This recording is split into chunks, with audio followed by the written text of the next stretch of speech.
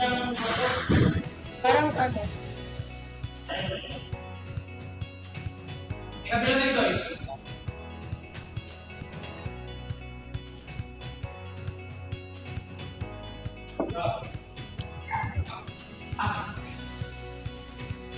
Copy.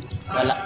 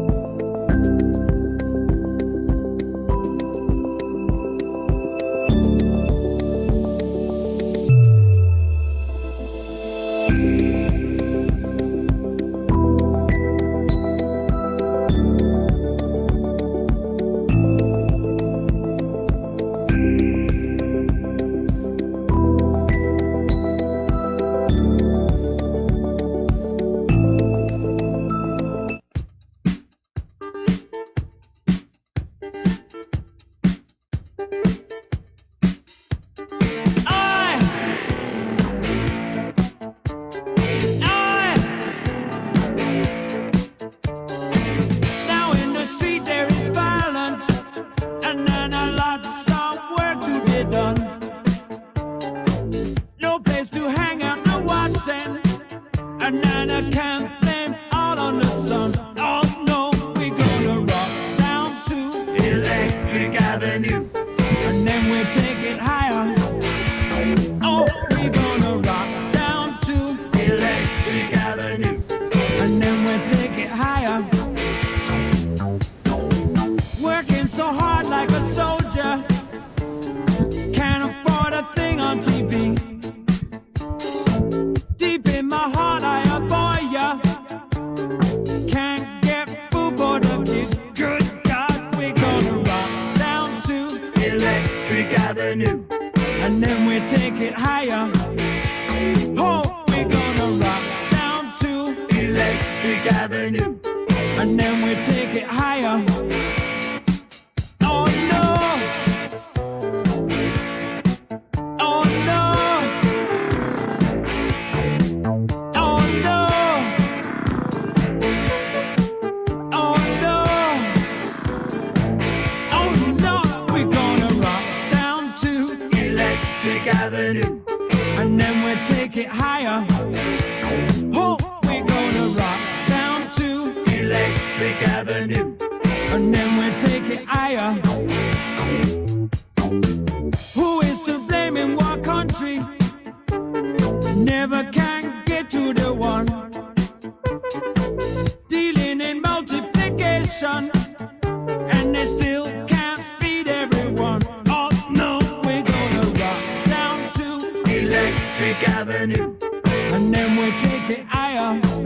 Oh no, we're gonna rock down to Electric Avenue, and then we take it higher. Out in the street,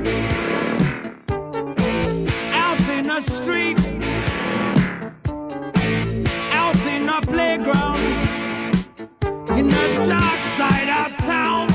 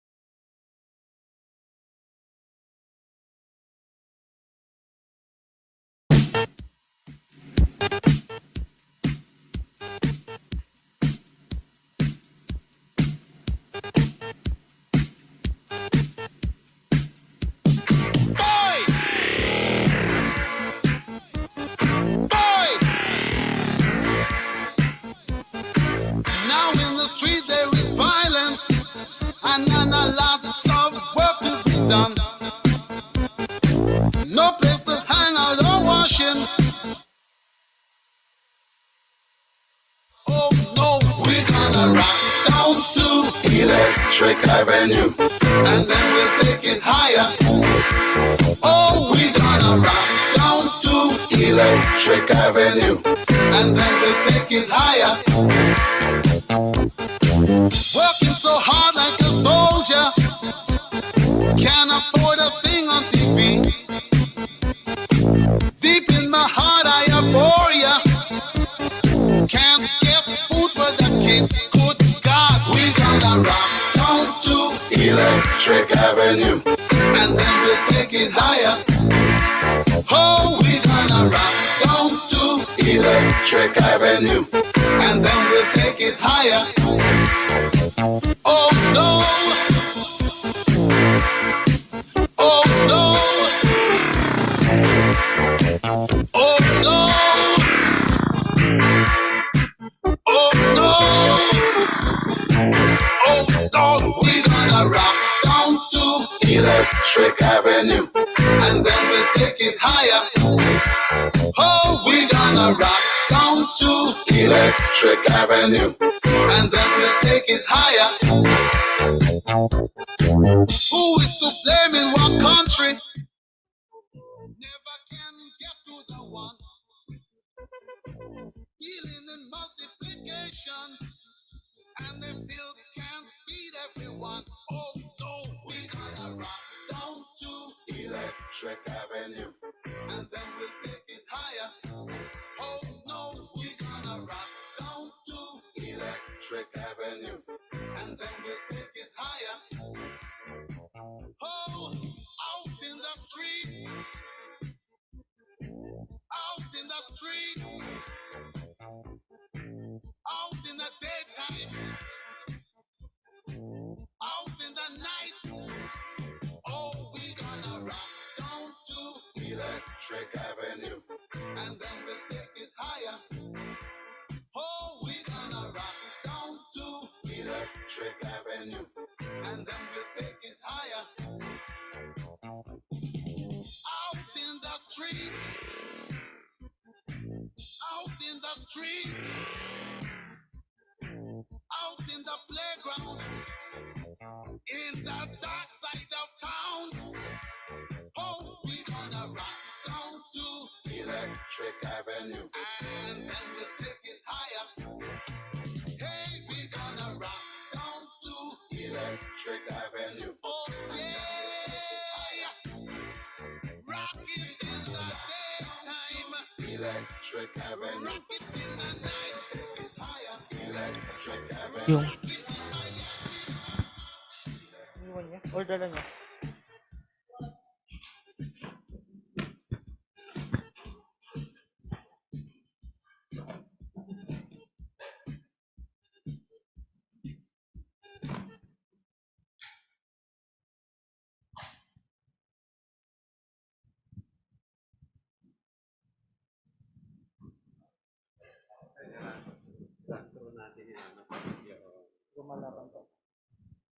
Sige po. Hello, hello. Hello sir, merong audio dyan. Josh, wala pa rin. Isabay mo yung music.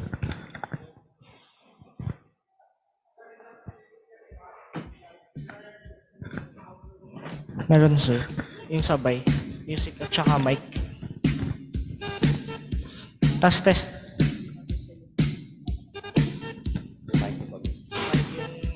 Kunwari ko yung kasama.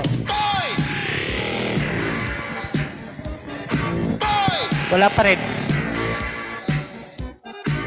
Now in the street there is violence, and a lot of work is done. No place to hide out, and then you can't wait all. Oh no, we gotta rock down to Electric Hello. Avenue. Rinig mo yung mic sir. Hello. Wala yung boses mo sa house. Electric Avenue. And then we take it higher. Working so hard like a soldier, and you can't afford a thing on TV. Deep in my heart I abhor ya, and you can't get food for the kids. Good God, we gotta rock down Electric Avenue. Meron na. Oh, we got Sound check. Sound check. 1, 2, 3, 5, 6, 7, 8. Sound check. Sound check. Wala. Kasi mamaya magla-live ko sa mga virtual. Sa bagay sila meron naman.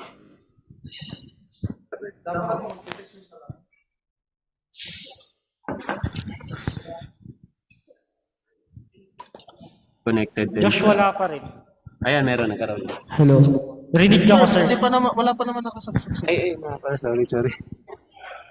Oh, pero yung microphone ko built-in. Opo, Dapat kaya nung nagsasound to, yun yung lumalabas sa amin. Sige, tignan ko ha. Pero yung microphone ko dapat meron po dyan, di ba? Opo, yun nga lumalabas na kanina, pero lumalabas. Okay. Sige.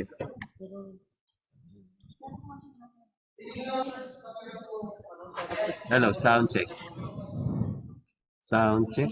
1, 2, 3, 4, 5. Pero ako, sir, rinig mo na, di ba? Meron na. Yan, malinaw yan.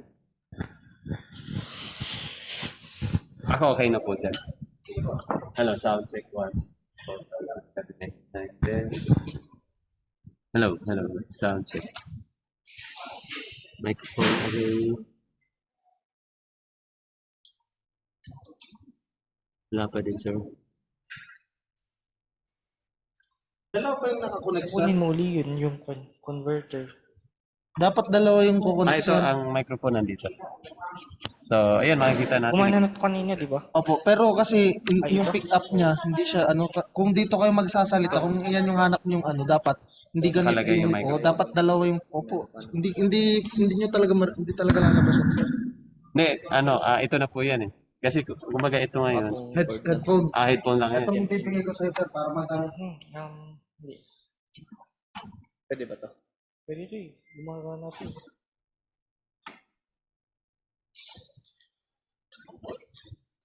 Sige, ilagay ko muna yung microphone pala.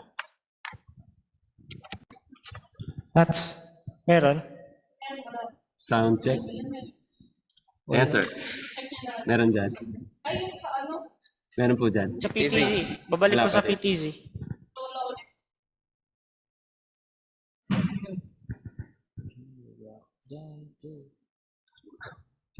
Wireless na. Nagkano dyan.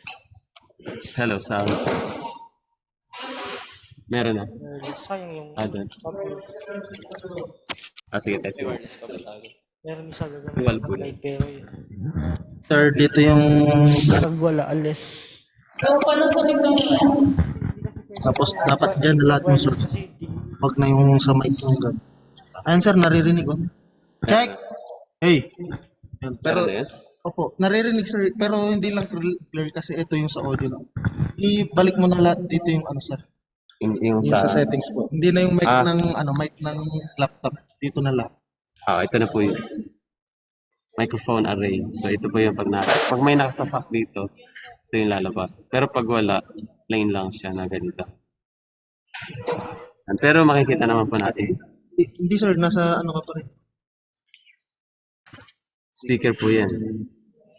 My God. Subject. Hello.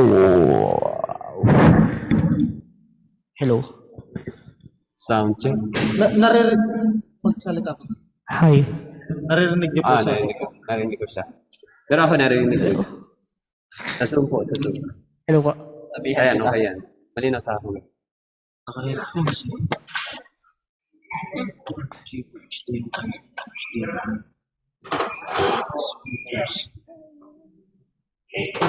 Magkano ba itong ganito, sir? Teka, dito meron pala akong switch May dito. selector yan eh. Oo nga, nandito. So, ayan. Ayan, narinig niyo po. Sound check. Lumalabas. Hello. Ay, narinig ko sarili ko kaya lang. Hello, sound check.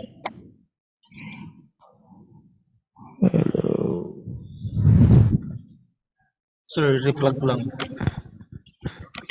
Ano nangyari dito? Hello, sound check. Ano, sir? Ayan, Yung iPhone. meron na po dyan. Hindi, bago to. Hello, sound check. 1, 2, 3, 4, 5, 6, 7, 8, 9, 10. Oh, hindi pa ito nakasakap. Ayan. 1, 2, 3, 4, 5, 6, 7, 8, 9, 10. Okay na po yun. Malinaw na. Tanggalin mo yung headphone mo, sir. Check, Kailan? check. Kasi nga po nandito kayo. Pero importante mamaya sa Opo, labas. eto sir, ayun o, mapapansin mo, naririnig mo yung boses mo. Ah, So, kasi yung kaninang ginagawa mo, dapat kailangan mo ng dalawa. pag ganitong headphone mo with mic. Ah, Kasi kung isa lang ang isasalpak mo, ang maririnig mo lang, either na yung headphone or yung mic ang maririnig sa'yo. Kung wala kang ganito, hindi siya pero at the same time. automatic magsa-switch yan dito. Kasi may Opo, pero sir, pag ganitong mga Setup. hindi pwedeng kasi lahat maririnig niya, hindi Ah. hindi applicable, hindi advisable yung ganun. Pero Ah. ngayon malinaw na naririnig natin, di ba? Sige, ganito. Dito tayo mag-testing sa labas. O sige po, yan. Kasi nandito tayo eh. Opo. Although, sige, okay lang. Hindi, kailangan na to sir, i-off mo kasi pag habang naka-on yan, Mag-feedback. feedback. Tagalin natin. May motor ka ba? Mamaya, So, sa please. pa natin 9 o'clock. Kailangan meron tayong sound galing dito.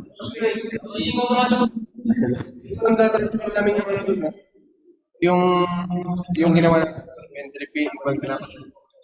Check. Hey, Yung wala na yung uniform. Ha?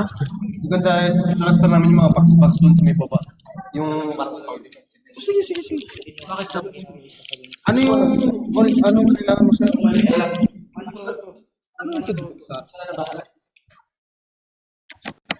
Ito, Kailangan sir pag dapat hindi naka-ano yung zoom niya na. Hindi, ito ba yung gagamitin sa zoom? para sa, hindi po. Sir, pa-off muna yung sound. Ay, hindi na tayo. Dito.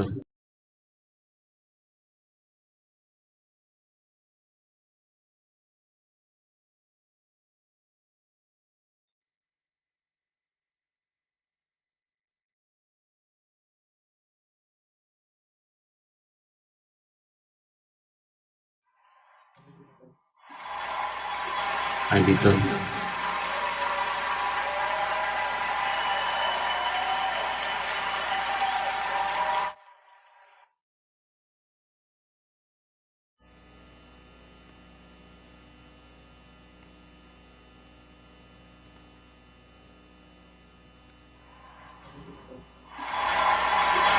Dito.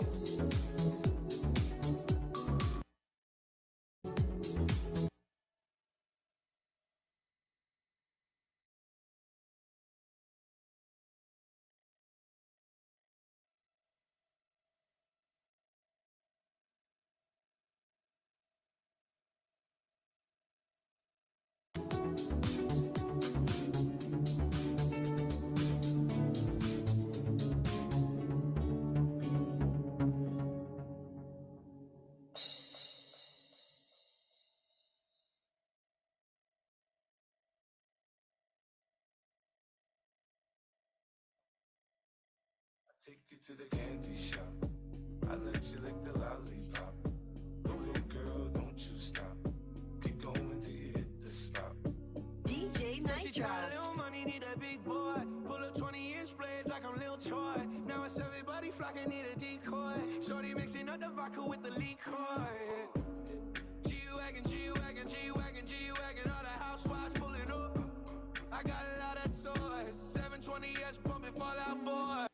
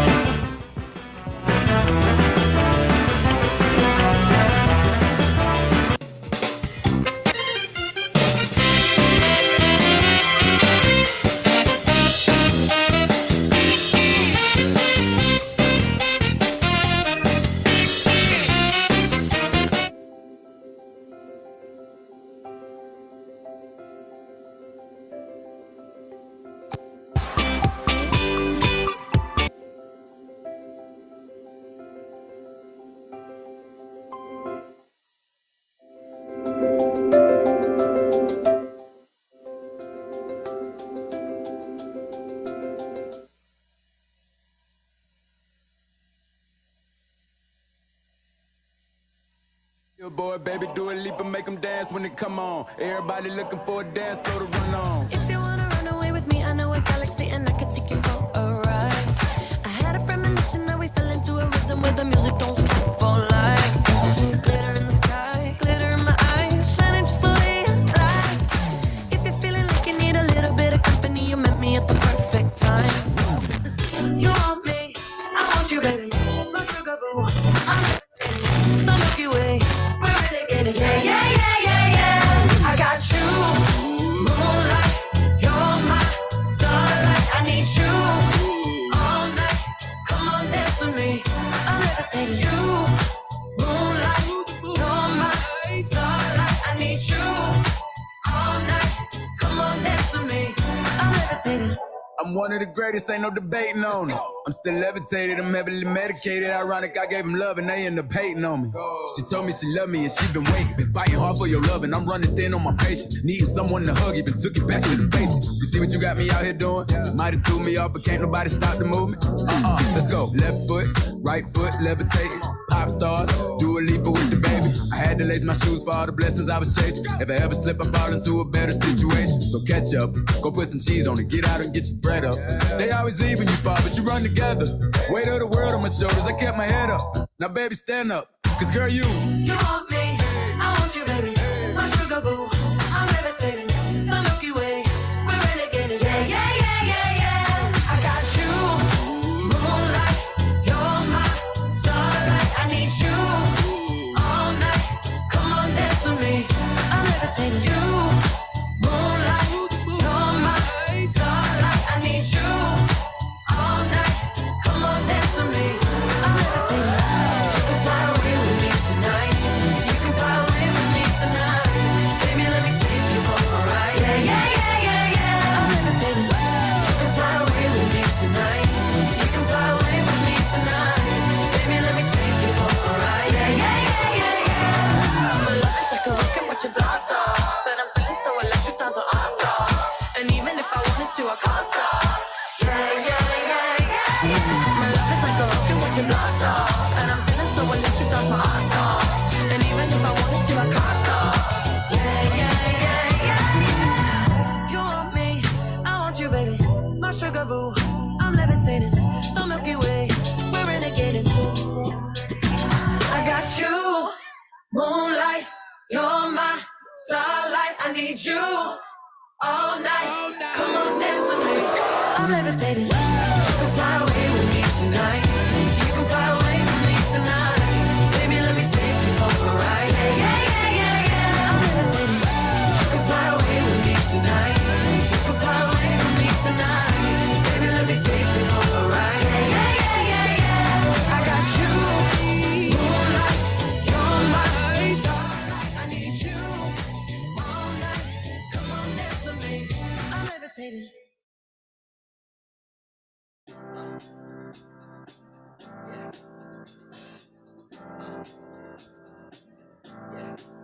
I got this feeling inside my bones. It goes electric wavy when I turn it on. Off from my city, off from my home. We're flying up, no ceiling when we in our zone. I got that sunshine in my pocket, got that good soul in my feet. I feel that hot blood in my body when it drops. Ooh, I can't take my eyes off of it, moving so phenomenally. You're more like the way we rock it, so don't stop. And under the lights when everything goes, nowhere to hide when I'm getting you close. When we move, well, you already know. So just imagine. Nothing I can see but you when you dance, dance, dance. Feel good, good creeping up on you. So just dance, dance, dance. Come on. All those things I shouldn't do, but you dance, dance, dance. And ain't nobody leaving soon, so keep dancing. I can't stop the feeling. So just dance, dance, dance. I can't stop the feeling. So just dance, dance, dance. Come on. Ooh, it's something magical. It's in the air, it's in my Check, check, test. I don't need no reason. Don't be Check, hey, hey, test.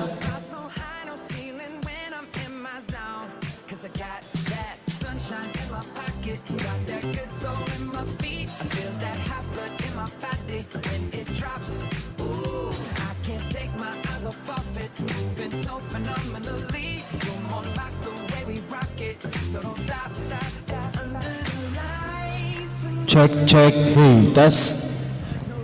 Check, hey, hey.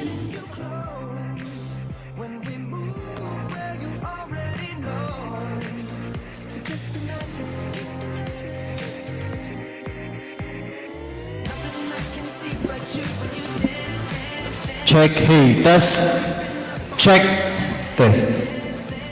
Mic.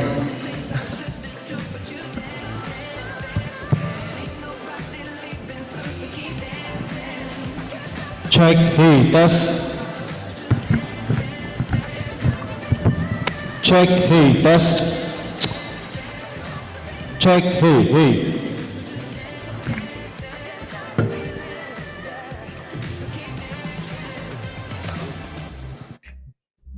Ano mo yung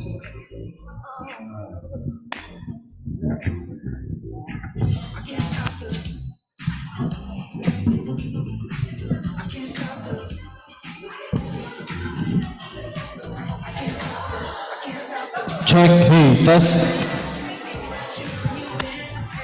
Check, hey, test.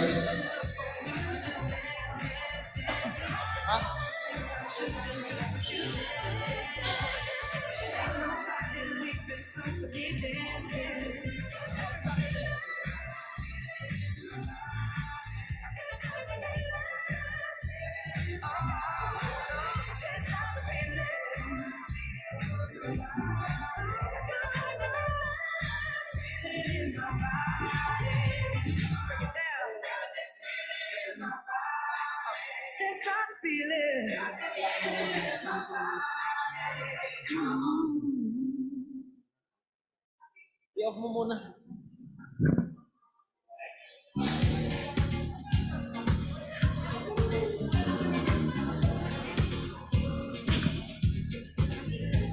Is that bitch a clock? Yeah, it's big.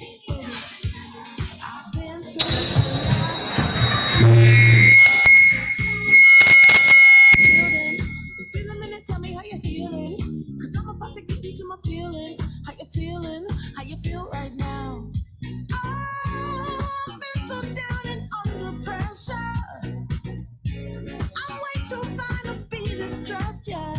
I'm not the girl I was or used to be. Bitch, I might be better. Turn up the music, turn down the lights.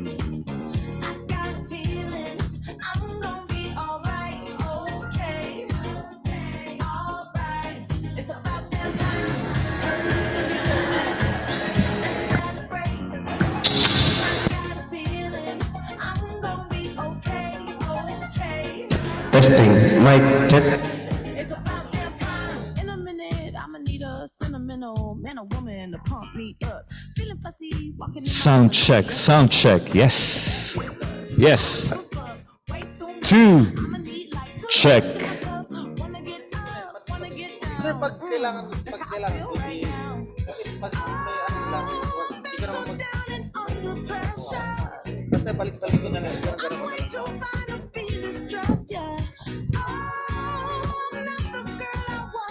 Inok mo yun, inok mo. Bitch, I might be down. Turn up the music, turn down the lights. I got a feeling I'm gonna be alright, okay. Alright, it's about damn time. Turn up the music, let's celebrate. I got a feeling I'm gonna be okay, okay. Alright, it's about damn time.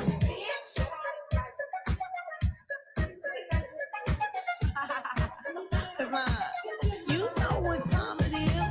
I'm coming out tonight. I'm coming out tonight. I'm coming out tonight. I'm coming out tonight. I'm coming out tonight. I'm coming out tonight. Okay. All right. It's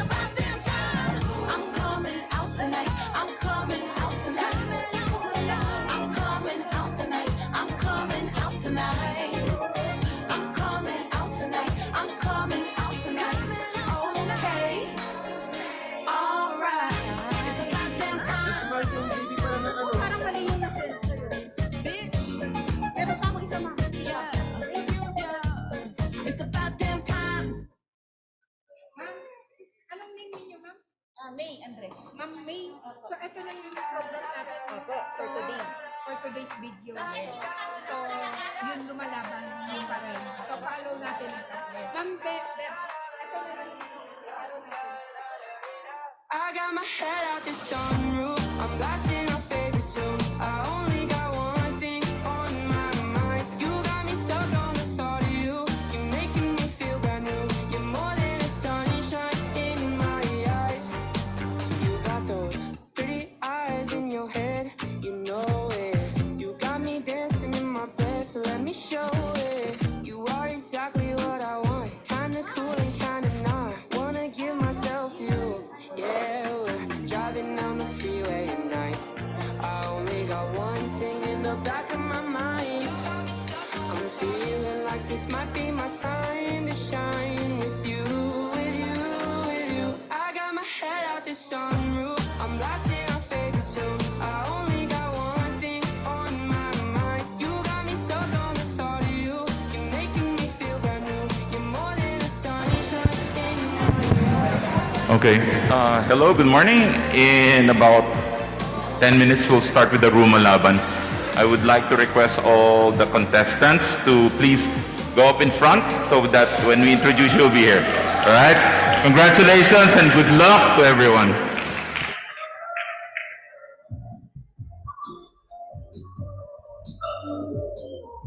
Grabe ang fighting spirit ng mga ATIs.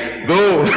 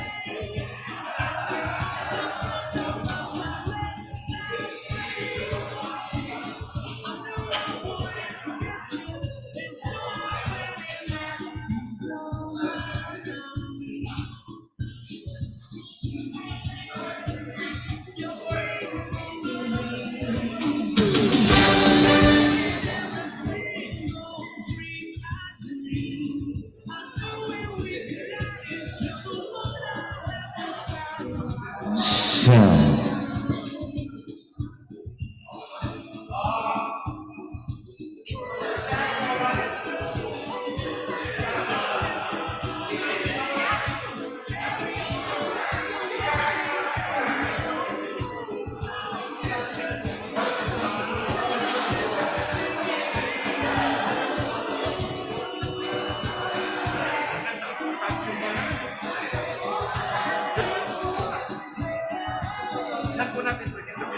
Ay, pwedeng patabili. Ay.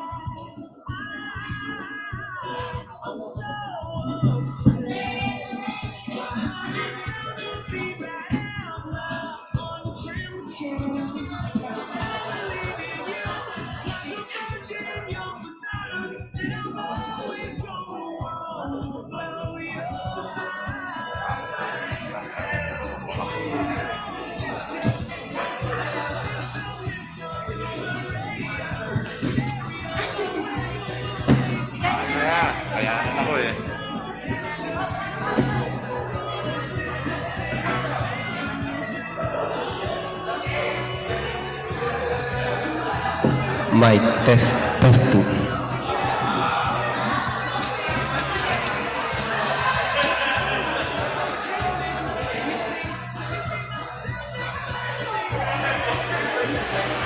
Mic test testing. 1, 2.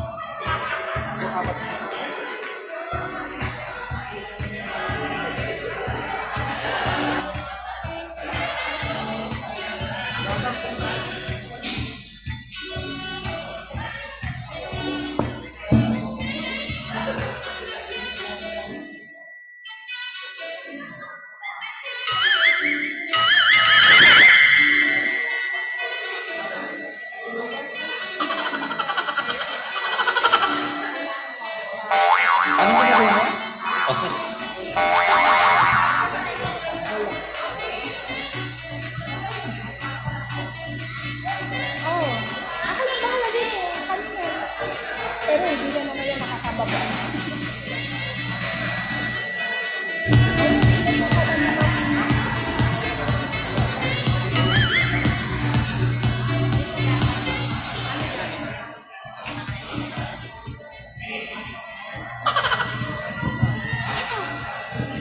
Kasi mag-uunahan sila ng pagkain ng kami.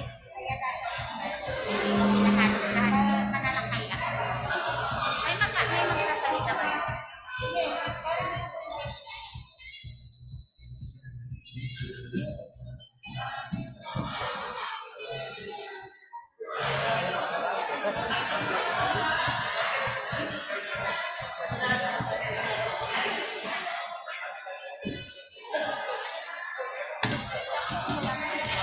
Start in 2 minutes.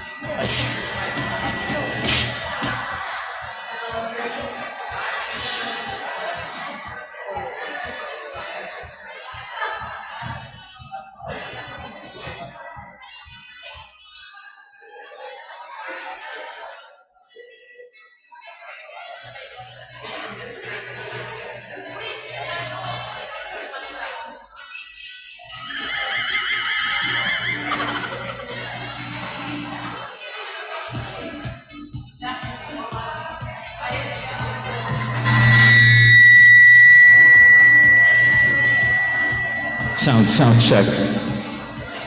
Okay, ladies and gentlemen, we are starting anytime soon. Contestants, please take your positions. Kailangan pa ba natin? Parang Sir, sa libang alisin natin. Ipat na namin dito sa likod.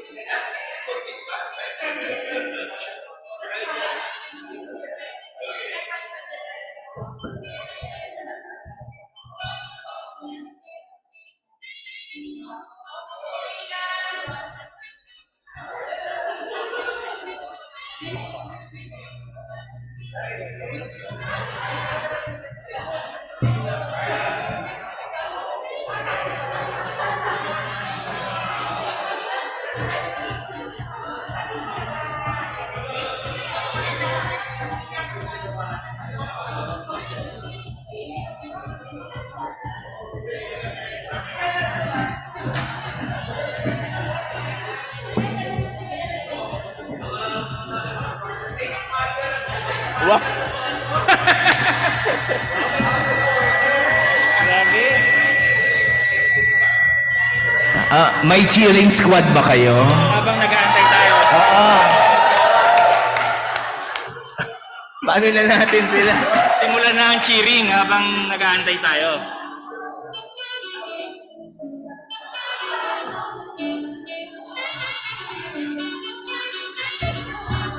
Kasama daw sa judging yung audience impact. Pero pagka start na ng questioning, dapat quiet lahat ha. May 50 points daw yung audience impact eh.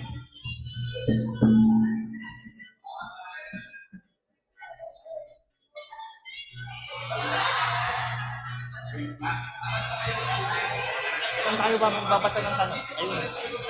Dapat ayusin ko at para mabasa natin.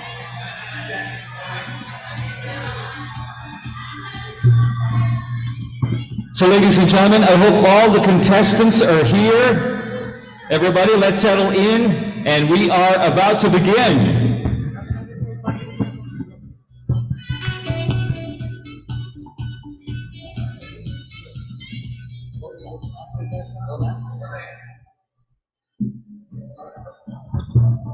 Mag-start na ba tayo? Pag ganyan kasi para makita natin. Para hindi tayo tumitingin sa midboard.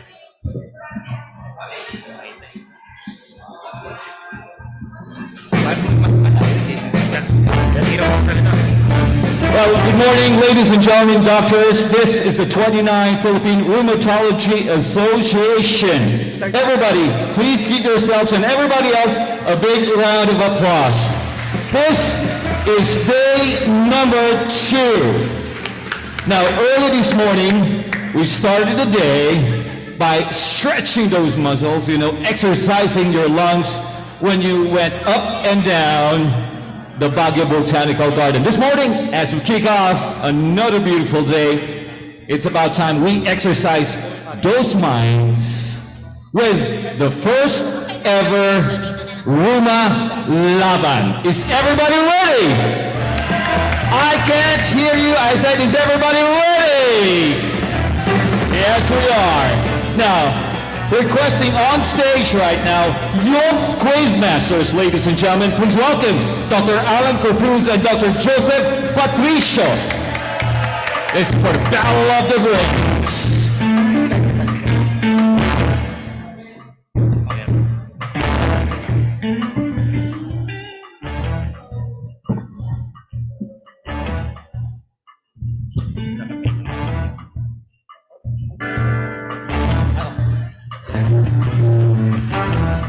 Habang naghihintay ng isang mic, another cheer for your training institutions!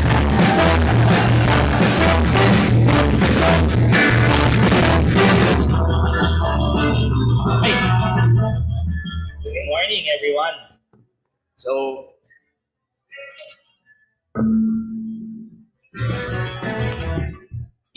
kumusta naman yung mga nag-Ruma walk?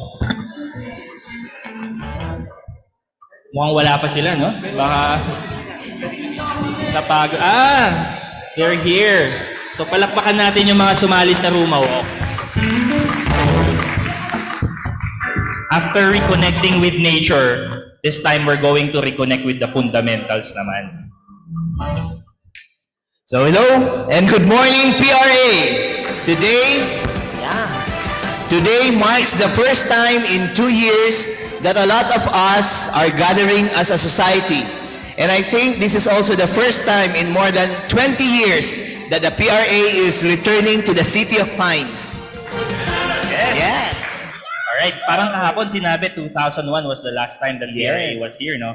So I'm sure everyone is brimming with excitement and happiness this morning. It's good to see everyone catch up. So kahapon there was a welcome dinner and everyone was very happy. Sorry I wasn't there. Welcome, dear Ruma colleagues, to the summer capital of the Philippines, Baguio City, where the temperature dips are sure to make your osteoarthritis flare. Yeah, that's true. I heard some have experienced already Raynaud's phenomenon with the very cold evenings and morning here. Nako, sobrang lamig, dapat nakakatamad maligo, no? So, hopefully we don't get the same frostbite na sinabi ni Prince Harry dun sa memoir niya. Delikado yun pagka nagkaganon. So buti na lang, we're in a very warm and comfortable room. So everybody who's here, sit back, relax, enjoy your chocolate or your kape. as we open today's convention with the much anticipated, the first ever PRA Battle of the Brains Rumalaban 2023.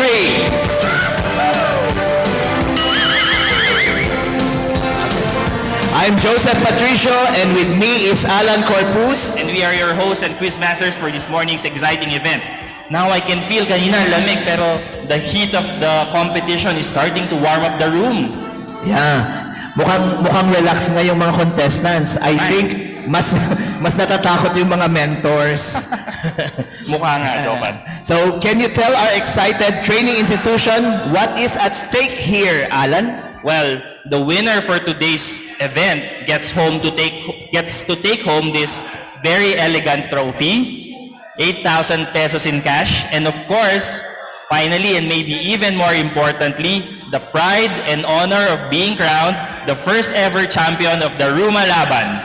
So let's begin by identifying the participants of the competition. From East Avenue Medical Center, Dr. Christopher Paul Kitikip, Dr. Mary Joan Gachitorena, Dr. Shayan Henolos, and the substitute Dr. John Maria Alvarez. Big warm round of applause for East Avenue Medical Center. Wala bang cheering squad? Doon pala ang kanilang mga mentors. Now let's go to the Makati Medical Center. We have Dr. Noreen Marie Garcia, Dr. Eloisa Trina Generoso, and Dr. Joseph Peter Lim. Okay, isang mainit na cheer naman para sa Makati Medical Center. Yan. From the Philippine General Hospital, Dr. James Barte, Dr. Blessy Perez, Dr. Mark Adrianiano, and the substitute, Dr. Rohanipa Sarosong. Palakpak naman para sa Philippine General Hospital. Cheers! Let's go to St. Luke's Medical Center! Nako, 50 points yan! We have Dr. Cherise Berhel de Dios, Dr. Leandro Jose Dado, Dr. Rica Kesha King, and substitute Dr. Elaine Tan. Mukhang maraming dala ang St. Luke's. Madaming taon, malakas. And last but not the least, from the University of Santo Tomas. Dr. Linton pa lang, 50 points na eh. Dr. Vincent Luceño, Dr. Barbara Jane Panopio, Dr. Carmi May Baladad, and substitute Dr. Marivic Bolando. Okay. Lakas ng cheer Oo. Mukhang excited na ang mga mentors. Now let us go through some important details and mechanics of the competition. 1. All accredited training institutions are qualified to field a team composed of 3 rheumatology fellows in training, with a 4th one as a substitute member of the team. A substitution is allowed only once and may be done during the break. And the organizing committee reserves the right to approve any change in team composition. Rumalaban, Battle of the Brains, is a quiz show with a point system for each round. The team with the highest accumulated points at the end of the third or the difficult round will be declared champion of the contest. There will be 3 rounds with 3 levels of difficulty as follows. So you have your easy, moderate, and difficult. Each round will be composed of 10 multiple choice questions, and there will be 4 options for each question. Points will be awarded for each correct answer in each round. 5 points for easy, 10 points for moderate, and 15 points for difficult. An electronic scoreboard at your sides will tally the scores in real time. There will be a break of 5 minutes for every level. Each team will be provided 4 answer paddles, pwedeng paki-raise yung isa, bearing a letter from A to D. The questions will be read twice, and only when the quiz master says go, will the teams be allowed to answer. So hintayin nyo muna yung go namin, no? They will be given 5 seconds to raise the paddle with a letter that corresponds to their answer. This is very important, yung number 9, no? Raising the answer paddle before the quiz master says go or the allotted time, or after the allotted time of 5 seconds will invalidate the answer. Now, in the event that we have a tie at the end of the third round, we will have a sudden death competition. This will be comprised of 5 random questions of varying levels of difficulty, and the first one to reach 3 correct answers, or the highest pointer in this round, will be declared the champion. Now, all issues, queries, violent reactions will be addressed to the Board of Judges on my side, whose decision will be final. Any irregular action by a team or a team member which may be perceived as cheating will be brought before the Board of Judges for appropriate action. There will be corresponding sanctions by way of a warning, which is a yellow card, a pointed action, an orange card, and or permanent disqualification, a red card, from the competition. Okay. The Philippine Specialty Board in Rheumatology will provide the questions for the competition. Sila lang nakakaalam nun. Oo, di namin alam yung mga laman ng mga questions. References for the questions will be from Boy Abunda Show. Joke lang. 11th edition of Firestein and Kelly's textbook of rheumatology, latest CPG guidelines and key journal articles, and PRA history. All issues, nasabi na to kanina. The Board of Judges composed of 5 members from the PSBR. The chair of the PSBR is the chairman of the Board of Judges. She is responsible for calling out sanctions given by the body and declaring the champion of the competition. The PSBR team are namely chairman, we have Dr. Lenore Lugi Lizardo, Dr. Sue Sel Saavedra is not present, Dr. Tommy Bangayan, Dr. Elizabeth Manlulu, and Dr. Ginger Alden Cabasa. Excited na ba ang ating mga participants? Yes. Mga kinakabahan na eh, no? Ako nga rin kinakabahan eh. Ako din eh. So let's begin the first round. Ready? The easy round questions are worth 5 points each.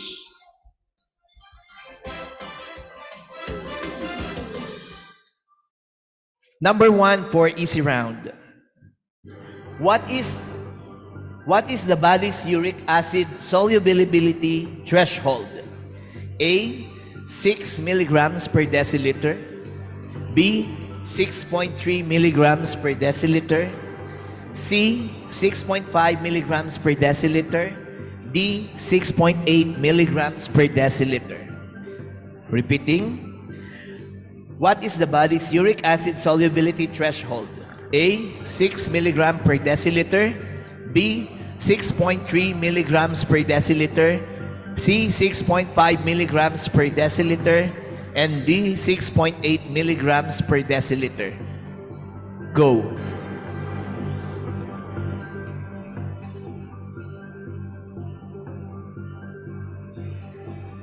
Higher, please. Okay. Okay. Makita rin natin. Higher daw para makita ng judges. Yeah. Okay. The correct answer is letter D. It's D. 6.8 milligrams per deciliter. So, can you please keep them raised for us to keep score? so everybody, we have St. Luke's, correct? Makati Medical Center, correct? East Avenue Medical Center, correct? UPPGH, correct? And yeah, no for University of Santo Tomas. All right. So, first question pa lang naman yon. All right. For the second question, under the easy round, worth 5 points. The question is, what is considered the dominant genetic risk factor for spondyloarthritis? Letter A, HLA-DR4. Letter B, HLA-B27. Letter C, HLA-B5801. Or letter D, HLA-DR3. What is considered a dominant genetic risk factor for spondyloarthritis? Letter A, HLA-DR4. Letter B, HLA-B27. letter C, HLA B5801, or letter D, HLA DR3? Go.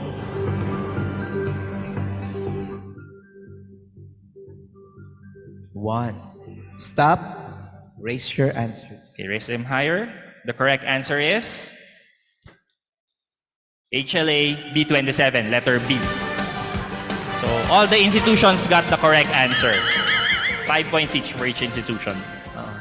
For the audience, you can answer, pero tahimik lang, no? Tahimik lang. Number 3.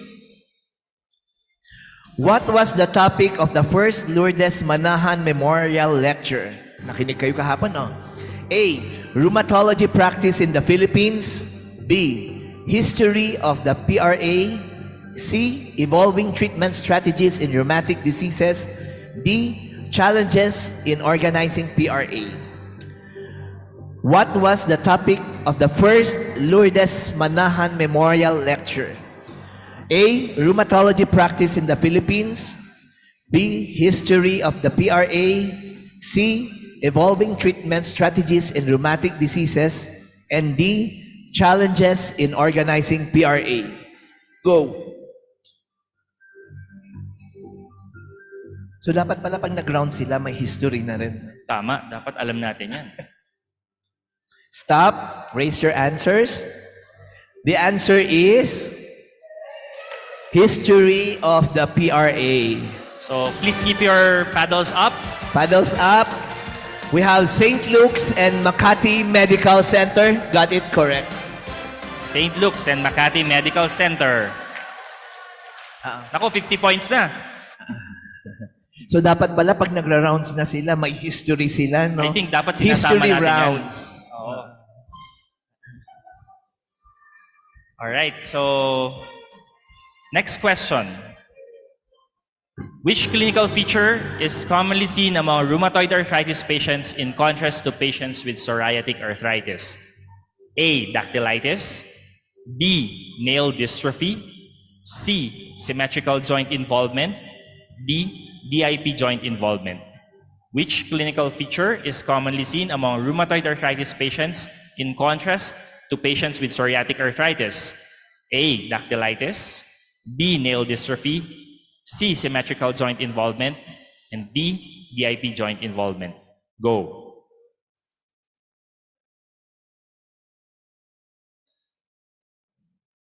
Time's up. The correct answer is C. Symmetrical joint involvement. All the institutions got the correct answer.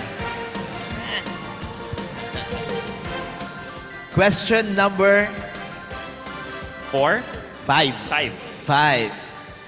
What condition is characterized by calcification and ossification of paraspinous ligament, especially the anterior longitudinal ligament in the spine, with the presence of bridging and tesophytes? A. Spinal spondylosis. B. Ankylosing spondylitis. D. Diffuse idiopathic skeletal hyperostosis. And D. Osteoporosis. What condition is characterized by calcification and ossification of paraspinous ligament, especially the anterior longitudinal ligament in the spine, with the presence of bridging and tesophytes? A. Spondylosis. B. Ankylosing spondylitis. C. Diffuse idiopathic skeletal hyperostosis. And D. Osteoporosis. Go.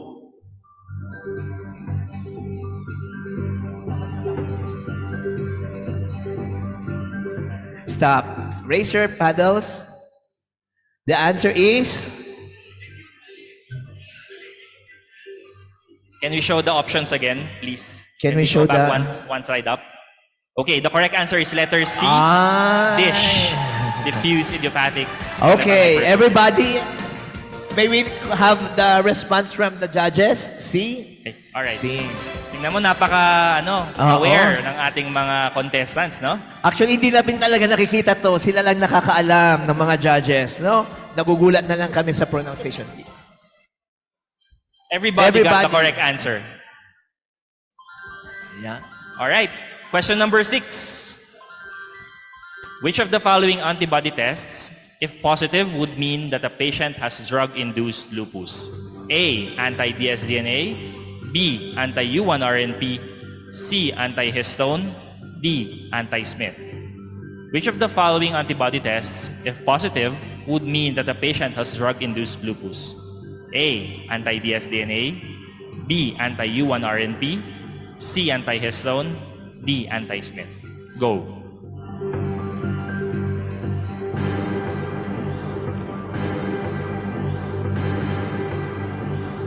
Timer. Stop. Okay. Correct answer is letter C, antihistone. Everybody got the correct answer. Next question. What is the best treatment option for patients with carpal tunnel syndrome experiencing decreased sensibility and thenar atrophy? A. Splinting of the wrist in neutral position. B. Short course NSAIDs. C. Corticosteroid injection. D. Surgical release. What is the best treatment option for patients with carpal tunnel syndrome experiencing decreased sensibility and thenar atrophy? A. Splinting of the wrist in neutral position. B. Short course NSAIDs. C. Corticosteroid injection. Or D. Surgical release. Go.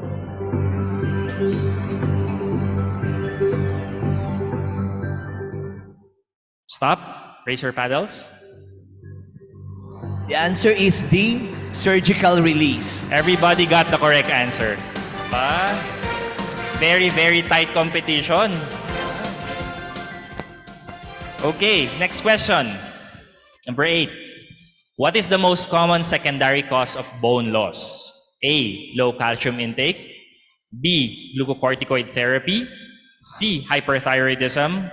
Or D. Cigarette smoking. What is the most common secondary cause of bone loss? A. Low calcium intake. B. Glucocorticoid therapy. C. Hyperthyroidism. Or D. Cigarette smoking. Go.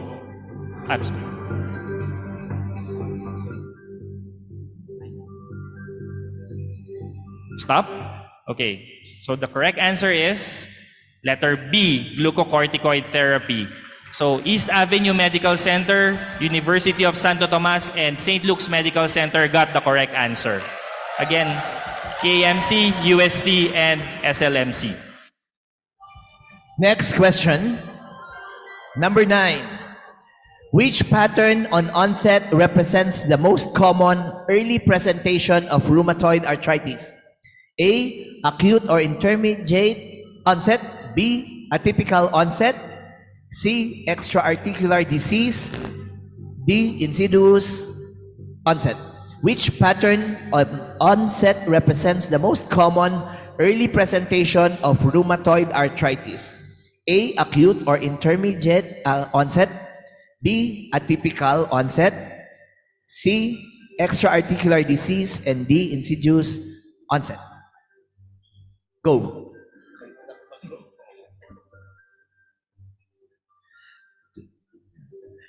Stop. The correct answer is D. Insidious onset. Everybody got the correct answer. Next question, and I think this is the last question for the easy round. So, what is the most common cause of morbidity and mortality in patients with SLE? A. Myocarditis. B. Nephritis. C. Infection. D. Effusion. What is the most common cause of morbidity and mortality in patients with SLE? A. Myocarditis. B. Nephritis. C. Infection. D. Effusion. Go.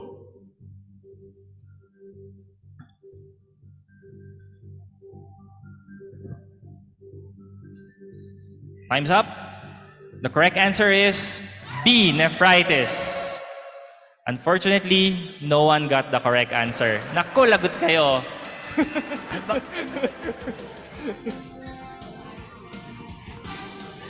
Okay. All right. So that wraps up round 1. Let's go to the scores. Leading the pack is St. Luke's Medical Center with 45 points. Followed by East Avenue and Makati Medical Center with 40 points each. And UPPGH tied with UST with 35 points. All right, we have 2 more rounds to play. Let's proceed to the next round. The questions for this round. Okay, time. While waiting, cheer muna daw, cheer.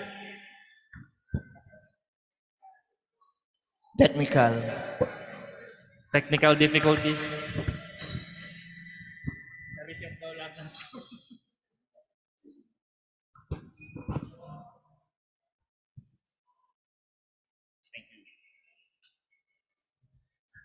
Pasabihan lang kami kung ready na.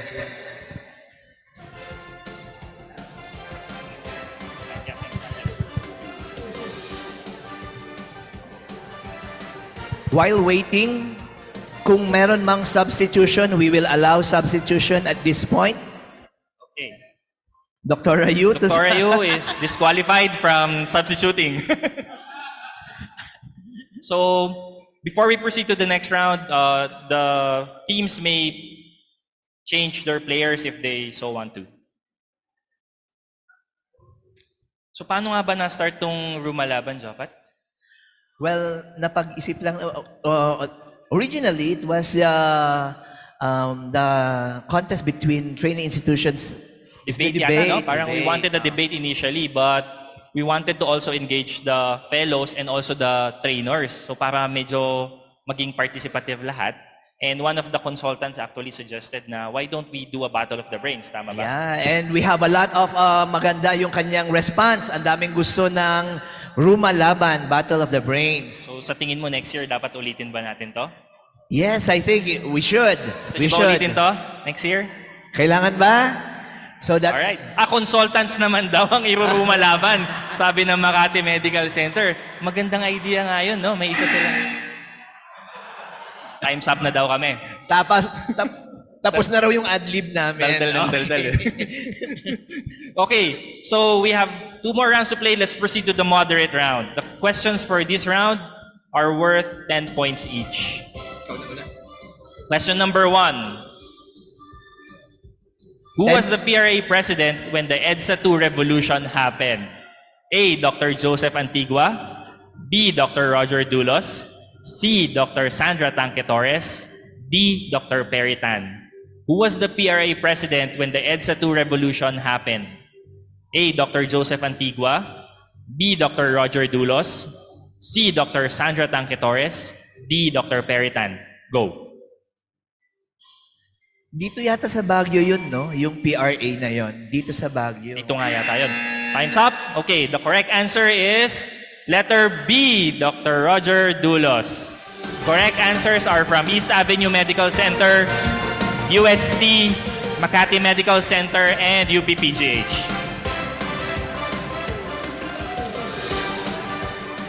Next question. Which else SLE antibody is associated with lower frequency of glomerulonephritis? A. Antihistone. B. Anti-dsDNA. C. Anti-SM. D. Anti-U1-RNP. Which SLE antibody is associated with lower frequency of glomerulonephritis? A. Antihistone.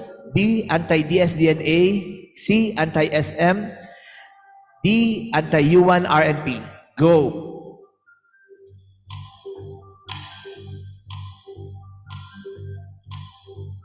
Stop. The answer is D. Anti-U1-RNP. Correct answers are from East Avenue Medical Center, University of Santo Tomas, and St. Luke's Medical Center. Lakas ng cheer. 50 points. Next question. Who was the PRA president when PRA celebrated its Ruby anniversary? A. Dr. Joseph Antigua. B. Dr. Roger Dulos. C. Dr. Sandra Tanque Torres. D. Dr. Perry Tan. Who was the PRA president when PRA celebrated its Ruby anniversary? A. Dr. Joseph Antigua.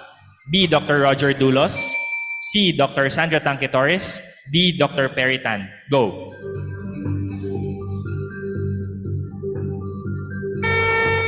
Time's up. Raise your paddles. The correct answer is letter D, Dr. Perry Tan. Only Makati Medical... No.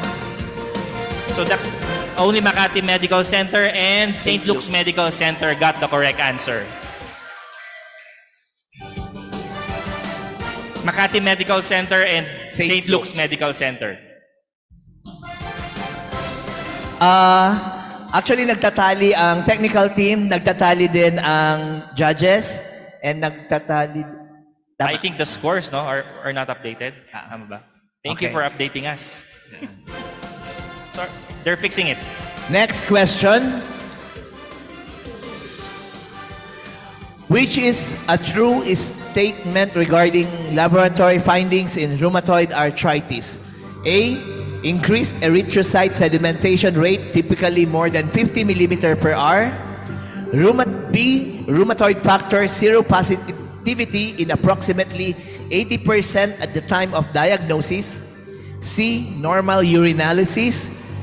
D. Mild microcytic anemia, less often normocytic. Which is a true statement regarding laboratory finding in rheumatoid arthritis? A. Increased erythrocyte sedimentation rate, typically more than 50 millimeter per hour. B. Rheumatoid factor seropositivity in approximately 80% at the time of diagnosis. C. Normal urinalysis. And D. Mild microcytic anemia, less often normocytic. Go.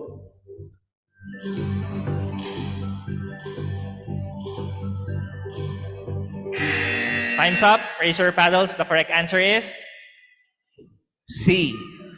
Normal urinalysis. Correct answers are from East Avenue Medical Center, UST, and UPPGH. Next question.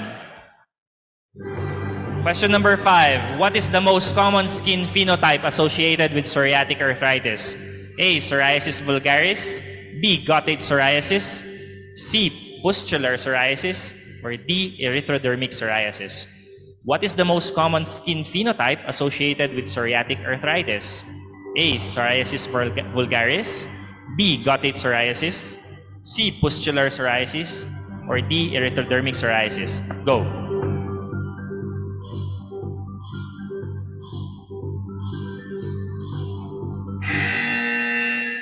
Time's up. Correct answer is letter A, psoriasis vulgaris. Everybody got the correct answer.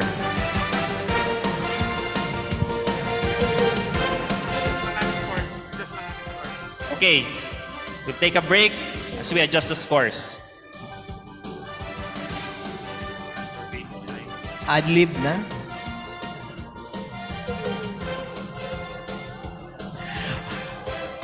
Kumusta na ang ating mga contestants? Yung iba nga nagkakape pa o hindi ninenervyos. Oo nga eh. Parang gusto nilang lalong kabahan, no? Nakakatulong daw yon yung may some form of healthy na stress. Tuloy pa, adlib. Kumusta naman ang mga mentor? Yun ang dapat nating kumustahin. Dahil tingin ko, nagkakape din si Doc Evan eh. Nakikita ko gumaganon yung kamay nila eh. Yung iba kailangan takpan para hindi nakikita yung kung nakangiti or nagagalit na, no? Ito, let's talk about the trophy, no? Parang crystal yata ito, no? Who would bring home that first ever championship or trophy for the PRA Rumalaban? Sabihan nyo lang kami, ha? Alright, so how are you doing so far? Okay naman? Very confident ang East Avenue Medical Center. How about the other institutions? Kaya pa? Very good. Okay, ayan na. Nadadagdagan na yung mga scores. So, antayin lang natin sila. So, next year, sa tingin mo ba, dapat consultants naman daw yung isali natin dito, Jopat? Mga palakpak yung mga trainees eh. Lagot kayo pagbalik nyo. Past presidents. Past presidents, oo nga naman. Can we hear a cheer for that? Past presidents daw, sasali. Baka i-revalid na tayo ng mga yan kapag... Bababa na kami, ma'am. Andun yung sa... Makuha sa tingin, no? with that gesture, no? Talagang kailangan ituloy natin for the trainer, fellows in training. Tama. Sorry, fellows in training, I don't think you'll get what you want. So starting after the convention, sasama na natin yung mga rounds natin, yung mga history. And showbiz. Showbiz, may nag-suggest kanina sa amin, no? Tingin ko dapat isali yun eh. Kasi dapat para maging holistic na doktor, alam din natin dapat lahat yun. Sino yung may artistang may SLE? Tama. Pwede ba yun? Tatawagin natin si Dr. Hipe para tumulong sa paggawa ng mga showbiz questions. Yes.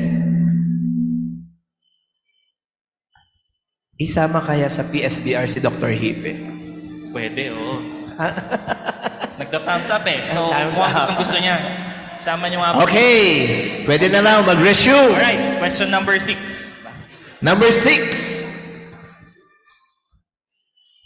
What do you call the syndrome due to partial deficiency of the enzyme hypoxanthine guanine phosphoribosyl transferase, where patients present with early onset hyperuricemia, gout, and nephropathy? A. Leishmanian. B. Kelly-Segg-Miller. C. Marfan. D. von Jerks. What do you call the syndrome due to partial deficiency of the enzyme hypoxanthine guanine phosphoribosyl transferase, where patients present with early onset hyperuricemia, gout, and nephropathy? A. Leishmanian. B. Kelly-Segg-Miller. C. Marfan. And D. von Jerks. Go.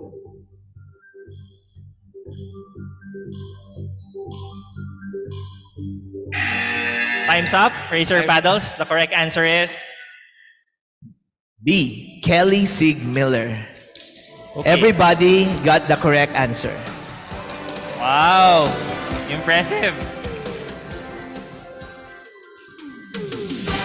Next question. Number 7. What is the most common extra-articular manifestation of ankylosing spondylitis? A. Iridocyclitis. B. Pericarditis. C. Interstitial lung disease. Or D. IgA nephropathy. What is the most common extra-articular manifestation of ankylosing spondylitis? A. Iridocyclitis. B. Pericarditis. C. Interstitial lung disease. Or D. IgA nephropathy. Go.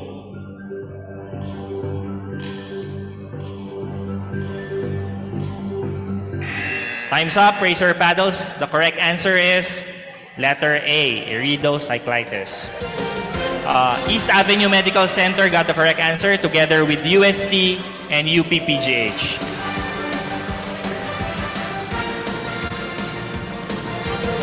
Next question. Next question. Bakit naging 10 points na lang? Ayusin daw. Time out. O break muna ulit. Naubusan na tayo ng adlib. Alam niyo, dapat si Junette yung nag-host nito eh. Kasi kwelang-kwela. Halika muna dito, Junette. Yung mga mentors nila may morning stiffness na, no, natatakot sa kanilang mga trainees. Tingin ko nakafixate sa scoreboard eh. So mukhang tumigis na yung leg, no? Lagot May tong partial mga pain to pag syndrome na. nag-rounds. Yung bang mga participants natin sumali kanina sa Ruma Walk? Sumali ba kayo sa room walk kanina? Wala. Baka daw kasi magka-brain fog kapag na-expose sa lamig, no? Excuse. O yan, ready na Okay, ulit. ready na Let's ulit. go for the next question. Which of the following is an unlikely radiographic finding in patients with erosive hand osteoarthritis? A. Osteophytes. B. Marginal erosions. C. Gull-wing deformities. D. Subcortical cysts. Which of the following is an unlikely radiographic finding in patients with erosive hand osteoarthritis? A. Osteophytes. B. Marginal erosions. C. Gull-wing deformities. And D. Subcortical cyst. Go.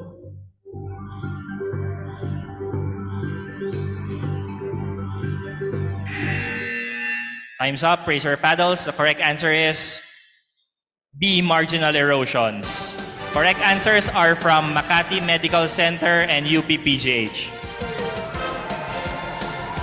Oh. May mga nag-cheer doon, no?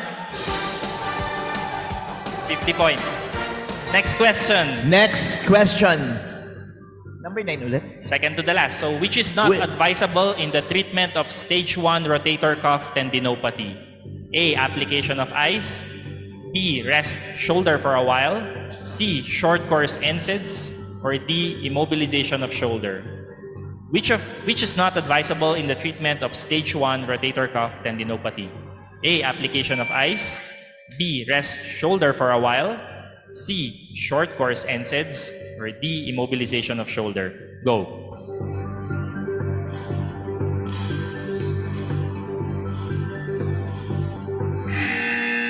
Time's up. Raise your paddles. The correct answer is letter D. Immobilization of the shoulder. Everyone got the correct answer.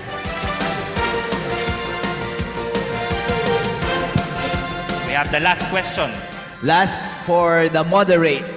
Which is an important regulatory pathway for maturation of osteoblasts and bone formation in osteoporosis? Pinapahirapan ako. A. Estrogen endocrine pathway. B. TGF-B pathway. C. Wnt signaling pathway. D. RANK-OPG pathway. Which is an important regulatory pathway for maturation of osteoblast and bone formation in osteoporosis? A. Estrogen endocrine pathway. B. TGF-B pathway. C. Wnt signaling pathway. D. RANK-OPG pathway. Go.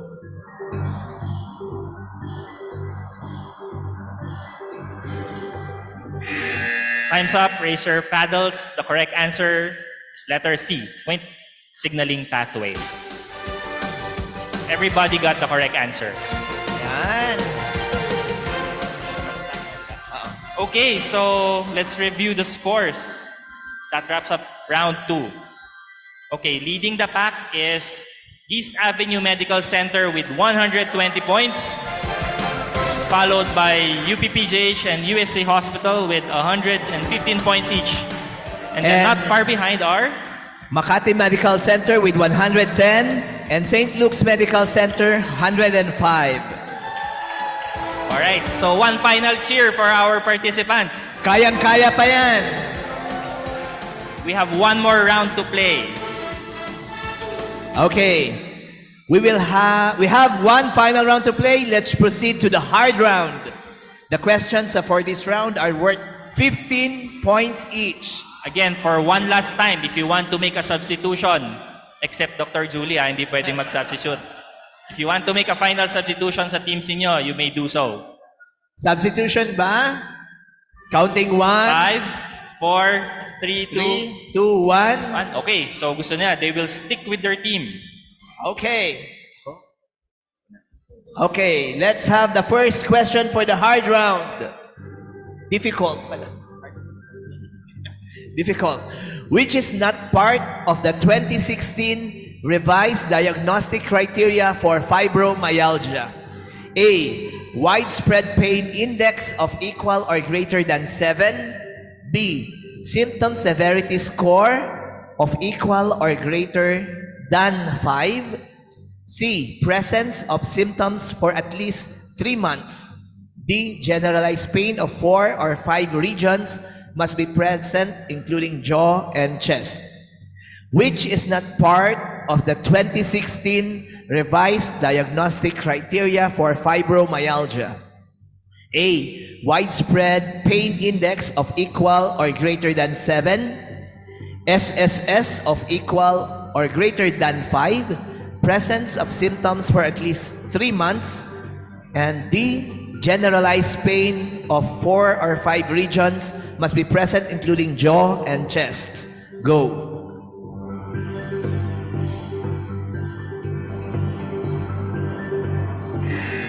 Time's up. The correct answer is letter D. Generalized pain of 4 or 5 regions must be present, including jaw and chest. Everybody got the correct answer. Ba? Unang question pa lang, kuha na agad lahat, no? Next question. Number 2. What primary enzyme is responsible for progression and cartilage matrix degradation in osteoarthritis? A. Aggrecanases. B. Metalloproteinase 13. C. Hyaluronidases. Or D. Cathepsin K. What primary enzyme is responsible for progression and cartilage matrix degradation in osteoarthritis? A. Aggrecanases. B. Metalloproteinase 13. C. Hyaluronidases. Or D. Cathepsin K. Go.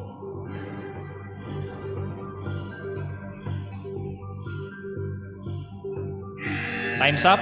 Raise your paddles. Correct answer is B. Metalloproteinase 13.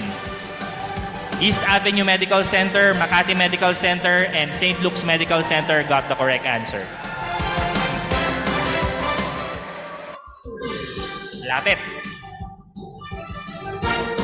Next question.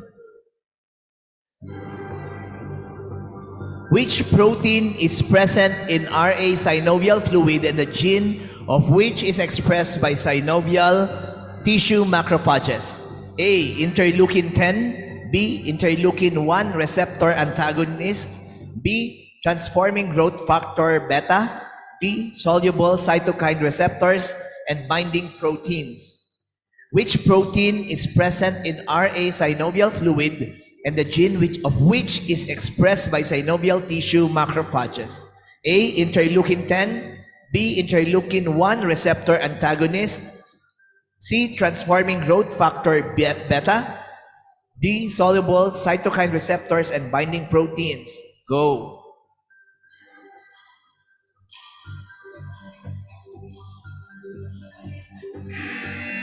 Time's up. Correct answer is letter A. Interleukin 10. Nobody got the correct answer, unfortunately. Next question. Fourth question in the difficult round. Which is the most commonly affected cervical nerve root where there is pain and numbness on the posterior aspect of the arm and forearm up to the middle finger with slight weakness at the back of the upper arm? A. C5. B. C6. C. C7. Or D. C8. Which is the most commonly affected cervical nerve root where there is pain and numbness on the posterior aspect of the arm and forearm up to the middle finger with slight weakness at the back of the upper arm? A. C5. B. C6. C. C7. Or D. C8. Go.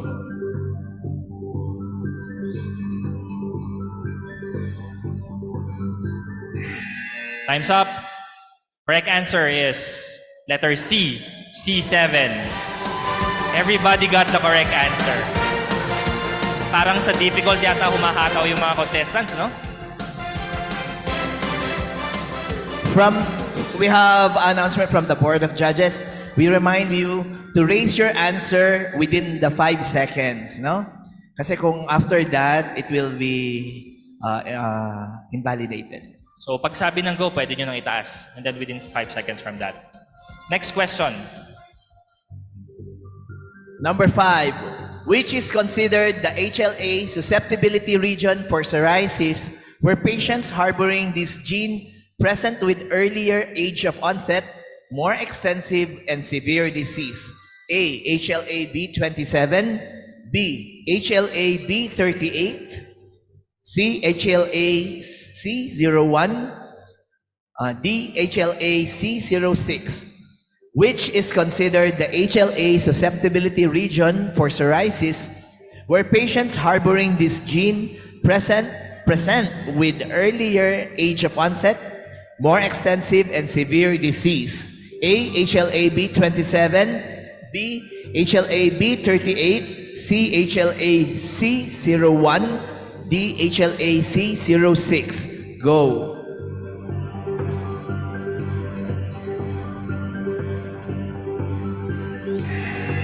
Time's up. The correct answer is letter B. HLA-C06.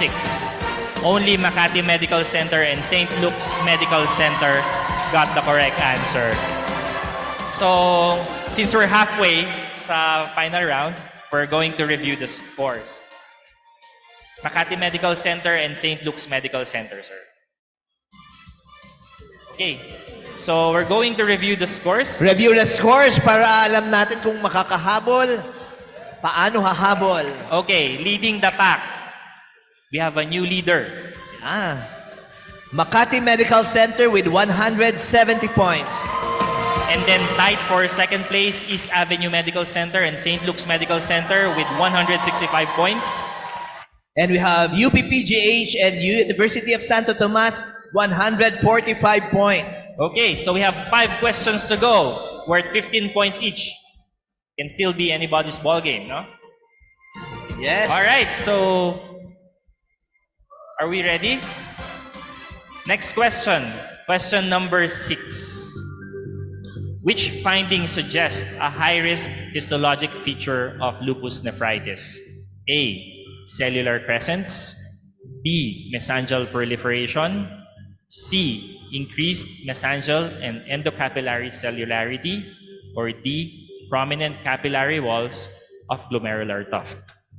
Which finding suggests a high-risk histologic feature of lupus nephritis? A. Cellular crescents. B. Mesangial proliferation. C. Increased mesangial and endocapillary cellularity. Or D. Prominent capillary walls of glomerular tuft. Go.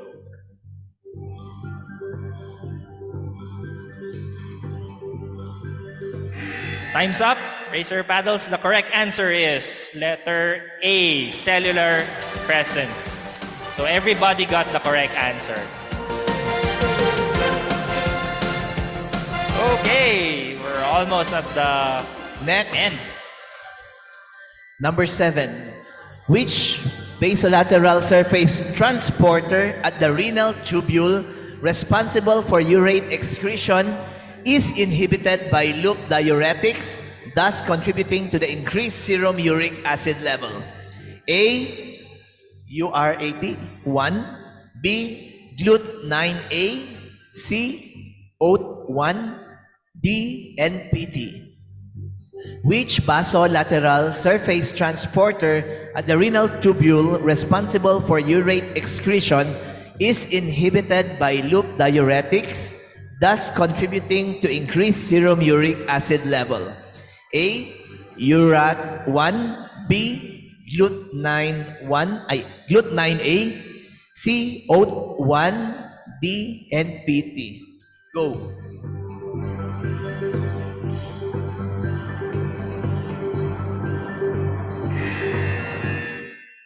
Time's up.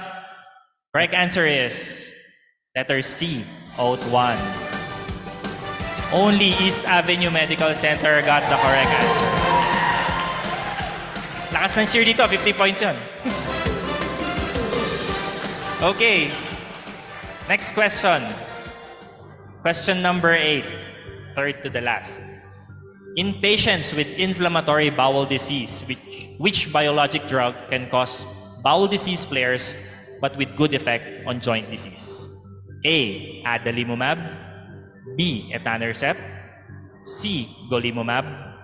D. Infliximab. In patients with inflammatory bowel disease, which biologic drug can cause bowel disease flares but with good effect on joint disease? A. Adalimumab. B. Etanercept. C. Golimumab. Or D. Infliximab. Go.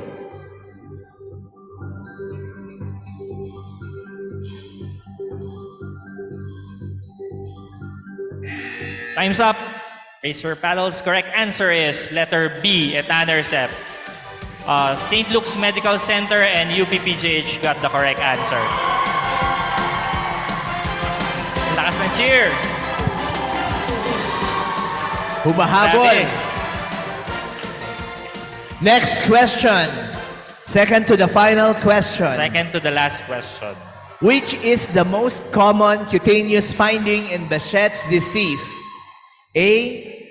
Papulopustular lesions. B. Erythema nodosum-like lesions. C. Neutrophilic dermatosis. D. Erythema multiforme. Which is the most common cutaneous finding in Behçet's disease? A. Papulopustular lesions. B. Erythema nodosum-like lesions. C. Neutrophilic dermatosis. D. Erythema multiforme. Go.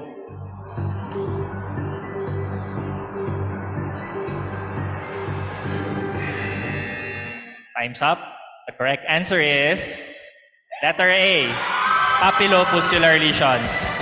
So, East Avenue Medical Center, Makati Medical Center, St. Luke's Medical Center, and UPPGH got the correct answer. Nagre-Raynaud's phenomenon na yung mga mentors, oh. Raynaud's phenomenon ba dahil sa lamig o dahil nag-feast na sila? Baka magka-gout flare yung iba dyan kapag... Gumaganon na yung iba. Last question. Last question. In the absence of active myocarditis in SLE, which pathologic finding distinguishes hydroxychloroquine toxicity? A. Myocyte vacuolation. B. Perivascular mononuclear cell infiltration. C. Interstitial scarring. Or D. Perivascular fibrosis.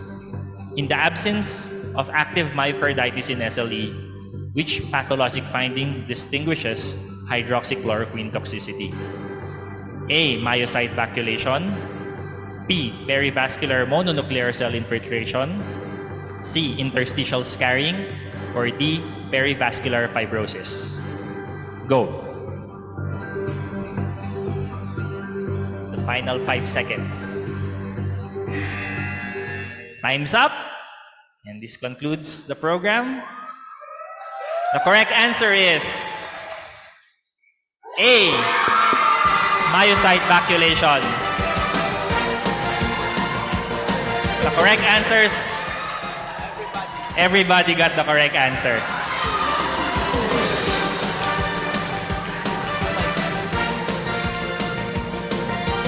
Okay, so we'll take a look at the scores. I think we will do a sudden death. Okay, let's review the scores. Let's review the scores. Okay, so leading the pack. Leading the pack, we have East Avenue Medical Center, 225 points. Tying up with St. Luke's Medical Center with 225 points as well. And then this is followed by Makati Medical Center with 215 points. And then UPPGH with 205 points. And USC Hospital with 175 points. So, di pa tayo tapos, Jopat. Yes. So, meron pang extension. So may tie. So we have a tie. In case that we are going, we have a tie, we will have sudden death question to be given by our Board of Judges. Ang magsasagot na lang ay yung East Avenue Medical Center and St. Luke's Medical Center. Alright, isang cheer naman from the trainers and friends of East Avenue Medical Center. Ito pala, nandito pala yung mga EAMC. How about from St. Luke's Medical Center? O, tig 50 points kayo, pantay lang. Alright, we will wait for the sudden death Congratulations questions. lahat, no? Yeah, I think it's been very fun. Yes. And exciting. Exciting. Nakakakaba. Tingin ko, dapat may kasamang mentor nga sa tabi, no? Next year. Okay, so sa sudden death, hold on.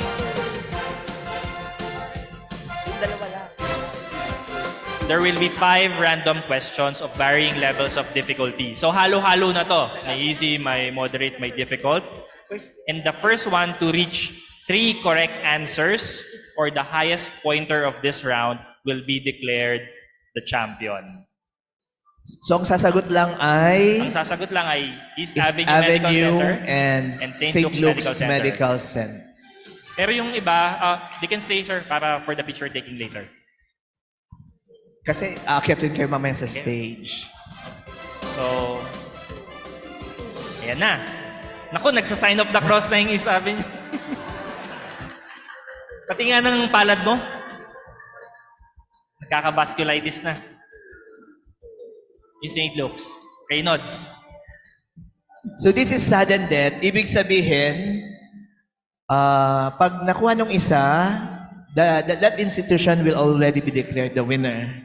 The first one to get the highest score, or the first to get Correct answer. 3 correct answers. The first to reach 3 correct answers or the highest pointer Isa of the lang. round. Oh, one lang daw, sabi ng Board of Judges. There's a change in change in ruling. So just one question, sudden death. Kaya sudden death. If you don't get the correct answer, you're dead. Okay, we'll wait for the technical team to prepare the questions. Isa lang, no?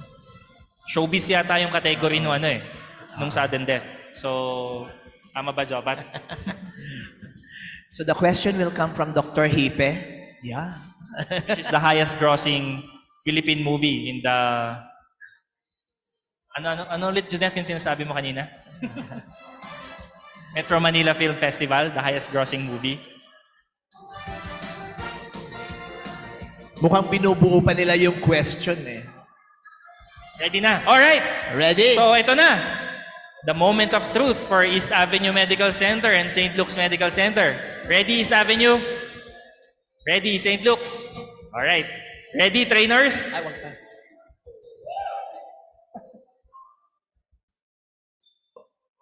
Time out, sir. First to 15 points daw ulit. First to? Saglit. Okay, we will confer. Mag-uusap pa ang chairman of the convention and the board of judges. Whatever kung ano mapag-usapan nila, Right, minus wrong daw to. Hindi, joke lang.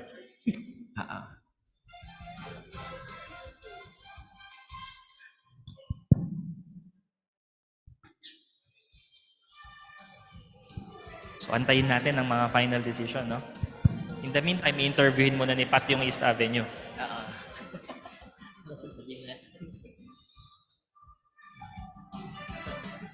Sino ba team captain ninyo? May team captain? Okay. wala rito yung pangalan nila eh. Sa St. Luke, sino team captain? Nasa gitna. Mukhang meron kayong libreng ano dyan, raisin bread from your mentors. Yung mga nahuli, baka may kulangot lang. Meron pa ba yung kulangot dito? Meron pa? Oo, meron pa yung kulangot lang. Alright, so ito na yung final decision. So it will be a sudden death. So the first one to get the correct answer will be declared the champion. Hindi, ganun pa rin. It will still be on the 5 seconds. You will be allowed to raise your paddle answers after we say go. Correct. Okay. Are we ready? Ready, everyone? The final question is, who are the 2 past presidents of PRA who served the organization 10 years in total? A. Abelardo M. Inocentes and Sandra V. Navarra. B. The correct answer is letter B. O at least you got a history lesson, di ba? We got a very good history lesson yesterday from Ma'am Pen's lecture. Kasi andun na yung sagot. Oo, kung nakinig kayo, nandun yun. Sample! Sample lang. Lalo tayong kinabahan yan! Palakpak muna, palakpak. But nonetheless, that's a good history na malaman natin. No? Oo, I actually had a good history lesson under Ma'am Pen's lecture yesterday. So, ready? Di pa. Binibilang nila kung ilang taon yung ano. Ready na raw. Okay. We have a signal from the judge already. Which of the following environmental and occupational exposures is consistently associated with the development of ANCA-associated vasculitis? A. Crystalline silica. B. Pesticides. C. Heavy metals. D. Organic solvents. Which of the following environmental and occupational exposures is consistently associated with the development of ANCA-associated vasculitis? A. Crystalline silica. B. Pesticides. C. Heavy metals. And D. Organic solvents. Go. Ako, may mananalo o may matatalo. Naku, magkaiba sila ng Magkaiba ng sagot. Stop. Babasahin ko muna yung sagot nila ha. Huwag mo munang i-ano yung I will read their answers. Okay. East Avenue Medical Center answered letter A. St. Luke's Medical Center answered letter C. Hold on.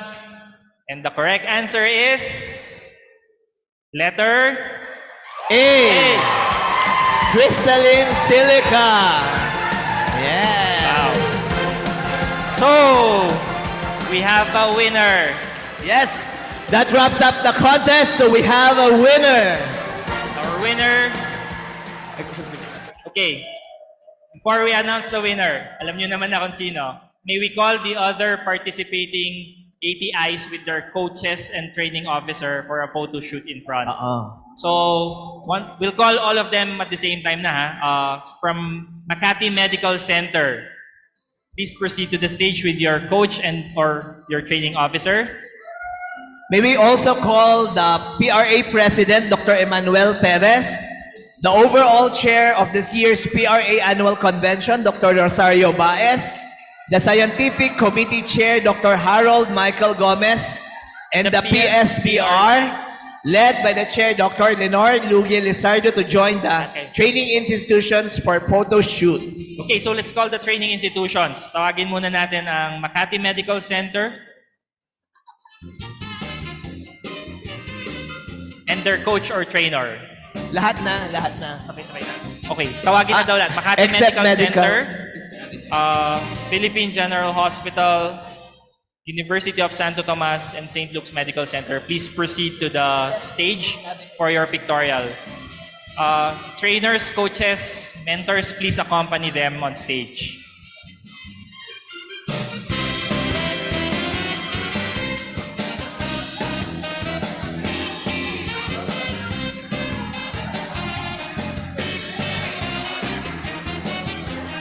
Please come on stage, except for the East Avenue.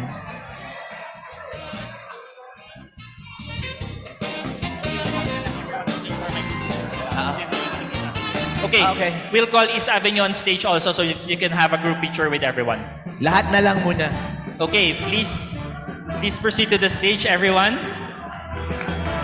Let's give our participants and their coaches and trainers a warm round of applause.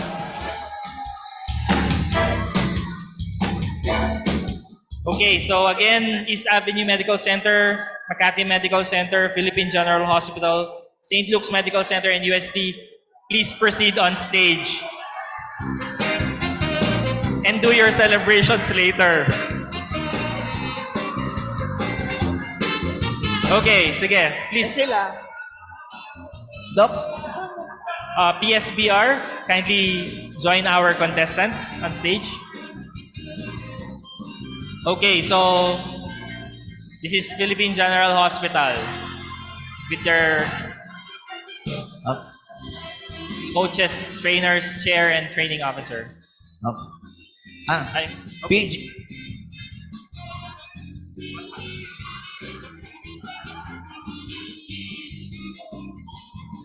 PGH muna.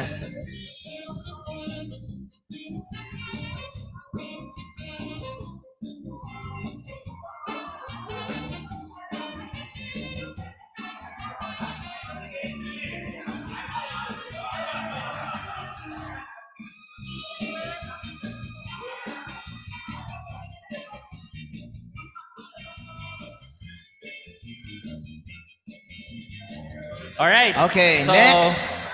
University of Santo Tomas Hospital. Congrats. Congrats. Okay. University of Santo Tomas. Okay, UST Hospital.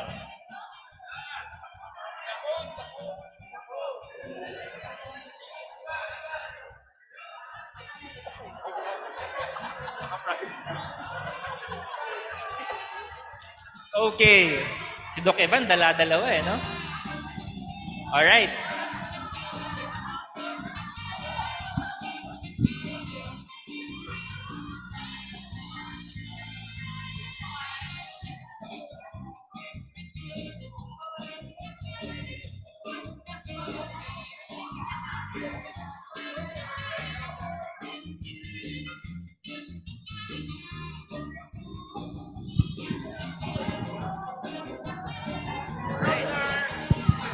Thank you, UST Hospital.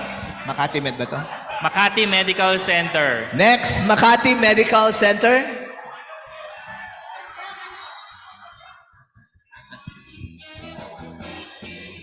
Parang nakakatakot mag-rounds after the convention. No? Totoo.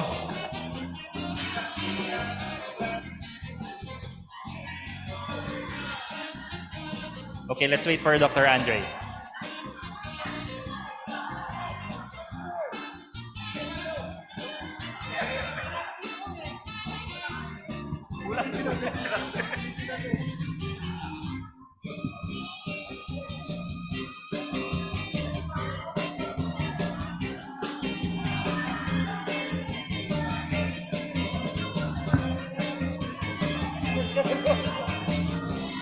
Thank you, Makati Medical Center. And So let's have St. Luke's Medical Center.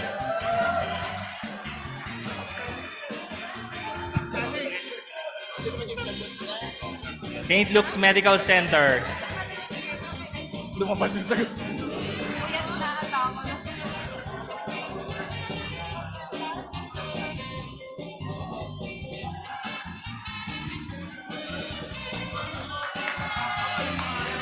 Congratulations. Ay, sorry. Sorry.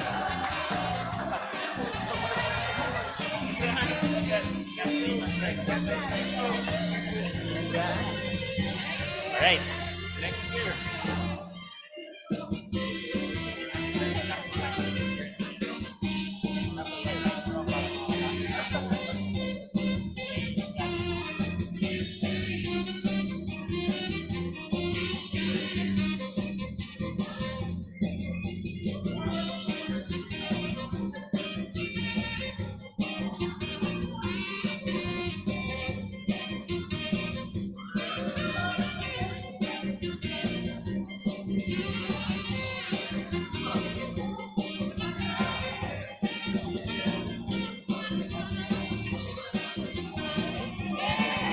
And let's now call the grand champion of the first ever PRA Rumalaban, the one who will carry the bragging rights, the cash and the trophy home from the East Avenue Medical Center.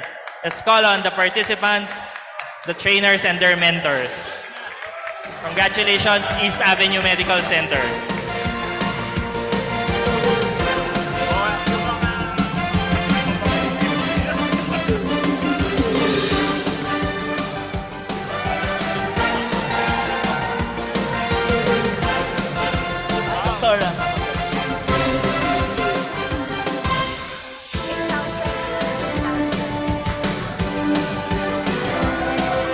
So they will receive this elegant trophy, 8,000 pesos in cash, and of course, bragging rights.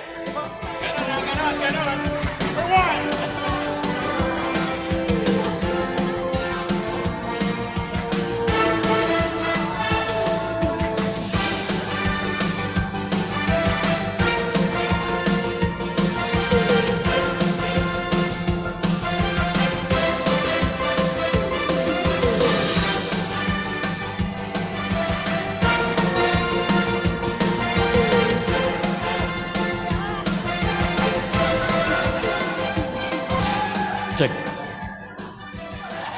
Yes, congratulations, East Avenue Medical Center.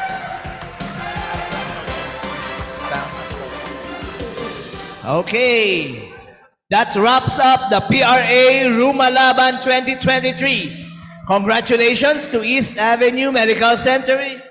Hopefully, we can do this annually so that everybody can defend their championship. Thank you for all the participants, their coaches and trainers. To the organizers, we have Dr. May Andres and staff. And to the PSBR for their efforts to make these Rumalabans a success.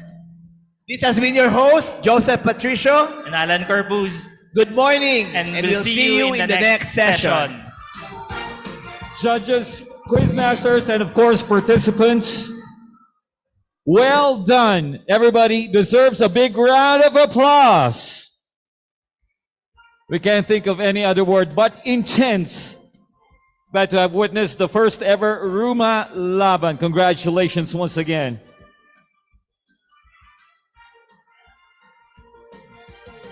We'll give everybody a break and relax for a while. That gives us a chance to invite everybody for the opening and ribbon cutting at the lobby. Okay, we have the opening and the ribbon cutting at the lobby. So you can go and check out the exhibitors at the lobby. You can do so now. Now, I believe everybody's given a raffle ticket. All right, everybody has the raffle ticket. Now, here's the catch. Please do not forget to have those raffle tickets stamped in every exhibitor that you visit at the lobby. Okay, for you to get a chance, or give you more chances of winning for our daily raffle. So don't forget, opening and ribbon cutting, that's going to happen at the exhibit area located at the lobby. Please do not forget to visit any of the exhibitors, and please have those raffle ticket stamped. Okay, those raffle tickets stamped for you to get more chances of winning in our daily raffle. Symposium, ladies and gentlemen, will resume at 10:45. Again, symposium will resume at 10:45. We'll see you then. Thank you very much.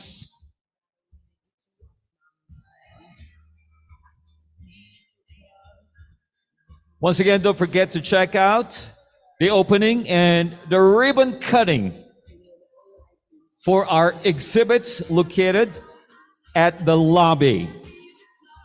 I believe everybody has their raffle ticket. Don't forget to have those raffle tickets stamped in any of the exhibitors that you visit.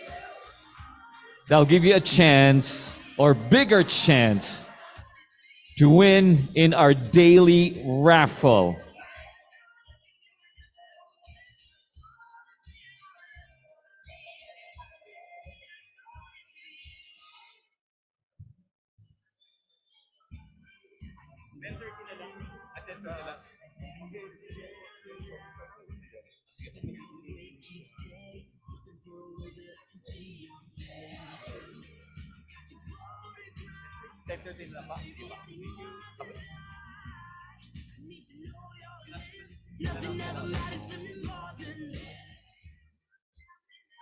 Just a correction, in time for symposium, we'll be having that 10:30. Okay, just so everybody knows, symposium will happen at 10:30. We'll see you back here 10:30 today. Thank you very much. Again, don't forget the ribbon cutting and the opening of the exhibit located at the lobby happening right now.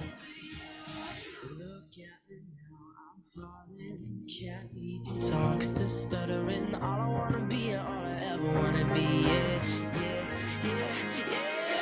All I wanna be, all I ever wanna be, yeah, yeah. Is somebody to you? All I wanna be, all I ever wanna be, yeah, yeah. Is somebody to you? All I wanna be, all I ever wanna be, yeah, yeah. Is somebody to you? All I wanna be, all I ever wanna be, yeah, is somebody to you?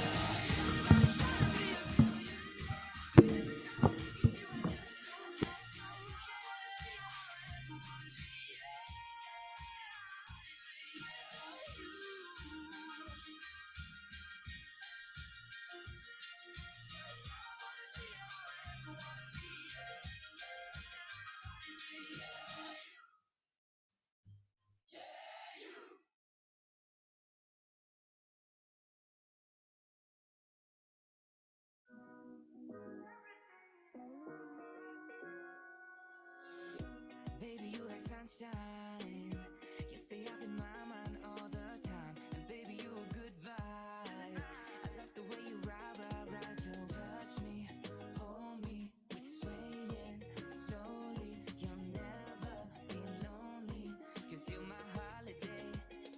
Yeah, every day is summer when I'm with you.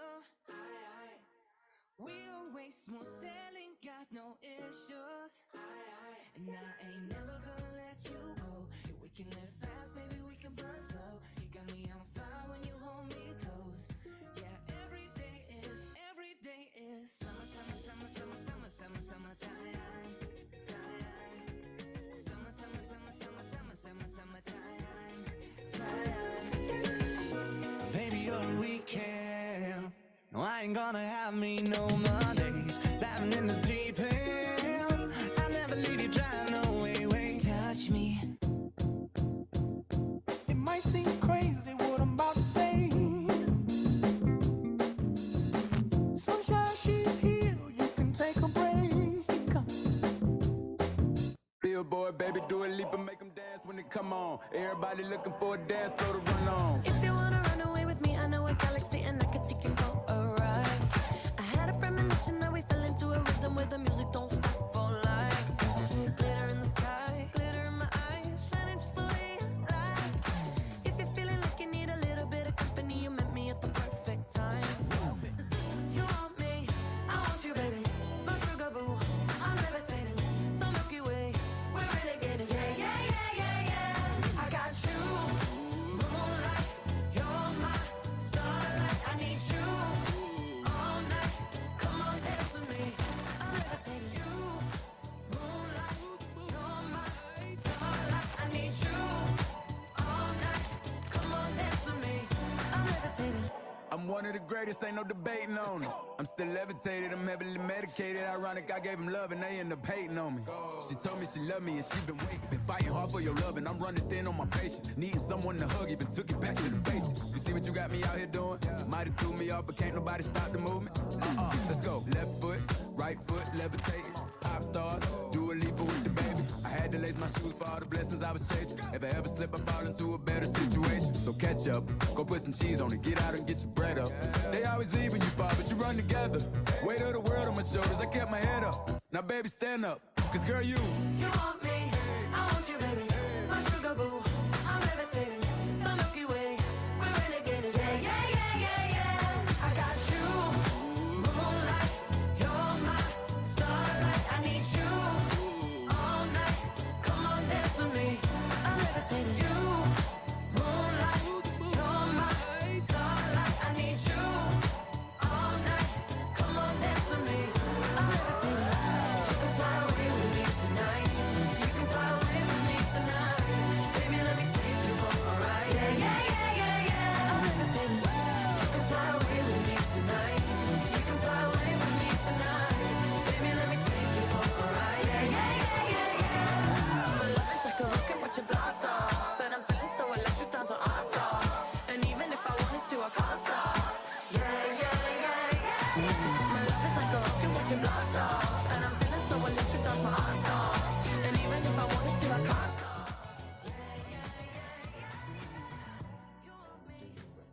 And I know from having it now for 6-7 years, I know what works and what doesn't.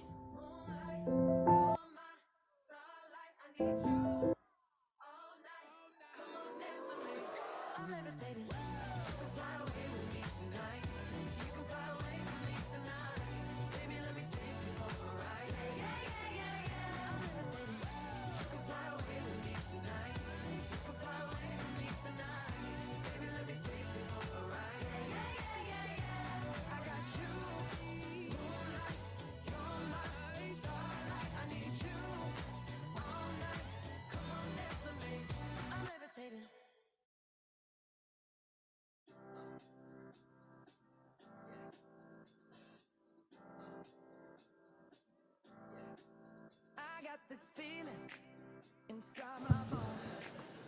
Testing mic. Baby, when I turn it on, off from my city, off from my home. We're flying up no ceiling when we in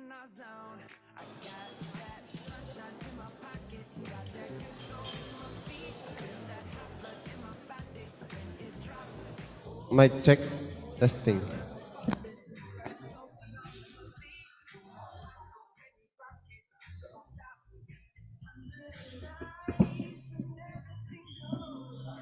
Mic check.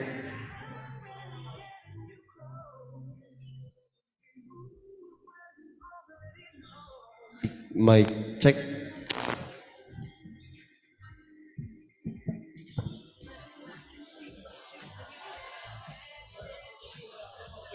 Mic check. That was a change when I got the diagnosis, because then I knew what I was dealing with.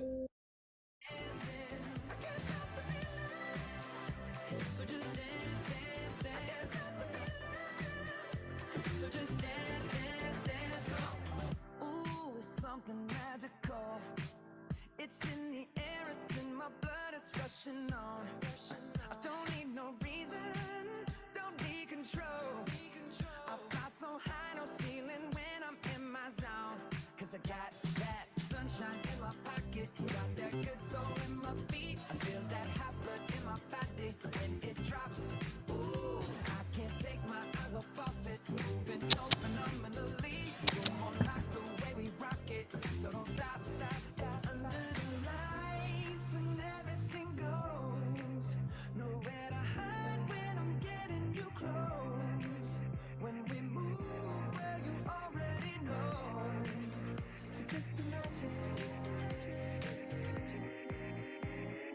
Nothing I can see but you when you dance, dance, dance. Feel the good, good creeping up on you, so just dance, dance, dance. Come on, all those things I shouldn't do, but you dance, dance, dance. And ain't nobody leaving, so just keep dancing.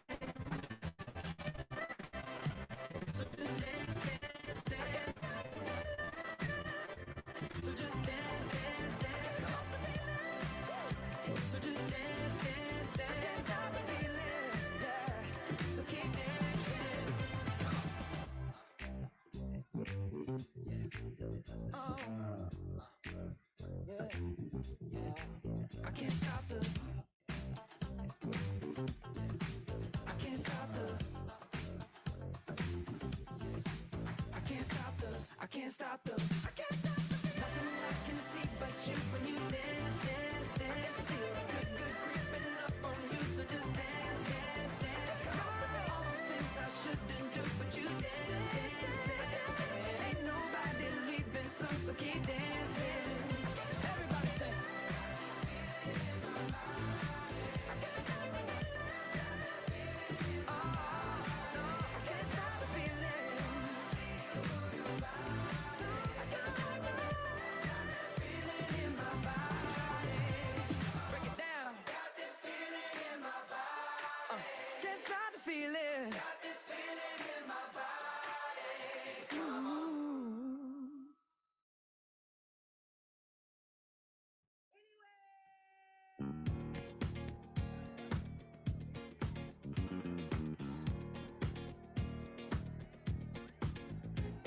It's bad bitch o'clock, yeah, it's thick 30. I've been through a lot, but I'm still flirty. Is everybody back up in the building? It's been a minute, tell me how you're healing. Cause I'm about to get into my feelings. How you feeling? How you feel right now? Oh, I've been so down and under pressure. I'm way too fine to be distressed, yeah. Oh, I'm not the girl I was or used to be. Bitch, I might be better. Turn up the music, turn down the lights.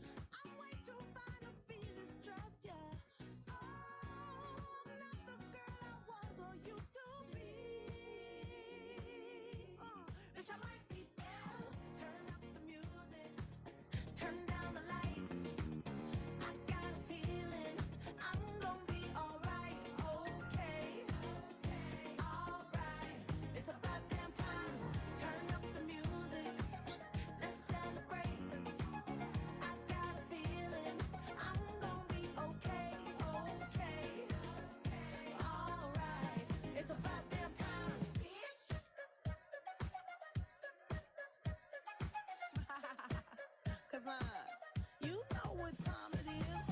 I'm coming out tonight. I'm coming out tonight.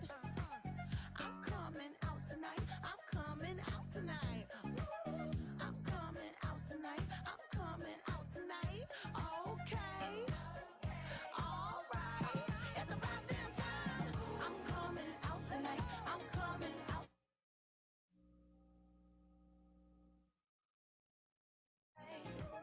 I'm coming out tonight. I'm coming out tonight. Okay. All right. It's about damn time. Bitch. Yeah. Yeah. It's about damn time.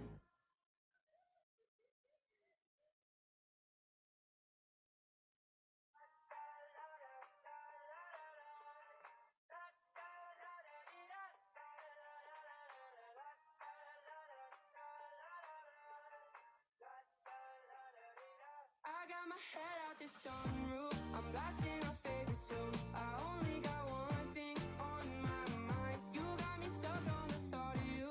You're making me feel brand new. You're more than a sunshine in my eyes. You got those pretty eyes in your head. You know it.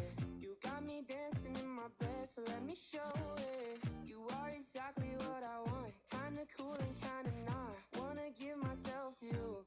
Yeah, we're driving down the freeway at night.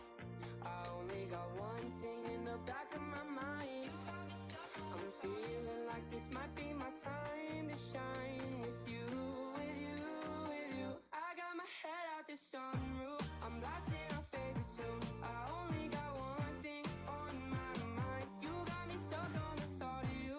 You're making me feel brand new. You're more than a sunshine in What my burnout eyes. and errors are costing your institution?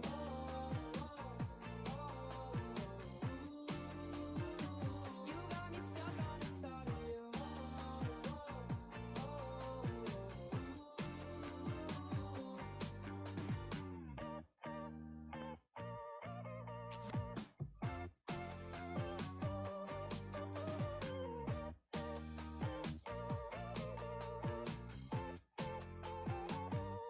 Yeah, we're driving down the freeway at night. I only got one thing in the back of my mind. I'm feeling like this might be my time to shine with you, with you, with you. I got my head out the sunroof. I'm blasting our favorite tunes. I only got one thing on my mind. You got me stuck on the thought of you. You're making me feel brand new. You're more than a sunshine in my eyes. La da la da la la la da da da dee da da la la la la la da la da la la la la la da la la la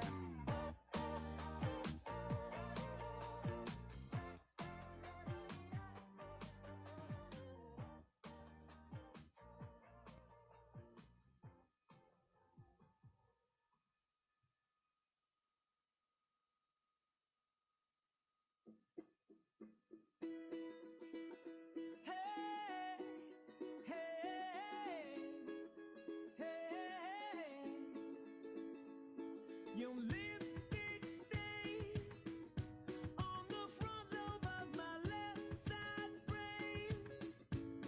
I knew I wouldn't forget you, and so I went and let you blow my mind.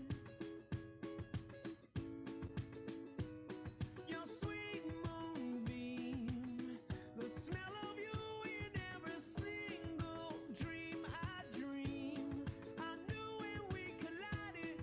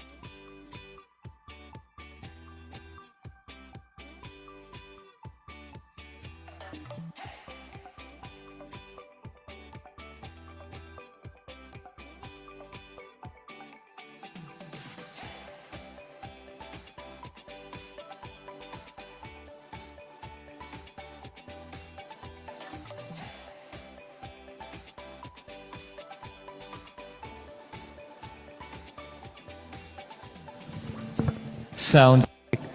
Hello.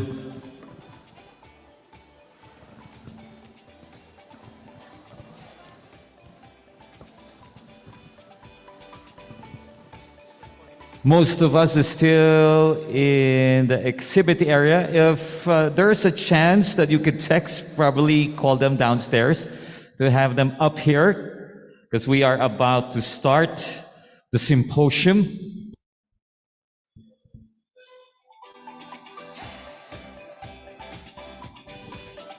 So to everybody who's here, I hope you're comfortable from where you are. You can always, move several tables here in front, so it could be better.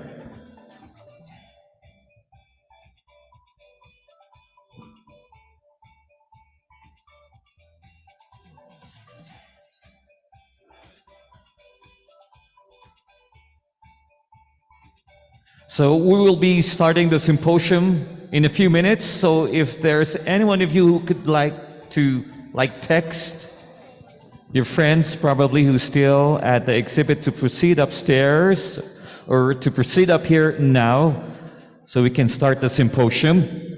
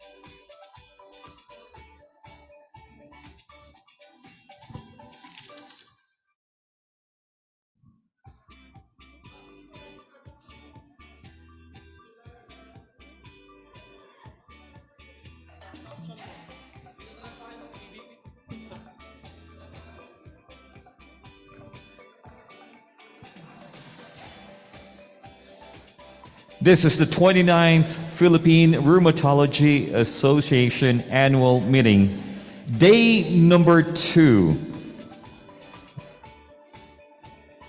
Waiting for the others to come up here so we can start our symposium.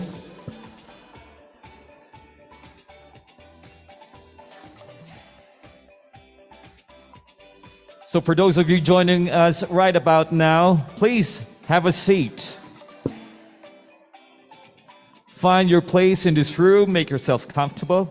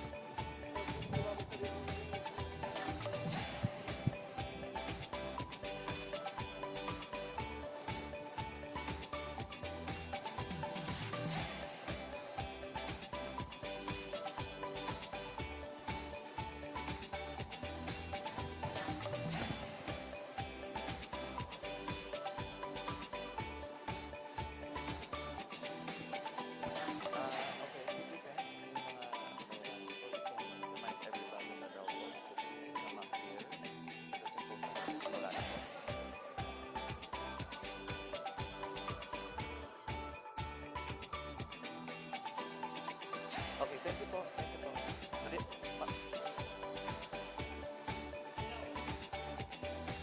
Yes po, makamadali na daw po kasi.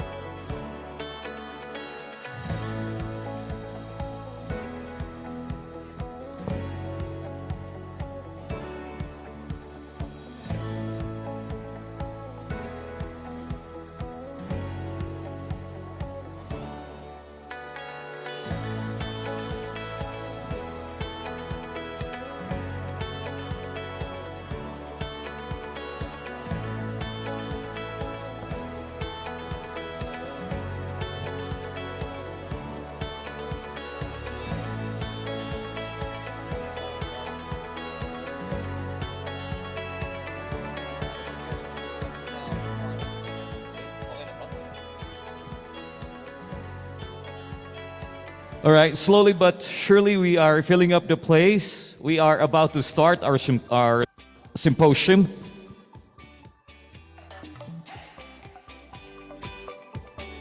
So settle in, ladies and gentlemen, doctors, we are about to start. And just before we do that, we just have some reminders for everybody. Please take note of the following. Please be on time for the lectures. This is not the first one. Of course, we'll be having another for today. So please be on time for the lectures. Number 2, please put your gadgets in silent mode. Again, please put your gadgets in silent mode. We would highly appreciate it if you take your phone calls outside of the conference room. Just to avoid distraction, again, please, if you can do it now, put your phones in silent mode if it's not too much to ask. And please, if you have any phone calls, please take them outside of the conference room. Okay, number 3, reserve your questions till the end of the presentation. All right, please reserve your questions until the end of the presentation.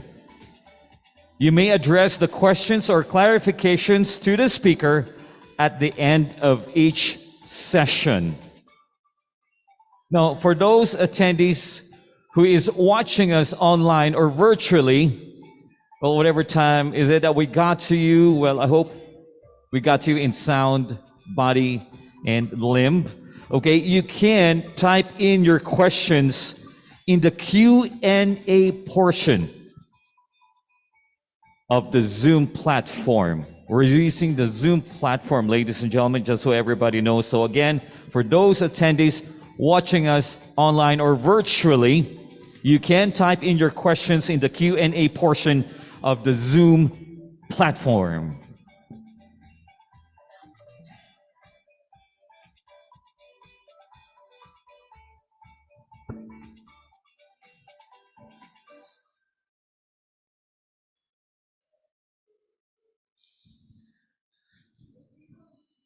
So for those of us coming in right now, please settle in as fast as you can. We are about to start our symposium.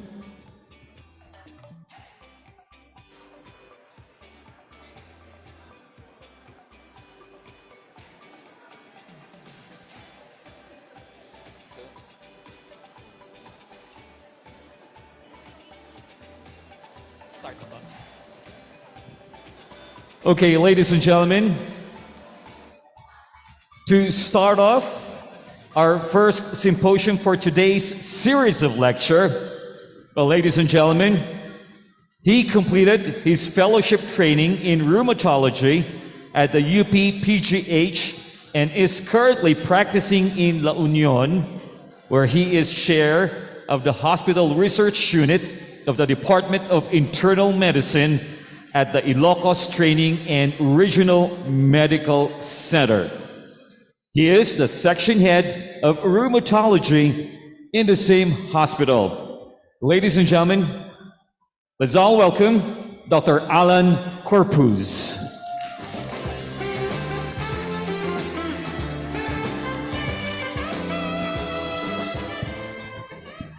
Good morning. Good morning once again, everyone. So, thank you, Sir Lyndon. So, to start this morning's symposia, I'm going to introduce our panel of speakers. Our first speaker is a professor of the UP College of Medicine. She's the chief of the UP Medical Informatics Unit. She's the director for the UP Manila Interactive Learning Center. She's the chair of the UP Manila Telehealth Center, a committee. She's a fellow of the Philippine Society of Endocrinology, Diabetes and Metabolism. She holds a master's degree in health informatics at UP Manila, and she's currently a PhD student in health sciences by research, also in the same institution. She's the first recipient of the UP System Gawad Pangulo Award for Progressive Teaching and Learning. She completed training in World Health Organization Global Infodemic Manager in 2021. She's a Metrobank Foundation awardee as Outstanding Filipino In the internet sphere, she's known as Doc Brew at Facebook and YouTube. And even before there was this large-scale bloggers and vloggers, before they even became popular, she was already the blogger at www.endocrine-witch.net. She's a co-founder of the Health XPH and is a Philippine College of Physicians Presidential Awardee for Social Media Advocacy. She's a 2017 Health Exemplar Award for Health Communications, Health Lifestyle magazine. On a personal note, she's our ninang at our wedding, and PRA is actually very much anticipating her lecture. She's a very much requested and highly anticipated informatics guru to talk about telerheumatology, teleconsultation as part of usual healthcare. Please join me in welcoming Dr. Aristel Isip-Tan. Our second speaker is a fellow of the Maurice Greenberg World Fellows Program at Yale University. She is a fellow of the Equity Initiative for Southeast Asia, Atlantic Institute. She has a master's in public health, a Fulbright scholar at Harvard University, Boston, Massachusetts. She is currently the OIC Undersecretary of the Public Health Services Team, Department of Health.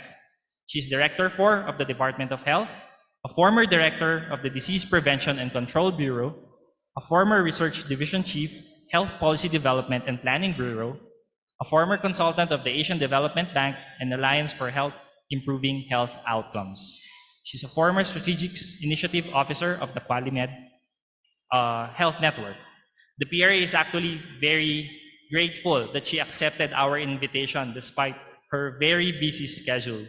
So thank you on behalf of the PRA. Please help me in welcoming Dr. Beverly Lorraine C. Ho to talk about UHT and the specialist, our role in the care of the Filipino patient.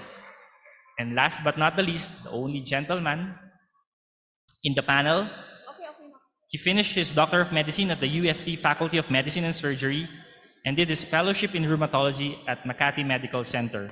He is a peer reviewer of the Philippine Journal of Internal Medicine and is currently chair of the Department of Internal Medicine at Central Luzon Doctors Hospital. He's an active visiting consultant at Jackson's Medical Center, Ramos General Hospital, Loving Mother General Hospital, and Tarlac Medical Center. My good friend and brother, please help me in welcoming Dr. Miguel Antonio Cristobal. He will be talking about cleared from rheumatologic standpoint, why do we need it? So may we call now our first speaker, Dr. Aristel Isip-Tan.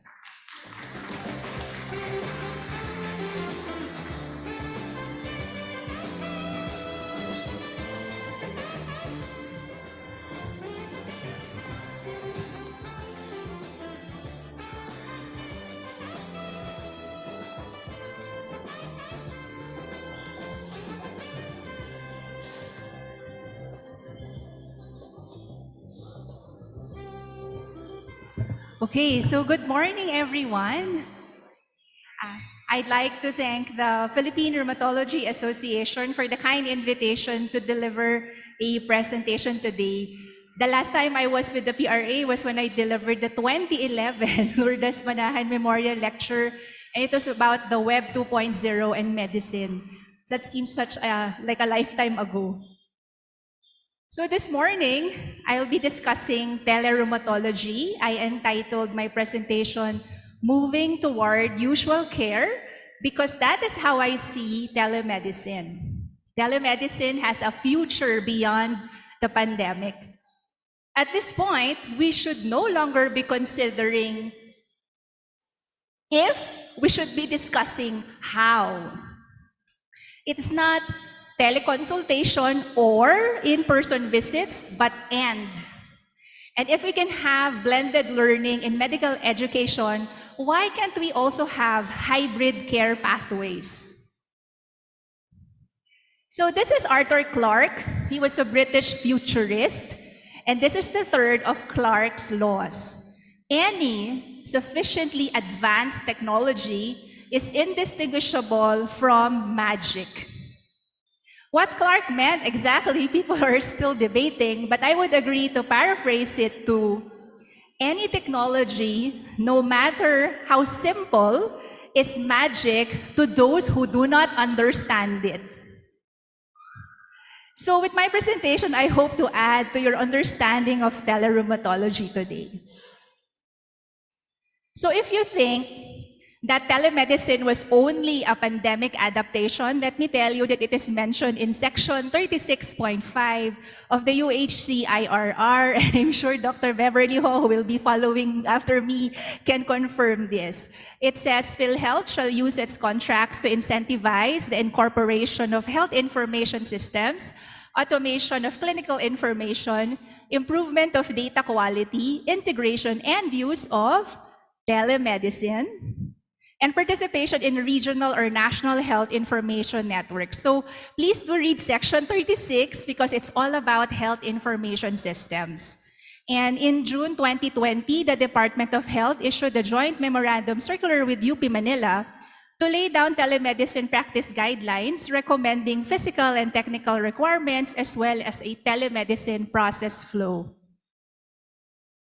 So in May 2021, the DOH issued the joint administrative order with the DILG and the PhilHealth on the implementation of telemedicine for the delivery of individual-based health services. And it called for the adoption and routine use of telemedicine among healthcare providers, establishment of a local government unit, telemedicine operations team, telemedicine service capability profiling, and a functional telemedicine referral system.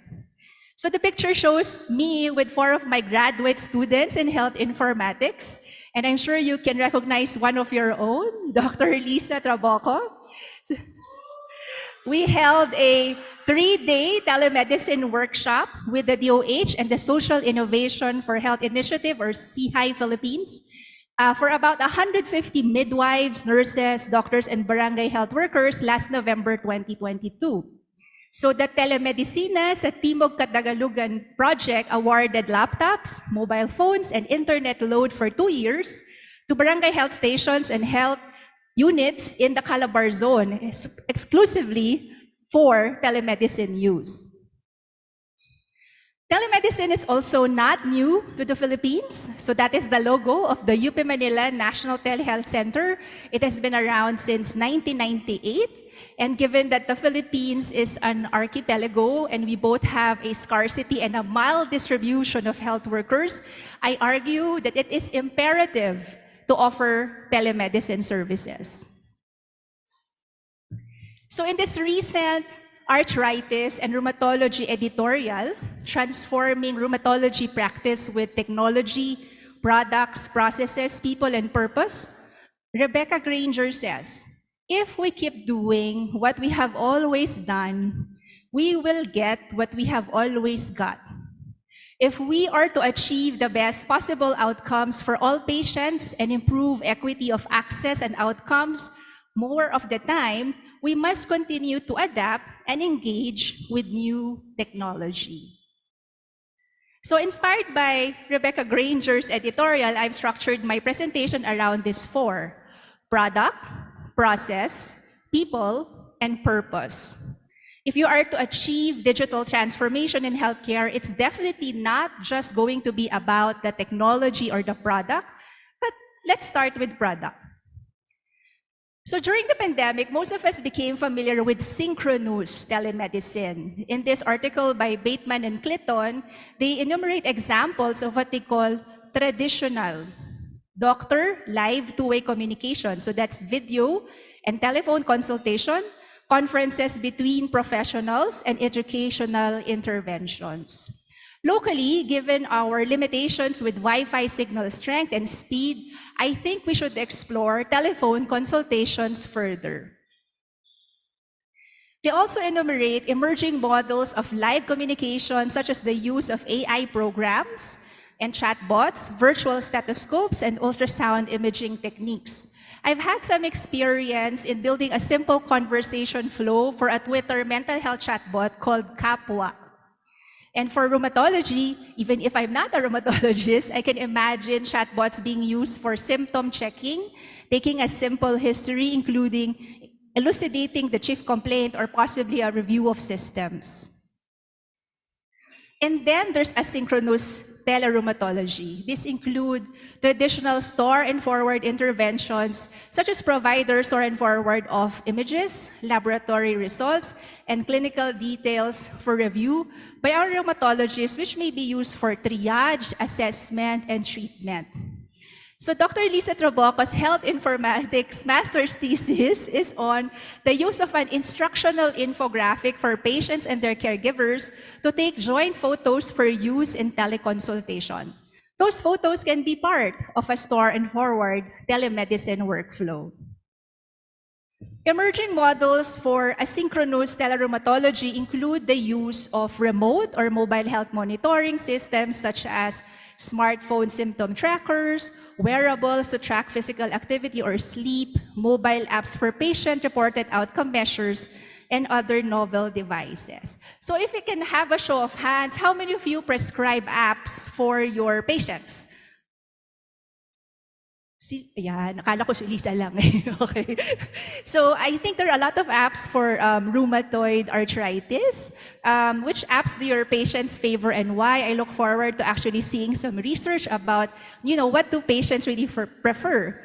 And in health informatics, we worry about silos of information. And so every time somebody tells me, hey, there's this mobile app or there's this wearable, I always ask, how can we get the data from that app or that wearable into the patient's electronic medical record? I'm an endocrinologist. The glucometers don't connect to the electronic medical record. So you can imagine that, what do I do? Do I have to have a USB dongle, put it in my laptop, or do people just take pictures of the blood-stained notebooks where they have written their blood sugar values? How do I get them inside the electronic medical record? So asynchronous telerheumatology also includes traditional websites, SMS, messaging platforms, and patient portals. As an endocrinologist with a clinic phone, it was part of my practice even before the pandemic for patients to relay blood sugar monitoring via SMS, so I can give insulin dose adjustment instructions. And I'm hoping to complete soon my doctoral dissertation on diabetes self-management education on social media. And last night I went on Facebook and I saw that there were many lupus groups on Facebook based in the Philippines. So perhaps the PRA can also explore research questions on patient-centered care for these lupus support groups on Facebook. So before leaving the discussion on telemedicine as product, let me share with you this very old study, 2001 pa po ito, for a rheumatology telephone follow-up service in the UK National Health Service. So patients were offered telephone follow-up after the usual full clinical assessment and investigations at the clinic. If the patients were deemed unsuitable given their clinical circumstances, age, or having cognitive or hearing impairment or language problems, they were not offered the telephone follow-up. Interestingly, for the patients that did go for the telephone follow-up, the phone calls range from 1 to 15 minutes only, with an average call time of 3 to 5 minutes. And of the 173 patients included, only 4 patients, that's 2 patients with rheumatoid arthritis and 2 patients with lupus, who actually required an amendment of decisions made at the telephone follow-up because they had flares. So in the UP Medical Informatics Unit Telemedicine Guidance document, we did recommend sending a teleconsultation summary to the patient via email. In this 2001 study, details of the telephone discussion was relayed via letter to the general practitioner, and a copy was sent to the patient as well to avoid any misunderstanding or confusion. When we did the telemedicine workshop for Calabarzon, we've heard firsthand from the health workers at the barangay health stations and rural health units how access to specialist care is really a problem. Now, while you may consider telephone service such as a low-tech product, I consider it minimum viable product which can be deployed even with limited resources. So with this experience, the author recommended the following guidelines for the provision of an efficient telephone service. He marked as essential management and clerical supports. I was thinking, who's going to mail the letters? Who's going to schedule the phone calls? He also marked as essential the enthusiasm of doctors. So I recognize that telemedicine is not for everyone, not for all physicians, and not for all patients. In-person visits remain the gold standard, and I see telemedicine as complementing clinic visits in hybrid care pathways. So set aside time for telephone calls. Currently, in my private practice, I have 2 days of teleclinic and 2 days of in-person clinic. The case notes and the lab results should be available just like at the clinic visit, which shouldn't be too difficult if you already have an electronic medical record. Because no matter where you are doing your telemedicine, if you have access to the EMR, you can have this data at your fingertips. Be able to book a follow-up clinic visit during the phone call if needed. And very important, which we also put in our MIU telemedicine guidance document to keep a record in the case notes and obtain the patient's consent.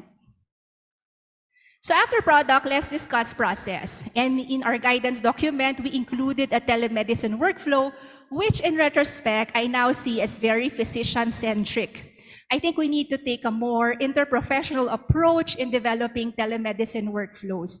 And in that Calabar Zone telemedicine workshop, we asked the health workers themselves to figure out how will the telemedicine referral process go from the barangay station to the RHU to the hospital. Who does what and what is the process flow?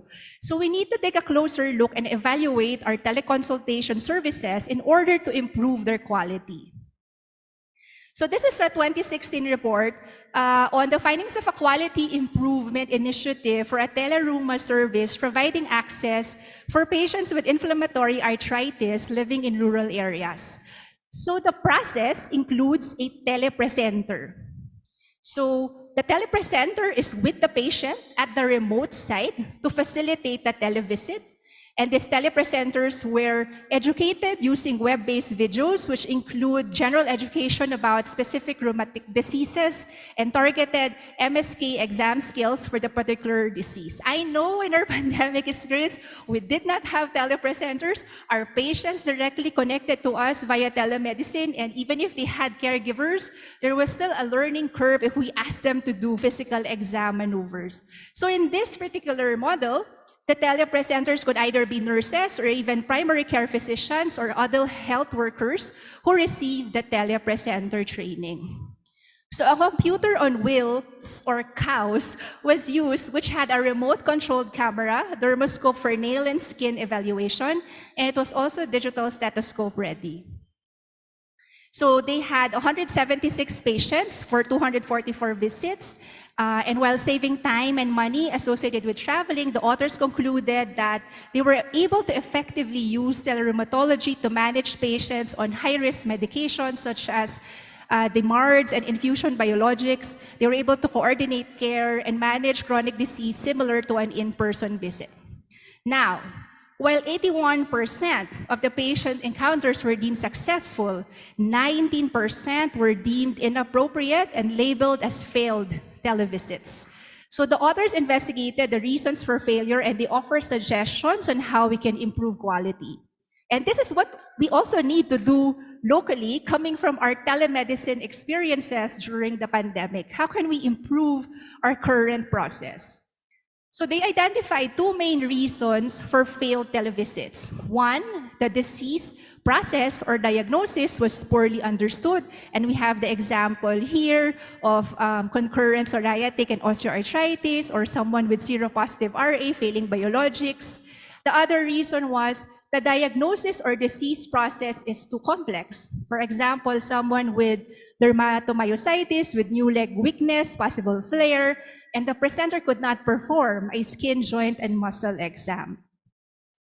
So given these reasons for the failed televisits, one way to improve the quality would be to improve telepresenter skills, but the authors felt it would be too expensive and lengthy, so their other recommendation was to improve the triage process prior to the televisit so that they can decrease the percentage of failed televisits. So as to allow patients with well-established diagnosis not requiring in-person procedures to proceed to telemedicine. And so in the article, they offer these 5 items that you can check. So you can let the patients go for a televisit if their diagnosis or disease is well established and stable. Maybe if they're flaring, but definitely not if they need a procedure. If the diagnosis or disease is too complex, triage them to in-person. If you have a failed prior telehealth visit, hard of hearing or poor engagement, triage them to in-person. And then they said, for someone who needs screening prior to in-person visit, for example, the primary care physician has a question for management or is asking for workup recommendations, that can also be seen via telerheumatology. So the triage process is important. And if you have had unpleasant experiences with telemedicine, perhaps how patients are selected for teleconsultation should be revisited. In this rural telerheumatology service in Australia, their triage process prioritizes inflammatory and autoimmune conditions over non-inflammatory conditions. And they really reserve the in-person clinic for the first visit, and the subsequent visits are all via telemedicine. So the last study I'm presenting on process is a service evaluation of telerheumatology during the pandemic, where all non-urgent and follow-up appointments were converted to remote appointments. And patients were asked, do you prefer video or do you prefer phone? So they were also asked about the technical problems. The clinicians assessed if they had problems. No issues, poor video or poor audio quality. Was the connection poor? What was the capability of the user? And of 259 visits, only 48 or 18.5% recorded at least one technical problem. And if you also look at the technical aspects of the consultation, the clinicians were scoring them on a scale. Was the time adequate? Was relevant history gotten? Were you able to do a physical exam? Were you able to carry out the management plan? And what was the communication quality? Interestingly, as you can see, only 16.8% were video consultations. A majority were still telephone consultations.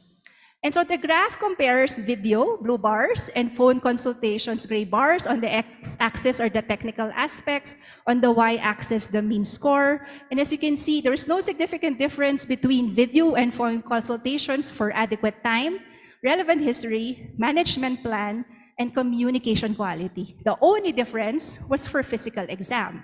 So the video consultation scored higher, but as you can see, the score is only 4 out of 10. What is interesting, the authors point out, despite that, there was still no difference in achieving the management plan. So could it be that the clinical signs the rheumatologist was looking for couldn't even be seen on video, so that it was then equal to a phone consultation? So the graph compares teleconsults with technical problems this time. Blue for those with problems and no problems, gray bars. So those with technical problems had lower mean scores on adequate time, relevant history, communication quality, and that's expected. However, it was kind of counterintuitive that those with technical problems scored higher on the physical exam. But apparently it was because of the video consultations, and when they controlled for that, that difference actually disappeared. Because video consultations tended to have more problems than telephone consultations. Next, let's discuss people. This study reports patient satisfaction with the rural telerheumatology service in Australia, and of 107 patients who were surveyed, 49 were seen via teleconsultation, and almost 90% of these patients reported receiving satisfactory care. So comparing telemedicine versus in-person care, there was a scale, but the only one where there was significant difference was an item on rapport, which favored in-person care. And the authors think because their process is all first visits are in person, this is a first evaluation, so they get more time with the rheumatologist, and so they have more opportunity to develop rapport. However, when asked if they would rather travel than participate in a teleconsultation, 63% disagreed. So they'd rather do the teleconsultation. Over 85% of that group reported saving time and money. Now, for your consideration, I'm presenting this interesting study on a nurse-led, rheumatologist-assisted telemedicine intervention for urate-lowering therapy in gout as an example of interprofessional collaboration. So, gout is mainly managed in primary care in Singapore, where this study was done, and they were having a hard time getting the urate level to target within a certain amount of time. And in a focus group, they found that the root causes were inconsistent advice, inadequate time for counseling at the clinic, and long waiting time between rheumatologist appointments. And so for that reason, they did this telemedicine intervention. So for the virtual clinic, phone calls were made every 6 weeks to advise lab investigations and dose escalation of the urate lowering therapy. And they had a care bundle led by a virtual clinic nurse doing all these things that you see here. Patient education, coordination, safety program of phone calls every 2 weeks to check for ADRs. And they also had a patient hotline. And that nurse was trained by a rheumatologist. So nurses cannot prescribe, so what they did was the rheumatologist still had to do the titration of the urate lowering therapy as per protocol. And of the 127 patients recruited, here we see the Kaplan-Meier curve, the proportion of patients achieving the target serum urate concentration. The time to target was 19 weeks, which was shorter than previously in their institution. Now, if they were treatment naive, it took 22 weeks, and if they were already on treatment, 15 weeks. They said that the telemedicine intervention was safe as no patient was hospitalized for gout flares, and although 2 patients had ADRs, these were detected actually by the safety phone calls. So additionally, they cite the following advantages. They did not use Wi-Fi. They only used telephones, mobile networks. They partnered with the primary care, so the blood tests were actually done in the community. They did not have to go to the hospital, and the results were reviewed by the nurses remotely via EMR. And when the electronic prescriptions were there, they were just sent to the outpatient pharmacy for the patients to pick up. So this is the end-to-end ecosystem we actually want to see in telemedicine. Lastly, let's discuss purpose. I've been told that the pandemic is over and perhaps there's no more need for telemedicine, and I beg to disagree. This last study I'm presenting is a care model I'd like to see in the context of universal healthcare.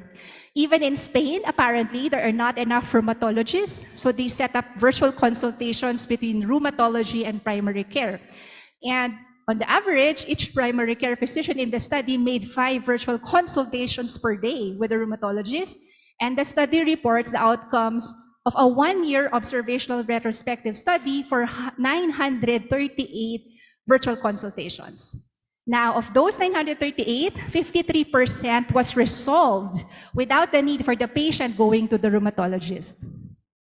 So given more than half of the queries were resolved, I wanted to see what information was sent by primary care. So they sent a brief medical record, the question at issue, and a link to the patient's most recent lab tests and x-rays. And their queries were answered by staff rheumatologists with more than 25 years of experience with a maximum delay of only 2 days. So what doubts were resolved through the virtual consultation? Well, therapeutic options in case of flare-ups of chronic disease, interpretation of lab investigations, radiographic findings, the path to follow in patients with metabolic bone disease. And last night I asked Dr. Pensorga, how many Filipino rheumatologists do we have? Imagine if in the context of universal healthcare, the Philippines can have a similar service where primary care physicians can refer in this manner to rheumatologists. Now, I was also interested in the 47% that required referral still. And if you look at the list, it's for suspicion of fibromyalgia, soft tissue or degenerative disease without detecting inflammatory disease at follow-up. There's also suspicion of inflammatory disease or connective tissue disease, the need for MSK ultrasound, and a need for a pediatric rheumatology referral. So in the end, the authors concluded that the virtual consultation allowed close contact between rheumatologists and primary care, which allowed for the rapid resolution of doubts about rheumatic disease. And this also improved the training in rheumatic disorders of the primary care physicians. And through the virtual consultation, patients requiring early assessment by a rheumatologist were prioritized. So let me end with a quote from Alan Kay, a computer scientist. Technology is anything that wasn't around when you were born.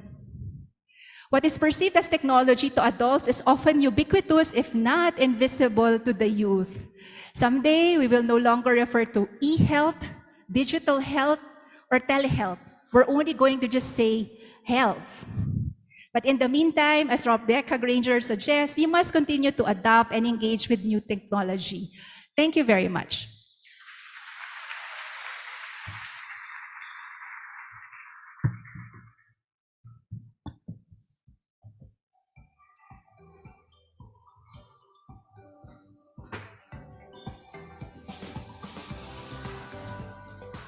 Thank you, Dr. Iris Isiptan, for a very interesting and, as always, a very scholarly and engaging lecture on the process, people, and purpose of telehealth.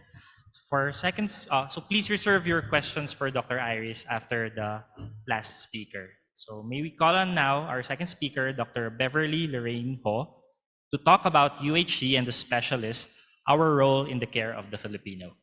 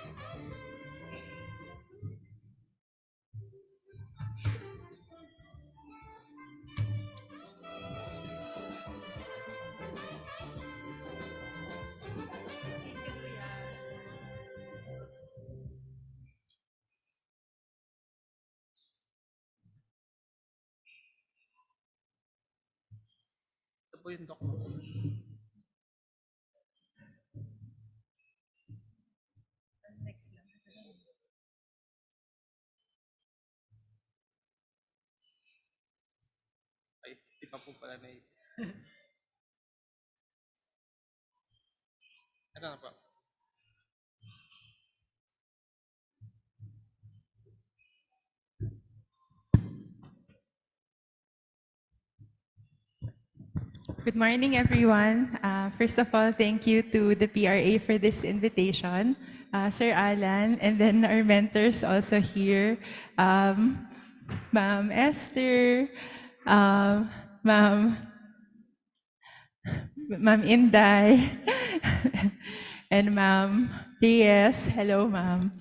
So maraming salamat po ulit for this invitation, and we always take this as an opportunity to also hear from our specialists and our practitioners about how we can improve at least the planning and implementation of our programs. Okay, let me start. So the new health sector agenda is called Sulo ng Kalusugan or Sulong Kalusugan, and basically it has four main thrusts. No? Our overall goal is still to make Filipinos among the healthiest in Asia by the 2040, but it has four main strategic thrusts, namely enable, protect, care, and strengthen. This new health sector agenda synthesizes the many laws that have been put in place the last decade, most notably the Universal Healthcare Act.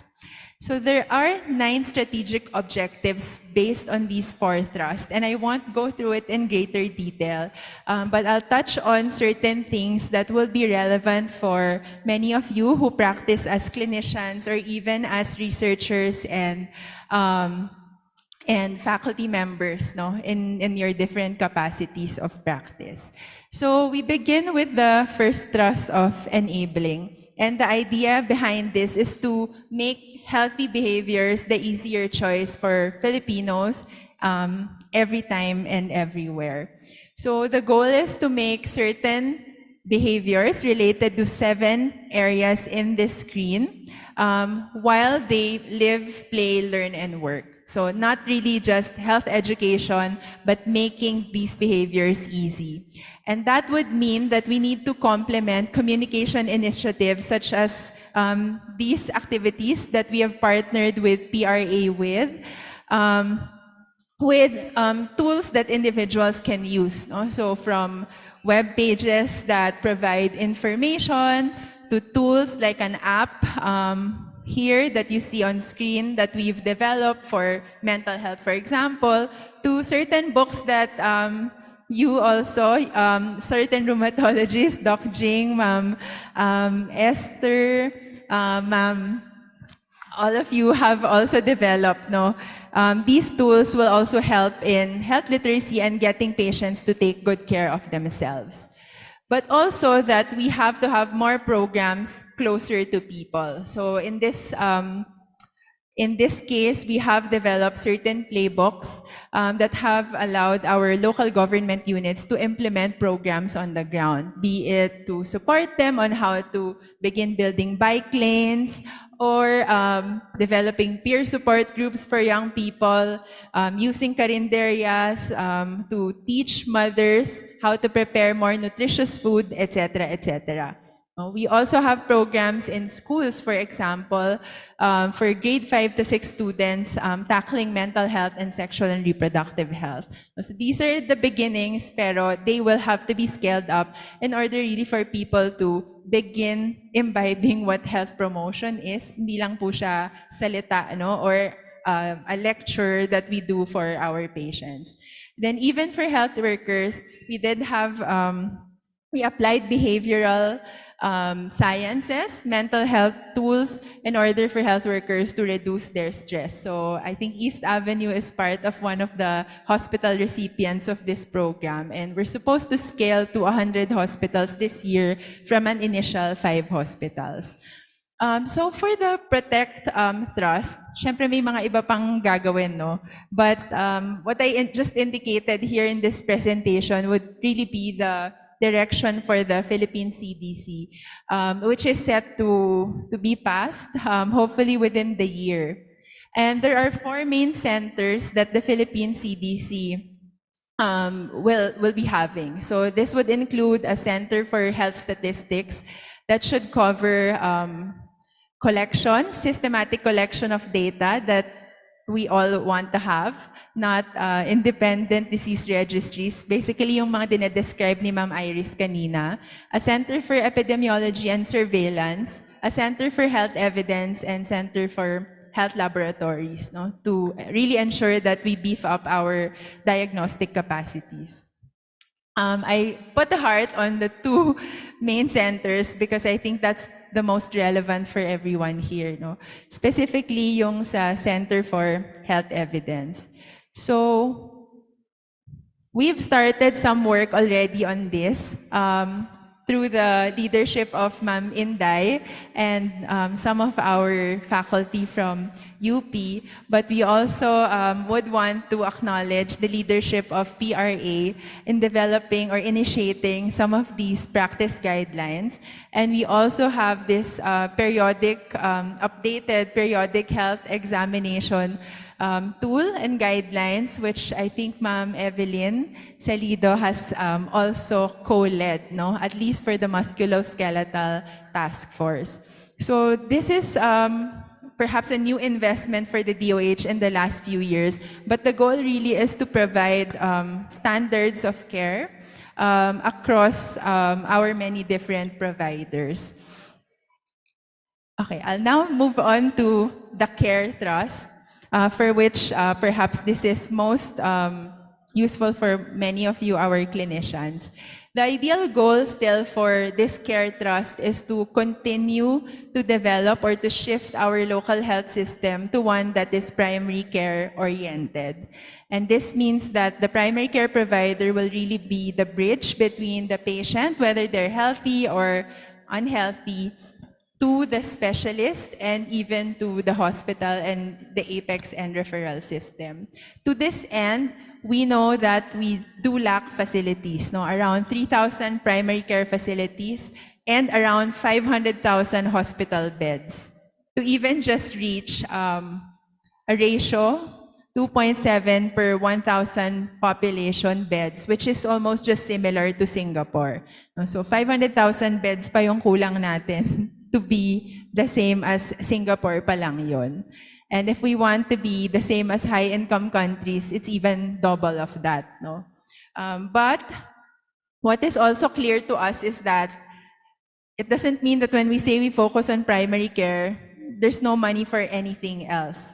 And that's why there's still a pipeline of labs that will have to be built, particularly public health laboratories, not commercial laboratories that does the typical mga hospital-related tests. No? And we also do have investments for specialty centers that are lined up. So from cancer, cardio, lung, brain, etc., we do have all of these plans in place. No? So year on year, these are things that we have started to invest in. So at the end of it all, what does this imply for our practice or your practice? No? So I got some of the questions from other fora like this, no, yung mga usual na tinatanong, but some of them also from Sir Alan, I think, who's collected them from many of you. Okay. So first, the question would be, what will the shift to primary care mean for generalists and at least the pedia IM FM specialists? So what is just clear in the law is that every Filipino family needs to have a primary care provider team. No? And the Filipino family would definitely include your child, adult, elderly, and pregnant woman. So it's really a question of being able to balance competence and confidence to serve this unit. No? So what we see that in the near term, there are really two options for someone who wants to be a primary care provider. They can train further to at least have the confidence to serve the entire unit. So that would mean if you're a pediatrician, hindi na ako confident to see on OB case or even an adult kasi matagal ko nang hindi titingnan. So maybe I'll train a little bit more. The other option is really to partner with other specialists. No? So if you're a pedia and then I just really want to see pedia cases, then you partner with perhaps an adult or an FM. No? But in a fully operational UHC scheme, which will probably, no, I mean, realistically take a full generational shift, we would expect that by then, we probably have specific cadre for primary care providers already. No? But now, at least we're all talking about transitions, di ba? At di naman basta-basta that we can shift our healthcare worker production. Then so the next question would be, how will your primary care practice look like if you are a primary care provider? Later on, I'll go into specialists. No? So the UHC did not actually prescribe or limit any practice structure. So it means there's really room to say, I want to still do an individual practice, or I want to do a group practice, or I want to just be employed by a company and have my leaves, etc. set. At di ko na problemahin. I don't want to have my own specific set of patients. But I think what is clear is that for people who intend to be primary care providers, your practice will probably need to consider a heterogeneous mix of healthcare workers. Kasi you probably would not be able to do a lot of the counseling, which is heavy on time, na kayo lang. No? So you might want to partner with other healthcare professionals. Now, so as a primary care provider, the basic way that they are paid is still through capitation. No? So this is going to be very different for specialists. So as a primary care provider, you're expected to provide a defined set of services. So whether that's immunization, screening, etc., to a catchment population na hopefully no, yung set of services will be the ones that are in our PHEX guidelines, diba? And you'll be given a preset rate which can be adjustable depending on your setting. So this is just example po. So for example, your catchment is 20,000 people. The rate based on the study that the Dr. Dance did, 1,000 pesos per year. So that's around 20 M. So this is what will be entrusted to you as the primary care provider, and the goal is to be able to take care of your patient base based on this. No? And it's not expected that you see all of them in a year, that you keep seeing them, no? But really that there's a risk-sharing mechanism that is going to go here. So, syempre, you have healthy people in your group, you have more sick people in your group. So, yung mas sick, lagi silang mag-visit sa inyo. Pero yung healthier, hindi sila mag-visit sa inyo. And then there will be rate adjustments, whether you're in an academic setting, which would probably higher yung premium, no? So, may additional few percentage, or when you're in a GIDA. Okay? So, I think ito yung applicable sa lahat, no? So what will the shift mean for subspecialists like yourselves? Realistically, in the near term, paid outpatient consult outside of capitation. No? So we don't expect that specialist services will be incorporated into the capitation. If ever, it's really a separate payment for specialists. Second would be prepackaged inpatient services for catastrophic conditions, which you already see from some of the Z benefits.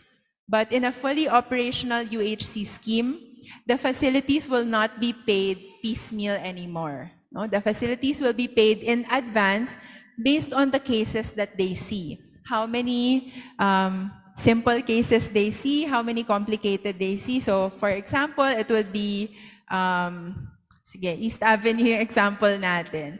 How many general cases yung nakikita niya? And how many super specialist cases nakikita niya? Those all have, syempre that's gonna be based on data, di ba?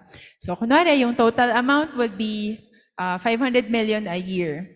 Currently, East Avenue receives 500 million piecemeal, di ba? So, reimbursed, depende sa na-submit, na-approve ba ng PhilHealth, in a fully operational scheme that's guided by information system, kasi yun lang yung way, no, for us to be auditable and transparent. That money can be paid in advance. So parang bawas-bawas, di ba? So from 500M na binigay sa inyo, ilan yung mga pasyente na nakikita, etc., etc. But then this would mean that the hospital needs to predict, diba? It needs to be able to predict how much it's gonna be consuming based on the patient that it sees. And so this predictability will then require it, no, to have contracts or even salaries for its physicians. Diba? Ngayon, yung expenses ng isang hospital for a pharmacist, for nurses, it's really incorporated in the hospital bill, diba? Yung PF lang naman yung separate. So, ang question lang dito is, will the engagement of the hospital to the providers be contracts, no? Like kunwari sabihin na, si Ma'am Iris, if sa East Ave siya magpa-practice, for every patient namin, Ma'am Iris, dapat ganito lang yung fees ha, parang may kontrata siya, di ba? Ma'am Iris, i-hire ka na lang ba namin? Staff ka na lang ba namin? So parang ganun yung options because that's the only way the hospital can promise a certain rate to the payer, di ba? Otherwise, parang ngayon, no? Parang the hospital could not answer for all of the practitioners inside their facility. Kung outpatient, it will likely still be the same, no? Even in other countries, yung specialist outpatient consult is never added to the primary care payments. So, we just know that there might be, syempre, a little bit different for public and private. So your specialist practice can also vary mas lalong, no, with a lot of flexibility. So could be individual, group, or employed, no? Bahala po kayo. So how soon will all of this happen? So it depends where you are practicing. So the new payment mechanisms will be piloted in certain areas under a program called CATCH, and it will only be in 4 to 6 provinces or cities. No? The preparation date is this year, 2023, to start in January 2024. So ito na yung mga hospitals in these areas can potentially already get the advance payment. So it's all testing. No? So kung mapapansin nyo before, PhilHealth does full implementation of a new policy all together, parang buong Pilipinas. And it actually lends very little flexibility kasi hindi pa siya na-test on the ground tapos nagkagulo na, di ba? So in this case, baliktad, no? So we're getting support from experts abroad to help us fine-tune the payment mechanism before it gets rolled out to everyone. So parang hindi mo na maguluhan lahat ng tao. Yung 4 to 6 provinces lang muna yung maguguluhan. Then there will be very, very strong data collection and external evaluation system in these places. No? So parang nag-clinical trial tayo ng new payment mechanism. Can you opt out? The quick answer there would be yes, no? As long as your patient base would probably say that they will pay you from their out-of-pocket payment and they don't need for you to charge them for their PhilHealth. No? So, pwede naman mag-opt out. So, can patients directly go to specialists when we actually put in a primary care system? I think in the near term, the quick answer to this is yes. They can always go to you because how can we say that they shouldn't when we haven't set up the primary care system yet? But in a fully operational UHC scheme, the answers really would be yes if they want to pay for it. Yes if there's emergency or deemed exempt based on our practice guidelines. But definitely no if they want the system to pay for it. No? So if they want the system to pay for it, they will have to go through their primary care provider.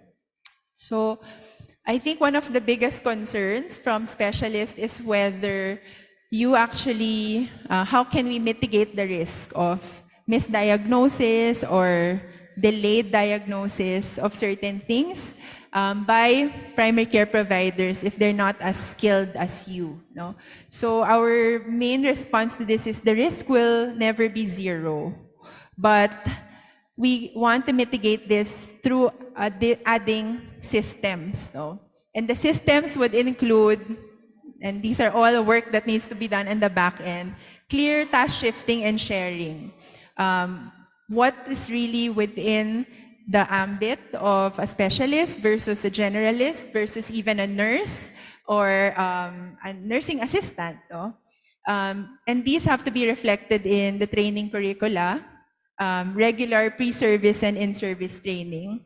These have to be incorporated in our practice guidelines and even provide available tools at the point of care. Because we don't expect you naman no, to all just look at the guidelines immediately while you're actually in front of your patients.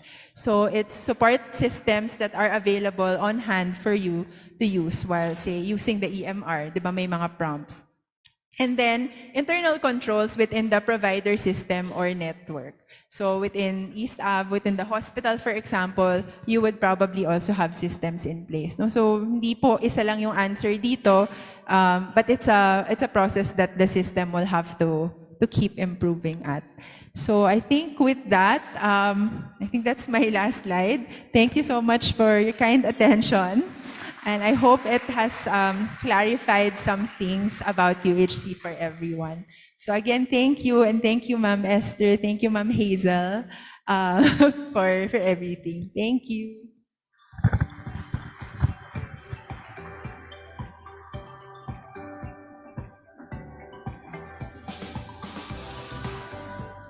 Thank you, Dr. Beverly Hoff, for a very insightful and very practical lecture. So, maganda kasi nasagot na niya yung mga questions that we're thinking about sa UHC. For our last speaker, please help me in welcoming Dr. Miguel Antonio Cristobal to talk about cleared from rheumatology standpoint, why do we need it?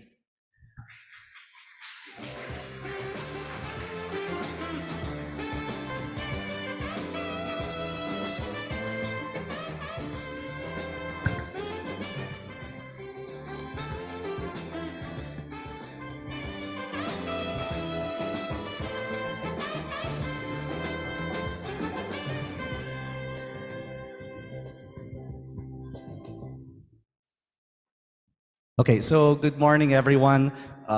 First, I'm going to apologize for the quality of my voice. I'm trying to recover from laryngitis. Second, I want to say how nice it is to see everybody. Talking to a computer gets pretty tiring. We know that, so there's nothing quite like speaking to a live audience. Now, my lecture is about clearance, and I'm going to limit it to the context of surgery because this can be quite a long topic, and I know I don't have a lot of time to talk. So these are my disclosures. I don't have anything relevant to disclose. This is the outline of this lecture. We're going to be talking about definitions, clearance versus preoperative risk assessment. How do we assess risk in our rheumatology patients? An update on how we manage immunosuppressives prior to surgery. So again, it's an update, it's not the full guideline, as well as other considerations. And these are my evidence-based references. Okay, so definition of clearance and preoperative risk assessment. What do these terms mean? Are they the same thing? The answer is no. If you remember your mathematics, that symbol means congruent, so they're similar, but they're not the same. And to illustrate the point, I want you to look at these two pictures. They are similar, but they are not the same. Both incredibly good-looking men, but look closely. You have some differences. Okay, great. Now I have everybody's attention. What's the problem with the term clearance? It's not very helpful. It's vague. It can mean whatever the surgeon wants it to mean. So how about us when we're the ones who actually have to execute the clearance, quote unquote? For the surgeon, it's like, clear the patient so we can go in and operate. And then every other problem outside of the procedure is our problem. The complications, the liability. And sometimes I wonder, with surgeons who necessarily have to be very singular and have tunnel vision in what they're doing, sometimes I don't even know whether the patient that they're operating on is alive or dead, right? That's our problem. So instead of clearance, let's use the term preoperative risk assessment. I think this is so much better. Because the point is, every single surgical procedure carries a measure of risk. Whether it's an abdominal perineal resection or the extraction of a sebaceous cyst, everything has risk. We go outside this hotel, who knows if there's an out-of-control truck that will run us over. Everything has risk. We cannot totally remove risk, but the first thing to do is to quantify it. What is the risk to the patient, the medical dangers that this patient might experience? And with all the tools that we have and we're able to sort of distill it into numbers and percentages, we now have the best and most accurate information that we can use for all stakeholders. That's the surgeon, the anesthesiologist, us in rheumatology, other internal medicine specialists, or pediatricians, depending on the age of the patient, and even the patient themselves, if they are so willing to be engaged. And, excuse me, quantifying risk, once we know the risk, then we know how to mitigate it, because that's the next important step. How do we minimize it? And why go through all this trouble? We only have one goal, and that's the best outcome for the patient. That the surgery is successful and that the patient lives through it. So, preoperative risk assessment for rheumatology patients.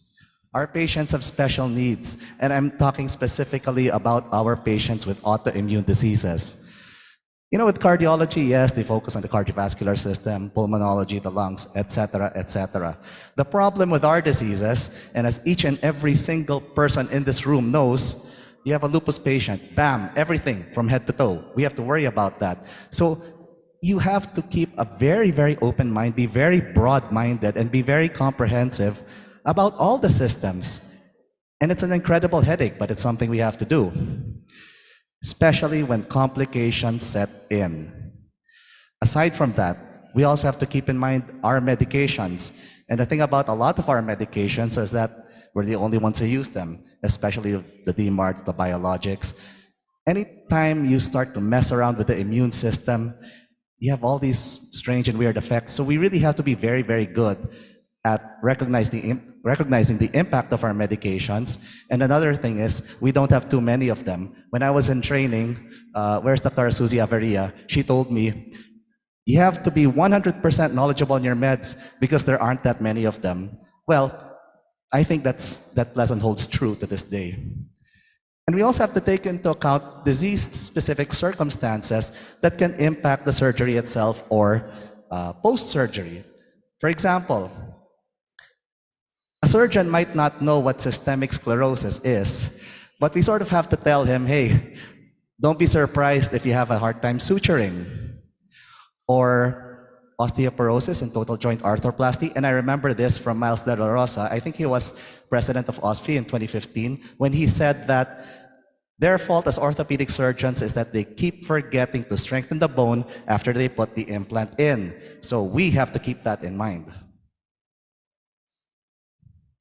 So, things to consider prior to surgery, I would say that the most important thing is to assess disease activity, because the studies would show that the single biggest predictor of post-operative flares is the preoperative disease activity. Now, of course, we're assuming this is an elective procedure where you want to get the patient into remission before you do any kind of procedure, because if you have an elective procedure and your patient is in high disease activity, you're asking for trouble. You have to know your medications and drug-to-drug interactions. I would say don't depend on the surgeon or the anesthesiologist to know these. We have to really look at the entire medication list and see what medications might play off of each other. Of course, control of comorbidities. It's not just the autoimmune disease that these patients have. They would also have hypertension, diabetes, etc., etc., etc. So we cannot leave these to chance. If you're the one managing them, that's great, or bring in other subspecialists as needed. And of course, post-operative infection. I would say maybe, yes, the surgeon would be the one to order the antibiotics, but it's worth just taking a look at it, because sometimes, well, let's face it, the surgeons do take a very Decajon approach to prescribing antibiotics. So once we've dealt with these considerations, there are other risk mitigating measures that we can take. And I think the first and foremost one is communication. You're a team when handling a surgical patient. So yes, it's a surgeon who will do the procedure, the anesthesiologist who will put the patient to sleep, monitor the patient while the surgery is ongoing, and you're there to handle everything else. So make sure you're all on the same page, because when you have everybody doing their own thing and the care of the patient is fragmented, that's a recipe for the worst possible outcome. I would say that another thing that is important is not to be shy to refer to other subspecialties. I guess I'm saying this because I practice in the countryside, like called Tarlac the countryside, and you have a lot of patients who are very cost conscious. They tell me, like if I have a patient who's hypertensive or diabetic, they tell me, Doc, pwedeng ikaw na lang. And I have to ask myself, what are the limits of my knowledge in internal medicine? Are these comorbidities too much for me to handle? If so, then I have to be intellectually honest and tell the patient that it's much too complicated. We need to bring somebody in because it's much cheaper to prevent a complication with expert care than it is to try and fix it after the complications have set in. And another risk mitigation measure that's equally as important is to inform the anesthesiologist of certain situations that they might encounter based on different kinds of diseases. So what's one good example? Anesthesiologists use muscle relaxants a lot. And the thing is, with patients with inflammatory myopathies, there's a big chance that if these patients are given succinylcholine or succinylmethonium bromide, that these patients might go into malignant hyperthermia or hyperkalemia. So it's just something we have to remind the anesthesiologist, because while maybe for the accredited training institutions, high volume of patients with autoimmune diseases, the anesthesiologist may have greater awareness. Where I'm from, I'm not so sure. So I have to take it upon myself to tell them, hey, this patient is a special case, maybe use something else. So for this particular example, you'd want the anesthesiologist to use a non-depolarizing muscle relaxant, such as rocuronium. Now, fiber optic intubation, hopefully it's available in the institution. I understand out in the provinces, smaller hospitals, that may not be the case. So, number one, any pathology involving C1, C2, atlanto-eggshell, subluxation, instability, where you cannot flex the neck, because you know how the anesthesiologists intubate, right? They really crank up full extension, and if you didn't do your homework and check C1, C2 beforehand, you might render the patient quadriplegic. So that's one situation that the anesthesiologist needs to know. Another is a very severe arthritis of the temporomandibular joint. The ANS might wonder, why is this patient's malampati grade so low? As it turns out, because the TMJ has very severe arthritis in it. Or another thing is, and I think you could pick this up when you talk to the patient, involvement of the cricoarytenoid joint. Does the patient sound like me? Hoarse.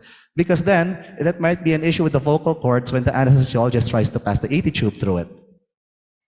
And here's another interesting one. This is for our patients with ankylosing spondylitis. If the contemplated anesthesia is spinal or epidural, you have to warn the ANS that, hey, this area might be ankylosed, because they might be wondering, why can't I put the needle through? Now, there are studies on different approaches about how the spinal needle can be inserted. I think it's called the Taylor modification. You just let the anesthesiologist know and then not be the one to adjust accordingly. And then this last point, it seems glaringly obvious, but unfortunately where I'm from, it's not. So I'll have a patient who's on pre-op and post-op steroids, and then I'll see the anesthesiologist order ketorolac drip, and I'm here shaking my head. So again, sometimes we have to go the extra mile, even if it seems so obvious to us. Remind your fellow doctors of the things that they should know. So now I'm going to go into the 2022 update on ACRAA HKS guidelines on the use of our anti-rheumatic medications in the pre and peri-operative period. Now notice I said it's an update because back in 2018, our very own, the dashing Dr. Gideon Caballas actually reported on the first edition of this guideline, which was 2017. So he did all the heavy lifting, so mine is really just an update on the medications. So first, the DMARDs. Again, this is assuming, of course, that this is an elective procedure. And generally, with our oral DMARDs, we don't need to stop any of these because the benefit of making sure that the patient's disease activity stays quiescent outweighs the possible risk. And the update here is the use of apremilast, particularly for patients who have psoriasis or psoriatic arthritis. Nothing new with the TNFs. We all want to make sure that the scheduled surgery takes place a good interval after the last dose. So that's one important thing to keep in mind, to make sure that the surgery is timed right after, usually a week after the last administration of the anti-TNF. For the other biologics, the update here is primarily on the newer biologics, particularly guselkumab, the interleukin-23 inhibitor, and ixekizumab, the new interleukin-17 inhibitor. And in most cases, both these cases, you want to do the surgery 1 week after the last dose. So we're actually seeing a pattern here. Generally, you want to do the surgery 1 week after the last dose of these medications. Nothing new with the JAK inhibitors here because their half-lives are short. You can do the surgery 3 days after. So you just need a 3-day washout of these small molecules prior to an elective surgery.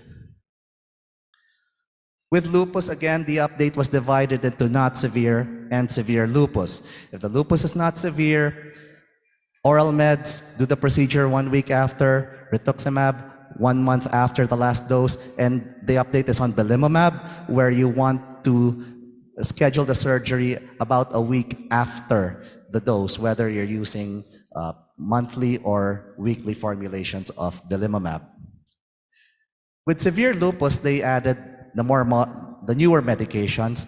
With rituximab, again, it's still, if you have to do it, fine, but, well, with belimumab, again, for the monthly, right after an IV infusion, go ahead and do the surgery.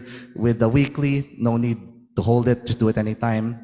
The 2 new medications added here are the interferon inhibitor, anifrolumab, where you want to time the surgery on the 4th week.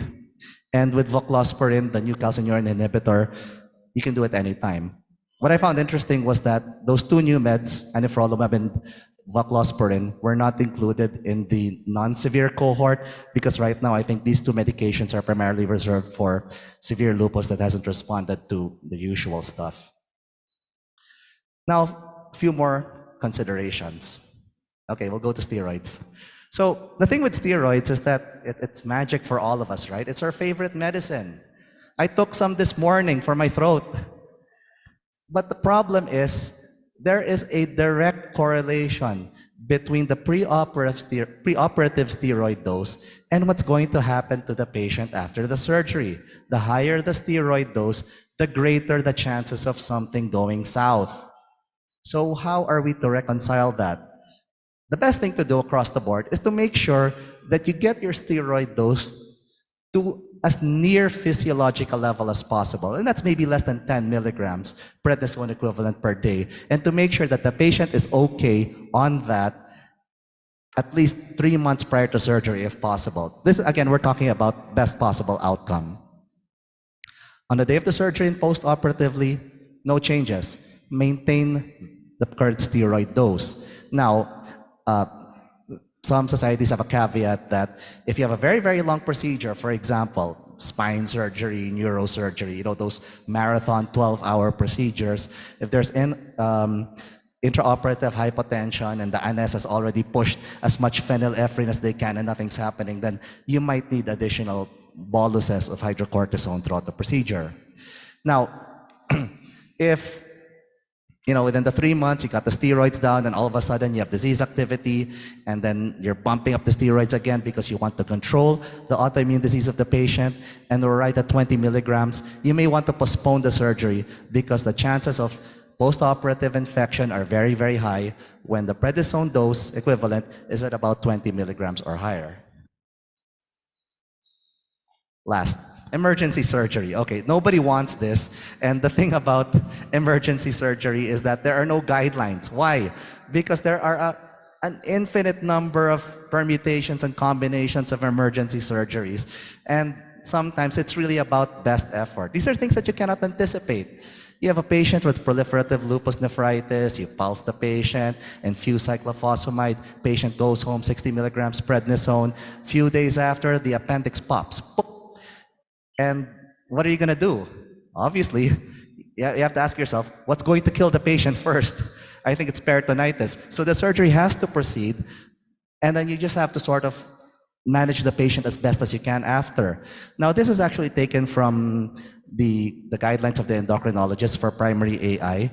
And what they do in those instances where the patient's going in with a pre-op steroid dose of maybe pred 10 to 15, is that pre-op, they give 100 milligrams hydrocortisone, and then they give a post-operative dose of 200 milligrams for 24 hours as a drip.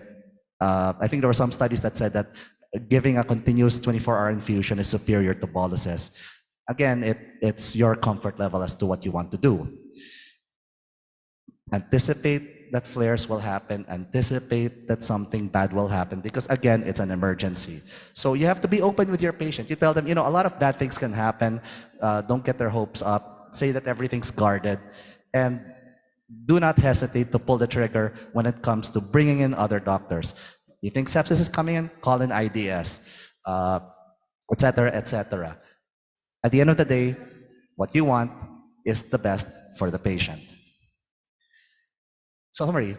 Wow, I told you this was a short talk. Okay, so again, our patients with autoimmune diseases have special needs. They're not like anybody else because, again, the nature of our field is so systemic that you can have weird combinations of different organ systems experiencing complications. Maybe that's why we rheumatologists are so good at teaching internal medicine, right? To be able to get the best positive outcome, whether it be in the preoperative, the perioperative, or the postoperative period, you need to take a very comprehensive approach. Think of everything. Think of the things that the other doctors will not think of. And if you look closely at the guideline that I presented earlier, the update, it was only for total knee arthroplasty and total hip arthroplasty because these procedures are generally very exact. But if we're looking for guidelines for management of medications prior to abdominal surgery or this or that, there aren't really any because, again, so many different combinations of possible procedures, events, etc., etc. So on the whole, the evidence is still kind of lacking. But what I would say is that that guideline, that ACR guideline, is still a useful base to build on, and it's a useful reference. At the same time, we should not hesitate to customize and to tailor our approach based on each individual's specific needs. So with that, I'm actually done. I want to thank everybody for their time, and I don't know if there's still time for a Q&A. Our moderator will let us know, but thank you all for listening and have a good day.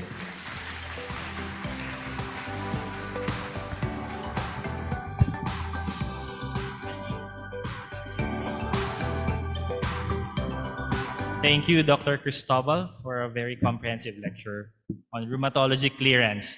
So in the interest of time, I was told that we will not be able to entertain live questions. So in lieu of the live questions, you can PM me your questions and I will be relaying them to our speakers and I'll just relay them back to you. So again, we would like to thank Dr. Iris Till Isiptan, Dr. Beverly Lorraine Ho, and Dr. Miguel Antonio Cristobal for their very insightful, practical, and engaging lectures.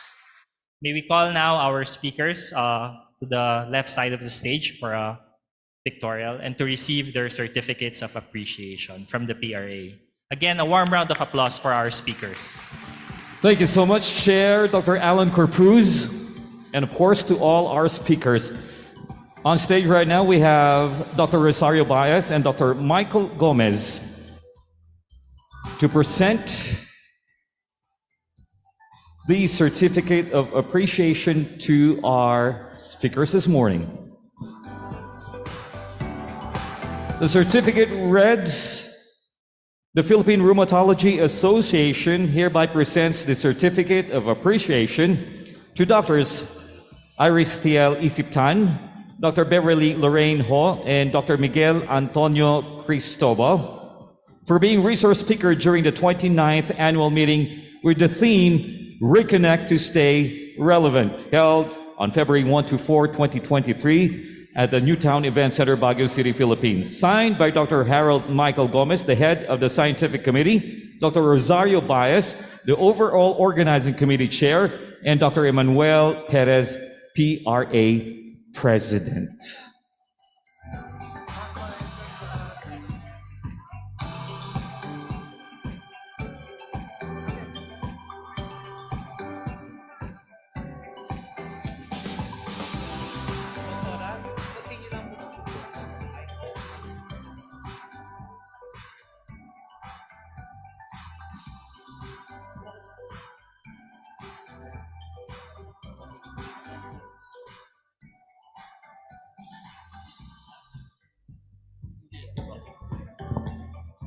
Ready to move on to our next symposium.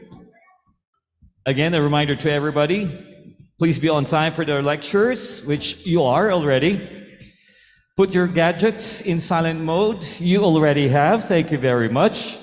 And as always, please reserve your questions at the end of the presentation. You may address the questions or clarifications to the speaker at the end of each session. For those of you watching us online or virtually, you can type in or post in your questions in the Q&A portion at the Zoom platform. I guess we're ready.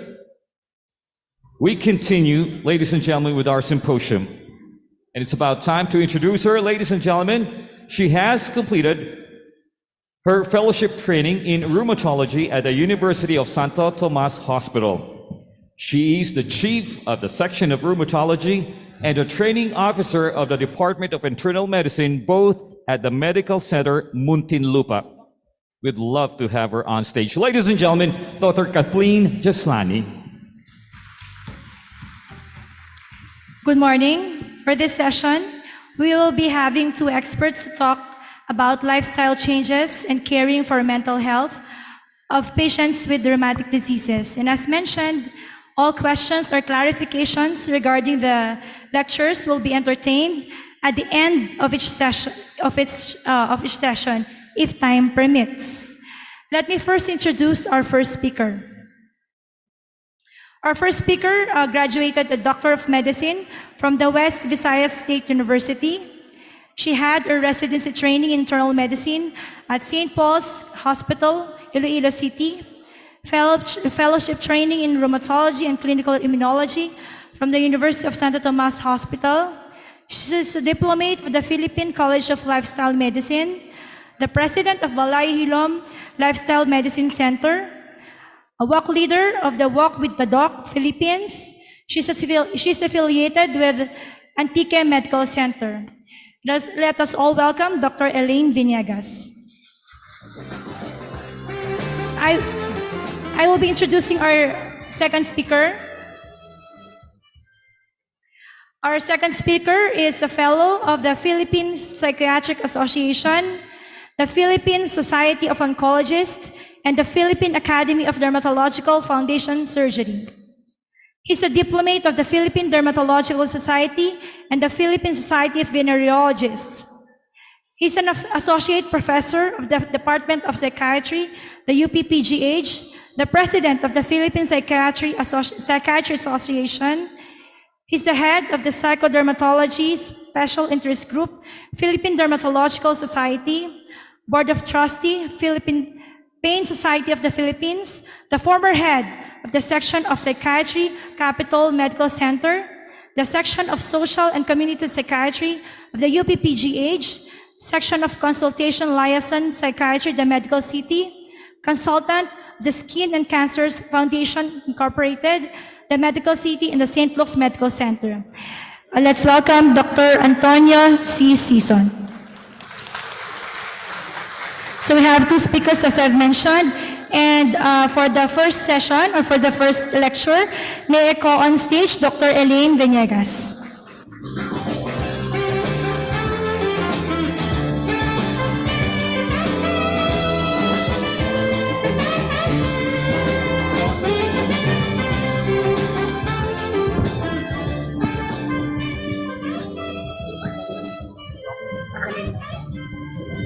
Tanggal po.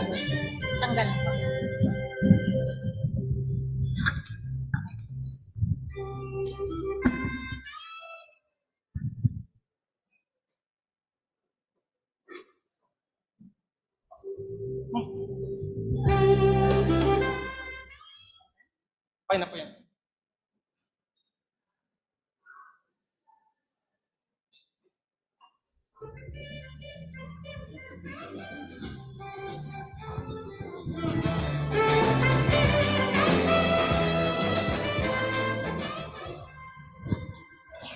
Good afternoon. It's an honor to be here.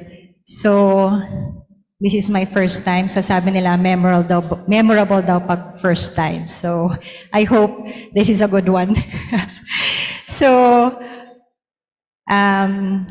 is anyone familiar with these gooseberries? So, we call this tino-tino or CO in our locality. And in English, it's called Cape gooseberries. So we grow them anywhere, and this is a very, very nutritious food.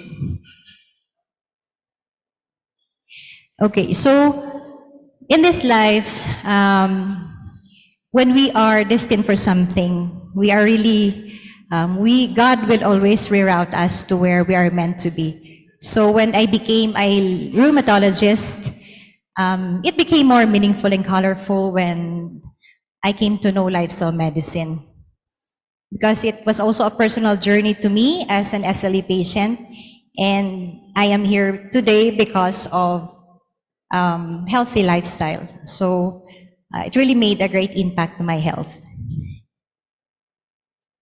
Okay, so since we are going to talk about food a lot today, this is my disclosure. And I will be running through the following objectives, the 6 pillars of healthy life in relation to lifestyle medicine. And I'll be talking about the gut microbiome, the impact of lifestyle on rheumatic diseases. So these 5 rheumatic diseases have been studied well with the lifestyle: the rheumatoid arthritis, SLE, inflammatory bowel disease, gout, and osteoarthritis. And lastly, lifestyle in my practice. Okay, so aside from certain rare diseases, we are not really destined to manifest the sickness of our families. When you look at ourselves right now, What we are is the product of years and weeks or even months of decisions that we have made for our health. Because you see, 80% of what we are right now is the product of those decisions. And 80% of the time, we're able to control what happens to our health through our healthy behaviors. And amazingly, we have epigenetics where we can turn on and off our genes. Okay, for those who don't know yet what lifestyle medicine is a medical specialty that uses evidence-based therapeutic and behavioral intervention as a primary modality to manage chronic diseases, not only to prevent, treat, but also reverse lifestyle-related diseases. So lifestyle-related diseases like autoimmune disease, type 2 diabetes, cardiometabolic syndrome, and the likes. Lifestyle medicine actually is the foundation of conventional medicine. And this is for the very reason that lifestyle modification or lifestyle change has been part of our CPG guidelines. Now, as a primary modality for prevention and management of chronic non-communicable diseases. So it says here in the CBG guidelines on coronary artery disease, sadly, most clinicians right now are prescribing treatment and therapeutics and not intentionally prescribing lifestyle modification. So I hope this changes after my lecture. As you could see, we cannot change our patients, and the success of their treatment depends on how empowered they are. So how do we empower our patients? And this is through behavior change. Success of treatment also is in combination of both the fusion of lifestyle and conventional medicine. One may need the other. And as clinicians, I think it is also best for us to maximize our knowledge about lifestyle modifications as we manage our patients to achieve optimal care. When we try to find out the root cause of the diseases, we are able to prevent at least 80% of the emergence of non-communicable diseases. Root causes like nutrient deficiencies, poor relationship, poor diet. Because you see, we live in a westernized world. Westernized lifestyle, westernized food, air pollution, water pollution, stress, because this is a very competitive world. So when we see patients and try to find out the root cause of the diseases, we can most likely prevent majority of the emergence of NCDs. And our search for a healthy and fulfilling life relies on 6 basic things: how we eat and how we sleep, how we move, how we avoid substance use, and how we manage stress, and how we connect positively to people around us. And nowadays, the medicine is like the medical practice. Some of us are taught to just focus on conventional medicine. Even in medical schools, we weren't really taught on what it means to have healthy, good quality sleep. Pag tinanong ng pasyente, Doc, ano pong ibig sabihin ng low salt, low fat diet? Gaano po ka-low ang low? So, paano mo po masasabi na good quality sleep? How do I exercise? How can you say na adequate po ba yung exercise ko in a week? So those are the things that are very basic and indispensable part of our management. And yet, we haven't really concentrated on this one during our studies and in our practice. And it's really an eye-opener.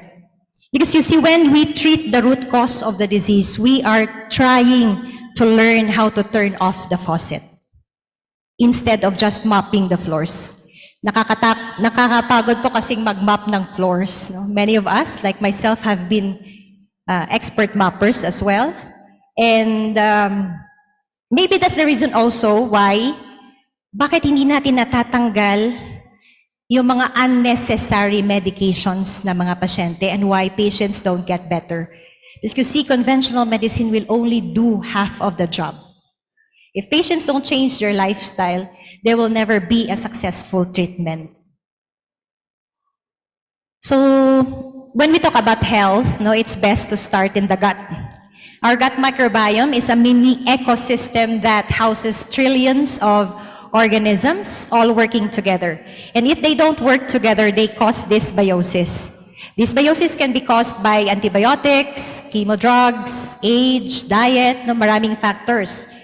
And since it is associated with our immune system, I think it is just right for us to feed our gut with proper food. So how do we repopulate our gut, especially if you come from a very meaty diet? So it is best to start with food. So have you heard of probiotics before? So we are very familiar with probiotics. This is our friendly gut microbes. And these probiotics, when they are very diverse, they are very good in our health. And in food, they come in kimchi and tempeh, kombucha, and miso. So those are examples. And with probiotics, they decrease inflammation in the body. Whereas prebiotics are the food for our probiotics. So these come in high fiber diet. Okay, so we're all familiar naman with fiber, diba? Fruits and vegetables. And fiber only comes from plants. They don't come from animals. And for those na nananotice niyo, nag-abdominal discomfort, abdominal bloatedness, it's okay after eating fiber because it's just your gut microbes trying to ferment fiber into short-chain fatty acids, which is very helpful in inflammation. So this will just go away after a few weeks. Okay, so these are the rheumatic diseases associated with the gut microbiome, and one thing they have in common in their pathogenesis or the disease process is dysbiosis. And again, Western lifestyle and Western food and ultra-processed food. Any disease, may it be autoimmune, rheumatic disease, or any non-communicable diseases, with Western diet and Western lifestyle, they all eventually go down into a low-grade chronic inflammation. So that's what they have in common. When you look at this, our diet has changed very much from the Paleolithic diet to the standard American diet. Whereas kasi yung kinakain natin ngayon more on processed food, 63% and 12% on plant foods. So least focus on the plant foods. So no wonder maraming emergence ng non-communicable diseases. Sa atin, it is undeniable na meron tayong mga pasyente na they could really attest na food really do play a lot in the severity of their symptoms. I have yet to meet a psoriatic arthritis patient na walang allergy sa meat. All my rheumatoid arthritis patients have flares with eggs. So when you come to investigate the deeper cause, you could really see the affiliation. And when patients try to dive into this healthy diet, mas maganda yung treatment response nila. Okay, so rheumatoid arthritis, as we all know, is a chronic inflammatory disease which causes disability and decreased quality of life and even premature mortality. Yes, there are helpful drugs and we are very thankful, but some patients can suffer severe adverse reactions with those drugs as well. As you can see, genetic and environmental factors play a role in the disease process of rheumatoid arthritis even before the onset of the clinically apparent disease. It's been there for a long time. So it's really inflammation. So these are the lifestyle factors related with rheumatoid arthritis. Fish and omega-3 fatty acids. They have anti-inflammatory properties. They can act as prophylaxis for RA patients, and they extinguish inflammation and improve clinical outcomes. Plant-based diet, high-fiber diet are anti-inflammatory for RA, and inflammatory diet or Western diet, and high meat intake, sugary drinks has been found to increase disease activity in rheumatoid arthritis. Alcohol, for instance, is associated with reduced risk of positive RA. No? But we also have to rethink that alcohol by itself can also cause malignancy, and RA already has a risk for malignancy. And of course, smoking increases the risk. Curcumin. So curcumin is an active component of turmeric. You're all familiar with turmeric. And it also has an anti-inflammatory property similar to anti-TNF drugs. And by RCTs, although this is small, it's found to be effective in alleviating pain compared to diclofenac. And obesity and increased BMI has been found to be pro-inflammatory in rheumatoid arthritis patients. And increased weight can also increase the clearance of anti-TNF in these patients. Okay, so SLE, this is also a chronic autoimmune disease which causes early mortality, and ESRD, and decreased quality of life. And for rheumatologists, we're familiar with this pathogenesis, and of course, it's triggered by both genetic and environmental factors as well, which triggers an abnormal immune response and eventually inflammation.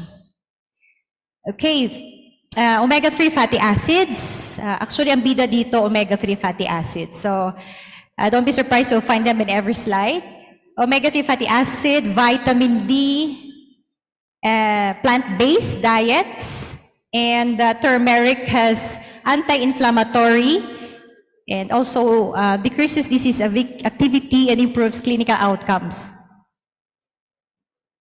Okay, smoking and excess weight also has a negative outcome, increases flares in SLE, and considering stress is a very important factor in the flares of SLE, psychotherapy or stress management could be very helpful. What about IBD? So when we talk about IBD, we think of Western diets or inflammatory diets and dysbiosis. So this is commonly studied, and these are the environmental factors that really affect the flare of IBD. And of course, it's still inflammation. Okay. Western diets tends to flare IBD, and plant-based diets like DASH and Mediterranean diet improves clinical outcomes, even gives IBD patient high remission rates and low relapse rates. Stress and psychological support are very important in IBD even before the onset, no? Because this could be a triggering factor for IBD patients, and at the same time, when chronic disease sets in, stress is also a part, no, of the things that the patients have to undergo. And of course, obesity and sleep deprivation or disturbance could flare IBD patients. Okay, so what about gout? No? Gout started to be a disease of kings, but has now reached global scale and even affected women. And amazingly, obesity and metabolic syndrome and gout share the same pathogenesis, and this is low-grade chronic inflammation. So when we try to treat hyperuricemia, we also extend the treatment to obesity and metabolic syndrome. And of course, still inflammation. Okay. So, very familiar to us, the reason for gout flares and hyperuricemia are animal proteins, seafoods, alcohol, and fructose. And anti-gout effects are seen from Mediterranean diet and DASH diets, which are plant-based diets. Okay, good for gout is our vitamin C, water intake, and physical activity. And we're down to the last slides. Osteoarthritis. Some of us may already have one or two of this, and some of us may have one of this in our lifetime. But no, there are always solutions to everything. And osteoarthritis also shares the same pathology with metabolic syndrome, which is chronic low-grade inflammation. So aside from trauma, genes, age, metabolic syndrome is also a risk factor. And as I've said, also inflammation. Okay, omega-3 fatty acids also has anti-inflammatory effects in osteoarthritis. Okay. So, and amazingly, we have RCTs. Although this is very small RCTs, about 80 patients. Cabbage leaf wraps has been found to be more effective than the usual care. So, mura naman po ang repolyo. And totoo, may mga pasyente akong nakatest really. No, maganda yung cabbage wraps, except lang pagmahal. No?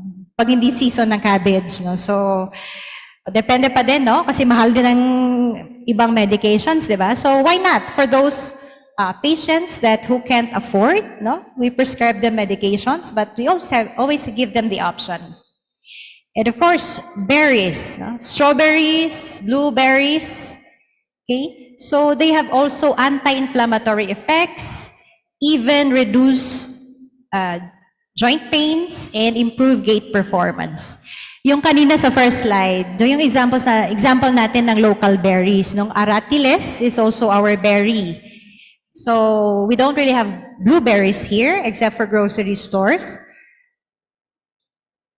And of course, herbs. No? Those who like herbs, turmeric, black pepper, and ginger, they have anti-inflammatory effects similar to naproxen and safer. Okay, so physical activity has been found out to decrease pain also in osteoarthritis patients. Okay, so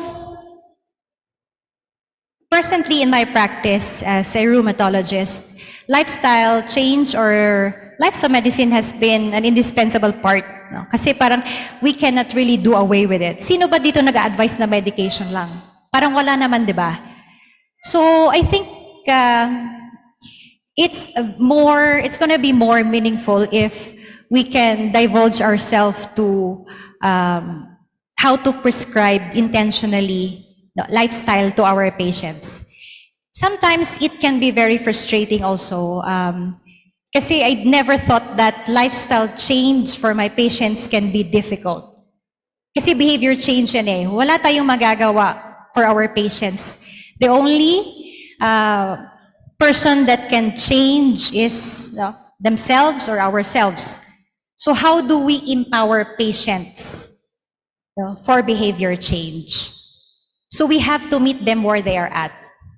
We have the 5 behavior change stages. For example, sa pre-contemplation phase where the patient is not aware of the problem.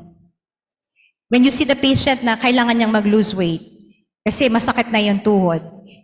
No? Tapos parang hindi siya aware na malaki siya or in denial stage. So parang useless yung management natin na mag-prescribe ka o mag-enroll ka sa local gym. Kaya bigyan kita ng ganito, no?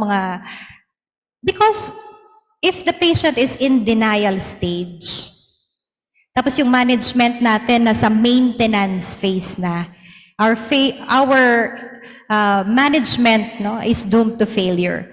So it helps na to meet what stage they are and then tailor our management.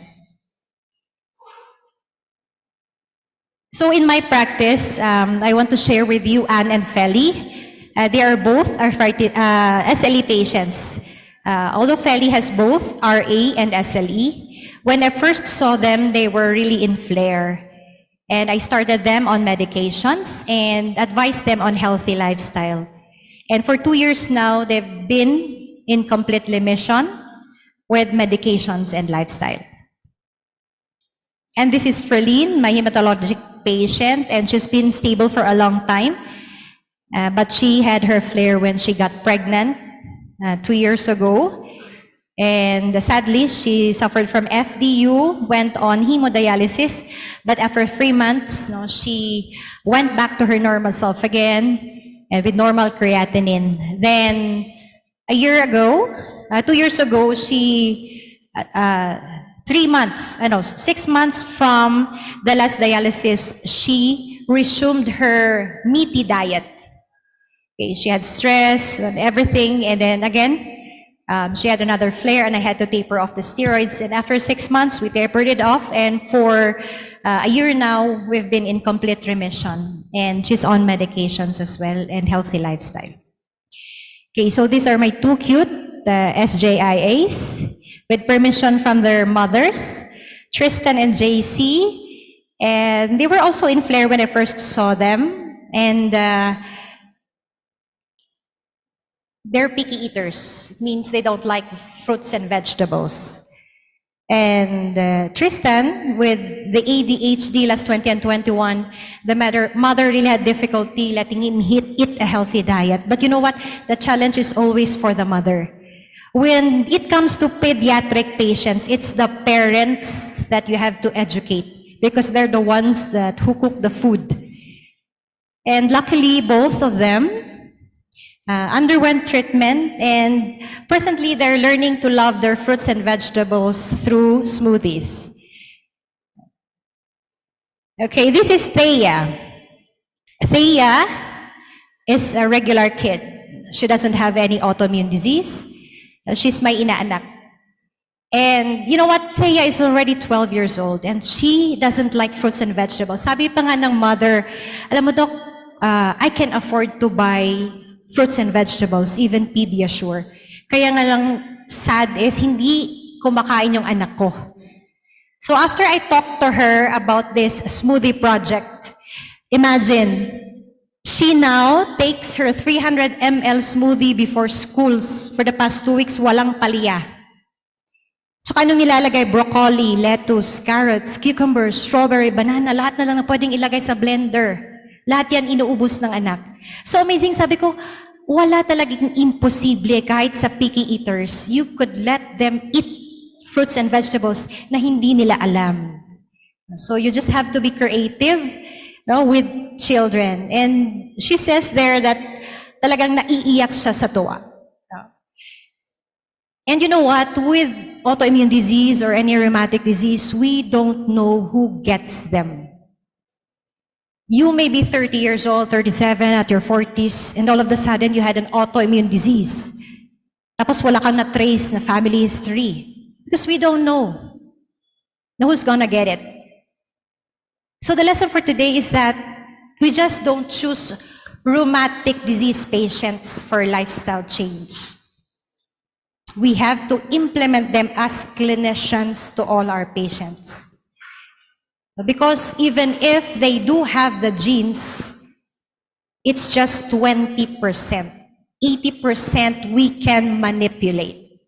So there's a chance na hindi sila lalabas. Kahit very strong family history. So in any disease, like rheumatic diseases, it is best to intervene during the asymptomatic phase. Through lifestyle modification as a primary intervention, stress management, proper sleep, physical activity, healthy lifestyle.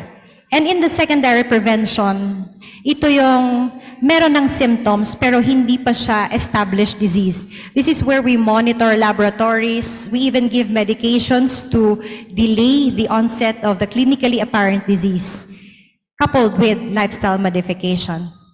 And tertiary prevention for the already established disease, where we give medications and we just soften the symptoms and the disease activity. But as you could see, in all phases of the management, lifestyle change is very important.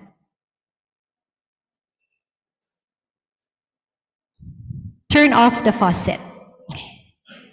Let's dive into finding the root cause of the disease in our every patient. That's what it takes to literally say that we are treating our patients in a holistic kind of way. let's empower them because we cannot change our patients, only themselves. Okay? So at the same time, when we try to find the root cause of the disease, we also prevent physician burnout. Kung minsan nakaka-frustrate din, di ba? Nakakasad na, bakit hindi gumagaling yung pasyente ko aside from other factors? So maybe lifestyle change is something na dapat nating tutukan din. No? Baka yun yung problem. And I leave this to you na treating our patient is a multidisciplinary approach. We cannot do this alone. We have to be humble enough to accept na kailangan natin ng tulong ng ibang specialties or health professionals. No?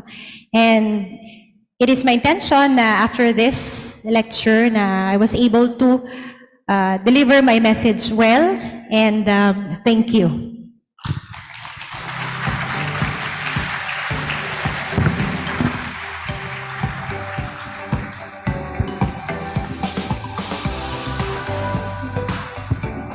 Thank you, Dr. Villegas, for that very interesting, informative, and inspiring lecture. And hope we too can adapt to that healthier lifestyle. And for our second and last lecture for this session, may I call on Dr. Antonio Sison to come up the stage to discuss about mental health of patients with rheumatic diseases. Dr. Sison. Thank you very much for that introduction. I'm sorry? What do you mean? Just like that? Yes. Can they still hear me? Kahit nandito? Okay, fine. You can still hear me, right? Great.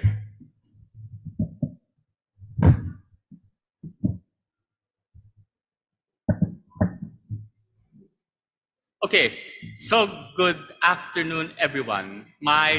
First of all, I'm very grateful and very thankful to be in your convention this afternoon.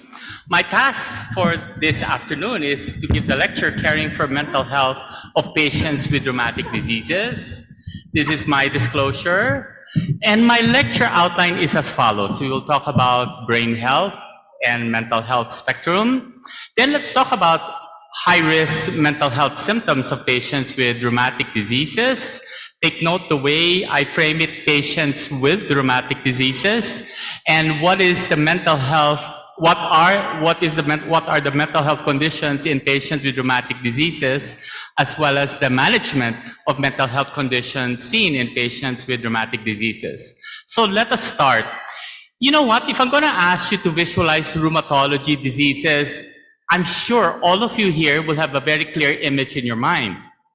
But if I ask you to visualize mental health, probably most of you would have a vague and abstract idea, since more often than not, when we think of mental health, it is not connected to the body.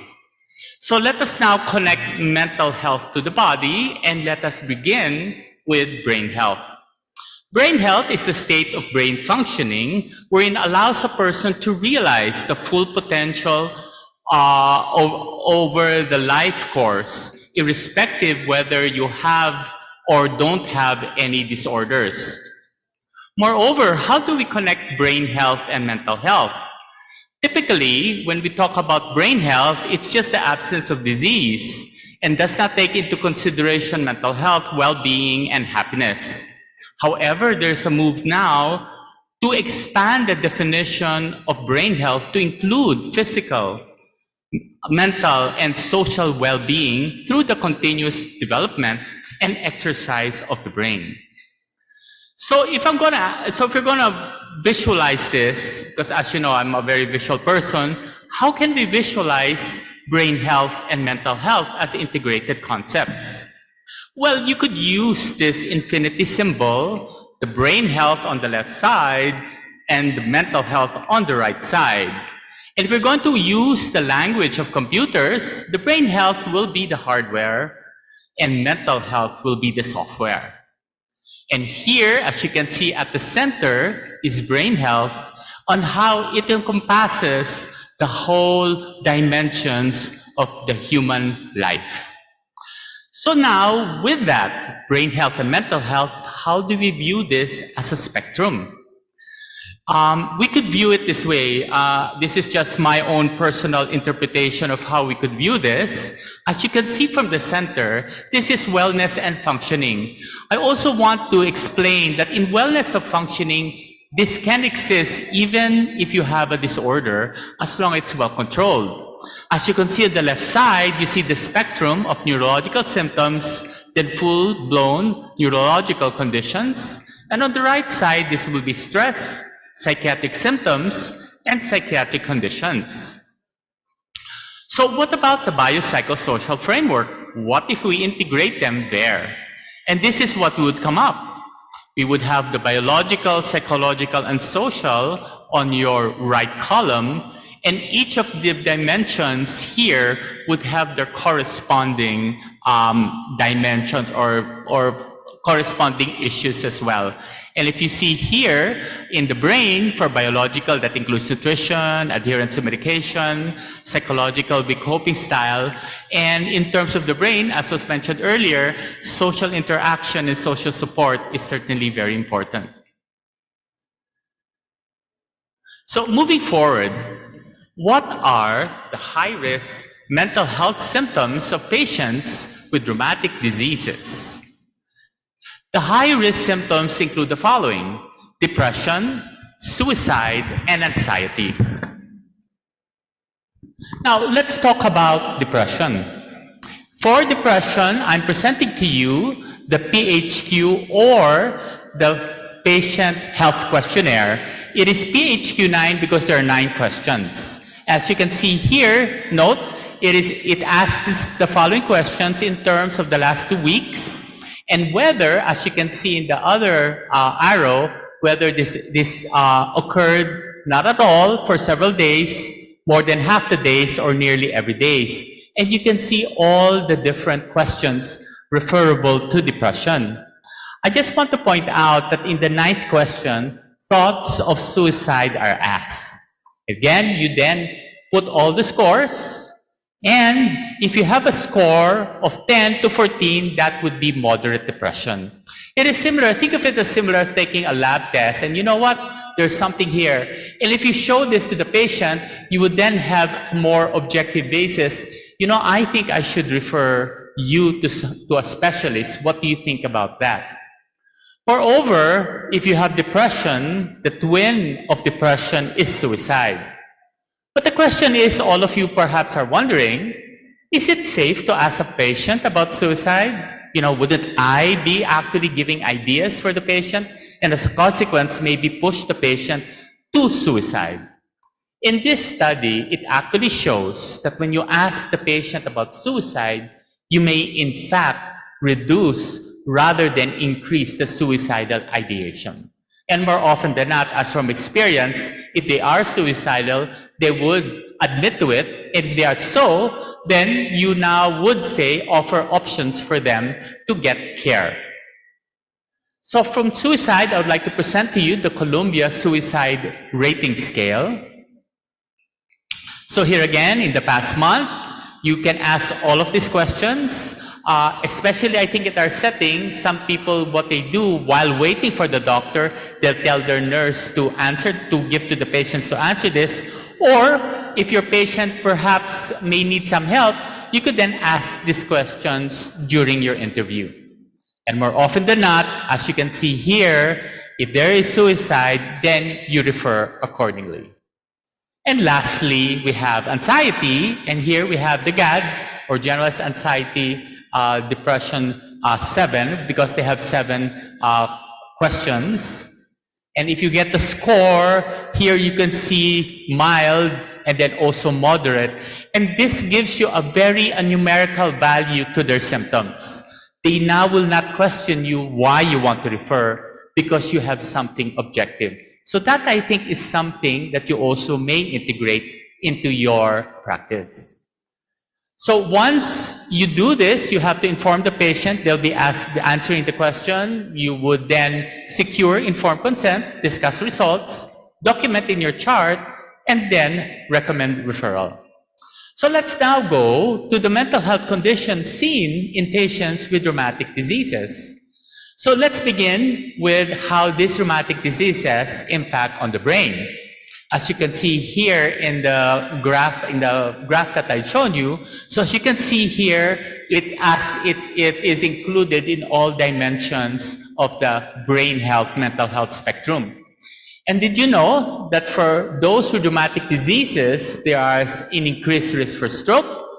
You all know, after all, you're rheumatologists, and as well as increased ischemic and hemorrhagic risk, as well as neuropsychiatric manifestations, neurologic manifestations as well, and cognitive decline is also something you may see in some of your patients. So let's now go to psychological impact. And here I would be focusing primarily on the spectrum in terms of the psychiatric conditions. So what are they? Definitely, I think you all would agree, you would see depression and anxiety. You would have depression and anxiety, and actually depression. And in fact, if the patient is depressed, there is increased risk for the worst term long outcome in terms of patients specifically with rheumatic arthritis. What is interesting in this study, there is, though increased risk of depression, they did not note that there is an increased risk of suicidal ideation or attempt. But remember, these were all in different categories. There may have differences in between in specific disorders. Additionally, what I find is rather intriguing that the suicide risk is actually mediated or affected by vitamin D levels. So perhaps it's something we also could integrate in our practice.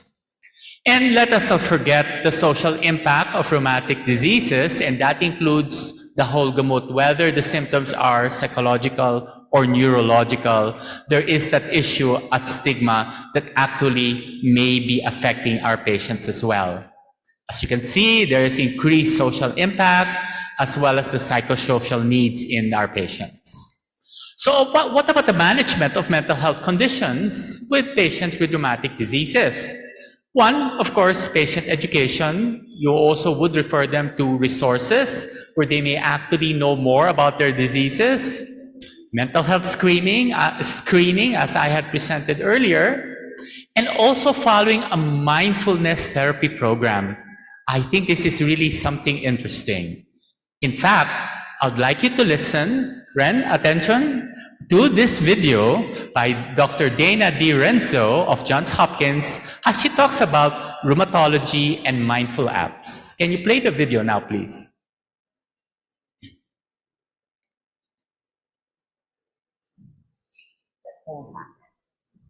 The other way to engage in mindfulness is through use of smartphone applications or online programs.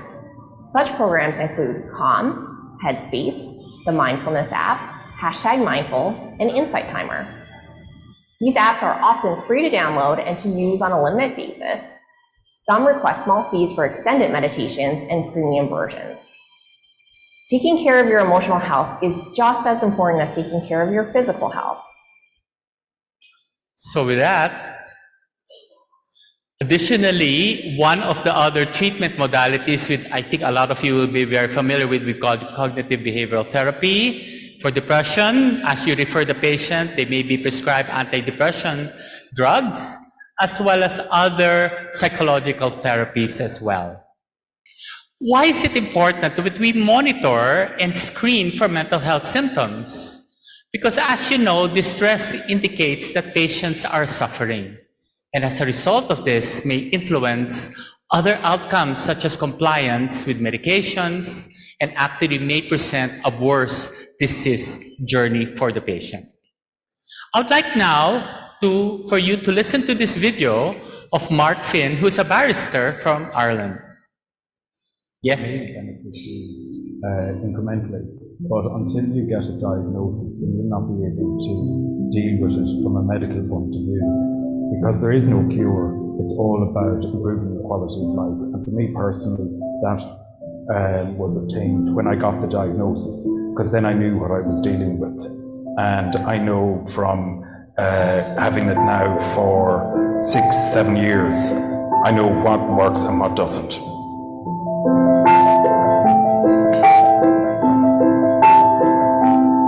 I'm Mark Finan. I may have arthritis, but arthritis does not have me. And that, I think, is the message we should give to all of our patients. They're not defined by their diagnosis.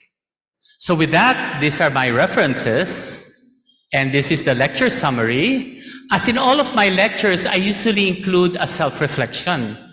And I think as rheumatologists, you also need to be aware of your own mental health.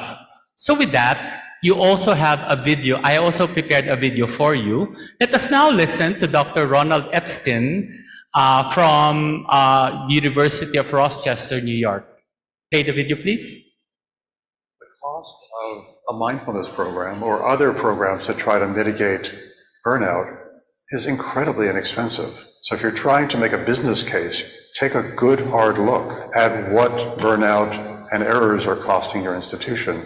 We teach doctors to meditate, and even if it's just for 30 seconds or just for 3 seconds, taking a breath between patients, but to really recalibrate their inner lives and be more aware. So with that, as clinicians, let us all be kind and take good care of ourselves so that we can better take care of our patients. Thank you very much.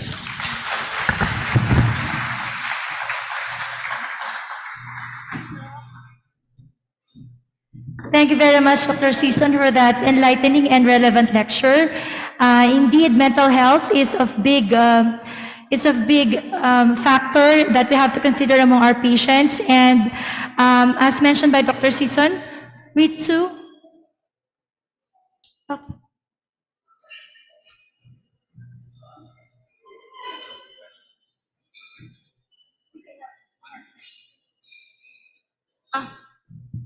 We can entertain 1 or 2 questions. We still have 5 minutes for the Q&A. Any questions to our speakers, Dr. Elaine Venegas and to Dr. Antonio Sison? Anyone? Yes, sir. Hello. Hello, good afternoon. For the lecturers, that was a good lecture that resonated with me. Okay, so I have a few comments and questions regarding the lecture. Okay, so nowadays, most people would offer the quick fix. So for our patients, they take the pill rather than taking the hard road, which is actually changing their lifestyles. Okay, so for treating the disease, I think now we have the best medications out there. But the problem is they are very expensive. And if we can offer our patients lifestyle modification, maybe we can reduce that expense. Okay, so my question is how do we break this barrier? What are the actual actionable techniques that we can do as physicians to empower our patients in taking this harder road? Okay, and then is it a skill that we need to develop, or do we need to practice what we actually preach to our patients? You can come up the stage. Thank you for the question. Actually, due to Western lifestyle, lahat na lang tayo, di ba, nagmamadali. Even with losing weight, gusto natin mabilisan. Kaya hindi naninibago kahit sa mga pasyente natin, kahit ourselves, tas madali silang maganyak sa mga 6-in-1 pills. Isang pill, lahat ng rheumatic diseases, gamot na. Because at the same time, expensive. So they would rather buy pills na feeling nila makakagamot sa isang inuman lang. And lifestyle change is a process. Yung length ng management, it depends kung saang level of readiness yung patient.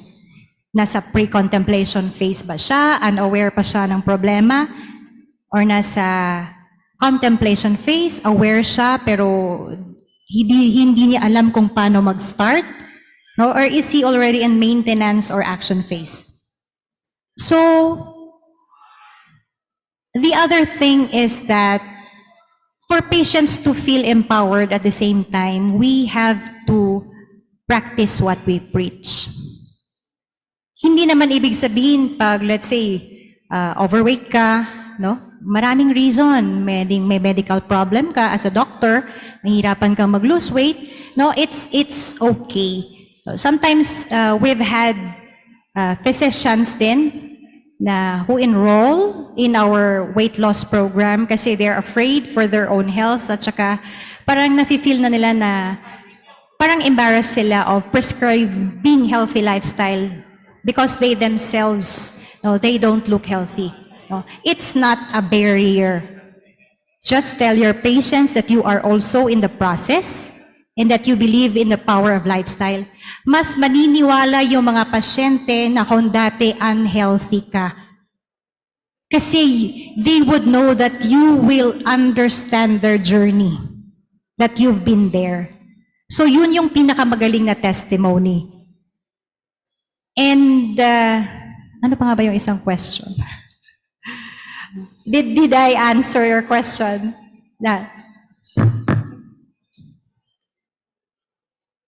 Okay, thank you.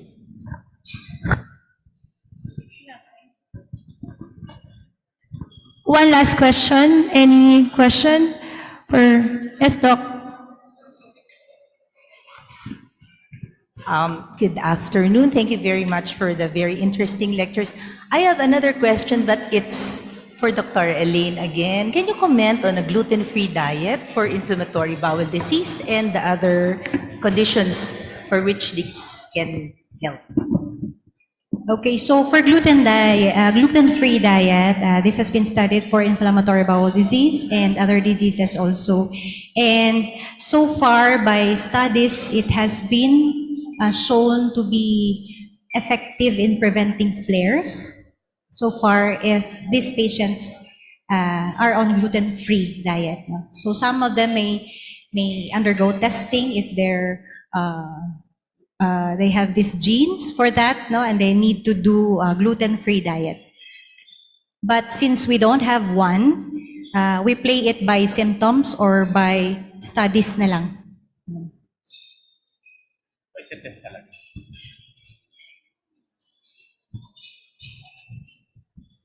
Are we good?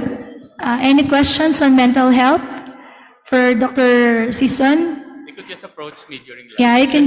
Yeah, Dr. Season can be approached anytime. Okay. Thank you. Thank you very much, everyone, for listening, and thank you to our speakers.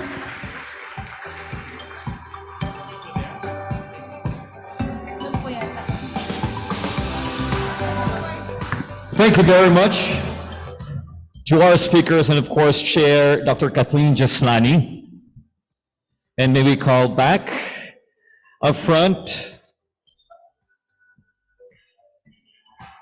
Dr. Rosario Baez and Dr. Michael Gomez to present their tokens and certificates of appreciation. And once again, the certificate reads, the Philippine Rheumatology Association hereby presents the certificate of appreciation to Dr. Elaine Venegas and Dr. Antonio Sison for being resource speakers during the 29th annual meeting with the theme Reconnect to Stay Relevant, held on February 1 to 4, 2023 at the Newtown Event Center, Baguio City, Philippines.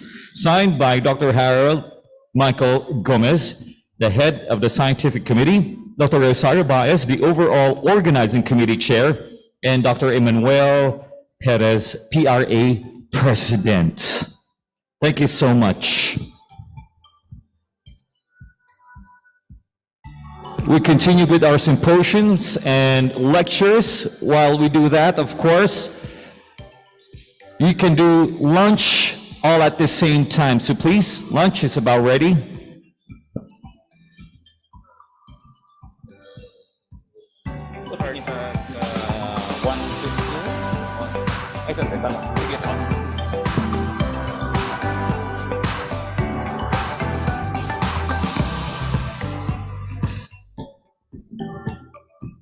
So we will continue on with the lectures and of course symposium while everybody else does lunch.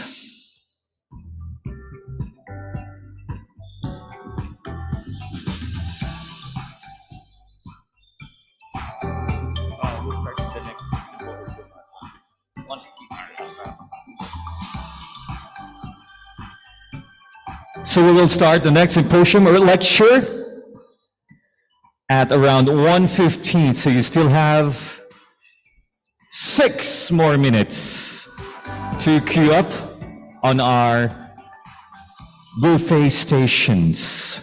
Thank you very much.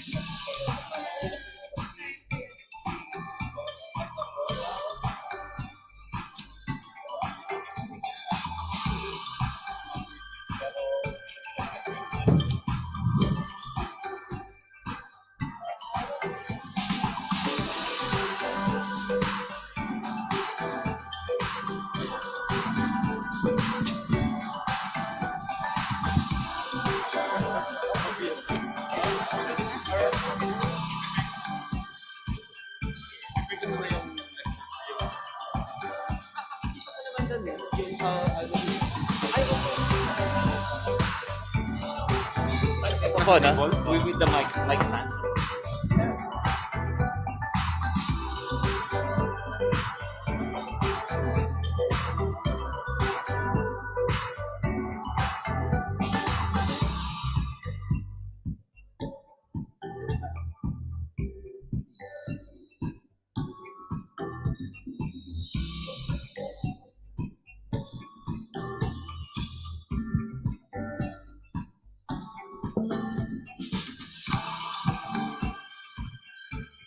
So good afternoon once again, doctors, ladies and gentlemen. I hope everybody's enjoying symposium lunch or lecture lunch.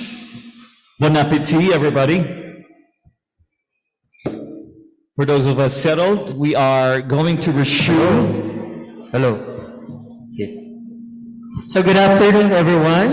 I'd like to welcome you to the Novartis sponsored lunch symposium. And I'm going to introduce to you our speaker for this afternoon.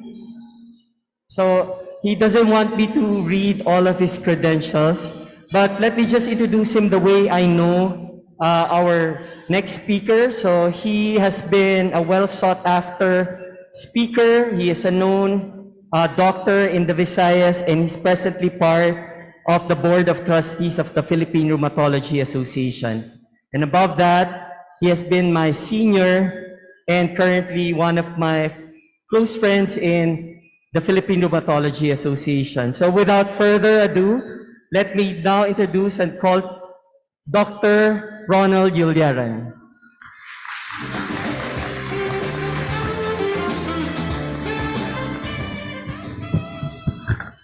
Hello, test. So good afternoon, everyone. Actually, I'm here to pay for lunch. So I'm doing this as a CME-sponsored activity. So, Gito, thank you. You're also one of my best friends in Philippine rheumatology. So, first of all, I'd like to thank the organizing committee. Thank you for doing this. It's very good so far. And we are very, very happy with the topics that you have chosen. And of course, the hospitality of the Baguio people. And of course, I'd like to thank Novartis. All the Novartis staff are here. They are very new. So most of them, maybe you haven't met because all the way from the boss to the product manager are all new. So they're here to support us. Novartis, thank you very much for supporting PRA through the years through CME activities. So the title of my talk is basically on how to decide in patients with axial spondyloarthritis with persistently high activity. So as rheumatologists, we know that axial spondyloarthritis is one of the most difficult diseases to treat, mainly because we usually catch them late in the disease. And maybe because also of the low disease information, especially to the primary care physician. But inherent to the ankylosing spondylitis or spondyloarthritis is the nature of the disease itself. In rheumatoid arthritis, the inflammation is sustained. And we cannot, unless we control the inflammation, the pain will always have pain. Unlike in ankylosing spondylitis or spondyloarthritis, the disease is like creeping on the patients very, very slowly. So this is just a very short disclaimer.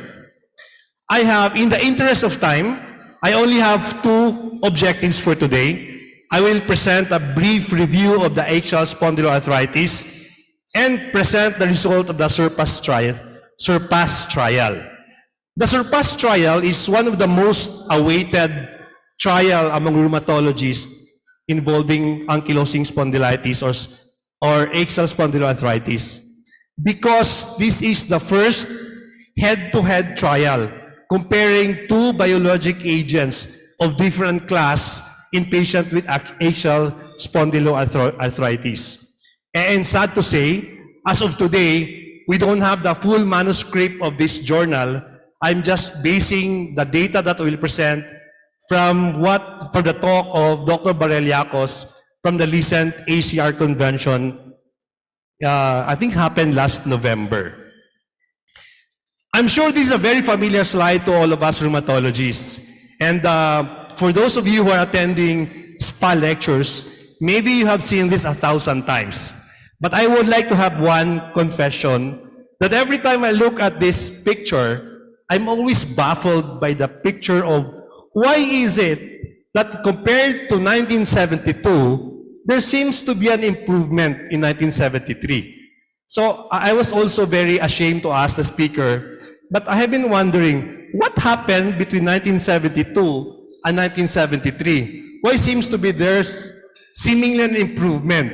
And we know very well that the biological treatment was not yet available at that time. It was probably about 20 to 25 years later. And it's a shame to accept that I just learned that this guy is actually a real person. He is a member of the Royal Canadian Army, and this picture depicts the progression of his ankylosing spondylitis.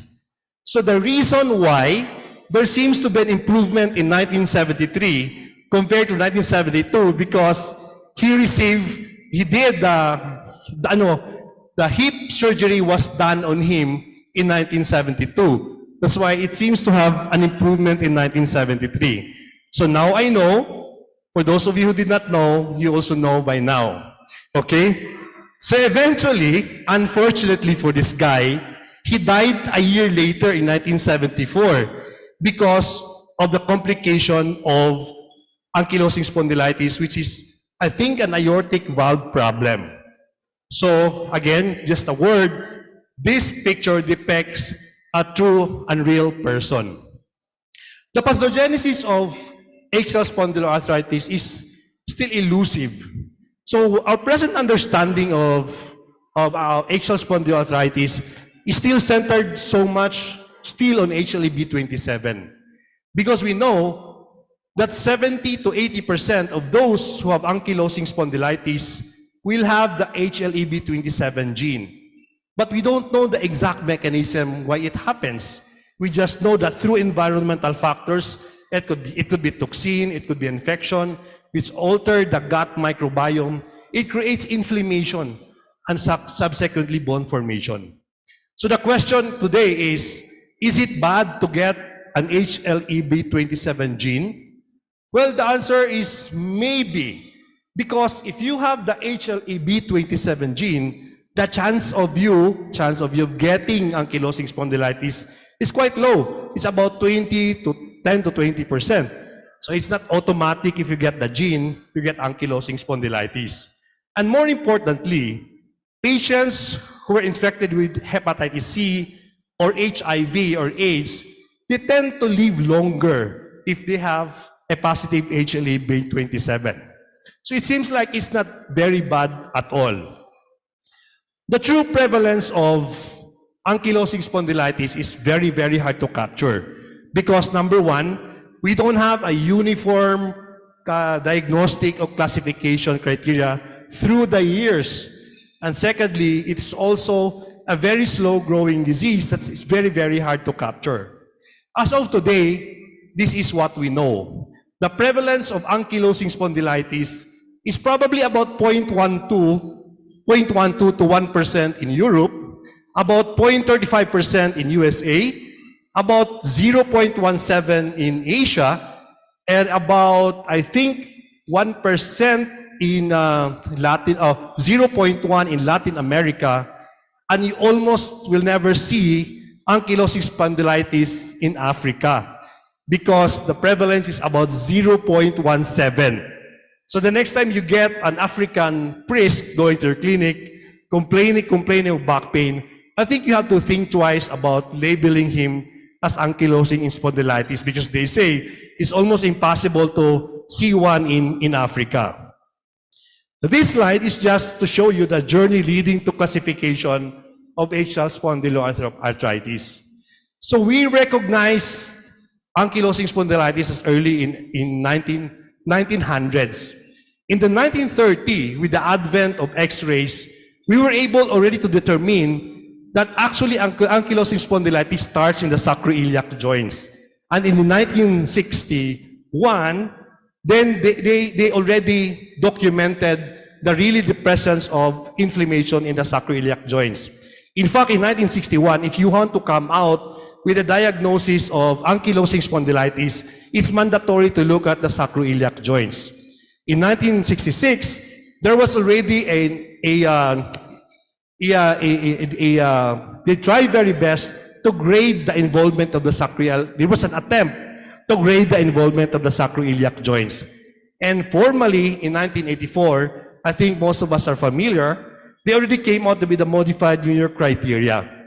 The only limitation with the modified New York criteria is that you have to have the involvement of the sacroiliac joints before really saying the patient has ankylosing spondylitis. So even if the patient has already fused spine, without involvement of the sacroiliac joint, it's quite hard to label them actually as ankylosing spondylitis. In the 1990 and 1991, there was the AMOR criteria, the ASSG criteria. These criteria acknowledge the presence of sacroiliitis, but the limitation of these two criteria is that they were not able to incorporate magnetic resonance imaging or MRI to document the early inflammation in the sacroiliac joint. And here we are today, the 2009 ASAS classification criteria. So the biggest advantage of this criteria is we already use MRI and we can see early inflammation in the sacroiliac joints. So this is how we understand spondyloarthritis today. It is divided into two big groups, the axial spondyloarthritis and the peripheral spondyloarthritis. Axial spondyloarthritis is if majority of the problem, the symptom, the pain of the patient is in the axial spine. But it doesn't mean that if the patient have axial spondyloarthritis, that he will not have peripheral arthritis. Because about 20 to 40% of patients with axial spondyloarthritis will have peripheral arthritis. Further subdivided into non-radiographic, that means you don't see anything on the sacroiliac joints. And if they have something already in the SI joint, we label them as radiographic axial SPA, or otherwise called as ankylosing spondylitis. So the peripheral spondyloarthropathies for the psoriatic, reactive, undifferentiated, we have the IBD associated arthritis. So how are we going to diagnose today patient with axial SPA? Now, please take note of the inflammatory back pain. The previous diagnostic criteria requires inflammatory back pain to be an entry point before you consider patient to have axial spondyloarthritis. So it's very important to know what differentiate a mechanical back pain from an inflammatory back pain. The mechanical back pain, usually the patient will remember, Doc, 2 weeks ago I lifted a very heavy object, I heard a popping sound, and then the pain was severe. That's a characteristic mechanical back pain. But in inflammatory back pain, usually the back pain is insidious. That means patient will never remember when it started. They will never even remember the date, the year. It's just like it's creeping slowly on the patient.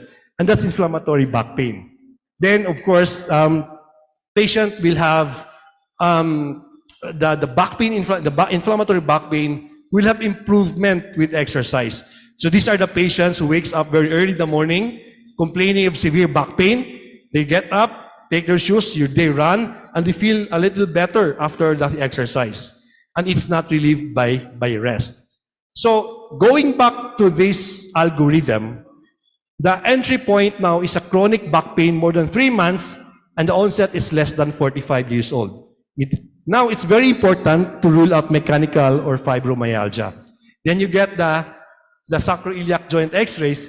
If it's positive, it's easy. It's ankylosing spondylitis. So what if the SI joint x-ray turns out negative? Then you look at the presence of SPA features. And on the right, this is the SPA features. So you have to ask for uveitis, inflammatory back pain, psoriasis, HLB27, CRP, dactylitis, joint pains, IBD, good response to NSAID.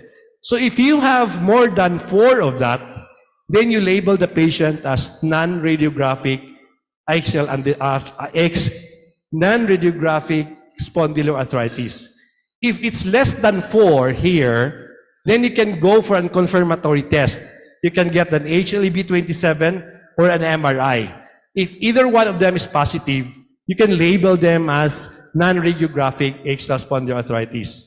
Then if it's still negative, I think it's high time to look for possible diagnosis. So as of today, we recognize as rheumatologists that there's a delay in the diagnosis to our patients. According to a local study done by my Ma'am Hazel and Sir Jombi, the average is about 5.8 years. That's how much delayed we are. But if you look at the foreign journals, it's as long as 12 years, 7 to 12 years. So I think relatively we're better in catching them early in the disease. As the disease progresses, patients experience structural damage resulting in reduced mobility and function. Studies have shown, compared to patients with rheumatoid arthritis, patients with axial spondyloarthritis, please pardon me, it's very hard for a Bisaya to say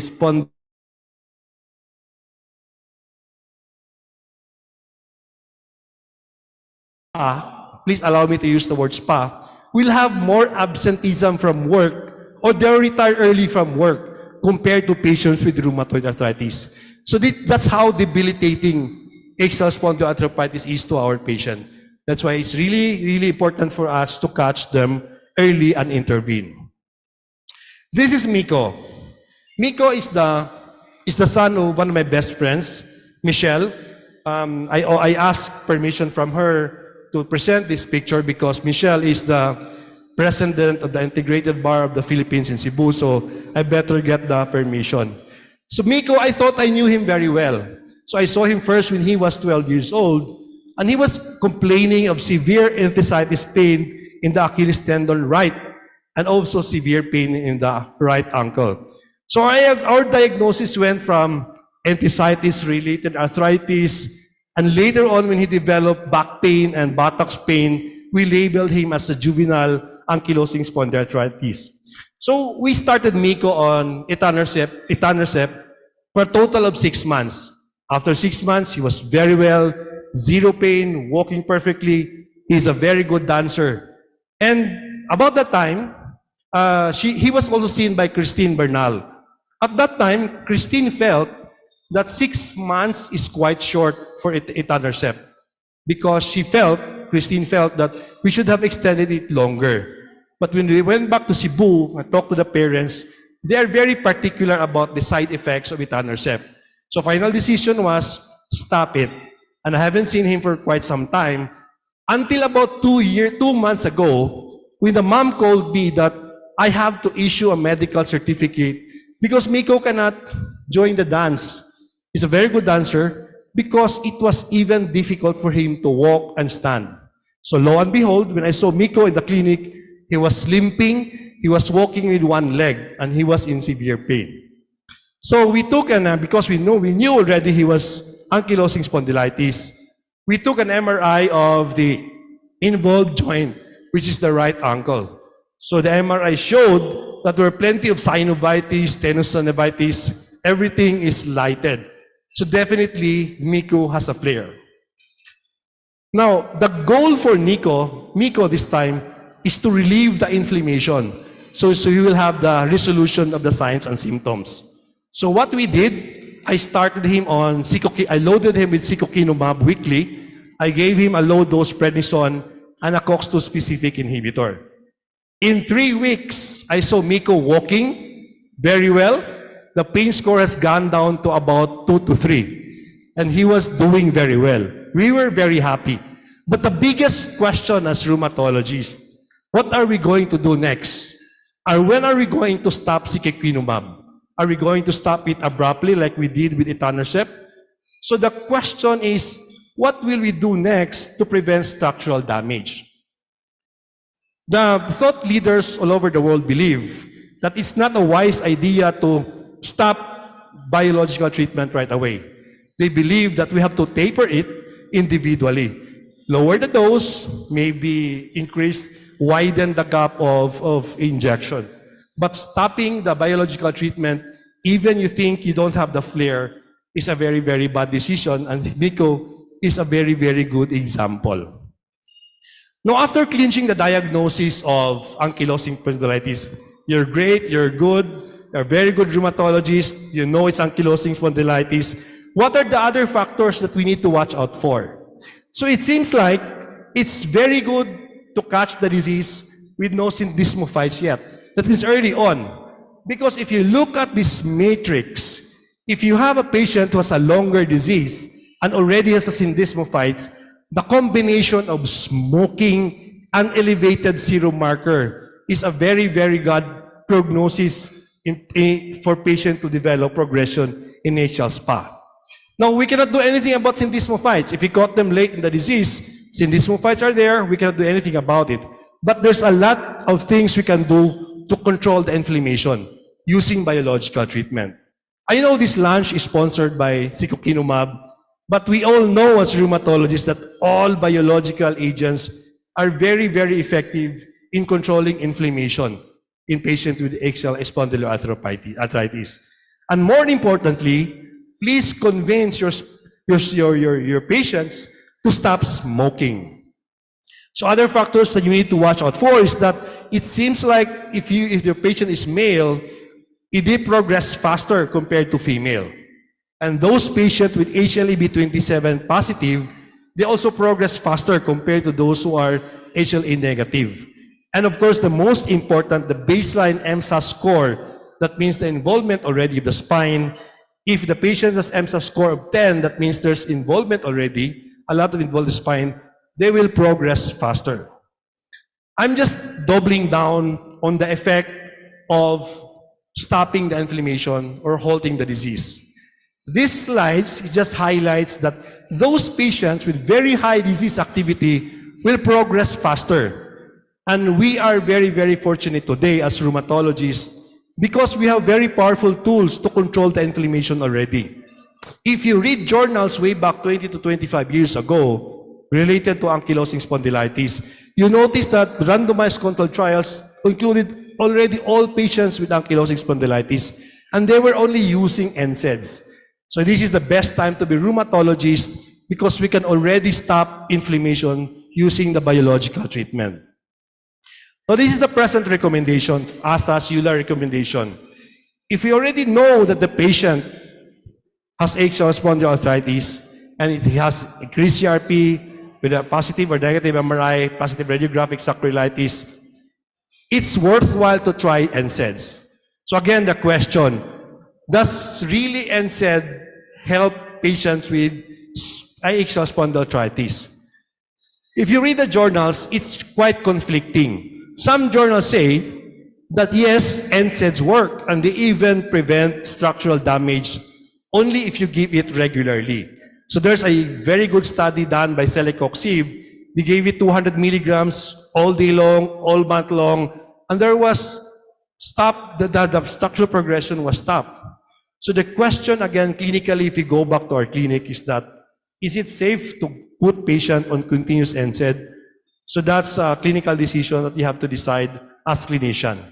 Now, after the trial been said, if you still deem as rheumatologist that there's still high disease activity using ASDAI or ASDAS or BASDAI, then it's worthwhile to consider already biologic treatment.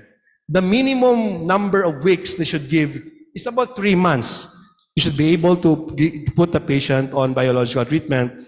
And after that, it's a agreement between you and the patient if you need to continue or stop the treatment. But again, I have to reiterate, it's really bad to stop the biological treatment right away. I think it's worthwhile to taper the dose. The question again is, what are the biological treatment that are recommended? According to the recommendation 9, we have to use the TNF inhibitor, interleukin-17, and probably the JAK inhibitors for patients with high disease activity. Now, if there's a failure using the TNF inhibitor, you can switch it to another TNF or you can switch it to interleukin-17. How I wish that the day will come that we will have serological markers that we can just take a blood test and we will know right away this patient needs TNF, this patient needs interleukin-17, so that we can start the treatment early and we don't have to be switching medications. So I hope that time will come when I am still practicing in rheumatology. So what do we know today? We have to recognize that the diagnosis is really delayed.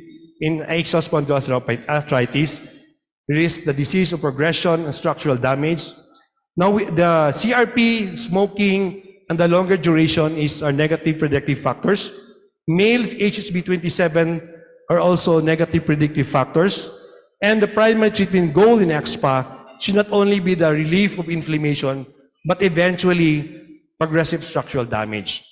Now, if you ask me if there is a perfect drug for this, I think the answer is no, because I haven't seen yet a biological treatment that can wholly or totally prevent structural damage in patients with axial spondyloarthritis. Now, as a payment for our lunch today, let me bring you back to the focus of secukinumab. Okay, so I'm just paying lunch, but actually, please consider secukinumab for these succeeding slides. Now, secukinumab has been with us for many, many years, and we know it's very good, it's very effective, it's very safe. We have been using it for quite some time already, and these are the landmark trials they did, showing the efficacy and safety of secukinumab. So they have the measure 1, the measure 2, the Achilles, the prevent, the skip cane. The succeeding slides, I will present the result, the SURPASS trial. So again, if you ask me difficult numbers, I may not be able to answer because the full manuscript is not yet out. I'm just getting the data from the lecture of Dr. Barrialacos from the recent ACR convention. So the SURPASS trial is a randomized, partially blinded, multi-center study. It is the first head-to-head. There was no head-to-head done yet using biological treatment in axial spondyloarthritis. So versus adalimumab on spinal radiographic progression. SURPASS will probably provide critical scientific evidence to support evidence-based decision-making in the treatment of patients with AS. So in the clinic, when we go back to our clinics on Monday, this will probably answer the question because we have been very used to using TNF inhibitors in patients with axial spondyloarthritis. We're very confident in using it. So it will answer the question, can secukinumab display the same result as good as the gold standard adalimumab? And the primary endpoint is to demonstrate the proportion of patients from secukinumab with no radiographic progression. This is defined as MSAS equal to or less than 0.5 at week 104. Again, the question is, why was the point the week 104 was chosen? Studies have shown earlier that for us to see some really changes in the spine or in the bone, the minimum number of years that we need to observe is about 2 years. So that's why they came out with week 104 because of the previous study done on biological treatment. And this study was hoping that secukinumab 300 milligrams is better than adalimumab. So that's what they were hoping for. And key secondary endpoints, the change from the baseline MSAS, no new syndesmophytes in patients with at least one syndesmophyte, the inflammatory bone using the Burden HS score, the SPIMR score. I cannot discuss this with you because I don't have the fine prints of this as of today. So this is a SURPASS trial. It's about 859 patients. They included patients who have inadequate response to NSAID. And it's very important that these patients did not receive biological treatment in the past. And they randomized it to secukinumab 150, secukinumab 300, and adalimumab 40 milligrams. Note that there was no placebo because this is a head-to-head trial. This is called partially blinded because patients on secukinumab 150 and 300 did not know which one they received. Is it the 300 or the 150? But those in adalimumab 40, they know what they are receiving. So the inclusion criteria confirm radiographic axial SPA, fulfilling the modified New York criteria, should be more than 18 years old. BASDAI score more than 4 equal to 4. Spinal pain by visual analog score should be more than 40 or more. And either CRP level of 5 and at least one syndesmophyte on spinal X-ray. And these are the typical exclusion criteria. I'm just showing to you what is the MSAS. I'm sure most of you are familiar, but just a very, very quick review. MSAS is the way is the thing now we use for scoring involvement of the spine. If you notice, it only evaluates the cervical and the lumbar spine. And we know very well as rheumatologists that the first part of the spine that's affected is the thoracic spine. Yet, the EMSA scoring involved the cervical and the lumbar spine only, because they find it difficult to include the thoracic spine because of the presence of the ribs and the lungs. But they attempted to involve the thoracic spine by involving the lower T12. So lower T12, because they said most of the inflammation start in the lower thoracic area. So that's EMSAS. And they use 3 independent radiologists blinded to the patient, to the treatment arms. So this is the results. Please focus your attention in this area here. So this is the result. So the proportion of patients with no radiographic progression at week 104 is about 66.1% in the 150. It's 66.9 in the 300 and 65.6 in patient given adalimumab. So again, I'm sure of you, the smart guys, well, we're all smart, but those in studies will say, so then why will we give 300 milligrams if the result is the same as if you get 150? I think it boils down to your clinical decision making when you go back to your clinic. But this will just show you that doesn't really matter so much if you give the 150 or you give the 300 milligrams. It's as good as the adalimumab 40 milligrams given also. Now, in terms of change from baseline in EMSA score, the change is about 0.54 in 150, 0.55 in 300, and it looks like it's very high, the change in adalimumab. So if you look at these figures right away, you say, well, secukinumab is a lot better because the change is wider. Higher in patient adalimumab. But after doing statistical analysis, they decided that there is no difference between 0.54, 0.55, and 0.72. So in terms of baseline. So this is just a slide. Majority of patients showed no radiographic progression at week 104 in both secukinumab and adalimumab biosimilar. Spinal radiographic progression over 2 years was low with a significant difference between secukinumab and adalimumab. Now, how about those patients who were enrolled in the study with the presence of syndesmophytes already? So percentage of patients with syndesmophytes at baseline and no new syndesmophyte at week 104 at the end of study. These studies have shown that's almost the same. So 56.9 with 150, 53.8 with 300, and it's about 53.3 in patients with given adalimumab. So basically, they're all the same. I'm down to, Mike told me to do it fast because we're running out of time, but I'm down to my last 2 slides, maybe. So the SURPASS trial, in summary, enrolled patients at high risk of radiographic progression.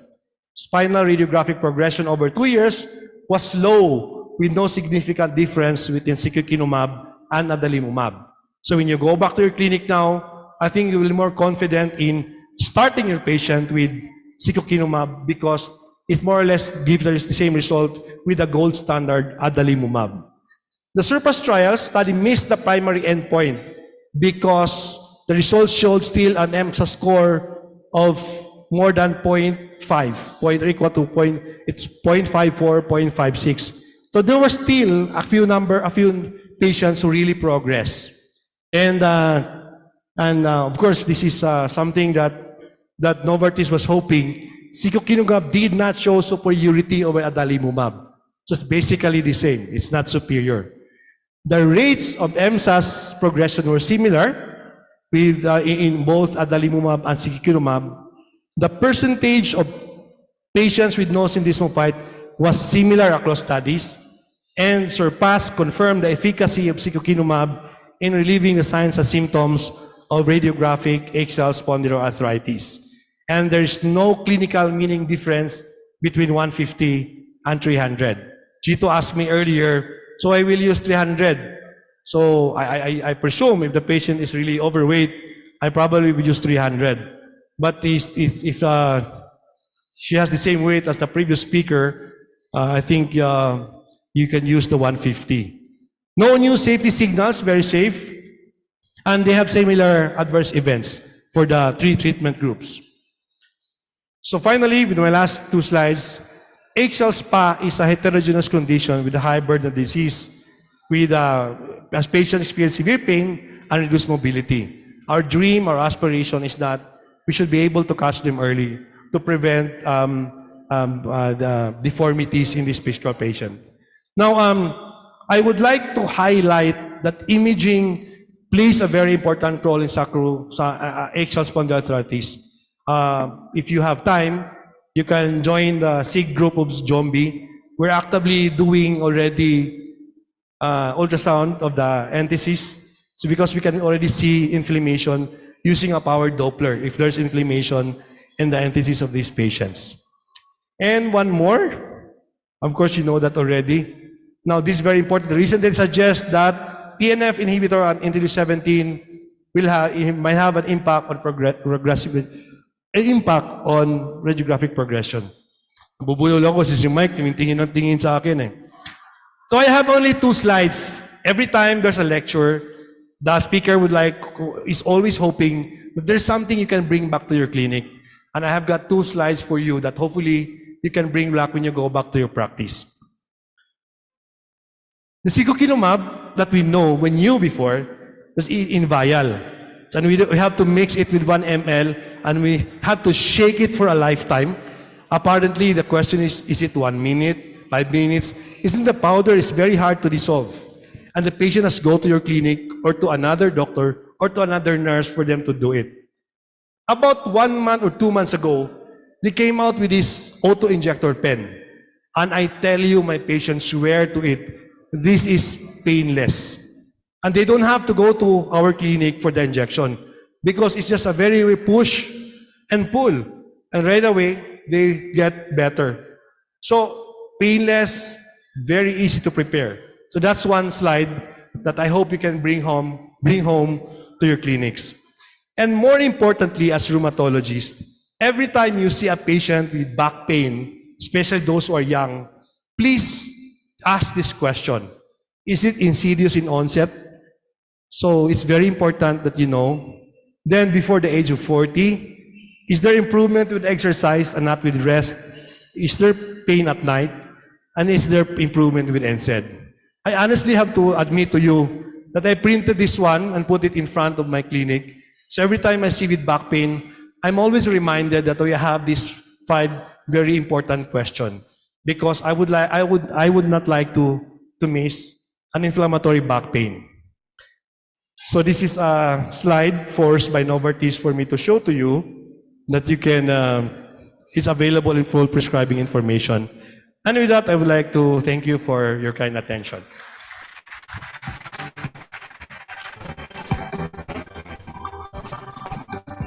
Thank you for that excellent lecture, Dr. Yuliaran. Can we invite you to take a seat in the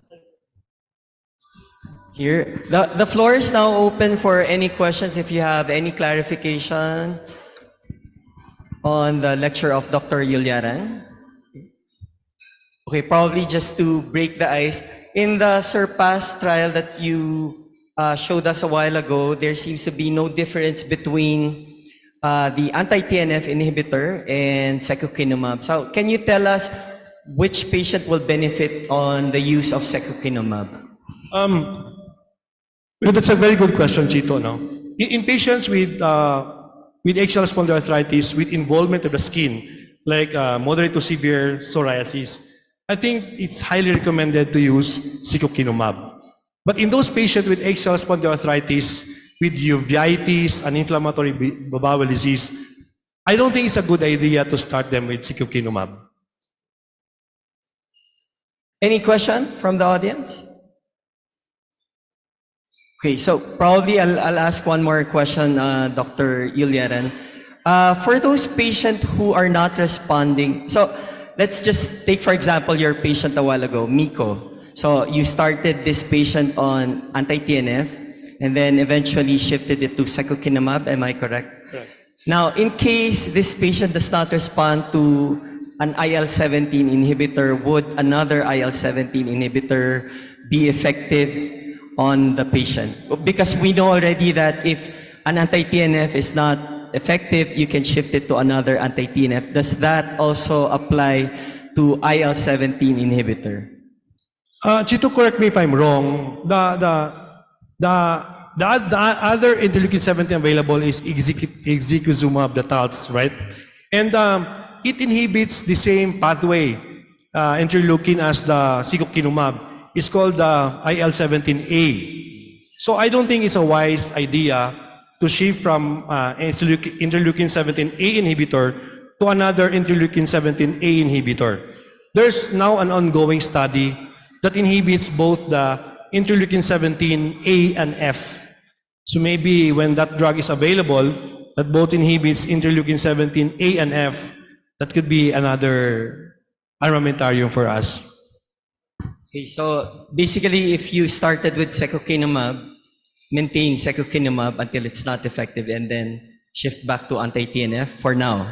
I would probably recommend that, Chit. Any other question you'd like to ask Dr. Yulyaran? Any clarification, or probably you would like to share your experience on the use of secukinumab?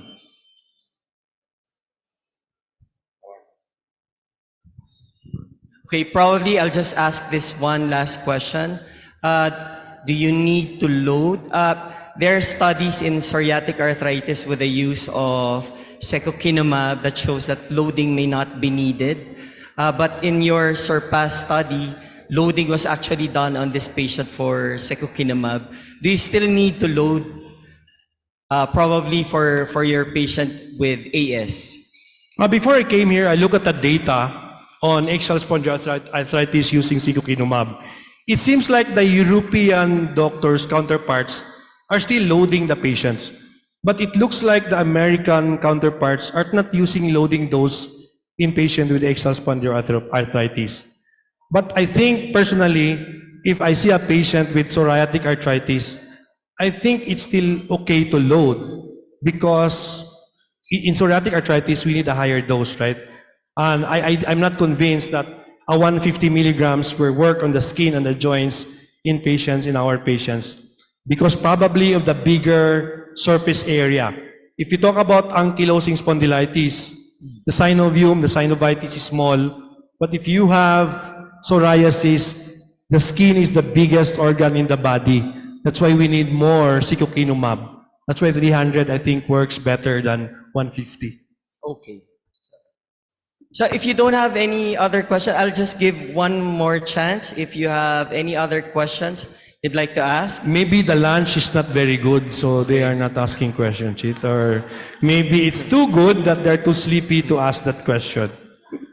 So if there's none, we'd like to thank Dr. Yulyaran for that very excellent lecture. So he showed us today that we have other armamentarium for our patients that we can use to effectively treat HL SPA. Thank you very much. Thank you very much once again, Dr. Ronald Yularan. And of course, PRA's very own Vice President, Dr. Auxencio Lucero Jr. Thank you. Now, we move on with another lecture on arthritis, and we call on another chair on stage to introduce our next speaker. She completed her fellowship in rheumatology at the UST Hospital, currently practicing in Isabela, where she is the owner and physician at the DS Medical and Rheumatology Clinic, as well as a medical specialist too at Southern Isabela Medical Center. Ladies and gentlemen, let's all welcome Dr. Vivian Santos.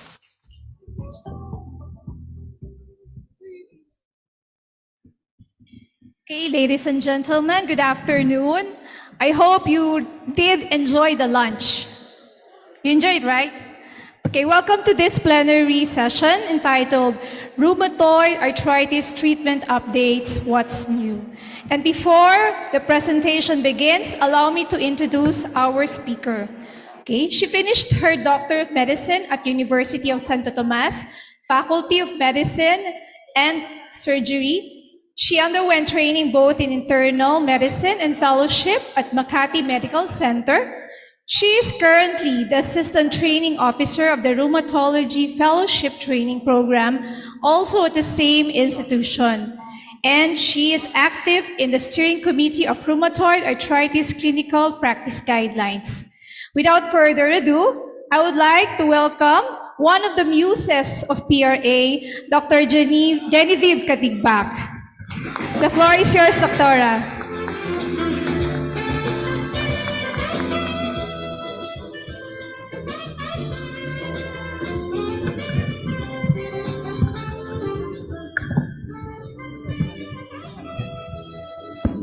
So thank you, Dr. Vivian, for that kind introduction. I'm Dr. Genevieve Katigbak, and I would like to first of all thank the organizers, especially Dr. Mike Gomez, for inviting me to lecture for you all today. So I was given the golden hour to lecture right after lunch, so I hope you bear with me as I give my brief talk.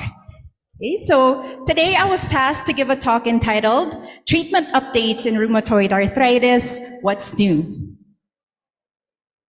So this will be a brief talk, and I promise not to bore you with the fine details of the guidelines. So my objectives for this afternoon are to present the latest treatment guidelines in the management of rheumatoid arthritis and to discuss the rationale for change from the previous treatment guidelines. So as we remember, last November in the RA SIG, Dr. Beth Natanawan gave a wonderful lecture on RA treatment. So I just promised to add on some additional insights this afternoon. So with those objectives, let's look at what's in our RA armamentarium. We actually have a lot of medications for rheumatoid arthritis, and these can be divided into three classifications, mainly your conventional synthetic DMARD, and that's where we find methotrexate, sulfasalazine, hydroxychloroquine. You also have your targeted synthetic DMARDs, wherein you encounter baricitinib, tofacitinib, and you also have your biologic DMARDs, which can be divided into anti-TNF and non-TNF biologics. So before we start with the guidelines, let's again review what are our guiding principles when we encounter patients with rheumatoid arthritis. So number one, we need to treat these patients early, just because the sooner we start treatment, the earlier we start treatment, we have better outcomes.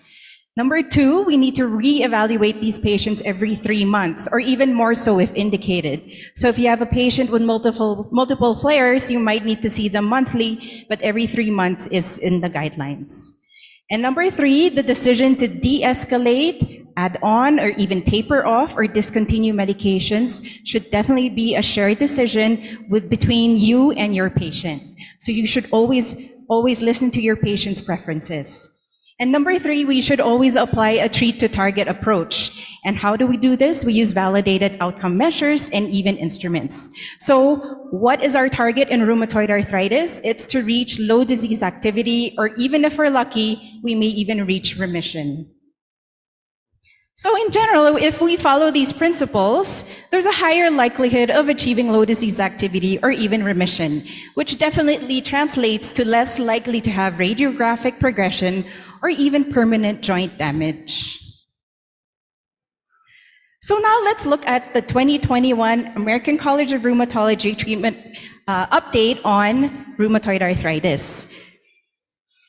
So the previous guidelines prior to this 2021 was actually 6 years ago in 2015. And the main highlight in the 2015 guidelines was that they recommended on how to treat patients with RA with those with hepatitis C, solid malignancies, and even previous serious infection. Now, 6 years later, in the 2021 update, the majority of recommendations were actually just clarifications or even additive to those made in 2015. So this 2021 update features 44 recommendations, and only 7 are strongly recommended. And we must remember that this 2021 update focuses on medical therapy, and it does not address for non-pharmacologic approaches. So in general, in the 2021 ACR updated guidelines on RA, it basically readdresses DMARD use in patients who are DMARD naive. And it also mentions on how to address patients with low disease activity. And there's a good portion of the guidelines that talk about glucocorticoid use in patients with moderate to high disease activity. And it also provides new recommendation regarding the administration of methotrexate, and it also talks about specific comorbidities, patient populations in patients with RA. So as a general overview, this table talks about initiating DMARDs in patients who are DMARD naive and those who demonstrate moderate to high disease activity RA. So the ones highlighted in red are the strong recommendations. So let's look at it closely. Newly diagnosed RA patients with moderate to high disease activity should start with methotrexate. This is definitely one of the strong recommendations. They recommend methotrexate over other DMARDs such as hydroxychloroquine or sulfasalazine. And for patients with LDA or low disease activity, it's conditionally recommended to start hydroxychloroquine just because this drug is better tolerated with a more favorable risk profile. And those patients who are newly diagnosed with moderate to high disease activity should take methotrexate alone, rather than first opting for giving the patient a biologic or a JAK inhibitor. So it's always preferable to start methotrexate alone in newly diagnosed patients with moderate to high disease activity. So this is another strong recommendation. Newly diagnosed patients should not take glucocorticoids for prolonged use, so that they qualify the time to not more than 3 months when starting a conventional DMARD. So it's preferred that patients begin DMARDs without the need to start steroids, but it was also recognized that we do encounter patients with RA with active disease, and we need those steroids to control the inflammation. So short term, the key word is short term, which is less than 3 months use, is needed to help control the inflammation by help alleviating the pain, as we also wait for the DMARDs to start working. So in general, DMARDs take about 4 to 6 weeks to kick in. So they said they do recognize that we can't give short-term steroids. But it's strongly recommended not to give steroids for a longer period of time, and their cutoff is 3 months. So next is patients who haven't been treated with a biologic or a small molecule should always be used, or should always be managed using a treat to target approach. And we do that by frequent monitoring, tweaking regimens in order to reach our target. And definitely they also recommend to optimize your methotrexate dosing. So with methotrexate, the guidelines does talk about methotrexate administration. So when I was a fellow in training, I kind of learned this through my mentors on how to adjust methotrexate, but it was actually nice to read in the updated guidelines. So oral methotrexate is conditionally recommended over subcutaneous methotrexate for initiating treatment. And they really recommend to reach a dose of at least 15 milligrams of methotrexate over 4 to 6 weeks. So if you think about 15 milligrams, that's only about 6 tablets. But we must recognize that the average Filipino has a smaller BMI, so perhaps not all Filipinos can tolerate 15 milligrams. So what happens? You can't split the dose in 24 hours. So if we try to reach a dose of 15 milligrams, we can consider splitting the 6 tablets into 3 tablets in the morning, 3 tablets in the evening. So what happens if a patient still cannot tolerate that? You can offer subcutaneous methotrexate injections, or you increase the folic acid to counteract the side effects. And they also mentioned switching to subcutaneous methotrexate is conditionally recommended over adding on or using an alternative. So what about some of the other conditional recommendations? So they said to avoid using low-dose prednisone as bridging therapy, which is actually a bit controversial. So I'd like to quote Dr. Frankel, MD, in the guidelines. He said, it's recognized that many patients will require prednisone to help manage symptoms until DMARDs kick in. However, because of the toxicity associated with even low doses of prednisone, and the common finding that these patients actually remain on low-dose prednisone much longer than originally planned, the panel's recommendation was to recommend against it. So this is actually to ensure that rheumatologists don't use bridging therapy as a default. So they said only use low-dose prednisone when absolutely necessary. And how about for those patients who have inadequate response to methotrexate? So for those patients who don't fare well enough with methotrexate alone, we should consider adding a biologic or a targeted synthetic DMARD instead of adding sulfasalazine or hydroxychloroquine. Now, if we remember the 2015 guidelines, they actually recommend triple therapy of using methotrexate, sulfasalazine, and hydroxychloroquine. But in the 2021 update, they did recognize that adding on a biologic or targeted synthetic DMARD on top of methotrexate would probably lead to better patient persistence, better tolerance, and the main reason for this change was the patient panel in the task force wanted to strongly prioritize maximizing improvement as soon as possible. So the triple therapy is really not recommended according to the 2021 updates. If your methotrexate is not working, add a biologic or even a targeted synthetic DMARD.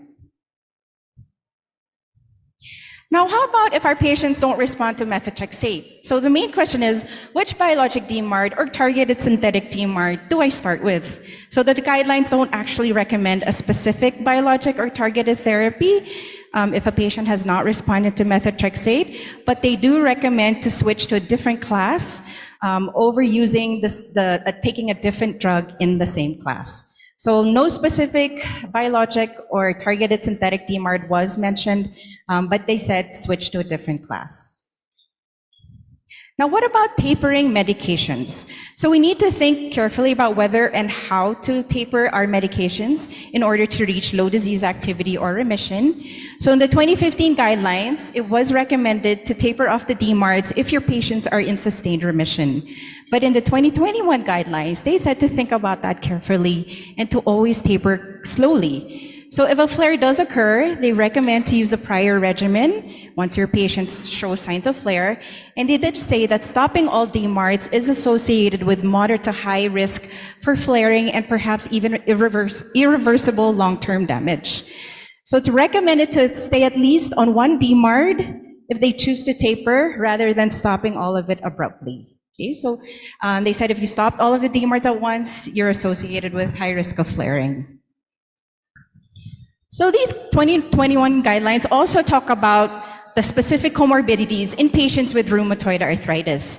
So those comorbidities include patients with RA who have rheumatoid nodules, lung disease, heart failure, lymphoproliferative disorders, hepatitis B infection, non-alcoholic fatty liver disease, and so on. So let's look at that closely. So in a patient who has rheumatoid arthritis with subcutaneous nodules, they do recommend using methotrexate. However, for those patients who have progressive subcutaneous nodules, they recommend to switch to a non-methotrexate DMARD. Second, those RA patients who have pulmonary disease and show evidence of inflammatory arthritis. So the key word here is stable, mild airway disease or incidental lung disease on imaging. They said that it's okay to use methotrexate if the RA patient is showing inflammatory arthritis. How about those with non-alcoholic fatty liver disease? Often we find that there's transient transaminitis in our patients, but again, the key word is these patients need to have normal liver enzymes, liver function tests, and no evidence of advanced liver fibrosis, then it's okay to give methotrexate. But again, work closely with your gastroenterologist or hepatologist. If the patient is showing signs of liver damage, then you might want to think about not giving methotrexate. For those with persistent hypogammaglobulinemia, they said to continue rituximab. And for patients with RA who have non-tuberculous mycobacterial lung disease, they said to use the lowest dose of steroids possible and discontinue as soon as possible. And adding on a conventional synthetic DMARD is recommended rather than starting a biologic DMARD. But if a biologic is needed, abatacept is recommended. So again, just to simplify what I just talked about, summary of the strong recommendations, methotrexate is still the #1 DMARD, conventional synthetic DMARD, that's recommended by the ECR. Start with methotrexate rather than a different DMARD in newly diagnosed patients with moderate to high disease activity. Start methotrexate alone rather than adding on a biologic DMARD right away. Avoid using glucocorticoids for long-term use. Again, the magic number is 3 months. And always apply a treat-to-target approach. So also for those with low disease activity, they recommend using hydroxychloroquine or over sulfasalazine over methotrexate. Okay, so let's leave the ACR and now move on to the EULAR guidelines, which was updated just last year in 2022. So this was actually featured by Professor Smolin. He gave a brief talk about the 2022 updates on the management of rheumatoid arthritis, which was recently concluded at Feb 2022 last year at the EULAR Congress. So in terms of the overarching principles in the EULAR 2022 update, there was no change. The panel, the task force got together and they felt that the overarching principles remained the same.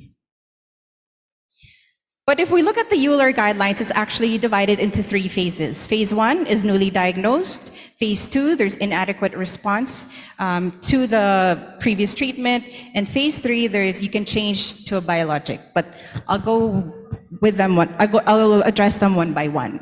So for phase 1, for patients who are just clinically diagnosed with RA with no contraindication to methotrexate, they recommend starting methotrexate and combining with a short-term glucocorticoid. So let's recall, what did I just say about the ACR? ACR strongly recommends not to use steroids. So Professor Smolin posed this question: does the EULAR agree with the guidance by the ACR? So his reasoning was there's very low to moderate evidence assigned in the guidance document about steroid use. And in the ACR, it could be interpreted as in favor of using more expensive therapies sooner, meaning earlier use of biologic DMARDs. But using glucocorticoids does indeed bear risks, and these include cardiovascular risks. So he said long-term versus short-term, steroids is actually acceptable. We must recognize that 60% of our RA patients are actually on glucocorticoids chronically. So when I say chronically, that's actually more than 6 months, even more than a year of steroids. So in real life, actually up to 60% of our patients are maintained on steroids. So Professor Smolin also presented this table when he talked about glucocorticoid use and cardiovascular risk. So based on the 2014 +1 study and the OCON 2021 study, he talked about the cumulative dosing of prednisone. And it was concluded that in a cumulative dose of over 5 years, risks start to happen when you start reaching a dose of 1 gram or 1,000 milligram. And significant harm was seen when 2,000 milligrams or 2 grams was reached. So if you calculate that in your head, if you're giving a patient prednisone 5 milligrams for 3 months, that's 450 milligrams of prednisone. 6 months, that's about 900 milligrams of prednisone. So it's actually pretty easy to reach the 1 gram mark where you start to see cardiovascular risk. But we must remember that we still need to control inflammation in rheumatoid arthritis, just because high inflammatory states can cause plaque disruption, higher systolic blood pressure. It can also cause morbid lipid profiles. So I like that Professor Smolin said it's actually okay to use low-dose prednisone, but he did say taper and discontinue. The key word is to discontinue. Don't just rely on your prednisone. Obviously, discontinue it less than 3 months. So with that, with the 2021-19 update, they qualified it to short-term glucocorticoids should be considered when initiating or changing conventional synthetic DMARDs in different dose regimen, but should be tapered and discontinued as rapidly as clinically feasible. So they also recommend that if you do need steroids, perhaps you can resort to giving a single parenteral dose, maybe an intramuscular injection of methylprednisolone rather than giving oral steroids. Or if you do need that bridging therapy, have a predefined discontinuation scheme, meaning as you're talking to your patient, you'll say, okay, we'll give this for about maybe 14 days. So when you tell yourself that, you actually eventually stop it in that time frame. Okay, so this is actually interesting. If your patients still do need steroids on top of their current regimen of conventional synthetic DMARDs, to control disease activity, then you must think that the ongoing treatment is actually insufficient. So you need to sit down with your patient and talk about changing therapy. And if a biologic DMARD is indicated, definitely stop your steroids just because there's a higher risk of infection. And if your patient has dependence with steroids for more than 4 months, then definitely that's a definitive failure of the respective DMARD, and you should consider switching to an alternative. So we also must recognize the major safety concerns of steroids are cardiovascular diseases, infections, fractures, and this usually occurs in more than 5 years of prednisone use or glucocorticoid use, but may actually happen sooner.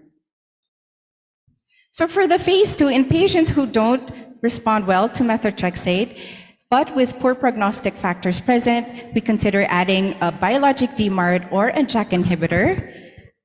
And if there's still no improvement, then we can change, we go to phase 3, we can change the biologic DMARD or the JAK inhibitor. So this is when Professor Smoller talked about the risk of cardiovascular events and malignancies in patients who are receiving tofacitinib. So in 2019, there was a black box warning that came out by the FDA that tofacitinib causes, there's a high risk of major adverse cardiovascular events and malignancy. But if we look at the oral surveillance study, which is the oral rheumatoid arthritis trial, non-inferiority was actually not demonstrated. In other words, when you compare tofacitinib 5 milligrams or the tofacitinib any other dosing versus the TNF inhibitor, it was concluded that it was actually not worse compared to a TNF inhibitor. So the risk of major adverse cardiovascular events and malignancies, in conclusion in the trial, non-inferiority was not demonstrated, but that does not mean we must recognize that cardiovascular events do still occur and there are high risks. So overall, these data emphasize the importance of assessing baseline CV risk in patients with rheumatoid arthritis. So that's when this major update was done.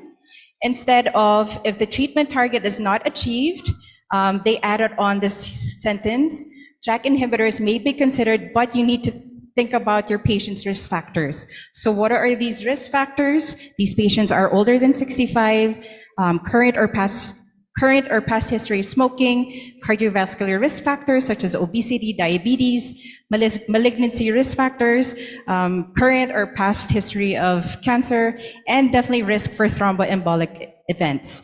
So if your patient with RA have these risk factors, then think about not giving JAK inhibitors. Okay. So this is actually found underneath the guidelines. These risk factors are qualified again. Okay, and another update was they added on the word IL-6 receptor for those who have failed on TNF. You can switch to a different IL-6. This is because those who have failed tocilizumab or an anti-IL-6, you can switch to sarilumab. Sarilumab has been found to be efficacious in patients who have failed on TNF and previous tocilizumab.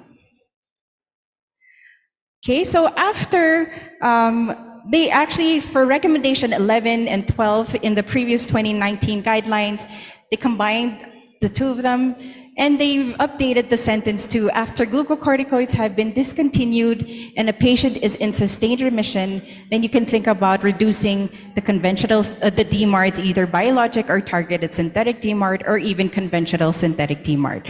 So again, as you stop the steroids, then next, think about tapering off the DMARD, but your patient needs to be in sustained remission. So in the summary of the EULAR 2022 update, most of the 2019 recommendations remain the same. The EULAR 2022 update does say that it's okay to use glucocorticoids with methotrexate, but rapid glucocorticoid dose reduction and discontinuation as soon as possible is recommended. JAK inhibitors only recommended for those without risk factors, and so I mentioned cardiovascular risk factors and malignancy risk factors. And in those patients who have reached sustained remission after discontinuing the steroids, we can think about reducing the other DMARDs in order to achieve low disease activity. So what are some of the fairly new, but the FDA-approved treatments for RA. So there's upadacitinib, which is Rinvoq, and this is a JAK inhibitor, and it's an oral form and was approved in 2019. You have baricitinib Olumiant, which is another JAK inhibitor, and that was approved in 2018, and both are indicated for moderate to severely active RA. Then you have tofacitinib or Xeljanz XR, which is also a JAK inhibitor, and it's in oral form, and that was approved in 2016. And of course, you have golimumab Symphony Aria, which is an IV infusion of a TNF inhibitor. And the newest kid on the block, which is a new anti-IL-6, is olokizumab, which is, I think, concluding their first phase 3 trials, so it might be FDA approved soon. So before I end, I'd like to show this image that I saw in the ACR Congress just last year. So if we look at this timeline, we pretty much know how to treat established rheumatoid arthritis. We kind of know how to treat refractory rheumatoid arthritis, and definitely you were learning how to treat early RA. But the shift of focus for our rheumatologists now is actually how to prevent rheumatoid arthritis. Could we achieve that? Preventing the susceptibility to RA and maybe interceding preclinical RA. So we pretty much know how to treat ongoing RA. I think we may need to start thinking about how to prevent RA. And interestingly, Dr. Alexi shared in our Viber group that this article came out just this month. There's a rheumatoid arthritis vaccine. Imagine that. We can actually give vaccines to prevent rheumatoid arthritis. So I think that's in our future of RA treatment. So some of our practical takeaways, definitely consider your patient preferences. We're in a third world country. Not all of our patients can afford biologic DMARD or targeted synthetic DMARD. So I do understand if you do still need to use steroids, but again, don't use it for more than 3 months. Methotrexate is still the preferred conventional synthetic DMARD, and you can give hydroxychloroquine for low disease activity. Again, discontinue your steroids. Don't give it more than 3 months. So in conclusion, again, these recommendations are not prescriptive. Please use your own clinical judgment. You know your patients better. Decide with them what best course treatment to start. The treatment decision should be a shared decision-making process. So I've demonstrated the ACR 2021 and EULAR 2022 treatment guidelines for RA. They are similar, but there are clear distinctions as well, especially regarding steroids. And with that, thank you very much for listening.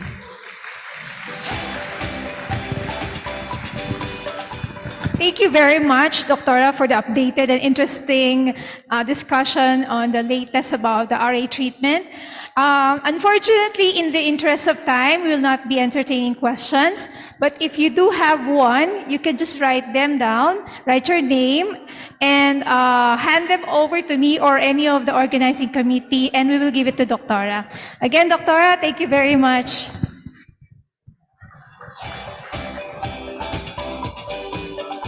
Mike, thank you very much. And thank you very much, doctors, for the updates on RA or rheumatoid arthritis. Today's speaker, kind of proceed on our photo booth for the awarding of the token of appreciation with, of course, Dr. Rosario Baez and Dr. Michael Gomez.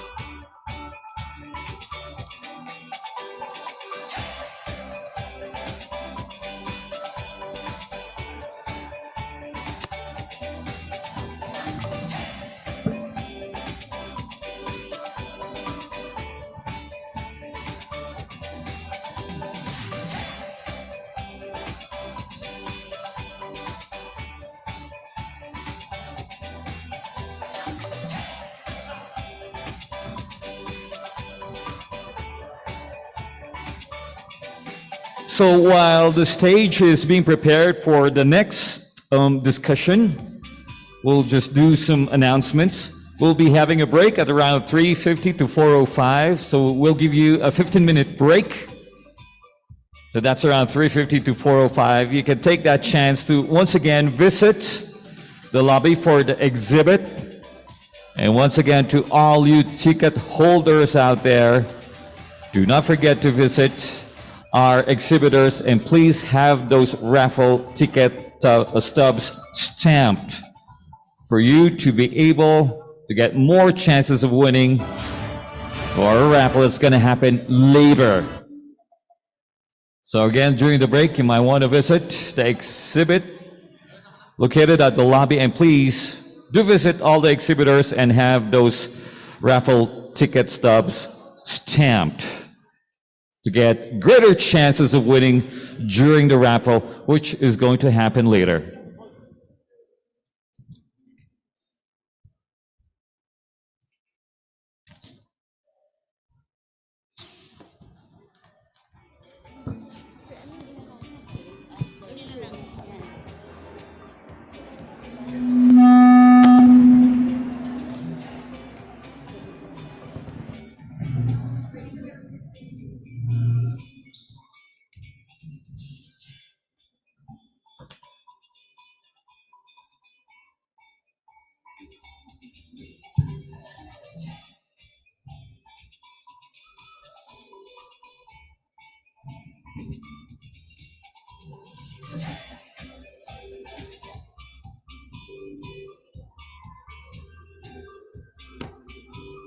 So as the afternoon progresses, ladies and gentlemen, next on the plenary is a panel discussion among our distinguished rheumatologists.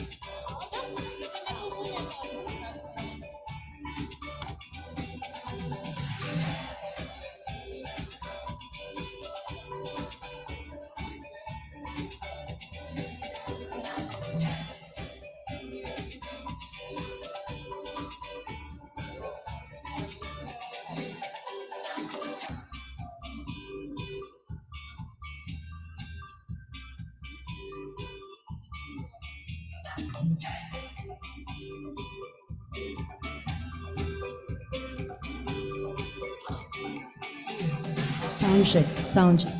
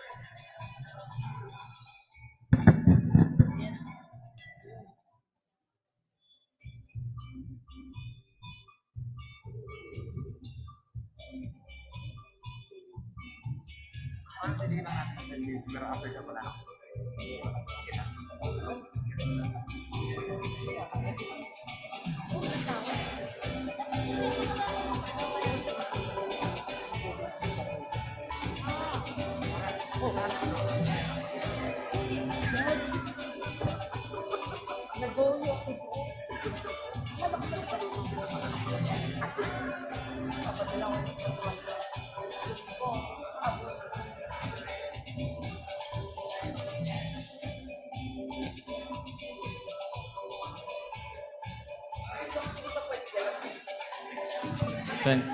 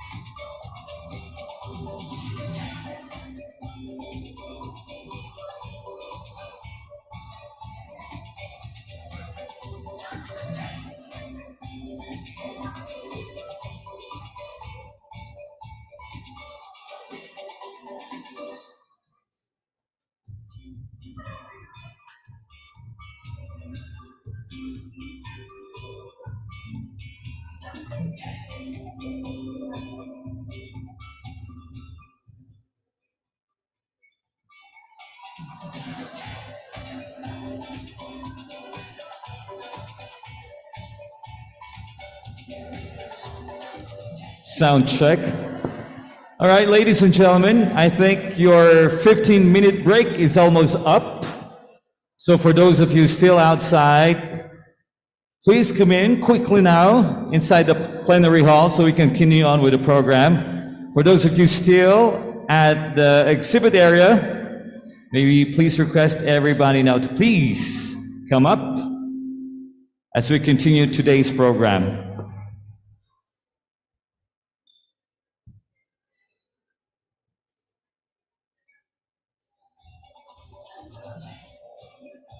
I think that's enough time for you, ladies and gentlemen, to have enough time to have your raffle ticket stubs stamped for today's raffle. So you may come up now, quickly if you can. We are about to start. Those of you still outside, please come in the plenary hall as we continue on with the program. Later on, we'll be having our K-pop local artists. That's going to happen later. Together with your handsome oppas. That's something for you to look forward to later. But for now, for those of you who's still at the exhibit area, please come up the plenary hall immediately as soon as you can.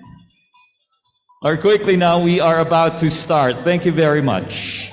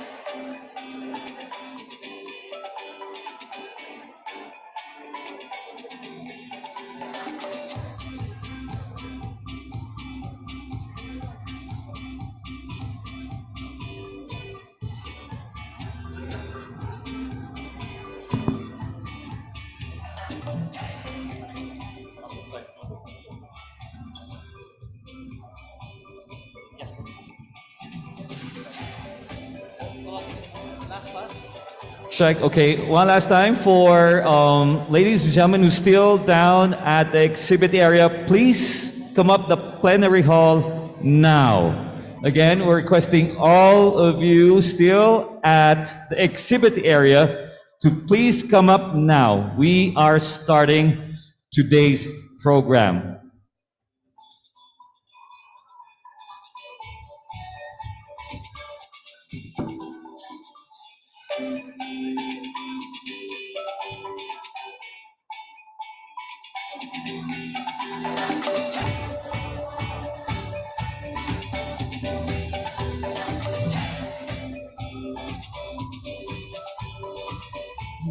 Sound check.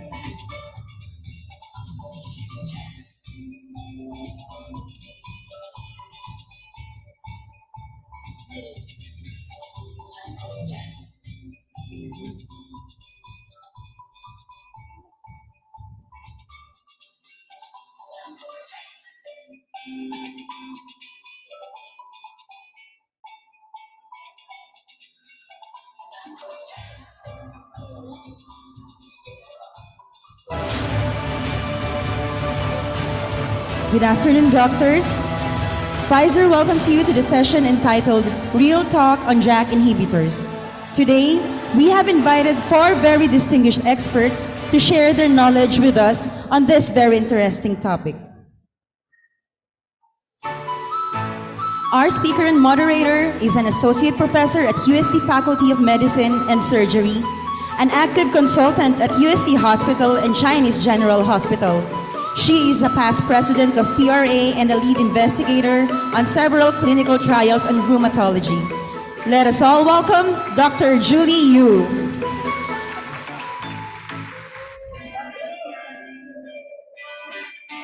To join Dr. Julie Yu are 3 panelists. Our first panelist is an active member and past president of PRA. Currently, she is an active consultant of St. Luke's Medical Center, Quezon City, and University of Santo Tomas Hospital. A round of applause for Dr. Sandra Navarra.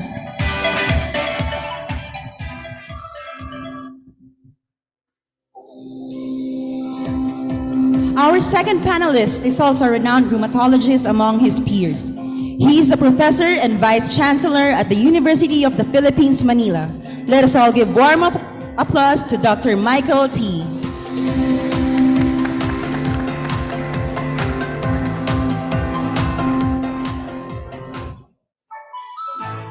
Our last panelist is a professor at St. Luke's Medical Center College of Medicine, an active consultant and section chief of rheumatology at St. Luke's QZ and Global City. He is an active member and an immediate past president of PRA. Let us all welcome Dr. Juan Javier Lichauco.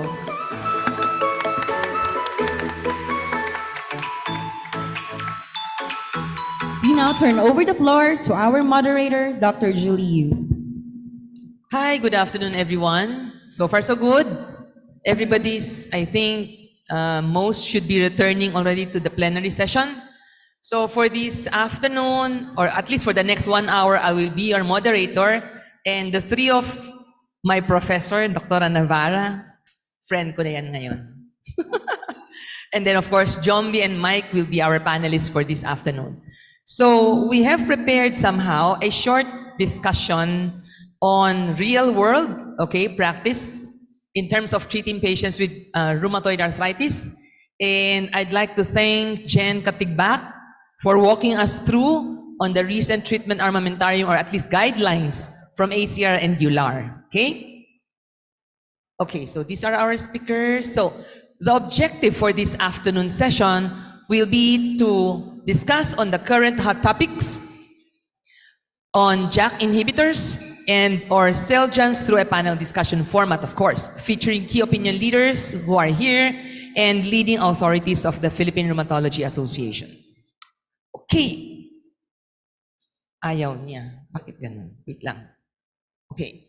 So this slide is just like to emphasize on the interplay of the different cytokines, the crosstalk of all the different cells in the pathophysiology of rheumatoid arthritis.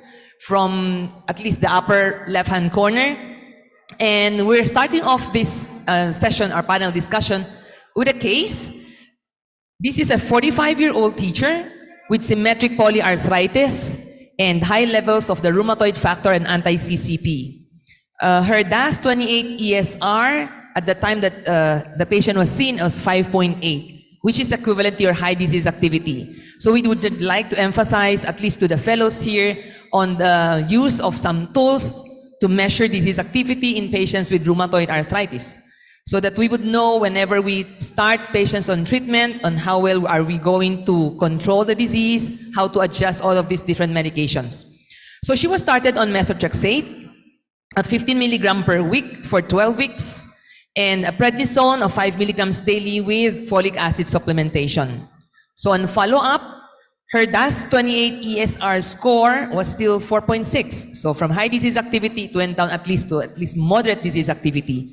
But still, everyone, I think, would still agree that this is not the treat to target level for patients with rheumatoid arthritis. Therefore, after a thorough workup of this patient, for of course, endemicity of TB here in the country, this patient was started on adalimumab. 3 months later on adalimumab, patient's DAS28 ESR score was 3.8. Still, just focusing on the DAS28 ESR, hindi siya nag-work. Paano ba to? Pointer? Here. So just to show you on the left lower hand corner, the different disease activity index score. So this patient still has moderate disease activity. So still, there's 70% of patients who still would show clinical ineffectiveness of keeping them on biologic agent. So this slide would just like to highlight that in patients who are given biologic agent, there are such a thing as what we call your primary versus secondary non-responder. And on the right side here will be examples of the primary non-response, early secondary non-response, the primary response that are kept sustained with the use of your biologic agent, and of course, our aim still to keep them in remission or at least low disease activity. So, previous speaker has given us some hints. Are we going to increase the dose of this patient's biologic agent or the underlying DMARDs, or are we going to switch this patient to another biologic agent of the same class or a different biologic agent of a different mechanism of action? So a lot of controversies are coming in. Some saying that switching them to maybe the second TNF will not be effective, okay? Or TNF cycling as well might be inefficient to most of these patients, putting these patients at increased risk of malignancies as well as possible serious adverse event. So therefore, okay, with the birth of JAK inhibitor, the first JAK inhibitor, where the novel mechanism of action is JAK inhibition, that's why it's called JAK inhibitor, given to patients with moderate to severe rheumatoid arthritis. And of course, one major mechanism of action is it works intracellularly through the inhibition of your STAT signaling pathways, which is entirely different from the mechanism of action of most of the biologic agents. And one other concern on biologic agent is the loss of its efficacy because of formation of neutralizing antibodies, forming immunogenicity, causing primary or sometimes secondary non-response in the patients. So our first concern for our panelists here, in your opinion, how efficient can JAK inhibitor contribute to management of RA patient, most especially this patient? So anyone, you can use your mic. So you want senior first or? Whatever is senior or ladies first, I think I'm... Okay. So ladies, my mentor first. Looking at... If you look at the case, this is a patient who has rheumatoid arthritis. This is a patient who has 3 months of being tried already on methotrexate. That's 15 milligrams per week. Apparently no side effects to methotrexate. Didn't work. And then you added adalimumab. And then adalimumab was again tried for another 3 months. So you have total 6 months for these patients. And as Jen was already referring to, okay, this is a monitoring that you have in this patient who's newly diagnosed of 3 months to 6 months. And you have an inadequate responder. So it's enough to tell us this is inadequate responder. So how efficient? You have a direct question there. How efficient can JAK inhibitor? It's a different mechanism of action. It likely, I mean, the efficacy studies on JAK inhibitors, I think are more on, you have similar efficacy with your TNF inhibitors or your biologic agents, but it's an oral drug. So the main advantage I would offer to this patient would be it's an oral drug. So we have a non-responder, and I would, those are the main advantages. John or Mike? I will ask the patient. As part of the recommendation, we always say it should be a shared decision making. So in the guideline, you could have started the patient on JAK inhibitor instead of adalimumab, because the patient is someone who has the high risk or poor prognosis, anti-CCP, high rheumatoid factor, polyarticular. And then upon discussion, maybe you can emphasize the need to achieve the treat to target of less than 2.6 in the DAS28 language, because that will be the one that will be correlative with absence of radiographic progression. Now, will that be better? Then again, the role of the patient in the decision making will be important. Can he sustain taking the drug twice a day instead of once in a blue moon? Because if so, then maybe the patient would like to try that drug, and I will recommend that it be shifted, because while there is an evidence of efficacy, you're not reaching the target. John? Yeah. Well, just remembering when we were just starting learning about biologics, we were excited about this new set of drugs. But in reality, a big proportion of patients still do not respond to biologic treatment. I agree with Mike. It is a long conversation that you have to have with the patient. You have to stratify the patient at the beginning. And definitely this patient seems to have a very aggressive course. JAK inhibition is actually a very reasonable option in this particular case. And apart from the fact that it is an oral drug where patients most often prefer this route of treatment, it is also fast in action. And we know that in studies that response can be within 2 weeks. And it's nice to see that in real world, patients who do respond do actually have that response quite fast, and that's very important for the patient. Just looking back at the case, because she was given 3 months of adalimumab, correct? And even if the DAS-ESR score went down a bit, do you think you would still want to wait for another 3 months to make it okay? I wouldn't wait for another 3 months. I think if you look at it, this patient doesn't seem to be responding to this particular mode of action. Doesn't seem to be a primary responder. I'll just go back to the case here. So 3 months later, from DAS28, ESR of 5.8, down, down to 4.6, and then down to 3.8. So it looks more like she's a primary non-responder, and therefore I would not waste time, and I would consider a different drug with a different mechanism of action. Mike? Same. Ang bilis? Same. Good. Okay, so, well, fortunately for this patient, we have new option for her, correct? And as mentioned by Jen a while ago, for general, ang hirap pala ng marami kang hawak. Wait lang. Ayan. So for RA management, for our trainees here, we very well know that methotrexate is the backbone treatment for patients with rheumatoid arthritis. We need that, emphasize that. And that the discontinuation rate is approximately 30% within the first year. Most of the time most of these patients are inadequate responder, okay? Or the other way to look at it is because of AEs or adverse effects.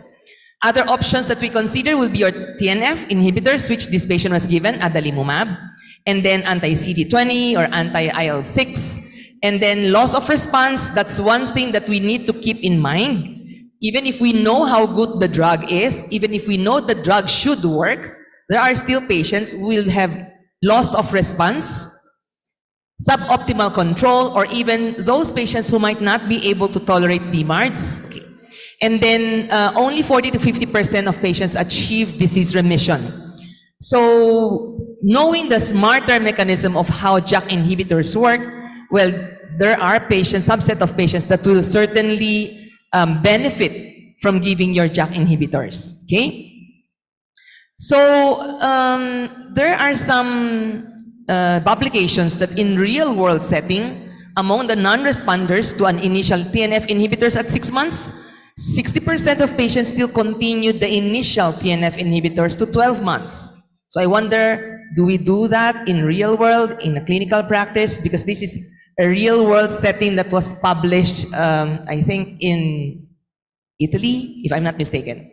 And then at 12 months, 64% of these patients continued to respond inadequately to TNF inhibitor treatment. So may I get your opinion, Jombi, on this slide? Would it be, are we losing that golden opportunity? Yeah. This slide's very interesting now because we have the guidelines, but it seems that in this registry, it's not being followed now. And I think that there are many factors involved here. Partly also maybe patient factors where they might be hesitant to be shifting to another drug, even if it's not working. But I think it's a clear reminder to us. Guidelines are not real hard, fast rules, but they are reminders to us that we need to make timely decisions because outcomes will matter when we change these decisions on a timely basis. Dr. Navarro, are you going to say something? Yeah. Individualized treatment. Highly, highly individualized. And I like what I like what Mike also mentioned. You have to look at your poor prognostic factors. Like some patients would respond, other patients would not, but who are at higher risk for non-responding. So I will talk more also about the methotrexate use. I mean, just to add on, we do have a script here to follow, but I think for practical reasons, I would also want a show of hands. How many of you would change or would make a revision in these patients? Sorry to take over. I'm Marcy. Don't worry. Okay. How many of you, hi, just a show of hands. How many of you would consider increasing methotrexate here in this patient? So the dose of methotrexate was 15 milligrams per week. Yes. Yeah, there are some. And of course, you're free to do that. That's one of the other strategies that you'd like to. We know that these drugs are kind of expensive.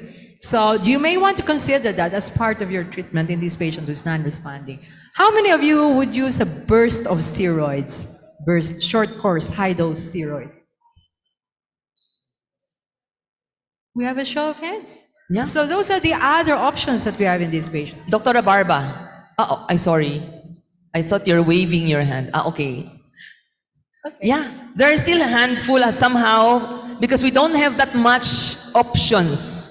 Isn't it giving biologics in real world, we have to prepare our patients for it, prepare the family for it. They try to compute the cost that it will entail them, at least for the first year that they're going to try out the medication. So that's the real world that we're all faced with. So given the limited option, just like what Dr. Navarra said, I'm sure a lot of us will still increase somehow the dose of our methotrexate and jack up a bit of the steroids, most especially if they are in flare. Correct? Okay. Sure. What I'd like to point out with this slide is that this should guide us. This is real world data. And look at the 315 over 2,282. That's about 15%. And if you count that at 315 over 1732, that's about 30%. And that data will allow us to also see that's the number of patients who will progress. Now we're talking about, is that an acceptable proportion of patients who will progress to disease, to worse joints after 12 months? Because we know from studies that you wait for 6 months to 12 months and you'll have irreversible damage. So this real world data should guide us that if we wait, that's what's going to happen. Are we willing to gamble that 30%? Correct. So, ito yung where functionality of patients will come in, the quality of life of patients will suffer. Even if, of course, our culture dictates differently, that a lot of our patients would still prioritize the needs of their families more than themselves. Diba? Okay. So I'd like also to focus on the next slide, which Jen also discussed a while ago, on our patient also has the poor prognostic markers. So it's obvious here that the poor prognostic markers, like your high titers of your biomarkers, and then early joint damage, even if this patient did not have yet somehow an ultrasound over a radiograph, and then failure already of at least one DMARD, because locally, remember we only have one. Others will be the mild DMARDs, which is your hydroxychloroquine. So as Jen mentioned a while ago, for those with mild rheumatoid arthritis, maybe you can consider hydroxychloroquine. But obviously for this patient with a high titer of anti-CCP, high titer of your rheumatoid factor, high ESR, moderate disease activity using your DAS score, basically this is a textbook description of this EULAR recommendation. So poor prognostic markers or factors, you can add biologics, okay? Or use JAK inhibitors with a caution, of course, that you need to know the profile of your patient to ensure that your patients do not have some relative or absolute contraindication to start them on JAK inhibitors. So all of these, the persistently moderate to high disease activity, high acute phase reactant, when you examine their joints, swollen joint count, tender joint count, so these are part of the disease activity index or measures. And then if you have the benefit of doing the ultrasound that you would want to look for early erosions, by all means, you can subject your patients to all of these different imaging studies in order to convince you more and even convince the patient how aggressive their condition will be and how aggressive you should go in terms of treating their condition. But sabi nga ni Mike, it's still a shared patient-physician decision. Okay? So just to show us here, on the once you start JAK inhibitor, this demonstrates already the rapid reduction as early as week 2. So here, rapid reduction in the signs and symptoms on the upper graph, and then pain, arthritis pain, concern that the patient is having as early as 2 weeks. All of these are actually addressed, okay, by the JAK inhibitor, most especially your tofacitinib, and then sustenance, okay, for at least 6 months, if your patients will be able to continue on with the treatment. So data are there to convince us, as well as convince some patients what are the actual benefits of starting these patients on JAK inhibitors. Akala ko magdi-disagree si doktora eh. Nakatingin sa akin. Okay, so let's move on to the second discussion point. So in your opinion, when will be the best time? In your patients that you have started on JAK inhibitors, when was the time that you started them with JAK inhibitor? Mike? After we fail with the anchor drug of methotrexate, I usually give 15 milligrams of methotrexate, but if necessary and I escalate, I even shift to subcutaneous, ma'am. But if that too will fail after maybe 6 months, I'll either start with the biologic agent or JAK inhibitor, depending on the risk factors of the patient. And that should include risk for tuberculosis, risk for congestive heart failure. If the patient is young, then coronary artery disease is not a major concern. We found out when the when we compare non-radiographic axial SPA guideline, where they also recommend JAK inhibition, and now in RA, the difference is that RA are usually higher age ladies, you know the term, higher age lady versus younger men. So the baseline risk of coronary artery disease is different between the two.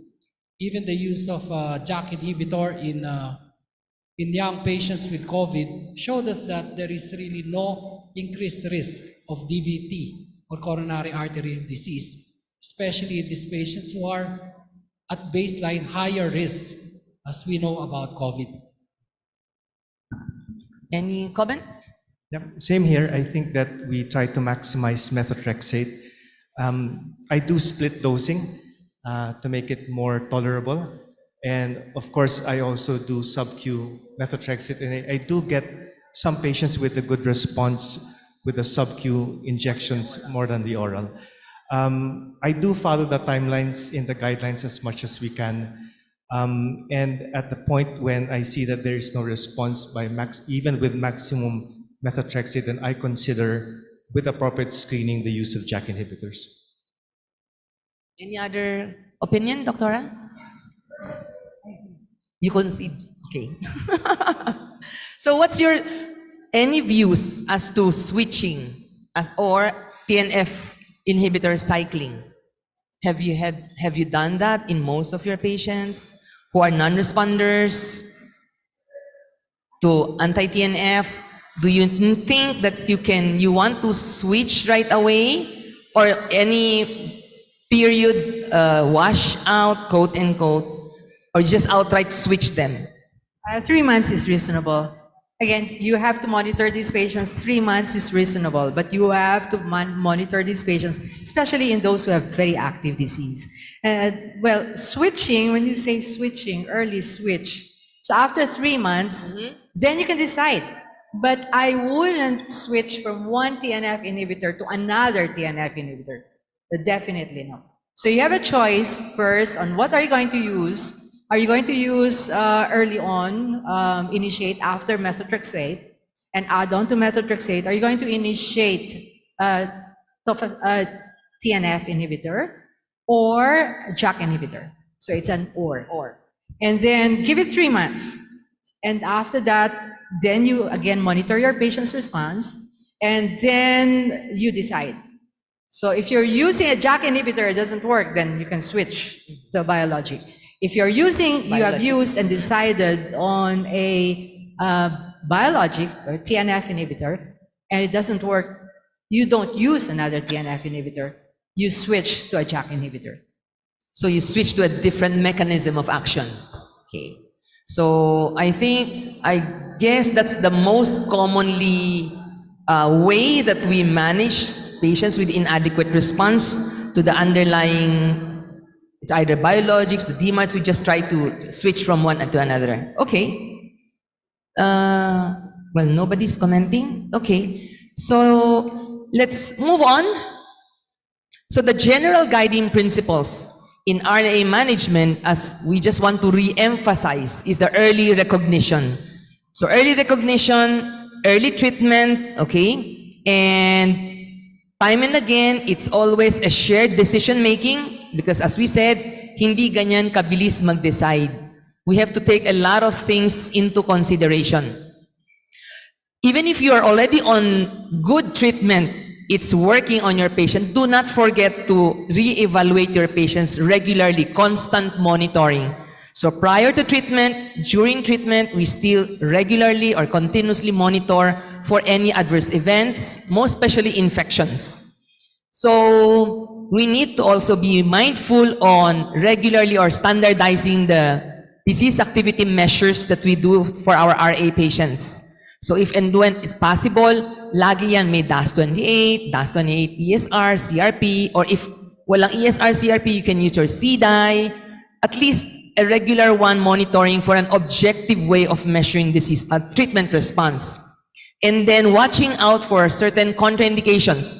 Siyempre, pagka nagkakaedad ng patient, some contraindications might be start to set in. So just don't be focused on one, but it's a multimodal. I mean, multi-systemic as well, looking at the possibility of probable any relative or absolute contraindication that may arise while you are on treatment. And then triple therapy here, part of the guidelines, diba? Some of the ACR as well as ULAR guidelines, yun lang, we don't have this available, but soon to be available. Your hydroxychloroquine, your sulfasalazine, methotrexate is currently out of stock, but soon to be in the market again. And then, of course, infections, okay? Then recommendations.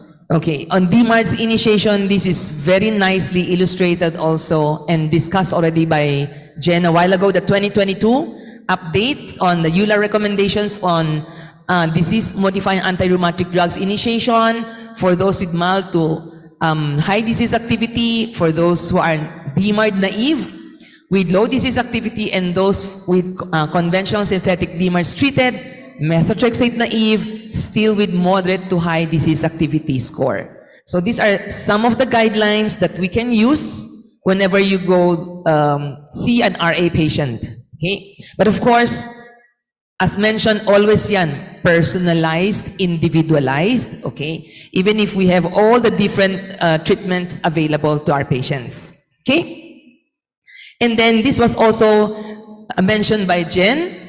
Can we discontinue, okay, most of these biologics or the JAK inhibitors? Ang unang dictum is let's discontinue steroids first. So once the steroid is discontinued, that will tell you most likely you're keeping your patient in sustained or persistent remission. That's our goal.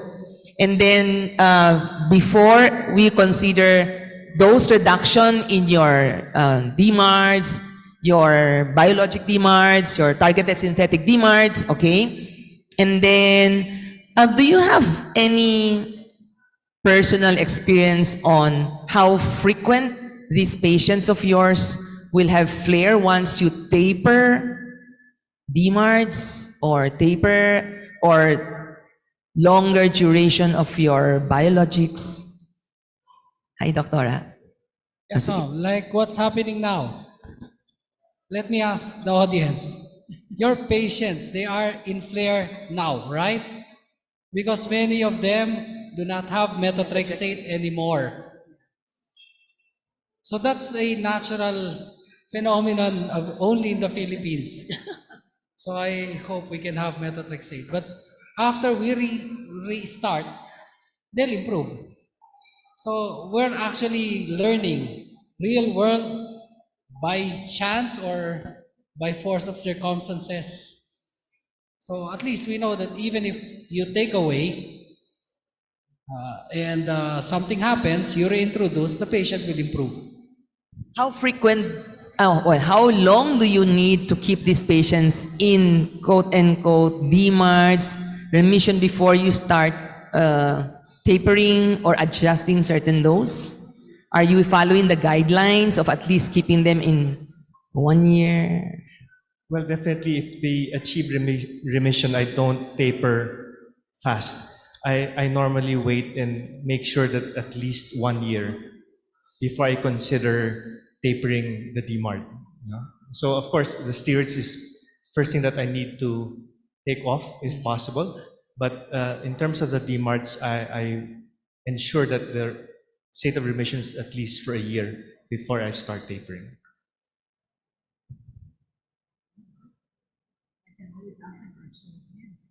Sure. Whatever you use or whatever you choose, can I have a show of hands? How many of you stick to the dosing of a DMARD in every patient? Nobody's raising their hands. So how many of you try to adjust it according to the availability and access to the DMARD? Like, do you reduce the dose, a once a day or a twice a day dosing of any DMARD? You reduce it to once a day based on the access to medications or patient's preference. Actually, wala na sila preference kasi That's methotrexate lang patient's available. preference. Right.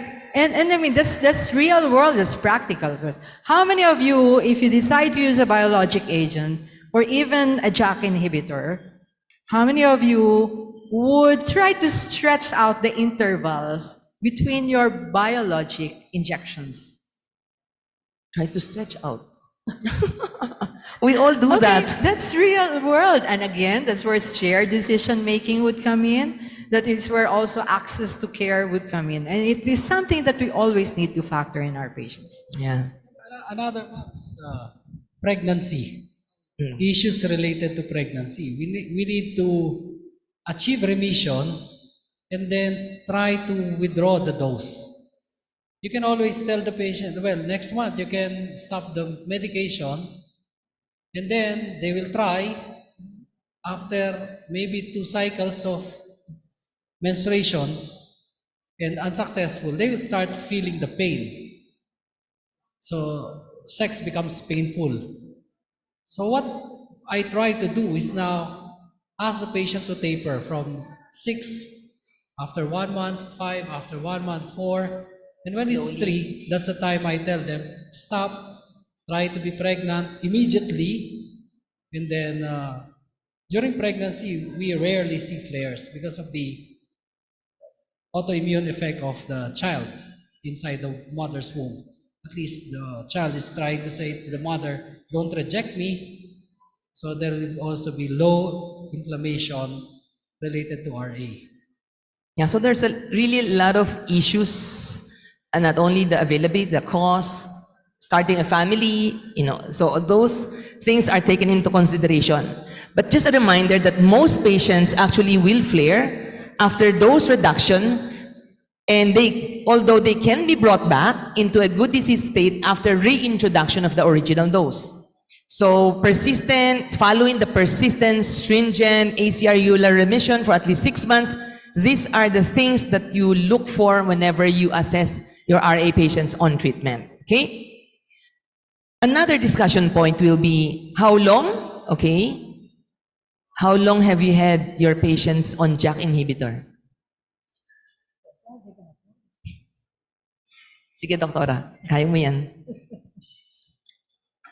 For as long as they can afford it. Correct? Yan ang talaga ang pinaka-practical point. That's a real world talaga. So we know drug works, okay? And they always ask you, Doc, how long should I take this? So ito na yung mag-start sila ng computation, how much will they need to spend for the next 6 months, 1 year ba to? So for as long as it's working and their pockets can help sustain them, by all means. Of course, we still, as I mentioned a while ago, monitoring. We still monitor for any infection, reversible infections, di ba? Any other things that you will need to consider before you... Yeah, just like any other drug, it's always the balance between efficacy and safety and tolerance. So again, factor in the patient's consent to do this, affordability and access, but it's always a balance between efficacy and safety, and just like any drug. So monitoring is important. Yeah, monitoring. So ma'am, sa Tagalog, it's arthritis versus bullsitis. Correct. Arthritis versus bullsitis. That's a new term from Mike. We will remember that, Mike. Any other, unless there are dissenting opinions from our audience, we can make this interactive. Okay, so I guess that's a very good take-off point somehow for patients. For as long as they can afford it, why not? And it's working naman on them, correct? So, okay. So just to show you that JAK inhibitor, tofacitinib, has a long track record. The real world data show that it has been used for more than 9 years in most of patients with rheumatoid arthritis. So that's almost prescribed to more than 362,000 adult patients. So somehow we're a little bit more confident, okay, in using the drug to most of our RA patients. And keeping them at least functional in the society. Okay? How about, do you have any certain profile of patients, okay, that you think will benefit from JAK inhibitor other than looking at those poor prognostic markers or factors? Any other special profile of these patients? Ladies Patients who first. don't like injections. Okay. Afraid of needle pricks and hates needle pricks. But still, kaya lang that's still one pill to take, di ba, no? That's an additional pill. But still, better na yun kaysa kaysa mag-injection. Any other special profile of your patients? For me, it's encouraging kasi with the trials, you could see that they have tested JAK inhibitors in different types of RA populations. So at least you could see that, well, for me, early RA patients can benefit from it. Those who have failed your methotrexate or are inadequate responders to biologics are also good candidates for this. But again, it's always a shared decision and a long conversation between the patient and the physician. Wala kayong itatanong, ako na lang ulit tatanong, Doc. How about for patients who might not have those high biomarkers, but still persistently have high disease activity? Will you consider these patients? Okay. So similarly, we don't,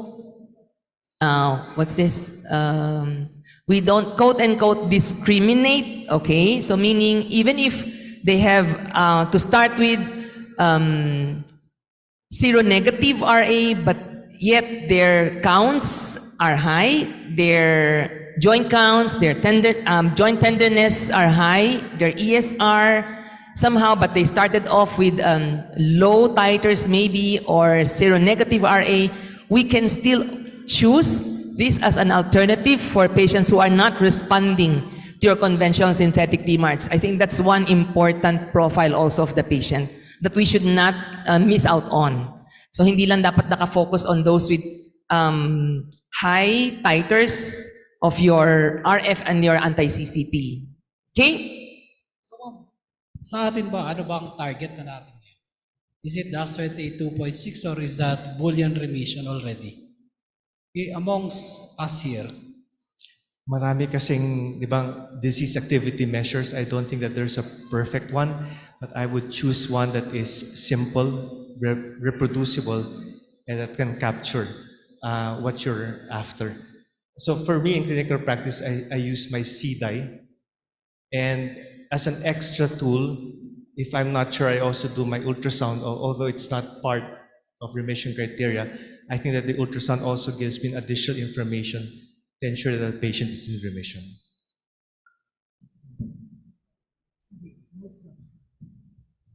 So most practical, CDI. Kasi hindi naman lahat at all times when patients come see you, they have ESR, they have CRPs. So somehow we still use our clinical eye in assessing these patients' response to treatment. Okay? And one more thing, I think I asked Mike here a while ago, are we, I don't know, from our experts here, for the duration or monitoring these patients, do you strictly follow ACR and ULAR in terms of following them every 3 months? as much as possible, yes, 3 months. Not earlier, because the benefit to the patient is, well, what we call marginal benefit is really very low. So 3 months will be good enough, sometimes even 4 months. If my patient is from Mindoro or Cotabato, then really it's not worthwhile to be asking them to come back. That's why the earlier session on tele-rheumatology is something Very that we important. can explore, except that I'm not a tech, ang tawag mo ron, yung native tech, native with this tech. So I'd like to feel and smell the patient. So there are other modalities on how to follow up our patients right now, but not necessarily has to be face-to-face kung talagang hindi kaya. Because of course, that's an additional cost to our patients, most especially coming from far-flung places. Okay? Well, that's a very nice discussion on real world. Okay? So some of the, wait lang. Dalawa. Okay. So some of the key takeaways that we would want to emphasize here in this panel discussion is what the scientific evidence is telling us. So the scientific evidence in terms of treating RA has, there are inadequate responders, of course, to methotrexate, to conventional synthetic DMARDs, and even to biologic DMARDs. There are still, be it primary non-responder or secondary non-responders, there will be those who are non-responders patin. So both ACR and EULAR recommendations put JAK inhibitor as a treatment option for inadequate responders to methotrexate given the poor prognostic markers or factors. And we need to start early on or switch to JAK inhibitor monotherapy. This will significantly improve our patient's function, reduction in the signs and symptoms of RA flare with improved physical, emotional, and mental well-being. And what the guidelines suggest, okay, that this has to be a shared physician-patient decision, which is rather more important since we are all clinicians here, that we need to hear each other out. Importance of drug adherence, of course, the drug will not work if it's not given properly, the right dose. And then in order to achieve lasting improvements and longer remission among RA patients, because that's our target, to keep them in remission or at least low disease activity. Any other takeaway messages here, our panelists? I just want to emphasize the shared decision making. It's a shared physician-patient decision making. I'm sure you know that. And the other thing I'd like to emphasize is guidelines are only guidelines. So still back to the patient and always discuss that patient at center stage. This is not the end of our session, I believe. I mean, if you talk about real world will always happen even after a conference like this. And real world means, because I still have questions for takeaways. So how many of you would use alternative methotrexate intramuscular? Parenteral methotrexate, it's available. We're using it. Yeah. I don't see a show of hands. Higher. Because that's another option. That's another option. Correct. And you may want to. How many of you would use 20 milligrams per week of methotrexate? Up to 20 milligrams. Yeah. So again, it's very, very personalized, and discuss that with your patient. Okay. The important thing is you know when to monitor them closely. That's, I think, the most important thing is, yeah, we're happy that our patients are responding. But on the other hand, we also need to be cautious and take note that close monitoring for certain adverse effects should always be also part of our armamentarium in treating RA patients. Okay, any other? Yes? Thank you to the organizers and to Pfizer for this opportunity to discuss with experts like Dr. Navarra and Jomi and Mom Julie. Thank you very much, everyone, for your attention. And thank you also to Pfizer for this symposium. Thank you to our speaker and panelists.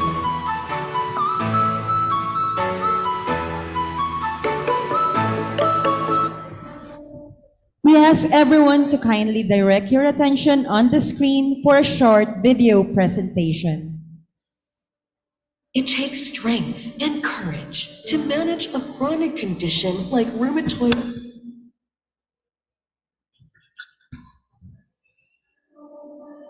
It takes strength and courage to manage a chronic condition like rheumatoid arthritis. For most patients, it also takes significant resources just to stay on track with their treatments. Improving their health outcomes will require a joint effort. So let's help ease our patients' pain and worries. Let's extend a helping hand. Extend is Pfizer's patient assistance program, designed to help our patients gain access to proven medication for rheumatoid arthritis and help them stay on course with their treatments.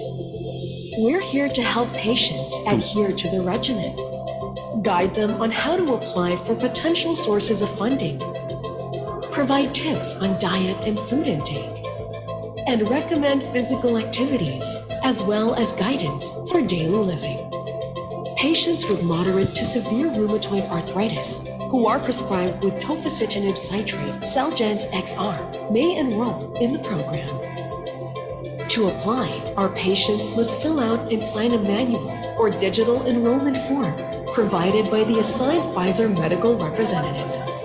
Patients must present a valid government-issued ID and valid current prescription. Upon verification of requirements, patients will be notified via SMS or email about their unique patient ID code and unique extend code for the month with the assigned tier. The patient's financial capability will determine the appropriate tier they belong to. The number of free tablets available will be based on their tier assignment. For Tier 1, buy 10 tablets and get 20 tablets free. For Tier 2, buy 5 tablets and get 25 tablets free. All extend codes will expire 1 month after generation. Previous codes will be forfeited. Better health outcomes for those with moderate to severe arthritis takes a joint effort. Let's extend our power to help. Enroll your patients in the Extend program. For questions about the Extend program, please refer to the program terms and conditions or call the Extend hotlines.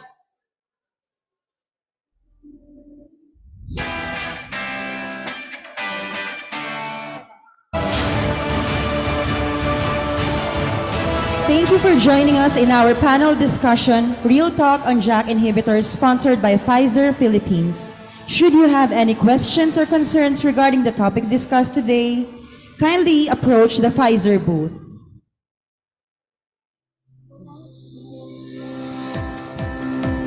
We would like to express our gratitude for your support and being our partner and deliver breakthrough medicines that will change your patients' lives.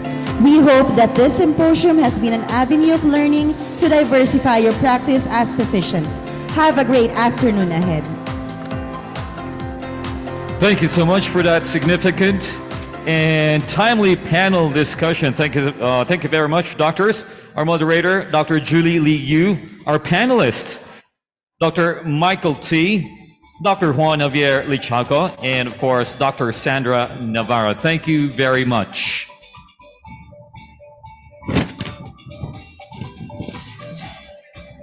And next on our CME, our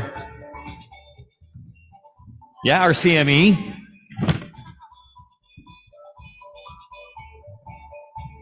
we would like everybody, ladies and gentlemen, doctors, please settle down. We are about to show you a recorded lecture. So please settle in now. We'll give you a few seconds to do that because we are going to dim the lights. It's happening already. So please find a comfortable place. You can choose among the 3 LED walls that we have there. So right about now, we are going to show you a recorded lecture on clinical management of entrapment neuropathies. Ladies and gentlemen, let's all watch this. Corbridge Group Philippines Incorporated, in partnership with Philippine Rheumatology Association, brings you Clinical Management of Entrapment Neuropathies, brought to you by Alanerv and Pregabor. To talk about this topic, Clinical Associate Professor at the UP-PGH, Consultant at St. Luke's Medical Center and Manila Doctors Hospital, heads the PRA Vasculitis Special Interest Group. Let us all welcome Dr. Geraldine Zamora. Good day and hello to my colleagues. Today, I will be giving a brief discussion on the clinical management of entrapment neuropathies. I'm Dr. Geraldine Zamora Abrahan from the Philippine Rheumatology Association. These are more disclosures. Many of the slides used in this talk are provided for by Corbridge, but I reviewed the literature and included my own slides, and I'm receiving compensation for this discussion. Peripheral neuropathy refers to nerve damage in the peripheral nervous system. The main causes include diabetes, as well as trauma or injury causing compression of the nerves. Other causes include alcohol or toxin exposure, medications such as chemotherapy medications, isoniazid and others. Infections can also cause peripheral neuropathy, autoimmune and systemic disorders, vitamin deficiencies, as well as others. So this is just an illustration of a normal nerve with an axon surrounded by and protected by the myelin sheath. And when the nerve is compressed, there could be loss of the myelin sheath, disconnection, and degeneration of the nerve, leading to loss of nerve function. This slide shows the most common areas of compressive peripheral neuropathy, and we'll discuss these in the next slide. Carpal tunnel syndrome, or CTS, is the most common peripheral mononeuropathy and the most common entrapment neuropathy cause, and this is due to compression of the median nerve by a thickened transverse wrist ligament or the structures contained therein. There's usually symptoms attributed to peripheral neuropathy, such as pain, burning sensation, paresthesia, and others, in one or more of the first 3 fingers of the hand, or the first 3.5 fingers, including the radial side of the 4th digit. Tarsal tunnel syndrome, on the other hand, is caused by entrapment of the tibial nerve in its course under the flexor retinaculum, which extends backwards from the medial malleolus to the medial calcaneal tuberosity. So there are peripheral neuropathy symptoms along the end course of the nerve. Cubital tunnel syndrome is from compression of the ulnar nerve at the elbow, where it runs in the bone channel surrounded by muscles and ligaments called the cubital tunnel. So when we hit this area, we know that there is this sudden tingling or painful sensation that we call the funny bone. And if there is cubital tunnel syndrome, there would be paresthesia on the palm side face of the 5th finger, ulnar side of the 4th finger, and the ulnar side of the forearm. So cervical brachialgia involves compression of the C6 and C7 nerve roots by either a posterolateral or a posterocentral hernia. And there would be symptoms on the C6 distribution. So this includes the anterolateral arm, forearm, and thumb, and C7 distribution, including the posterolateral arm, the forearm, forefinger, and middle finger. Lumbar chorealgia includes or involves rather compression of the L3 and L4 nerve roots, and there would be pain and paresthesia radiating to the anteromedial thigh and medial leg. Lumbosciatic neuralgia involves compression of L5, S1 nerve roots, and L5 radiation includes posterolateral thigh, lateral leg, posterior foot up to the big toe, including the first intermetatarsal space, while S1 involves symptoms in the posterior thigh, the leg, heel, sole inside of the foot, up to the 5th toe. Okay, so neuropathic pain have well-known symptoms, including sensations of numbness, tingling, burning, paresthesia, and the sensations are usually paroxysmal or lancinating. Our patients could say that para silang hinihiwa. It's not always present. It could be just intermittent. It could be electric-like, parang kinokuryente, parang ginagapangan ng langgam. It could be a feeling of raw skin. It could be feelings of hot or cold sensations along the skin areas. It could be shooting pain or deep, dull, bone-like ache. There could also be allodynia, which is pain from a stimulus that does not normally evoke pain, and hyperalgesia, which is exaggerated response to a normally painful stimulus. Oxidative stress plays a key role in the pathogenesis of neuropathies as it reduces neuronal function, and local blood flow stasis limit the supply of nutrients to the cell. In prolonged nerve compression, there is not only mechanical damage, but also compression of the vasa vasorum which leads to ischemia and microvascular stasis. This is also the route of diabetes, nerve injuries, and now because there is stasis, there is failure of supplying substances, which form the axonema, and the neurotransmitter precursors, which lead to damage to the axon membrane, as well as failure of synaptic transmission.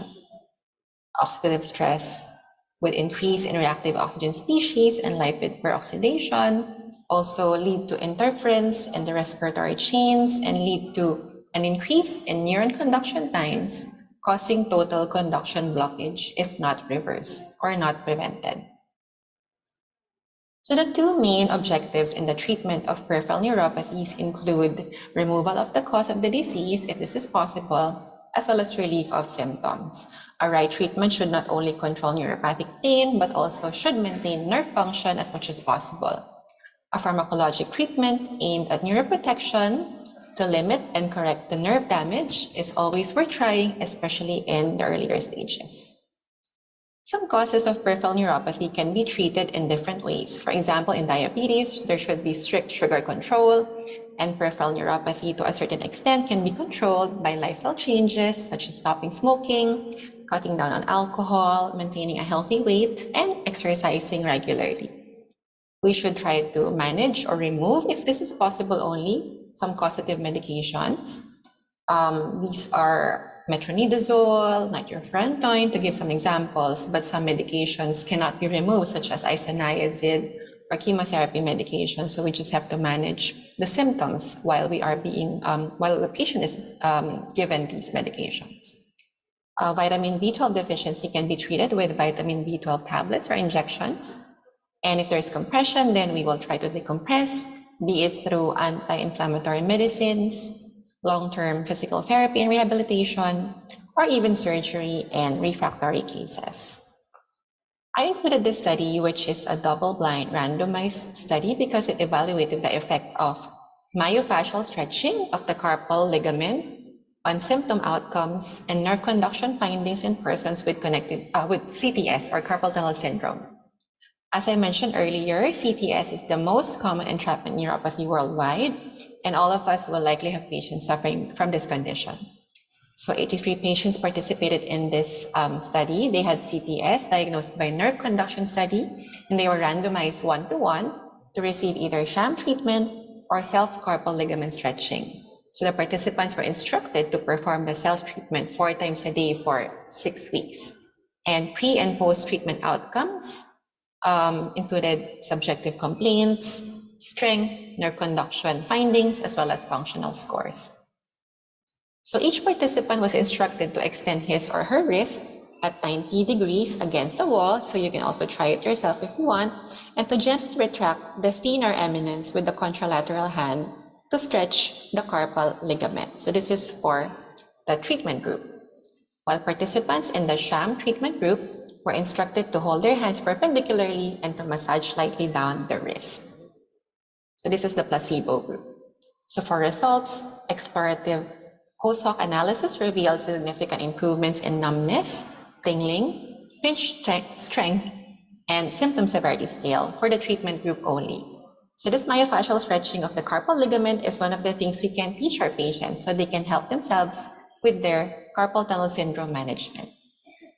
Now, this review systematically summarizes the current studies on the effectiveness of physiotherapy and sports therapeutic interventions for the treatment of CTS and focuses on the reduction of symptoms and, as a secondary outcome, improvement of hand function.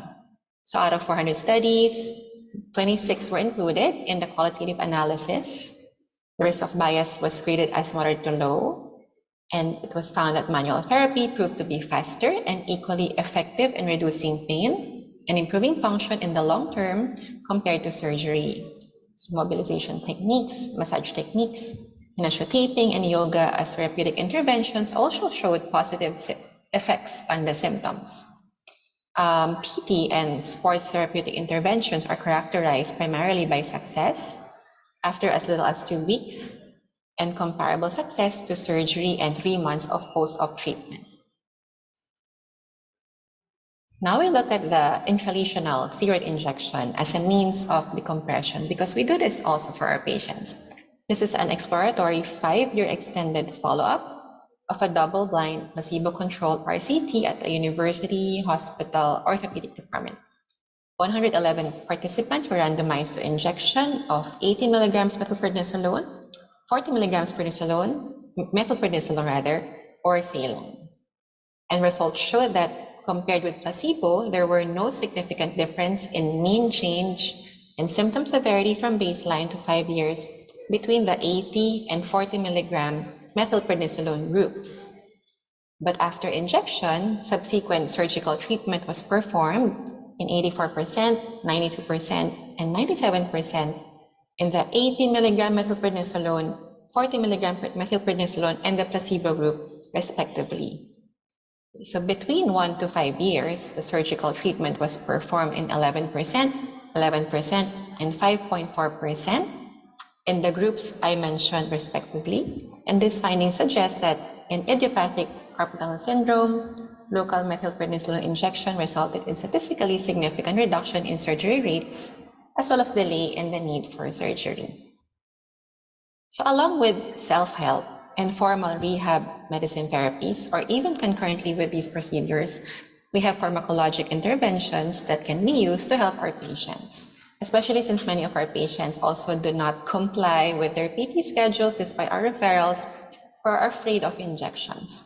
So I already mentioned earlier anti-inflammatories when we need to decompress, but analgesics with or without antioxidant treatments are also found to help neuropathic pain.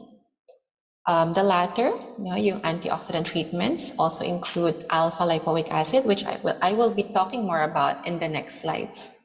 Other proven beneficial medications also include opioid-like analgesics, and even antidepressants and anti-epileptics, pregabalin, gabapentin in many cases. So how does alpha-lipoic acid, or ALA, provide antioxidant effects?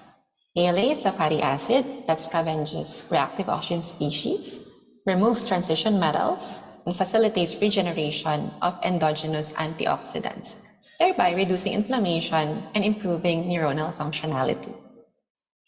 Even though our focus today is for entrapment neuropathies, it's also good to note that ALA has been used extensively in treatment of diabetic neuropathy. Scientific papers have been reported since the early 1980s.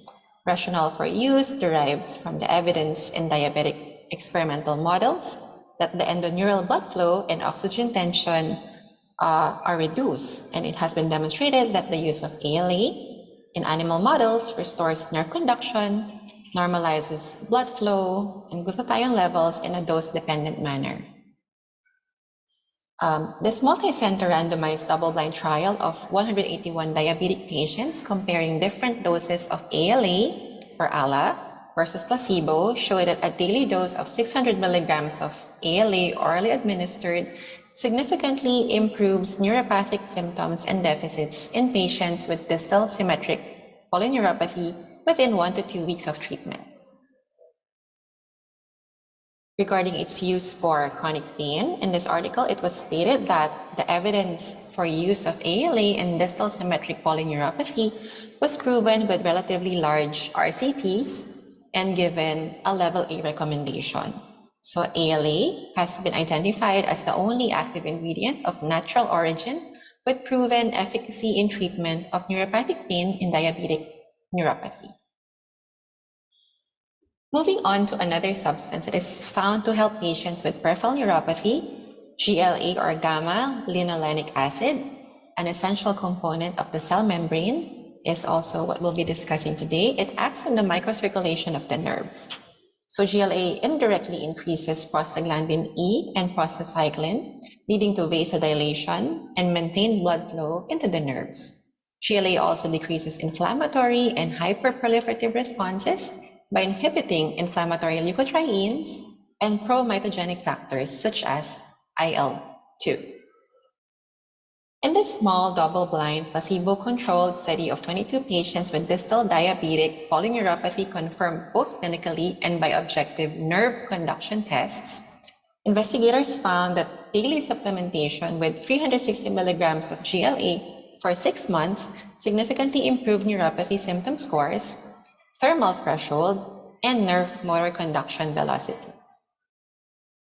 Now, combining ALA and GLA further leads to synergistic actions in improving nerve conduction velocity and endoneural hepatic flow, although the study was in diabetic rats. Focusing now on entrapment neuropathies, first I'll show some data on its use for carpal tunnel syndrome. This is a multi-center observational study conducted in 34 Italian centers, including 377 patients with CTS. The mean age was 56 years, and 73% of the patients were females. And the characteristics of the disease and its management were noted and recorded at baseline and during a 2-month follow-up using validated clinical tests. For results, a wide variability in the interventions prescribed was evident, and these were classified according to 3 categories: physical, pharmacologic, and neurotrophic therapies. Among neurotrophic agents, the most prescribed at 59% was an association of ALA plus GLA and B-complex vitamins. And in a subgroup of 303 patients who were treated with this combination of medication, ALA, GLA, and B-complex, the investigators found a general improvement in symptoms and functional impairment with a significant reduction in the Boston Carpal Tunnel Questionnaire and the pain scale, or NRS, for both nocturnal and diurnal pain. So an appropriate approach in CTS implies multimodal and multidisciplinary management using a variety of conservative interventions. Just to show you the Boston Carpal Tunnel Syndrome Questionnaire, this has both symptom severity scales and functional status scale. And each item is scored from 1 to no symptom, 1 for no symptom and 5 for the worst possible symptom, where the patient cannot form the activity at all. So these are what we usually actually ask our patients: how severe is the hand pain? Is it only at night? How often does it happen at daytime? And are there functional problems with writing, buttoning clothes, grasping, etc.? So the mean score for each scale is calculated, and higher scores indicate worse symptoms or function. So this next study is on clinical efficacy in 112 patients or subjects with moderately severe CTS to compare the efficacy of ALA 600 milligrams with GLA 360 milligrams per day plus a multivitamin B preparation. So that's vitamin B6 150 milligrams, B1 100 milligrams, B12 500 micrograms per day. And this is the Alanerve group versus just a purely multivitamin B treatment, and this is for 90 days. And the patients were evaluated by the Boston Questionnaire, as I showed just the previous slide, the high OB scale, as well as electromyography. So this is just the high OB scale. It's a clinical scale which correlates with the neurophysiological impairment of the median nerve and the patient's findings, those with CTS. So stage 1, there's only nocturnal paresthesia. Stage 2, nocturnal and diurnal. Stage 3, there's already glove distribution and presence of a deficit at the APB, or abductor pollicis brevis muscle, but no plegia. In stage 4, there's just a median distribution, also a deficit at the APB, but no plegia. And stage 5 shows a plegia of the abductor pollicis brevis muscle. So results of this study showed a significant reduction in the Alanerve group of both symptom scores and functional impairment using the Boston Questionnaire, while in the purely multivitamin group, they experienced a slight improvement of symptoms, but a deterioration of functional scores. Electromyogram showed a statistically significant improvement with the Alanerve group, but not with the purely multivitamin B group. And the high OB scale showed significant efficacy of Alanerve group in improving symptoms and functional impairment, while in the multivitamin group, there was improvement. It was also significant, but less marked than in the Alanerve group. So the study's conclusion was that Alanerve proved to be a useful therapeutic tool for controlling symptoms and improving evolution of carpal tunnel syndrome, especially in earlier stages of the disease. So this was a survey on a population with CTS operated on at the Hand Microsurgery Hospital of Pordenone. An objective was to evaluate clinical and symptom parameters pre and post therapy after treatment with ALA-NERV. 97 subjects were treated for 90 days, or rather 80 days, with ALA-NERV twice a day, and the control parameters were nocturnal symptoms and indications of surgery. So the treatment group proved to be effective both in reduction of nocturnal pain and in the postponement of the indication of surgery. Moving on to neuropathic back pain, this trial evaluated the effects of ALA plus GLA and the beneficial effect of physical exercise on neuropathic pain in patients with compressive radiculopathy syndrome from disc nerve root impingements. So 203 patients were enrolled and divided into two groups. The first received an oral dose of 600 milligrams of ALA and 360 milligrams of GLA along with a rehabilitation program for 6 weeks, while the second group was only treated with rehabilitation program for 6 weeks. The study compared the two treatment groups considering the disability grade and routine daily activities through different scores as follows. So there is the Roland Disability Scale or questionnaire. There's a VAS pain scale, SF-36 scale for generic health state, the Oswestry scale for disability and consequences in daily activities, and 2 other scales. For results, the combination of ALA plus GLA plus 6 weeks rehabilitation therapy showed a more favorable trend of response compared to patients who only had rehabilitation therapy. And the group with GLA, ALA, and 6 weeks of rehab showed a faster and prolonged increase of pain threshold versus baseline.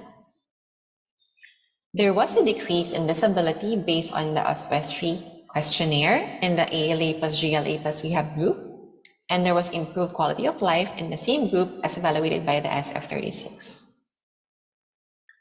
Now, this is a multicentric observational prospective study that was conducted in 44 Italian tertiary centers, which specialize in physical medicine and rehabilitation, orthopedics, neurology, neurosurgery, and rheumatology, with the goal of developing shared management of low back pain with sciatica.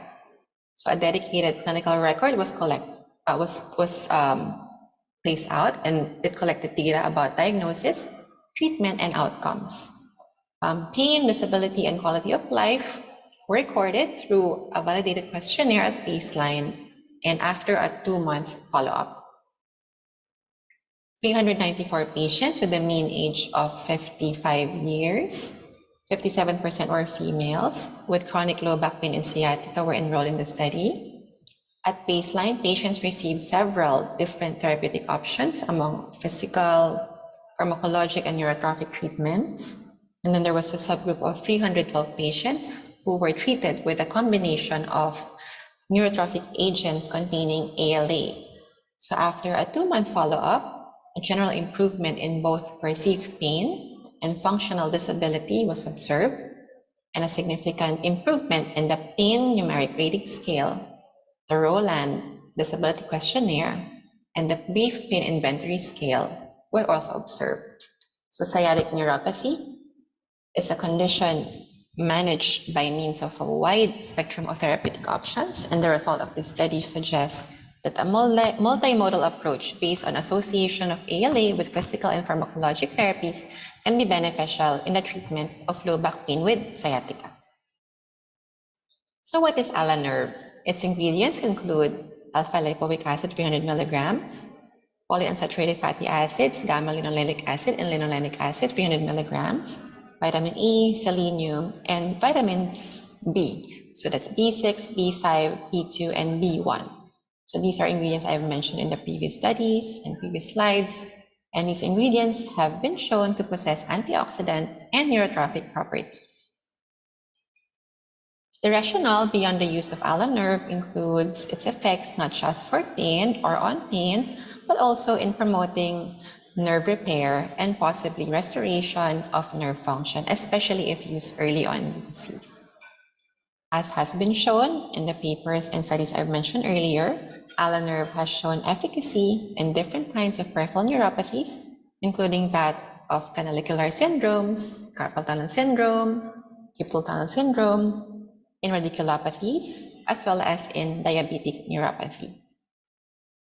So posology, it is advised to prescribe Allonerve 2 capsules per day in acute treatment and once a day for maintenance therapy. And treatment is best prolonged up to recovery of nerve functional capabilities. So in conclusion, some take-home messages.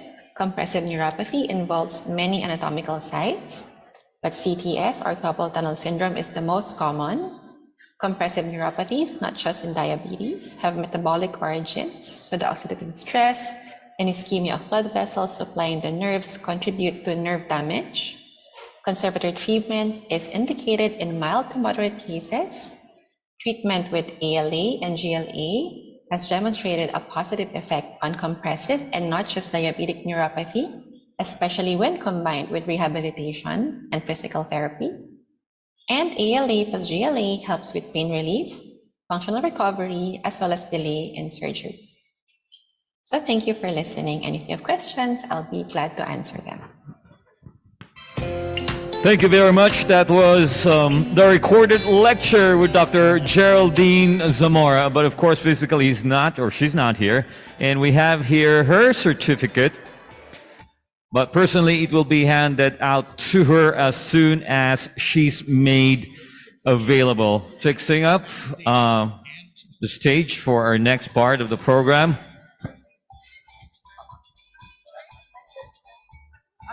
She's here. Okay. How about a big hand, ladies and gentlemen, for Dr. Geraldine Zamora? She's here. Okay. Thank you so much, Doctora.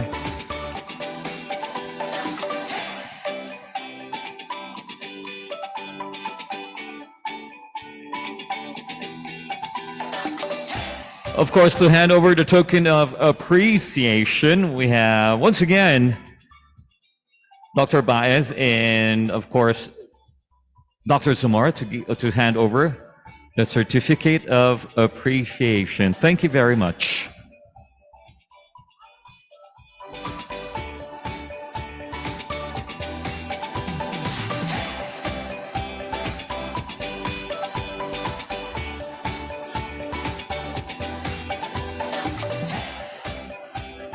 All right, may we please request everybody to please stand. Everybody, let's all stand.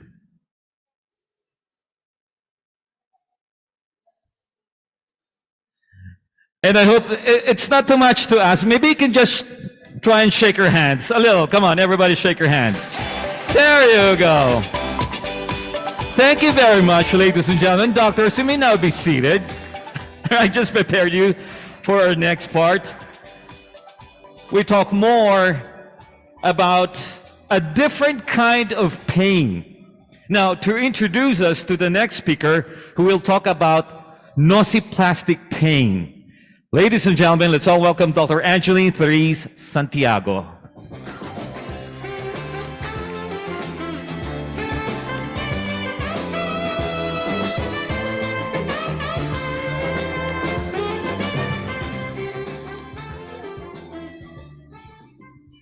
Hello, good afternoon, everyone. It's so nice to see everyone in the flesh. And I'm so happy to welcome you to this plenary section that is sponsored by Viatris. Thank you so much to our sponsors for this CME activity.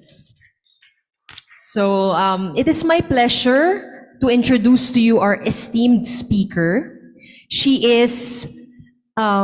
She finished her Doctor of Medicine at the UST Faculty of Medicine and Surgery, where she graduated cum laude. She then took her residency in neurology at the Makati Medical Center and her fellowship on sleep medicine at the Columbia Presbyterian Medical Center in New York. She is a fellow of the Philippine Neurological Association and a member of the American Academy of Sleep Medicine. She is a past president and founding fellow of the Philippine Society of Sleep Medicine. She is currently one of the board of governors of the Philippine Neurological Association. She is a co-director of the Sleep Disorders Laboratory of Makati Medical Center. She is the section chief and is an associate professor of clinical neurology in Dr. Jose G. Tamayo Medical University in Biñan, Laguna, where she also serves as chairperson of the Institutional and Ethics Review Board. She is finally the section chief of the Neurophysiology Unit of the University of Perpetual Help Medical Center in Biñan, Laguna. Without further ado, I would like to call on Dr. Rosalinda B. Espiritu Picar to give us a lecture on the evolving concepts in pain, focusing on nociplastic pain.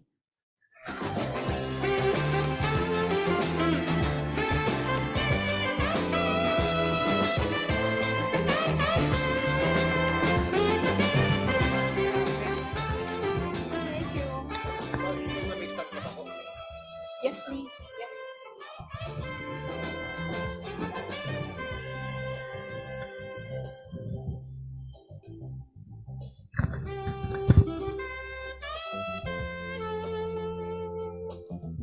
Working. Okay, good afternoon. Thank you for the opportunity to talk today to a group of people na pinagre-referan namin pag di na namin alam ko ano yung sakit ng pasyente.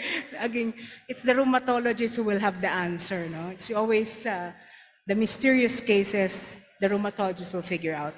Well, for this afternoon, I'm actually going to be talking about nociplastic pain.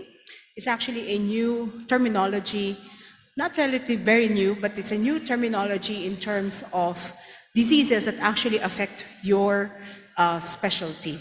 And it's actually about fibromyalgia. So I will be talking about fibromyalgia not as a rheumatologist, but as a neurologist and as a sleep medicine practitioner. So it will be a different take on something that I know you are an expert on. Okay, so I have to show the disclaimers. Okay, so we all know about the pain classification, and we have seen this in several lectures in terms of differentiating between neuropathic pain and nociceptive pain. And as far as I know, you really see a lot of patients with nociceptive pain, as well as those with a neuropathic pain component. And you know the difference is that neuropathic pain is mostly involving the nervous system. So it has to be something that can actually be localized. While nociceptive pain is mostly somatic, and that means there is actual signs of inflammation and injury. And of course, there is such a thing as mixed pain, wherein you actually have a mixture of both. And I'm sure you also see that in your patients. And we know that nociceptive pain serves a very protective function in that, of course, if you have a sign of injury, then definitely you need help to address that injury. While neuropathic takes it a little bit further in that there is actually no protective function, but it does produce changes in the somatosensory nervous system. Now, what are we talking about in terms of nociplastic pain? Let me talk about central sensitization first, because when you talk about nociplastic pain, you will always hear the term central sensitization. What is central sensitization anyway? For you to understand pain, you always need to remember that it's actually a bidirectional relationship. And that means there is transmission and there is also modulation. And that means pain is transmitted through the spinothalamic system, and it is actually modulated by the higher centers. And if you understand that there is really a two-way traffic with regards to pain transmission and perception, it is easier to understand the rest of the lecture. So what happens with central sensitization is that usually there is a peripheral source of injury, and of course there is input into the dorsal horn and the spinal cord, which is of course then transmitted into the pain center in the brain. And the pain center in the brain will then, of course, utilize the descending modulation pathways to tamper down the perception of pain. Now, what happens in central sensitization is that even though there's no actual nerve dysfunction or nerve injury, even with just minimal stimuli or even non-painful stimuli, it is actually transmitted as being painful. And therefore, it is perceived as painful.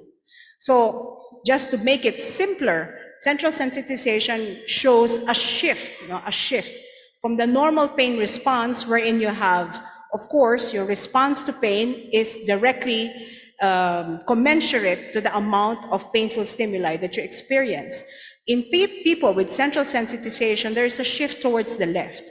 And therefore, even non-painful stimuli is perceived as painful, and that is a phenomenon called allodynia, which you usually see in people with neuropathic pain.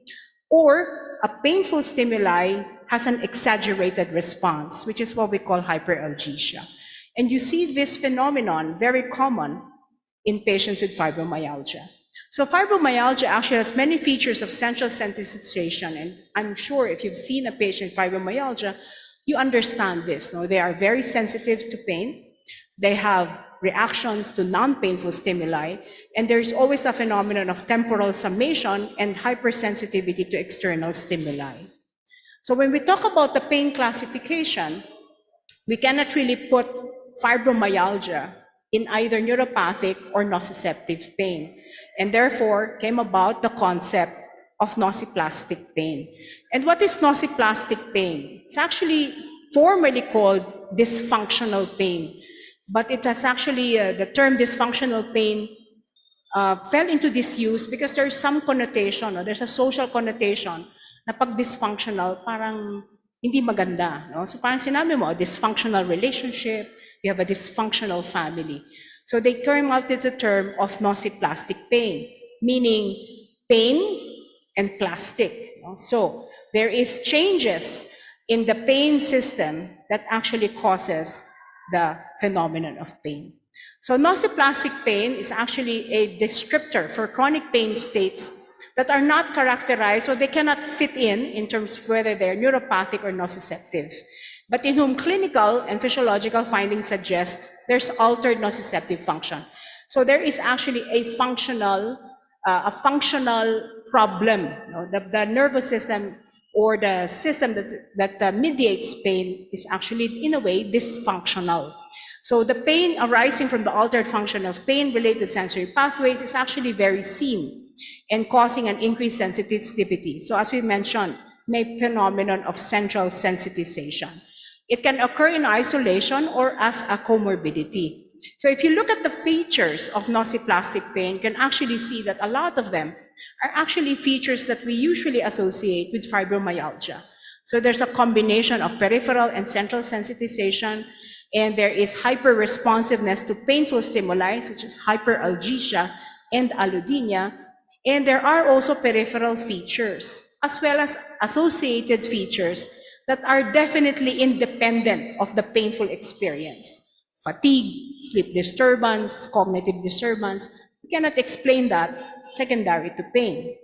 And also the mood disorders that are actually also associated with it. So when we talk about pain processing in fibromyalgia, and you can see why it is actually a perfect example of nociplastic pain, is that in fibromyalgia, there is definitely diffuse pain processing alterations.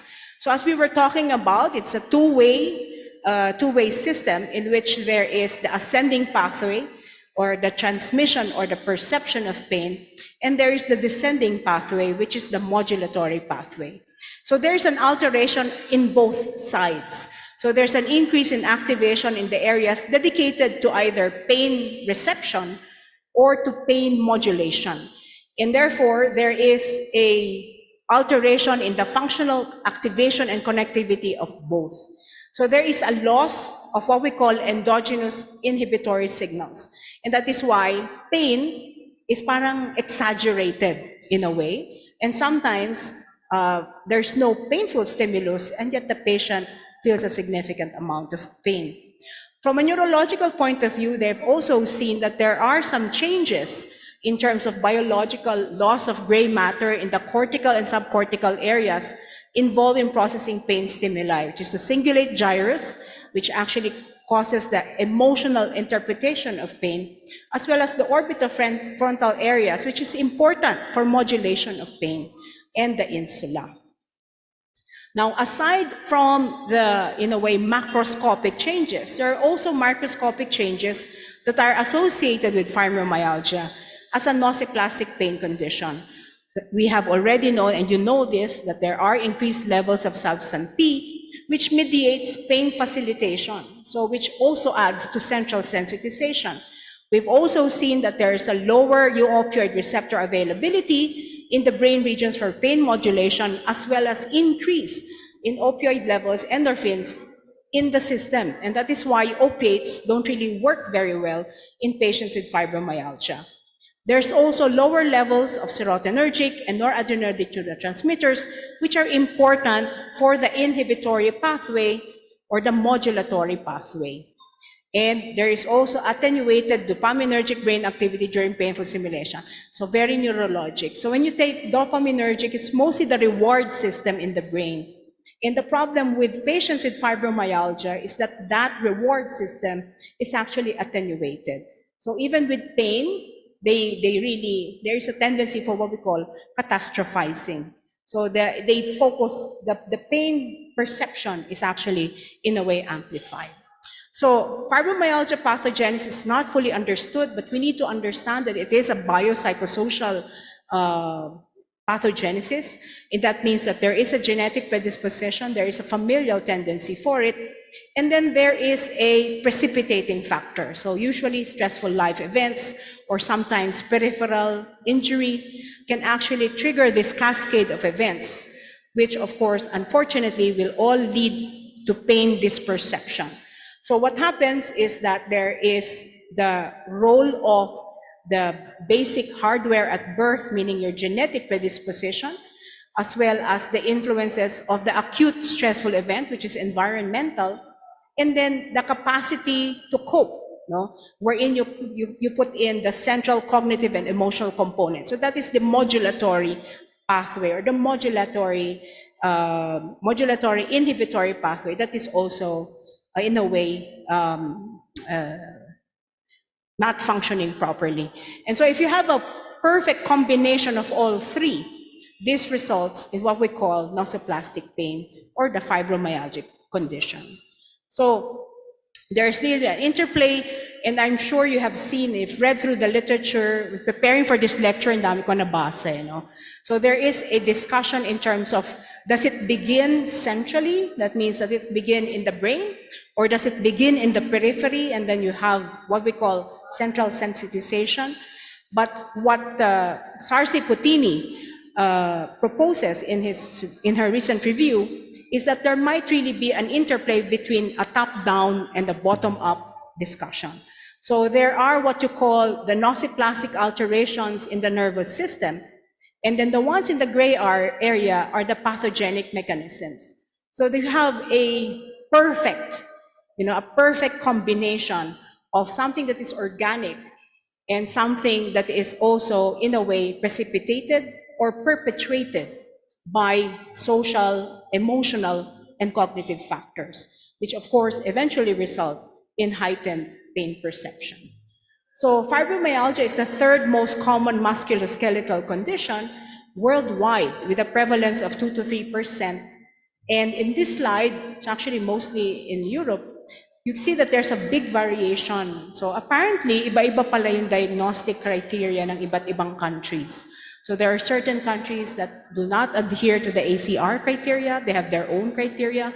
And so you can see that there is really a huge variation in terms of prevalence. But if you look at databases in terms of utilization of hospital use or medication use, fibromyalgia is the third most common musculoskeletal condition.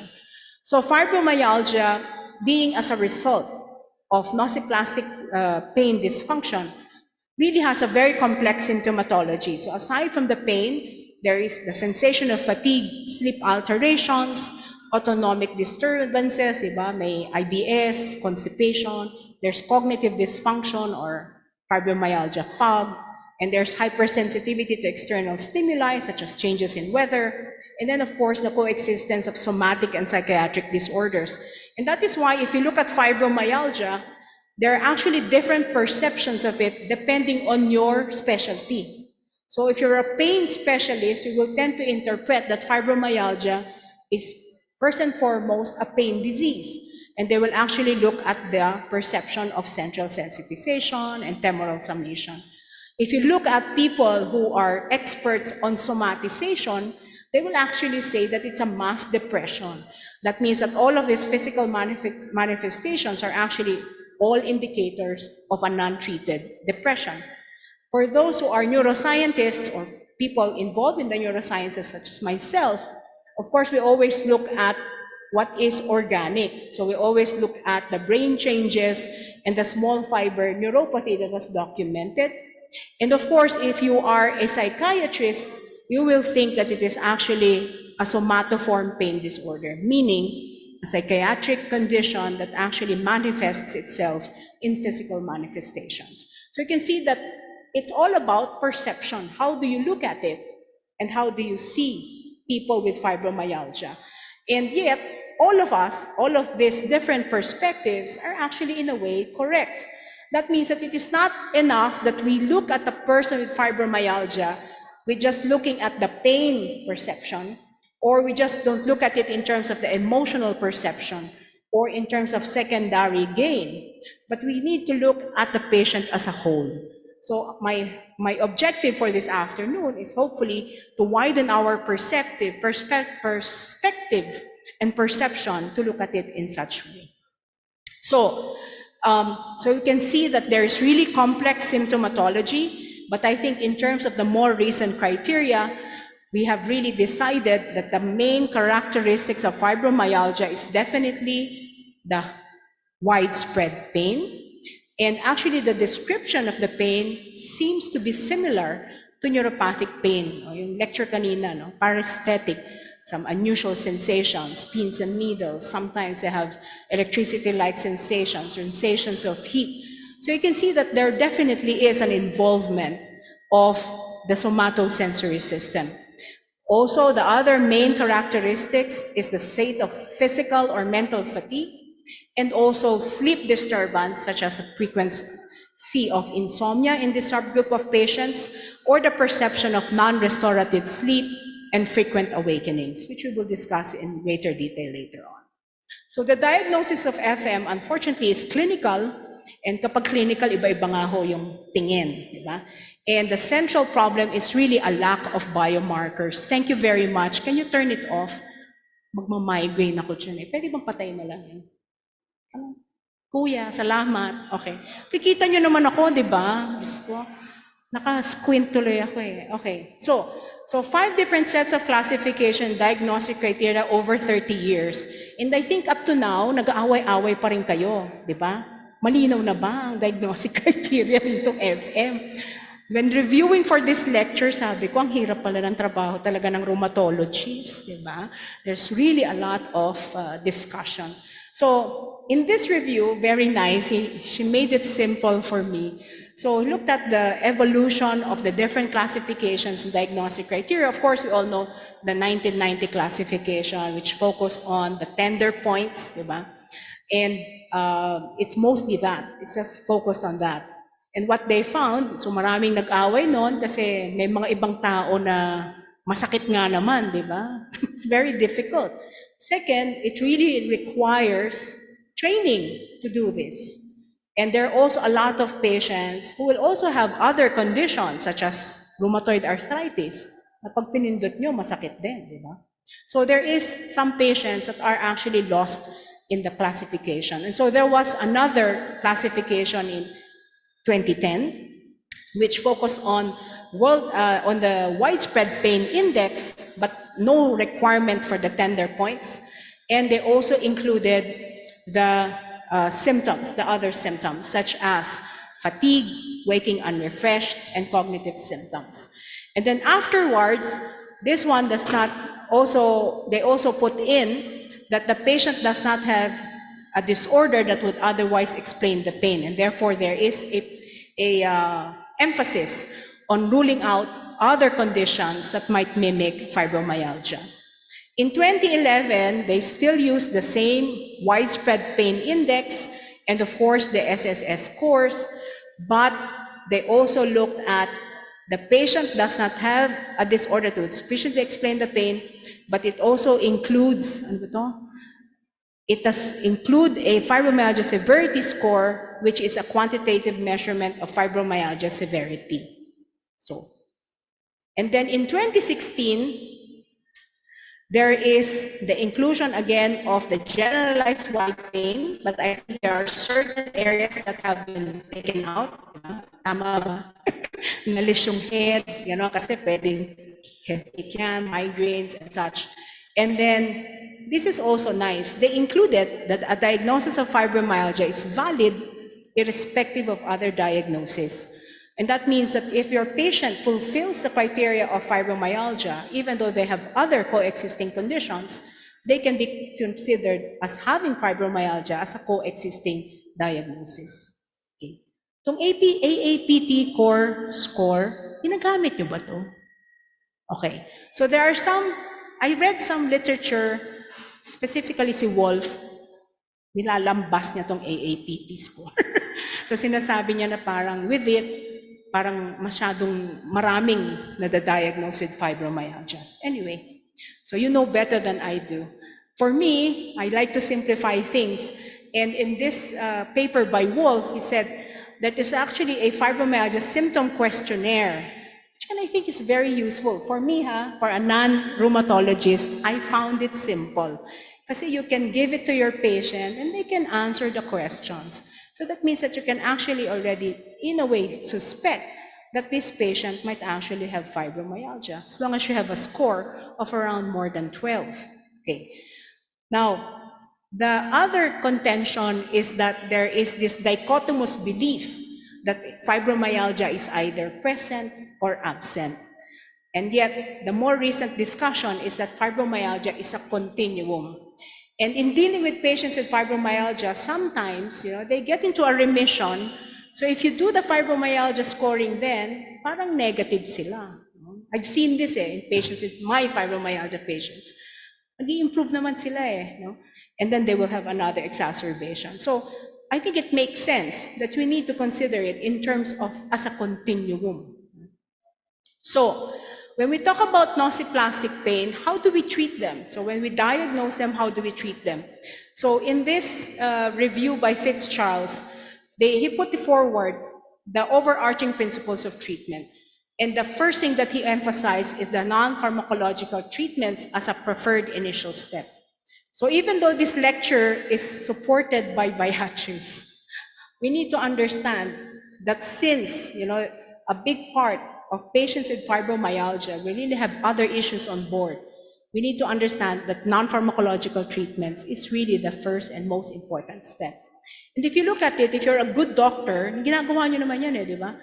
Trustful doctor-patient relationship, validating the symptoms, believing them, believing the pain. Huwag yung sabihin it's all in your head. And of course, patient education, promotion of self-management. For patients, for rheumatologists, I know you do this because a lot of your patients have chronic pain. And therefore, understanding this is actually second nature to all of you. Now, the European group actually came out with their own recommendations for the management of fibromyalgia. And this was published in 2017. Tinanong ko si Dr. Santiago, meron ba yung American? Kasi alam mo naman tayo, pro-American. Wala, no? Okay. So yung European, what they did is actually they used a Delphi method. They gathered experts from different specialties.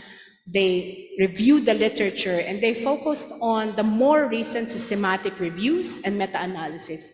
And they came out with agreements.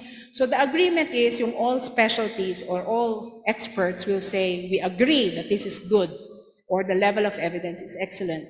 And they make recommendations in terms of whether it's weak for, strong for, weak against, or strong against. So that means they will not recommend it. So the most important and the initial is optimal management requires prompt diagnosis. And that means we need to use whatever criteria you're using. And full understanding that fibromyalgia requires comprehensive assessment of pain, function, and psychosocial context. You remember the 4 subgroups of specializations, then you need to look at your patients in those different perspectives.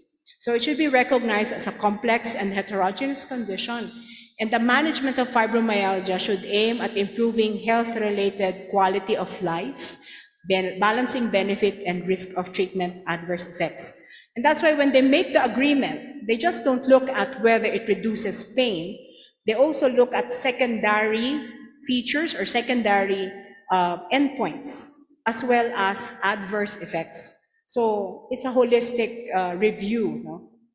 So in their flow chart, of course, history and physical examination, diagnosis of fibromyalgia, you rule out other treatable comorbidities, and the most important is patient education, and then afterwards you design physical therapy and then reassessment. So they emphasize physical therapy first and foremost. But what about patient education? So the German guidelines in 2017 came out with this basic rules for patient education.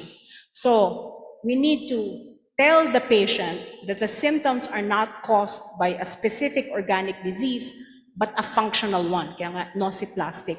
That means there's no tumor that's causing it that we can take out. There's no metabolic abnormality that's there that we can correct and take out. That means that there is something going on and that there's something wrong with the way your nervous system perceives pain and the way you cope with the perception of pain and other things. The legitimacy of ailment is acknowledged and therefore there should be validation, and the symptoms are usually persistent in all patients. There might be exacerbations, but they are persistent. And total relief of symptoms is seldom achieved. I think we need to emphasize this, especially when we put them on medications, because most of the time you will need to use multimodal treatment and you need to titrate the medications to effect. But you need to tell them, I cannot bring it down to zero, okay? So symptoms do not lead to disability and it will not kill them. And most patients learn to adapt over time. And the goals of treatment are improvement in quality of life and functional ability in everyday situations, and the ability of the patient to modulate symptoms via self-management. I think it's a very nice recommendation by the German group because it emphasizes self-empowerment and understanding. And it also entails that the clinician taking care of this patient fully is cognizant and empathic of what the patient is suffering from. So, when we talk about non-pharmacologic treatment, the only form of treatment that the EULAR has a strong recommendation for is actually aerobic and strengthening exercises. And aerobic, di pa nila na specify, no? So they're saying that is one limitation. They cannot specifically specify which aerobic exercise is useful. And in terms of strengthening exercise, it's just mostly muscle toning exercise.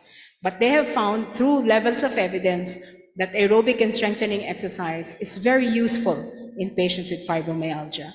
Cognitive behavioral therapies in terms of addressing the pain or also in terms of addressing sleep have been found to be also useful.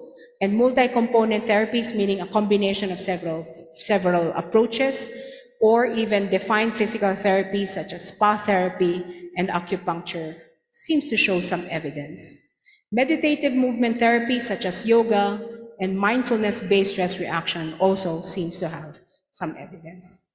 So how about nociplastic pain again? So you'll see in my lecture that I'm coming back and forth in terms of nociplastic pain and in terms of the EULAR recommendations, because you will see that there is really a striking similarity between both, and that the pharmacologic treatments will mostly focus on centrally acting pain modulators, and that means tricyclic antidepressants, SNRIs, and the gabapentinoids. So with the EULAR, they went another step. So aside from looking at the physical, they also looked at additional individualized treatment. So you need to look at what other symptoms does a patient suffer from. So if the patient has a predominance of depression, anxiety, catastrophizing, then you might want to focus more on psychological therapies and perhaps utilize pharmacologic management in terms of looking at antidepressants. But not all antidepressants have helped patients with fibromyalgia. If the patient has severe pain or sleep disturbance, then the choices would be mostly the centrally acting pain modulators, such as the SNRIs, TCAs, as well as the gabapentinoids. And if the patient complains of severe disability, sick leave all the time, then you might need to do multimodal rehabilitation programs. So in terms of pharmacological management, the EULAR recommendations are all weak. No? Weak. Bakit sila lahat weak? Kasi most of them will have adverse effects. And the other one is that sustainability of efficacy of pain control. And that's why I said sometimes in these patients, you will really need to combine medications to get the right amount of pain control that you desire. So amitriptyline, and this is only at low doses, and that means at 25 to 50 milligrams, not higher than that. Duloxetine, tramadol, and pregabalin. Okay. So the US side, so the EULAR is mostly EMA.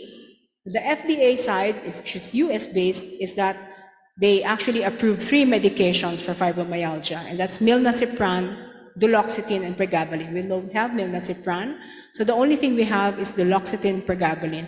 So if you have a patient with a predominant depression, then you might want to put them on duloxetine first, and then add on pregabalin. But if you have a very predominant pain, anxiety, and sleep problem, you might want to put them on pregabalin first and see how much the pain is actually improved, and then eventually add on. So one thing good about pregabalin is that it works well with other medications. No? So that means that you can combine it with duloxetine, you can combine it with tricyclic antidepressants, you can combine it with tramadol so that you can get the pain relief that you need. So we also need to be cognizant of the side effects that each medication class will have. As I said, they have reviewed other antidepressants, so other SSRIs. So if your patient is on escitalopram, fluoxetine, there is no evidence in terms of its efficacy for fibromyalgia, because what they have found is that it is not a mass depression. Right? If you think that it's a mass depression, if I treat the depression, the pain will go away. Because if that was the premise of that was true, then all antidepressants should work, but it is not. So what they're saying is that those antidepressants that mostly work on the pain modulatory transmitters, such as serotonin and norepinephrine, has the best benefit, as well as benefit in terms of depression and the pain. So how about the other medications? So in-emphasize ko lang po yung against, so that we will be guided. So definitely NSAIDs, strong opioids, corticosteroids are a definite no-no, and definitely growth hormones as well. Now you might ask me, how about tramadol? Bakit nila kinonsider ang tramadol? So tramadol is not really lumped in the strong opioids. It was lumped under anti-SNRI, mostly because tramadol is an opiate agonist, but it also has a serotonergic and noradrenergic action. So, all right. Now, sarziputine, going away from the EULAR recommendations. So, sa EULAR kasi, di ba, physical therapy, psychological therapies, then you go into the medications. Putini looks at it differently, thinks that most of the time when you see a patient with fibromyalgia, you will really have a conglomeration of symptoms anyway. And so she's saying that actually you need to have all 4 at the get-go. So educate, do psychological treatments, treat them with pharmacotherapy, and then of course encourage the non-pharmacologic treatments, which I tend to agree with. And I'm sure that's what you do as well. No? So you tend to rely on the 4 pillars of management and determine efficacy. The other one is, itong pinakahuli, yung mga cannabinoids, wala pong evidence dyan based on the EULAR review. Ay, bakit naubos na? Ay, sorry po. Dali Napindot ko yung end.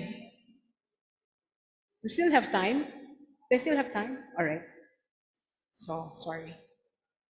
So, if you go back to the EULAR recommendations, why is there such a big deal about sleep? No? So, as a sleep medicine practitioner, you might ask yourself, why is pregabalin so good for sleep?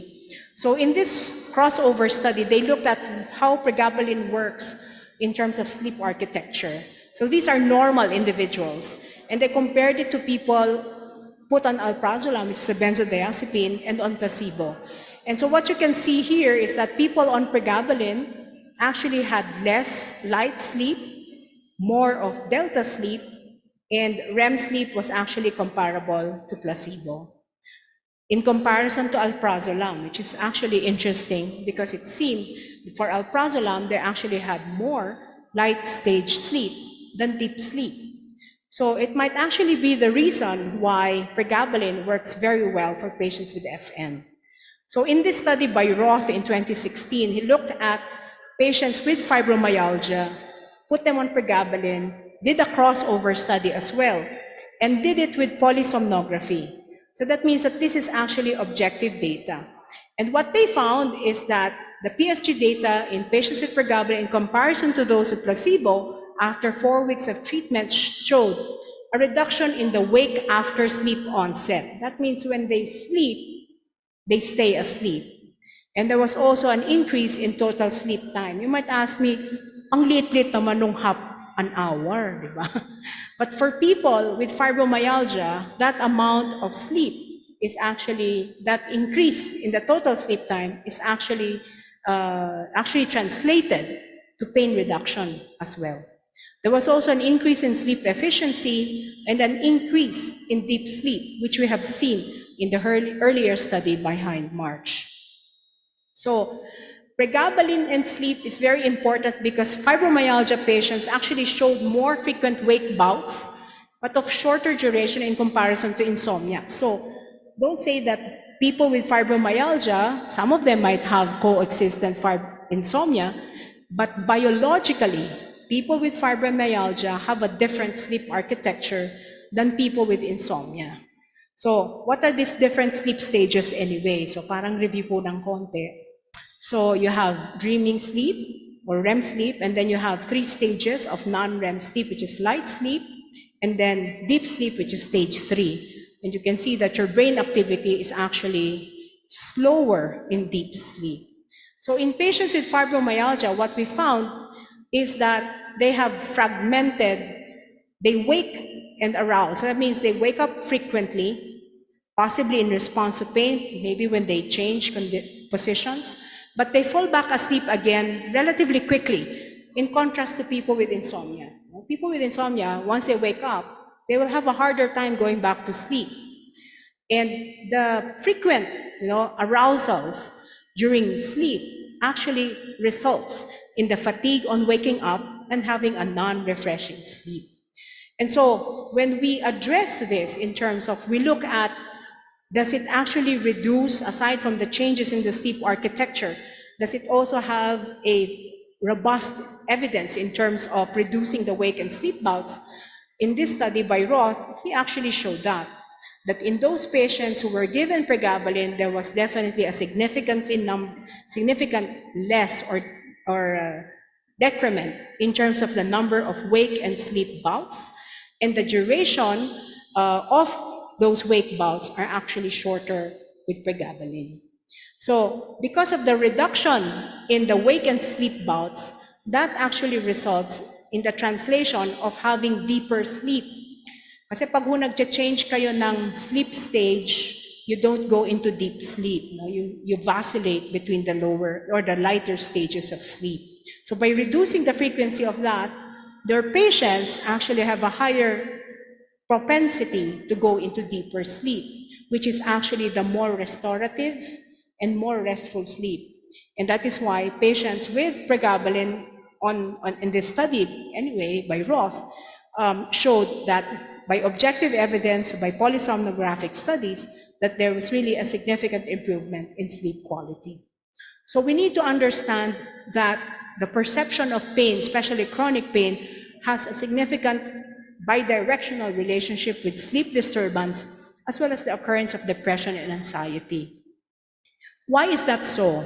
So as a sleep medicine practitioner and neurologist, I just want to give you some inputs in that sleep disruption and sleep deprivation actually reduces the communication between the emotional brain, which is what you call the default mode network, and the rational brain, which is the orbitofrontal cortex, which is the seat of pain modulation. So what happens is that when you're sleep deprived, your brain goes into the default mode network. And what does that mean? It actually means that most patients become more emotional. And that is why, that explains why you see the changes in the gray matter of the cingulate gyrus, as well as in the changes in the orbitofrontal cortex. So I'm actually postulating that sleep disruption is something that you need to really seriously think about in your patients with fibromyalgia, because it actually alters their capacity to cope with the pain, as well as in the occurrence of catastrophization. So what happens in patients with sleep deprivation and sleep disruption, there's actually more frequent and amplified negative cognition, and there's an intolerance to frustrating social situations. So there's a decline in their emotional intelligence. So sometimes it will be harder for them to cope with social stress and emotional stress, and the tendency for negative emotional perception. And we've also seen that if you don't sleep well, you actually tend to retain painful memories more. And if you're sleeping well, your positive memories are actually retained. So what happens is that it creates, it adds to the state of negative emotionality in a way for this group of patients. So in this review, I will not focus on the specific randomized controlled studies. So I just said, let's look at the review, pinaka-current. And it looked at 11 randomized controlled trials of pregabalin for the treatment of fibromyalgia. And on all of them, there was a statistical significant improvement in terms of pain score versus placebo, as well as improvement in the secondary endpoints. And I guess that's why it warranted the recommendation for the EULAR recommendations. There's also an improvement in terms of fatigue, Hamilton anxiety, and depression scales. We mentioned the Roth study, which is also touched upon in this review, and also in terms of withdrawal studies, lack of therapeutic response, it seemed that people tended to stay longer on pregabalin, even on the extension studies of the randomized trials. For some reason or another, they prefer to keep using pregabalin and instead in comparison to placebo and in comparison to other medications used for fibromyalgia. In terms of neuroimaging, and this is interesting, is that they looked at functional MRIs of those patients with fibromyalgia and those without. So the premise is that the glutamate or glutamine levels will be elevated in patients with fibromyalgia in the posterior insula, which is important for pain modulation. And what they found is that those patients who were given pregabalin actually had a reduction in terms of the hyperactivity of the posterior insula, and therefore a perception that glutamate and glutamine levels were actually reduced in this group of patients. And so there is also an organic, or shall we say, a neurologic, biologic evidence that it actually does what it's supposed to do. Okay. Now, in terms of safety and tolerability, serious adverse events were actually rare and similar to placebo, but definitely adverse events occur. So dizziness and somnolence, and they are mostly dose dependent. So in a Japanese study wherein they extended, they had an open label extension study of the randomized control trial for a year, 96% of the patients reported an adverse event, dizziness and somnolence, but the discontinuation rate was less than 5%. So that means that the patients, perceived a benefit of taking it in spite of the fact that they do feel some dizziness as a side effect in terms of their pain. So in combination studies, in this review, it actually showed that definitely pregabalin in combination with all the other medications that is used for fibromyalgia showed greater improvement in comparison to placebo or either treatment alone. So that means that it seems to have a synergistic effect with other pain modulatory medications. So how does it work? Well, you all know how it works. So pregabalin is actually an alpha-2 delta subunit ligand. And what it does is actually controls the calcium influx into the presynaptic membranes and therefore reducing the amount of neurotransmitters that are actually released in the synapse, whether it's glutamine or something else. So there's a modulation of excitatory neurotransmitter systems, and therefore there is a reduction in terms of pain transmission in this mechanism of action. So pregabalin has a linear plasma absorption, so it's actually easier to titrate this medication to effect. If you double the dose, you double the plasma concentration. So it's actually easier to know whether it's working or not in comparison to gabapentin, which has a nonlinear pharmacokinetic. And as shown in various studies on neuropathic pain, definitely pregabalin works on sleep and pain as well as in anxiety. And the flexible dosing, it should be started, you can start it at 75 at bedtime, gradually go up to 75, 75. But what we recommend is that the higher dose should always be given at night because of the somnolence. In people with fibromyalgia, most of them will respond at the dose of around 300 to 450 milligrams. So, mas mataas ng konti in comparison to neuropathic pain. So definitely, patients, and they've also seen this in this review, in that pregabalin showed benefit within 2 days, within a week, in terms of pain reduction. Now, since that it is renally excreted, if your patient has comorbid renal problems, then you might need to adjust the medications because it is actually renally cleared. And therefore, if you have renal impairment, then you might need to reduce the dose. But it definitely does not produce renal dysfunction. So thank you for your kind attention, and I hope I was able to impart something new today.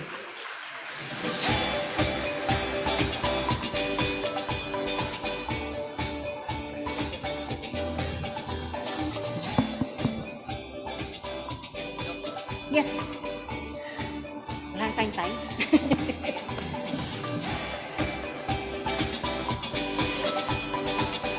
Doon ba tayo?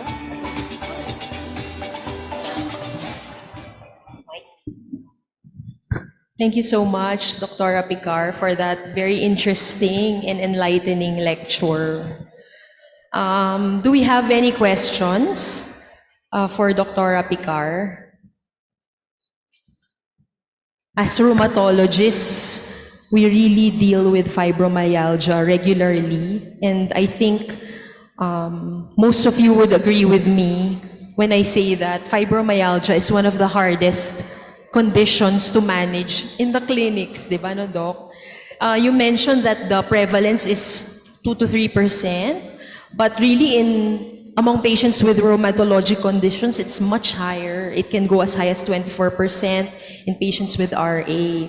So I'd like to ask Doctora, kasi you emphasized a multimodal approach, meaning a combination of education, physical exercise or physical therapy, psychotherapy, cognitive behavioral therapy, and pharmacologic management. But in my experience, what's really hard is the psychotherapy part, because number one, there seems to be a stigma in our patients that when you tell them that you need to be referred to a psychiatrist, that it's really something that there's a stigma. They don't want to accept that, or they are ashamed of it. And of course, the access. What is your experience, Doctora, in your practice? Yes, that's actually very true, because there's really this perception that it's in their head, you know. So it's like a mass depression. And when you refer them to a psychiatrist, parang it confirms that that is the case. Especially pag nandun yung familia, yung sasabihin ng, tamo na, no, maarte lang siya. Okay, so actually now, it's a good thing that now there are actually a growing field of specialists that focus on mindfulness, as well as focus on cognitive behavioral treatments.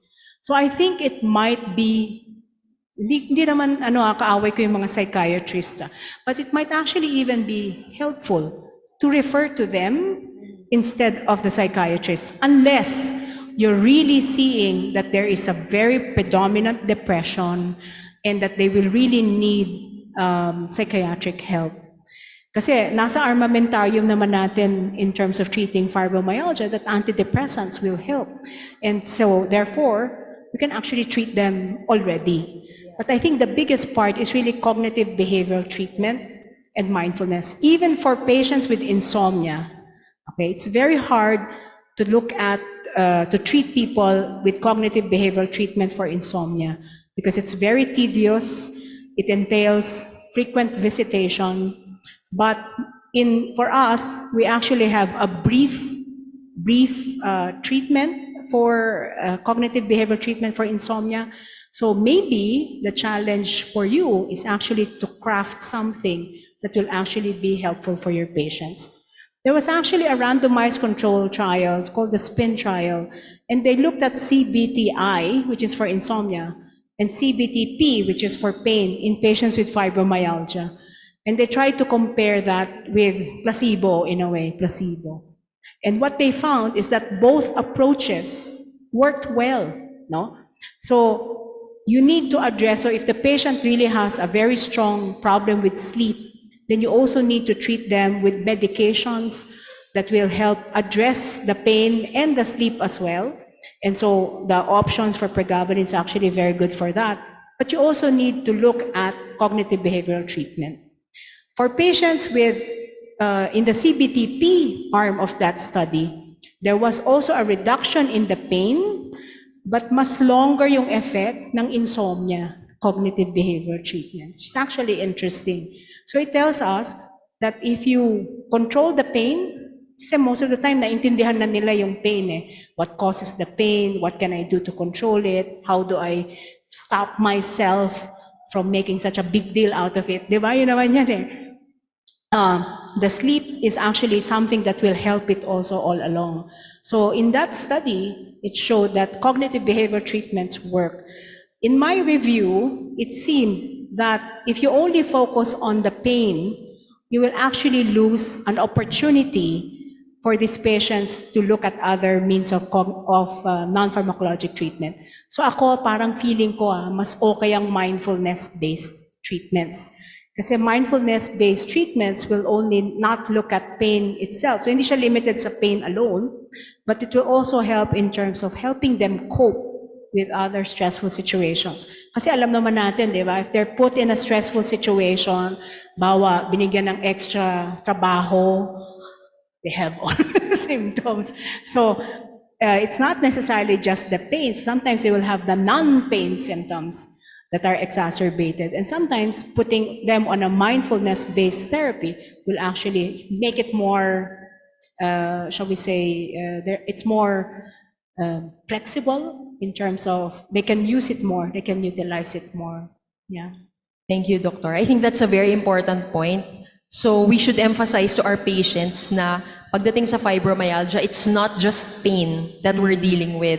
So yun nga, yung mindfulness-based therapy and yung self-managing, di ba? That's very important. And the exercise. Exercise, yes. Kasi minsan yung mga pasyente ko, pag yung nakita ko na siya sa list of appointments, parang, naku, tagal na naman namin ito, di ba? And it actually, we can relate. Ganun it's actually we can been, relate. And even in studies, it showed na sa rheumatologists that they did a survey, yung pasyente na gusto mong makita, di ba? Ang pinakamababa, fibromyalgia. Ayaw Agree, kasi Doktora. nakakaugas ng oras, di ba? And talagang minsan exhausting sila eh. Kasi they complain, it's very difficult. So, yeah, it's a challenge. Do we have other questions? Siguro regarding pregabalin, Doctora. So for our patients with fibromyalgia, do we give it lifelong or can we taper it? What's your experience on Well, it? if you think about the fact that it's actually more of a neuromodulatory medication, ako, as a rule, no, for neuropathic pain even, we give it as long as the pain exists. So that means that if the pain is still there, then you need to continue it. You need to titrate it to an effect that the pain is manageable and the patient is able to function even with the pain. Kasi kaya nga importante yung German recommendation eh. You cannot promise that I will take out the pain, no? Because they will babalik sa inyo, Dok, masakit pa rin, di ba? You have to make their expectations more realistic. Sabihin mo, we will try to reduce the pain to an extent that you are able to function. So in those cases, that means, very long-winded answer, as long as the pain is there, you need to give the medications that help reduce it. So if it's lifetime, then it is lifetime. Yeah. Okay, thank you. Do we have any other questions? If there are none, I would like to thank everyone for their attention. And again, Dr. Picar, thank you for your very wonderful talk. Thank you for the opportunity. Thank you so much to our moderator, Dr. Angeline Turiz Santiago, and of course, our speaker. Thank you very much, Dr. Rosalina Espiritu Picar. Dr. Picar, may we invite you down here, together with Dr. Rosario Baez and Dr. Michael Gomez, to receive your plaque and, of course, token of appreciation. While we're doing that, everybody, please focus your eyes once again to our LED walls or screens right here. Okay, just getting ready. Just a short video. So I think we're ready. Let's all watch this. Naghahanap ka ba ng daan patungo sa mas mabuting kalusugan? Sa Beatrice, we know the way. And we lead the way. Dala ng aming nangungunang kakayahan at subok na karanasan sa pangangalaga ng kalusugan, hatid namin ang mga dekalidad at mapagkakatiwalaang gamot para sa buong pamilya. Para kay lolo't lola, nanay, tatay, ate at kuya ang hatid naming pag-aalaga. Dahil batid namin na ang pamilyang malusog ay pamilyang maligaya. Dito sa Beatrice, we know the way. Alam naming mahalaga sa iyo at sa bawat Pilipino ang kalusugan. Kaya't aming sinisigurado na ang mga gamot mong pinagtitiwalaan ay nariyan para sa mga taong nagtitiwala sa iyo. Nasaan ka man sa Pilipinas, anuman ang iyong katayuan, ang Beatrice ay iyong kabalikat sa kalusugan para iyong maipagpatuloy ang mga gawaing kinagigiliwan. Sabay tayong maglakbay tungo sa mabuting kalusugan. Dahil sa Beatrice, we know the way.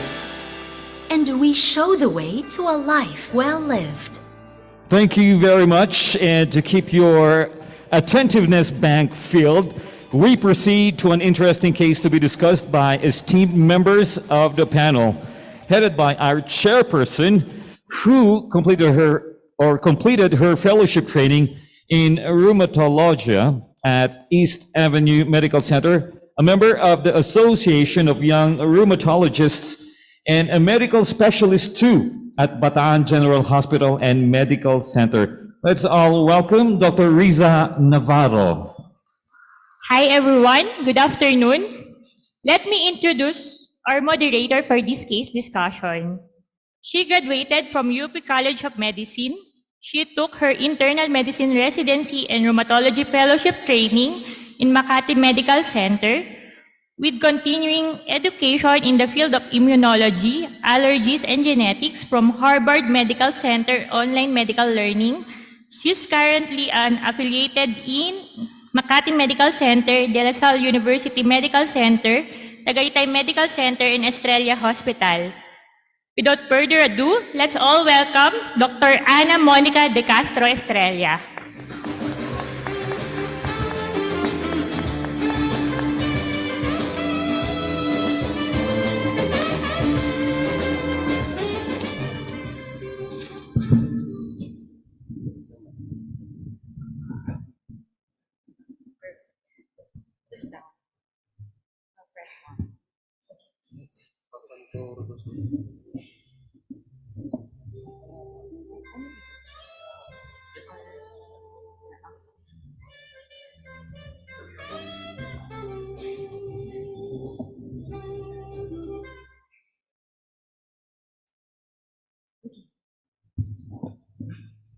Okay. Hi, everyone. Good afternoon po. I am Anna Monica Estrella again. You may know me as Nikki. And today, for our case discussion, we will be discussing systemic vasculitis, and we will highlight on eosinophilic granulomatosis with polyangiitis, otherwise known as EGPA, formerly known as Churg-Strauss syndrome. As for objective of our case discussion, we aim to generally broaden our understanding on this particular disease with the help of our esteemed speakers from the other specialties. And how we will do this, we will generally start with our case discussion from a takeoff case, eventually hearing from our dermatologist from their point of view, later on eventually hearing from our allergist immunologist for the case. So let's jump right into it. We have a 45-year-old male patient, asthmatic, who came into his internist because of a 2-week persistent non-pruritic rash that generally appeared from the lower extremities, involving generally the rest of the body.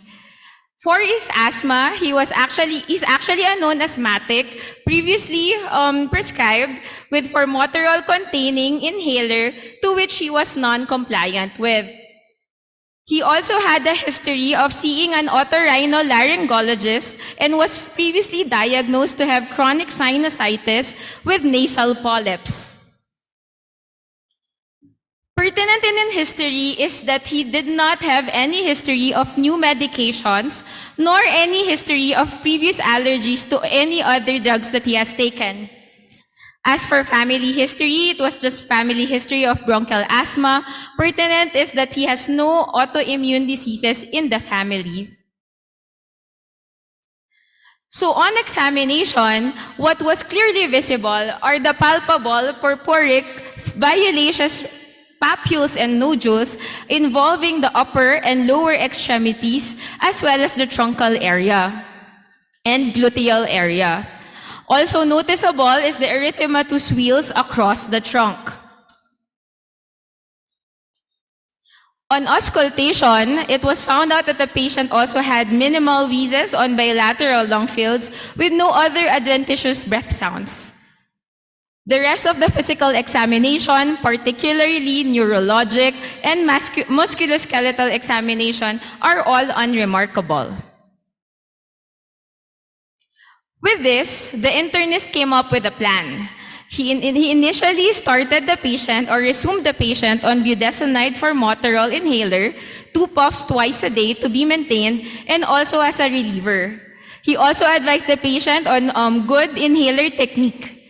As for the dermatologic lesions, he actually called on a skin specialist for further workup and diagnosis. At this point in time, I'm proud to call on our first speaker. She actually graduated Doctor of Medicine from the UP College of Medicine, had her subsequent dermatology residency training in Makati Medical Center, and had also trainings in immunodermatology in Boston Children's Hospital, as well as UCSF. Currently, she's an active consultant in Makati Medical Center, a visiting consultant in UER MMMC, as well as a member of the Immunodermatology Core Group of the Philippine Dermatological Society. Ladies and gentlemen, I'm proud to introduce our immunodermatology specialist, who happens also to be my sister, Dr. Katrina Macalintal Canlas Estrella.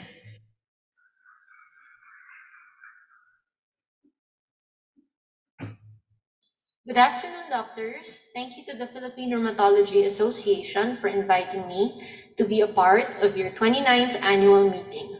Thank you, Dr. Nikki Estrella, for your kind introduction.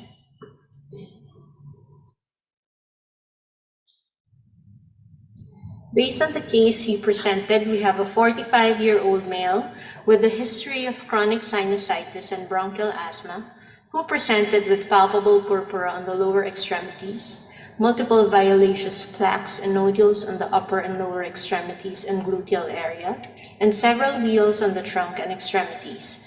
Because of the history of asthma and sinusitis with cutaneous vasculitis, my primary consideration for this patient is EGPA.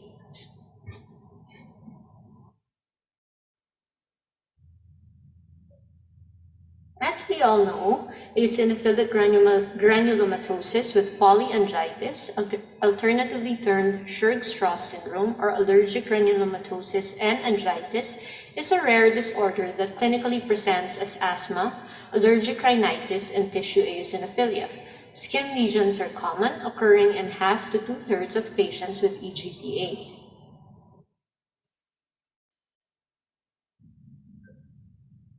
The cutaneous manifestations of EGPA is closely related to the diameter of the involved vessel. When smaller and more superficial vessels are involved, patients may have wheals, erythematous papules, plaques, and palpable or non-palpable purpura. Ulcers, nodules, pitted scars, white atrophy, and livido reticularis indicate medium-sized involvement at the dermo-hypodermal junction.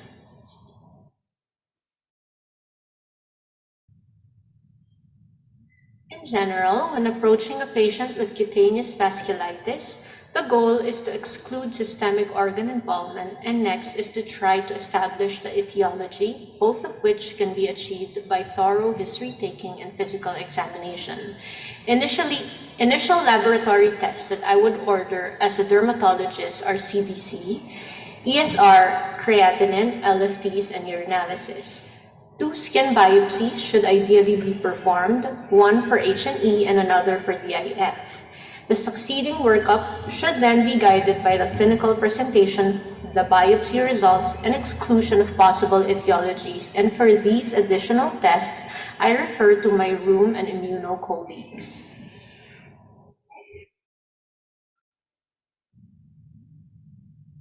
When the suspicion of vasculitis occurs, it is prudent to confirm the diagnosis by skin biopsy.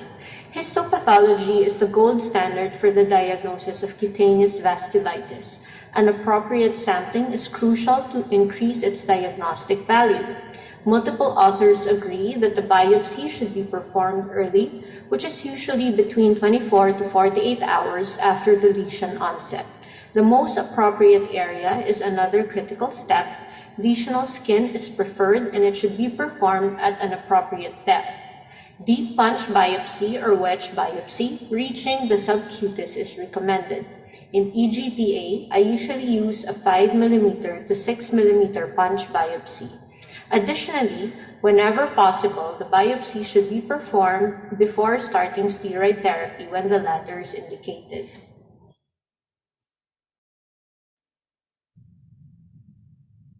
In EGPA, the histopathology of the skin demonstrates angiocentric inflammation in the dermis as seen in the first photo. Higher power in the second photo shows granulomatous vasculitis with neutrophils and multinucleated giant cells. In the third photo, there is vessel wall destruction with leukocytoclasia, interspersed eosinophils, and extravasated erythrocytes, with the inset demonstrating extravascular non-vessel wall associated granuloma with multinucleated giant cells. Given the broad range of presentations for cutaneous vasculitis and a plethora of disorders that can mimic vasculitis, it can be difficult to recognize and confidently classify patients presenting with cutaneous vasculitis. Therefore, experts suggest that histopathologic assessment of vessel size and the extent of skin or subcutaneous involvement in combination with your DIF and ANCA studies and ultimately clinical pathological correlation will nail the diagnosis of EGPA.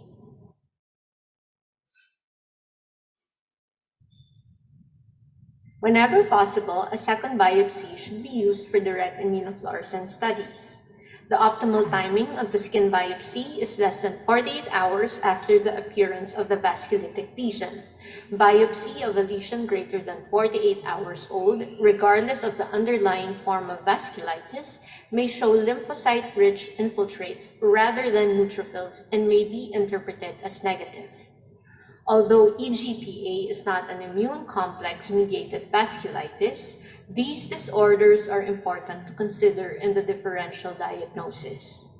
By definition, All cases of immune complex mediated vasculitis will harbor immunoglobulins within the first 48 hours. 70% will be positive at 48 to 72 hours, and after 72 hours, immunoglobulins are usually not detected. DIF results for EGPA is mostly negative. There are some patients that have weakly positive deposits of IgM and C3.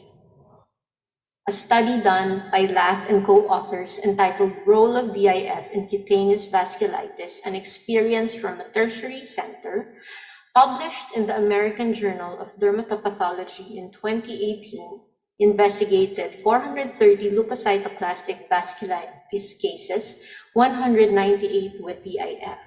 60% of patients were positive, with henoch-Schondine purpura being the most common, followed by urticarial vasculitis, drug-induced, and lupus vasculitis. The authors concluded that DIF is useful to classify cutaneous vasculitis with maximum efficacy for the diagnosis of IgA and lupus vasculitis. Therefore, they recommended that DIF should be done in all cases of cutaneous vasculitis.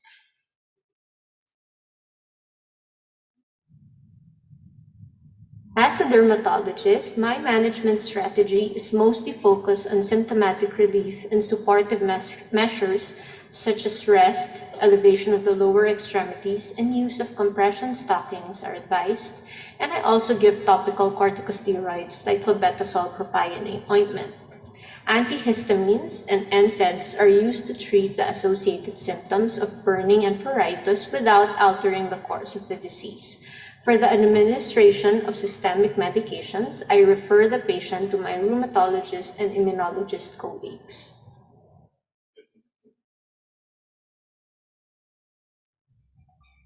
Thank you for your kind attention.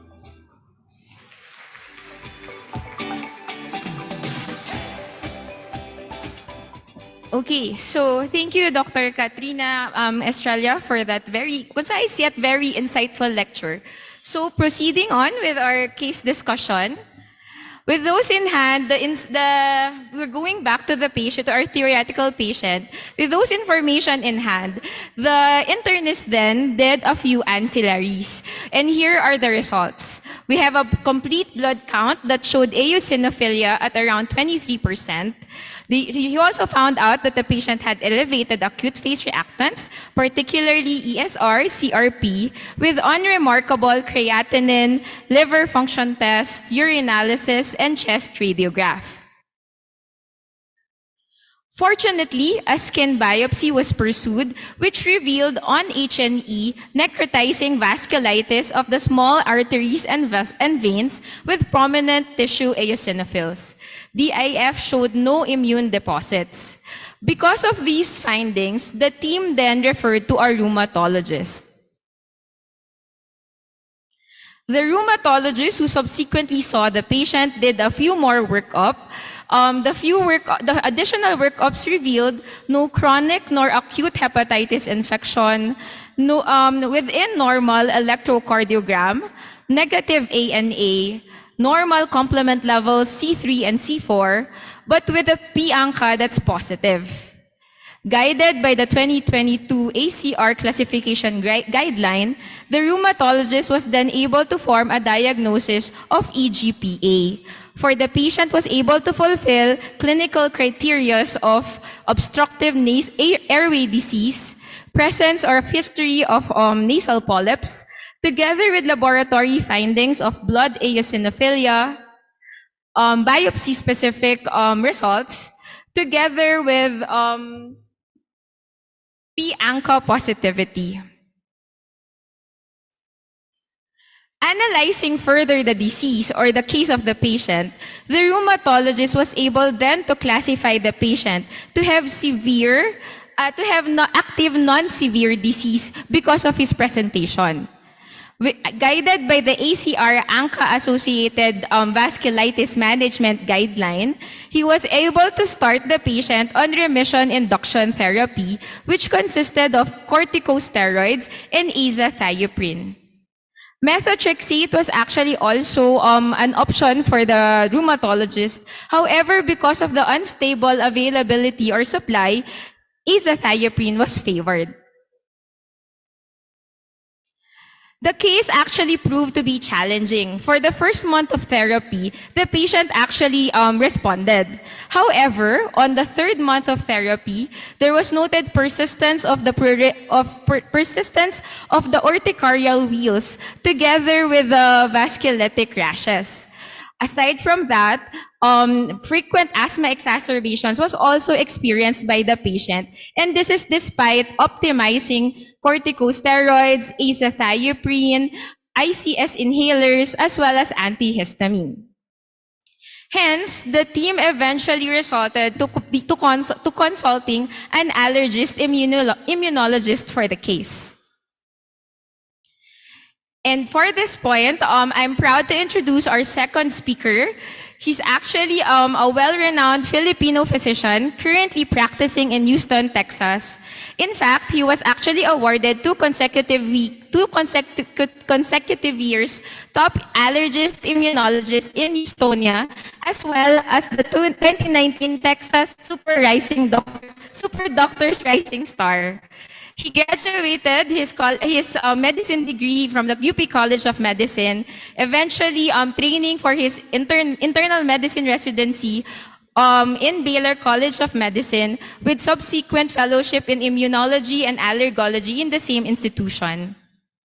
He's currently part owner of the McGovern Allergy and Asthma Clinic in Texas, the medical director of Innovative Infusions LLC, as well as a clinical instructor in Baylor College of Medicine. Dear audience, I'm proud to introduce our second speaker, Dr. Aris Cesar Gavino.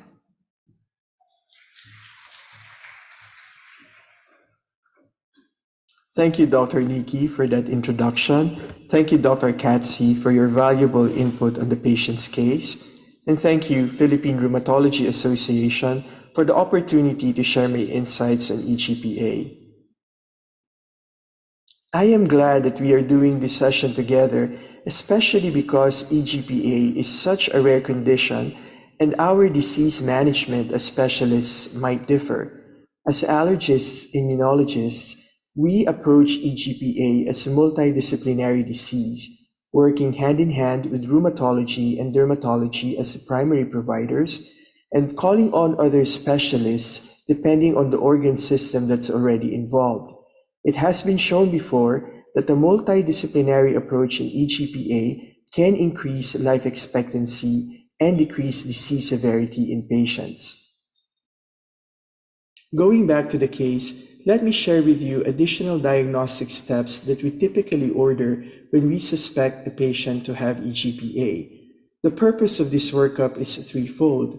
First is to fulfill the criteria for EGPA and make an unequivocal diagnosis. The second is to rule out the many other eosinophilic diseases that can mimic EGPA. And third is to determine the disease severity, which ultimately dictates the next steps in management. To assess the sinuses, we do anterior rhinoscopy to look for nasal polyps, to look for signs of allergic inflammation such as mucosal swelling, turbinate hypertrophy, or signs of necrotizing sinusitis that would be otherwise seen in GPA. We also do nasal smears to look for eosinophils stained on a glass slide with hemotoxin and eosin. And although not pathognomonic of EGPA, the finding of eosinophils would support increased eosinophilic activity. We order CT sinus without contrast to examine the paranasal sinuses and determine the degree of nasal polyposis and if the bulking polypectomy or sinuplasty are needed to relieve the nasal congestion.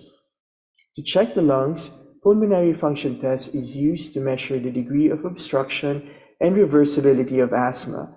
The decision on what inhalers and doses of those inhalers that will be helpful can be dictated by the FEV1 or the FEV1 over FVC ratio. Chest radiograph looking for pulmonary infiltrates are ordered first, then escalated to a high-resolution CT chest to closely assess the anatomy of airways, looking for pathology such as bronchiectasis, that would be seen in conditions like allergic bronchopulmonary aspergillosis or ABPA. ABPA presents with high IgE, eosinophilia, and poorly controlled asthma, much like in EGPA, but IgE sensitization to aspergillus determined by IgE skin tests or serum tests and serum IgG precipitin tests can point to ABPA. Cardiac workup is important because myocarditis and myocardial infarction are the leading causes of death in EGPA, so it's imperative to catch them early on. We order tests to assess heart failure, such as B-type natriuretic peptide or BNP, or the NT-proBNP or N-terminal prohormone BNP, cardiac troponins to assess myocardial damage, and 2D echo to assess ejection fraction and cardiac contractility. If abnormalities are found, cardiac MRI, MRA can be ordered looking for coronary vessel inflammation. Infectious workup aims to rule out other causes of eosinophilia, such as parasitism and HIV. Toxocariasis has a wide geographic distribution and is ruled out with serum IgG. Here in Texas, strongyloides is prevalent, and so it has become routine practice to screen for it for anybody who presents with eosinophilia. Ruling out these parasitic infections is important because treatment strategies that deplete eosinophils can be detrimental if these are untreated. In strongyloides, for example, severe hyperinfestation can occur even after decades of infection. Hypereosinophilic syndrome and EGPA can present the same clinically and are hard to differentiate in the absence of biopsy-proven vasculitis and if a patient is ANCA negative. Hematologic workup is mainly directed to rule out the cancer types of hypereosinophilic syndrome, which will have elevated tryptase and vitamin B12, or a positive T-cell receptor rearrangement, or have the FEPL1 PDGFRA fusion gene, or abnormal T-cell markers. EMG NCV is ordered when myalgias, muscle weakness, or peripheral neuropathy are observed. We also do a baseline immunologic workup with immunoglobulin levels and lymphocyte subset panel to look for pre-existing humoral immune deficiency that may worsen with contemplated anti-CD20 therapy, and also to determine if immunoglobulin replacement might be needed sooner than later. Immunoglobulin E is expected to be elevated in EGPA, which reflects heightened Th2 activity. And lastly, on the subject of pre-treatment tests, we also check for thiopurine methyltransferase genotype and activity prior to starting azathioprine. We will now move on to our treatment strategies, focused on what we do as allergists and immunologists, and I'll start with how we manage allergies. EGPA patients have heightened aeroallergen sensitization and Th2 immunity, and present with allergic rhinoconjunctivitis and asthma for many years. We recommend symptomatic management with saline nasal rinses, second-generation antihistamines, steroid nasal sprays, and leukotriene antagonists. We prefer to do skin tests over blood tests to determine their sensitization due to the high false positive rates in aeroallergen-specific serum IgE testing when total IgE levels are already elevated. We also recommend for them to be on allergy immunotherapy, either by weekly to monthly subcutaneous route or the daily sublingual route, whichever is more appropriate, and this is for long-term desensitization and reduction of rhinoconjunctivitis symptoms. For immunologic reasons, allergy immunotherapy has many benefits, including increasing Treg cells that produce IL-10 and TGF-beta, which promote immunologic tolerance and allergen-specific T-cell hyporesponsiveness. It also shifts allergen-specific Th2 responses to Th1, reduces B-cell production of total and specific IgE levels, increases antigen-blocking IgG4 isotype, and reduces tissue eosinophil and cytokine activation. All these can decrease sinopulmonary allergic inflammation. In line with this, EGPA patients will inevitably have poorly controlled asthma despite appropriate management. We still follow the Global Initiative for Asthma Guidelines, or GINA, which was last updated in 2022, with dose escalation of inhaled corticosteroids and long-acting bronchodilators. When a patient is already on high-dose ICS and LABA, as our patient, the easiest step is to add a long-acting muscarinic antagonist, such as tiotropium, which can deliver a 100 to 200 ml increase in FEV1. There are 2 other triple therapy inhalers available with other types of LAMA, such as imiclidinium and glycopyrrolate, which we can use for dosing convenience. However, we don't expect these medications to be life-changing for severe asthmatics, and we consider adding a biologic treatment as the more effective next step. Currently, there are 4 classes of FDA-approved asthma biologics at our disposal, and we can choose one that best fits a patient's asthma phenotype. We have 3 anti-IL-5 biologics that deplete eosinophils, and these are mepolizumab, benralizumab, and rislizumab. We have 1 anti-IL-4 receptor alpha biologic, dupilumab, 1 anti-IgE biologic, omalizumab, and 1 anti-TSLP biologic, tezepelumab. Mepolizumab is the only biologic that carries the indication for both severe asthma and EGPA. So this is the best treatment choice for the patient's asthma. Just for treating severe asthma alone, mepolizumab has been shown in real-world data to reduce asthma exacerbation rates by 75% in 1 year and reduce baseline oral corticosteroid use by close to 100% in 2 years. Moving on to the management of chronic sinusitis with or without nasal polyps and EGPA, we prescribe a medication called Xhans, which is a fluticasone nasal spray in an exhalation delivery system. As the patient sprays the medication in the nostril, he blows out simultaneously into a closed system mouthpiece, which causes the soft palate to elevate and deliver more medication into the sinuses and nasal cavity. In image B, the amount of fluticasone delivered by standard nasal sprays in the sinuses is shown in yellow. In image C, the amount of Xhans delivered in the sinuses is much more, with darker yellow areas. Xhans is the only nasal spray that is FDA approved for nasal polyposis, although we still use it in the absence of nasal polyps. Xhans reduces nasal congestion and polyp burden scores. We use Xhans with or without biologics, but find their combination works quicker in reducing nasal symptoms. There are 3 biologics that are FDA approved for nasal polyps: mepolizumab, dupilumab, and omalizumab. As mepolizumab is the only one that carries the indication for EGPA as well, it is also the best treatment option for our patient. When we use mepolizumab in clinical practice, we find that the eosinophil-rich nasal polyps melt away over time, saving many patients from needing sinus surgery. For patients who have undergone surgery, mepolizumab reduces polyp recurrence rates by more than 75%. We now move on to our general therapeutic approach in EGPA, and this table gives us an idea on how we manage patients. We calculate the patient's 5-factor score and degree of organ involvement, then classify them as non-severe, or those without threatening organ involvement, or severe, or those with organ or life-threatening disease manifestations. I will focus my discussion on mepolizumab, as this is something we have a lot of experience with as allergists and can offer rheumatologists who are already experts on immunosuppressive treatments.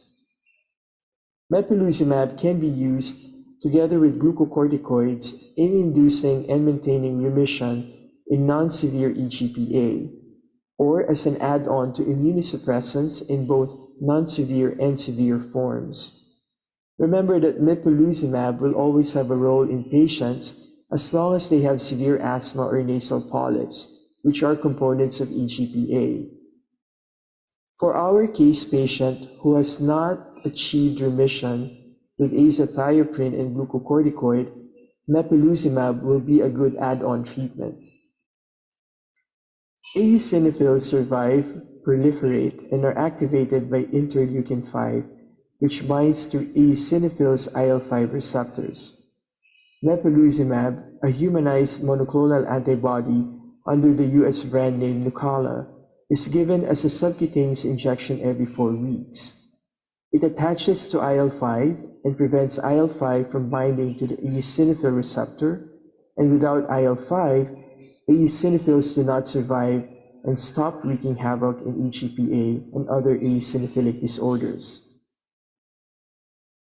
The pivotal randomized controlled trial MIRA, published in 2017, led to mepolizumab's approval in EGPA.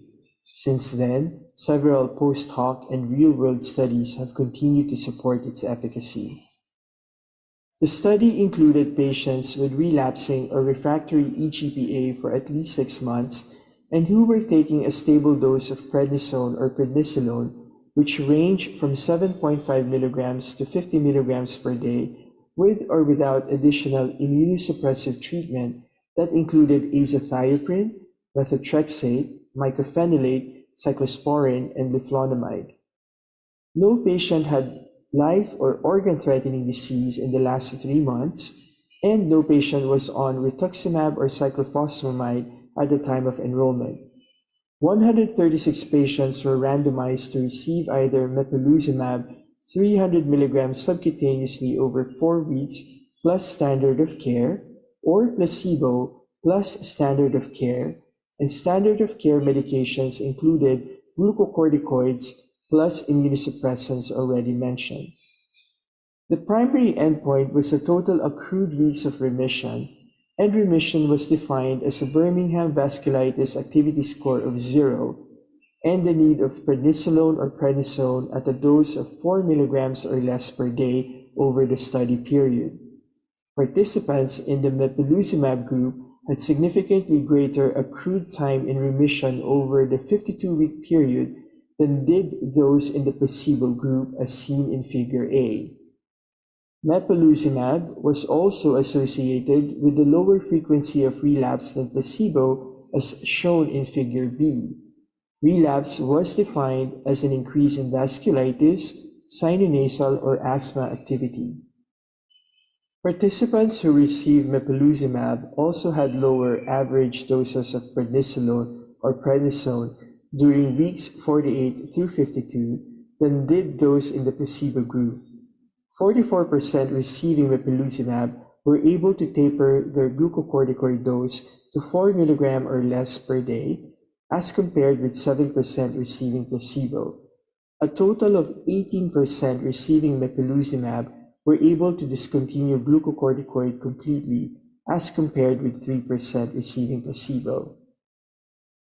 A post-hoc analysis followed this in 2019, which examined the clinical benefit of mepolizumab using a comprehensive definition of benefit, including remission, oral glucocorticoid dose reduction, and EGPA relapses.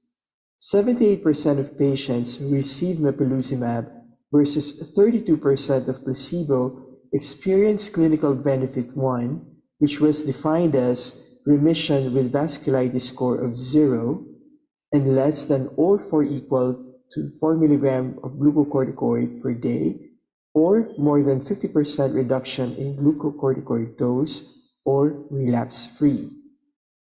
87% of patients who received mepolizumab versus 53% of placebo experienced clinical benefit 2, defined as remission with vasculitis score of 0, and this time less than or equal to 7.5 milligram per day of glucocorticoid, or more than 50% reduction in glucocorticoid, or relapse-free. In summary, our patient can benefit from the add-on of mepolizumab after failing response to standard of care. Mepolizumab can be self-administered by the patient via an auto-injector without supervision, and its side effects are mild, with local injection site reaction as the most commonly reported adverse event. Our specialties are living in the age of biologics, and I think it's a truly exciting time. We already have several case reports on the other biologics I had mentioned being used successfully for EGPA. Benralizumab induces eosinophil apoptosis within 24 hours, is currently on its phase 3 trial for EGPA, and is set to be completed in 2024. Rislizumab, which is similar to mepolizumab in its mechanism of action, is given IV and has been found to reduce glucocorticoid use in EGPA as well. Dupilumab is an anti-Th2 antibody, and we are currently using it for asthma, atopic dermatitis, nasal polyps, eosinophilic esophagitis, and prurigo nodularis, and it has been found to be successful in treating EGPA as well. Our hope is that we will have more therapeutic options for EGPA patients in the near future.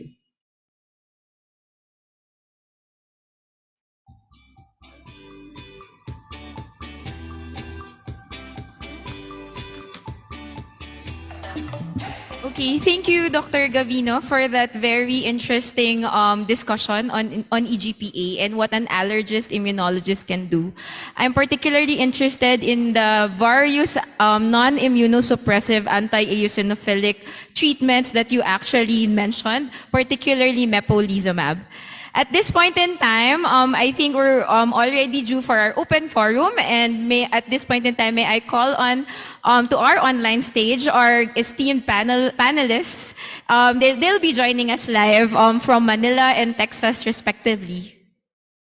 So, hi, Dr. Scott, Doc Nino. Good afternoon, Dr. Akat, and good morning, Doc Nino. Thank you for joining us today. Hello. If the audience has any if you have any questions, please feel free to approach the screen, the mic. I, for one, will already start the ball rolling. I have a question for Doc Nino.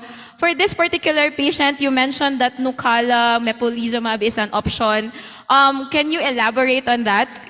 Would it be an add-on therapy to the azathioprine and steroids that the patient is already taking, or a replacement or a switch? All right, thank you, Nikki. So there are actually different ways on how we can approach the case. And if we wanted to stay true to the MIRA trial, mepolizumab will be an add-on to azathioprine and the oral corticosteroid that the patient is already on. Alternatively, which I would prefer, I would discontinue azathioprine and add on mepolizumab and continue the oral corticosteroid with the intention of decreasing the oral corticosteroid dose over time. Or if we want to remove other variables or change other variables, I would say that you could change azathioprine to methotrexate and then add mepolizumab and add glucocorticoids or continue the glucocorticoids as the patient is already on. But I think doing less medications and reducing toxicity will be better for the patient long term. So I would intentionally stop the azathioprine, put on the mepolizumab, and continue the corticosteroid. Okay, that's very interesting, Doc Nino. I just hope Nucala reaches the Philippines soon. Any of the audience, do you have any questions?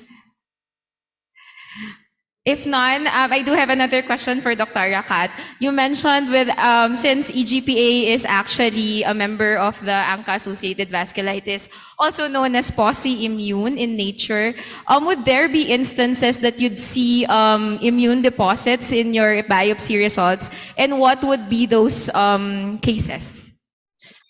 Yes, we do see immune deposits in some cases of EGPA, although majority of cases would be negative on DIF since it's post-immune.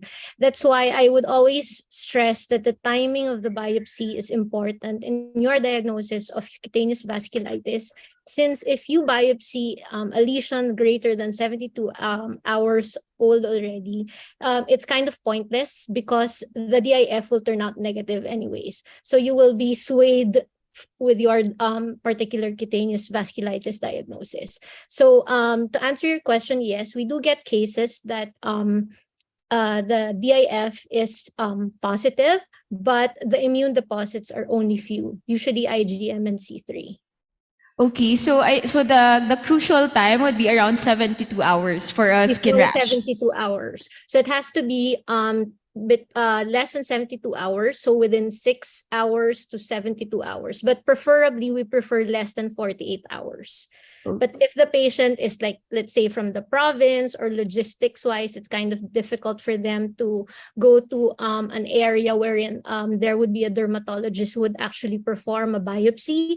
As we all know, here in the Philippines, there are usually the board certified dermatologists are only situated in major cities of every province, and so time is there's difficulty in obtaining a skin lesion or a skin lesion that is optimal for biopsy. And so I would always tell the patient, I would always tell the derm path I would advise the dermatologist in the province that to please try as much as possible to get a fresh rash, and then they usually send the biopsy specimen through LBC in a formalin. And then if it's DIF, it has to be in a Michel solution. Okay, so that's a very, very interesting or important note or important thing that we have to consider. So definitely a good collaboration between the immunologist, rheumatologist, and with your dermatologist is actually very much important. I think we have another question from the audience. Yeah, hello. For Dr. Estrella, I am Kenneth. I'm a rheumatologist from Cebu. Hypothetically, if in your case, if your skin biopsy turned out to have a result with a non-specific result, like leukocytoclastic, that's the usual thing we get because we don't have the luxury of having DIF. We only have HNE, and retaining all the positive results that you had in your patient, do you suggest a repeat biopsy, or you will still call that patient as EGPA? Well, leukocytoclastic vasculitis is it's the most common finding in biopsy, and it's also a finding in EGPA. So it doesn't necessarily rule out your EGPA if your biopsy result is leukocytoclastic vasculitis. But what would clinch the diagnosis is that when you see in the leukocytoclastic vasculitis report, always ask your dermatologist if there are eosinophils present. Because if the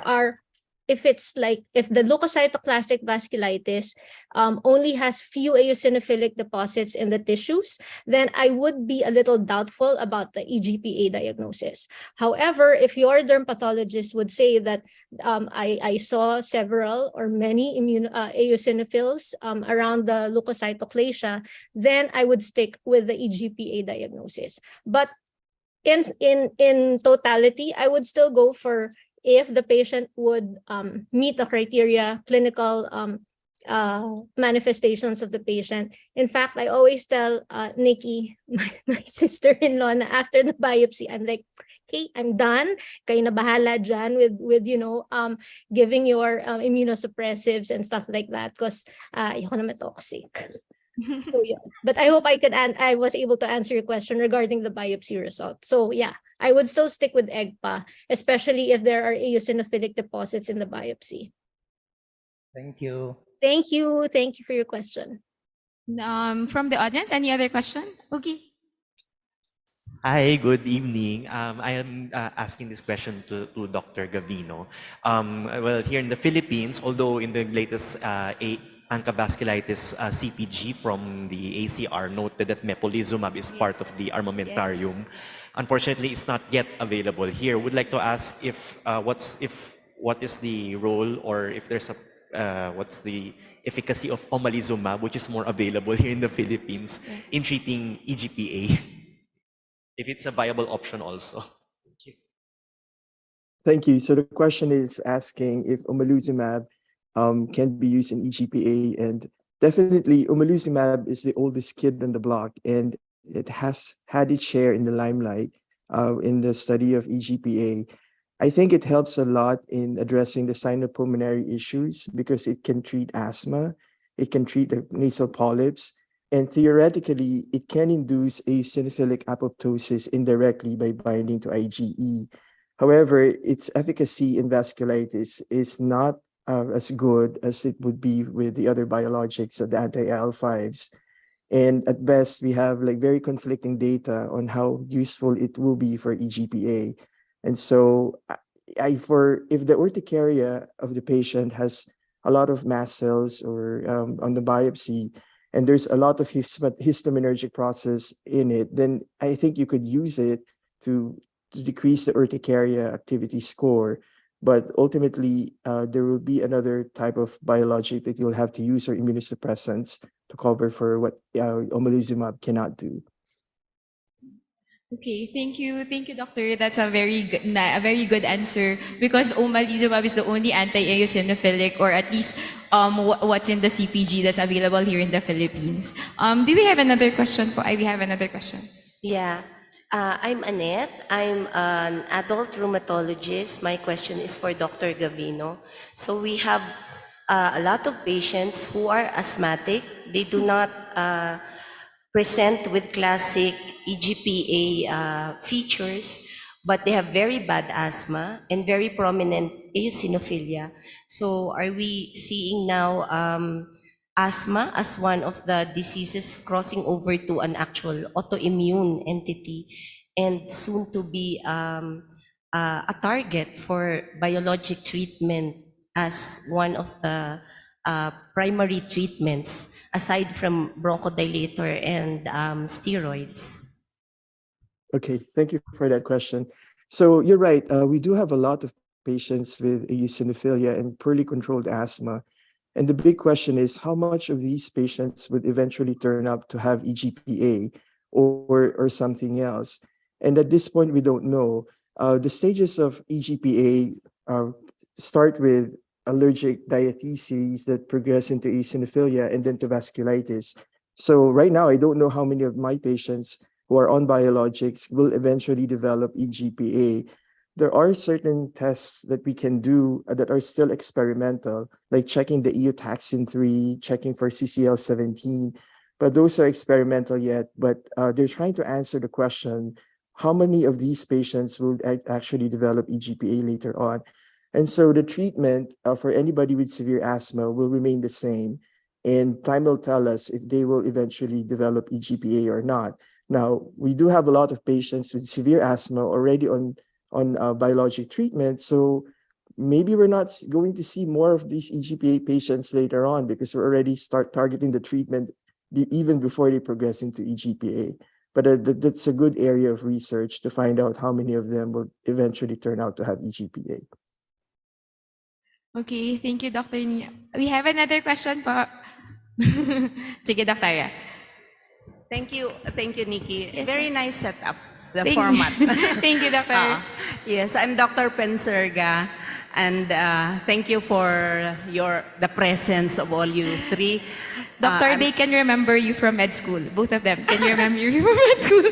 Aris. I was your student in med school. I was your Yes. student too, ma'am. Kinabahan ako bigla.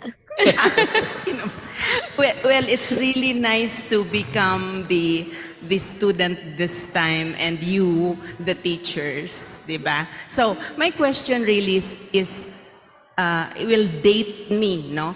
I will move back while all the other questions were on new drugs. I'd like to ask, what do you still use azathioprine? I have a patient who had two episodes of blebs, no?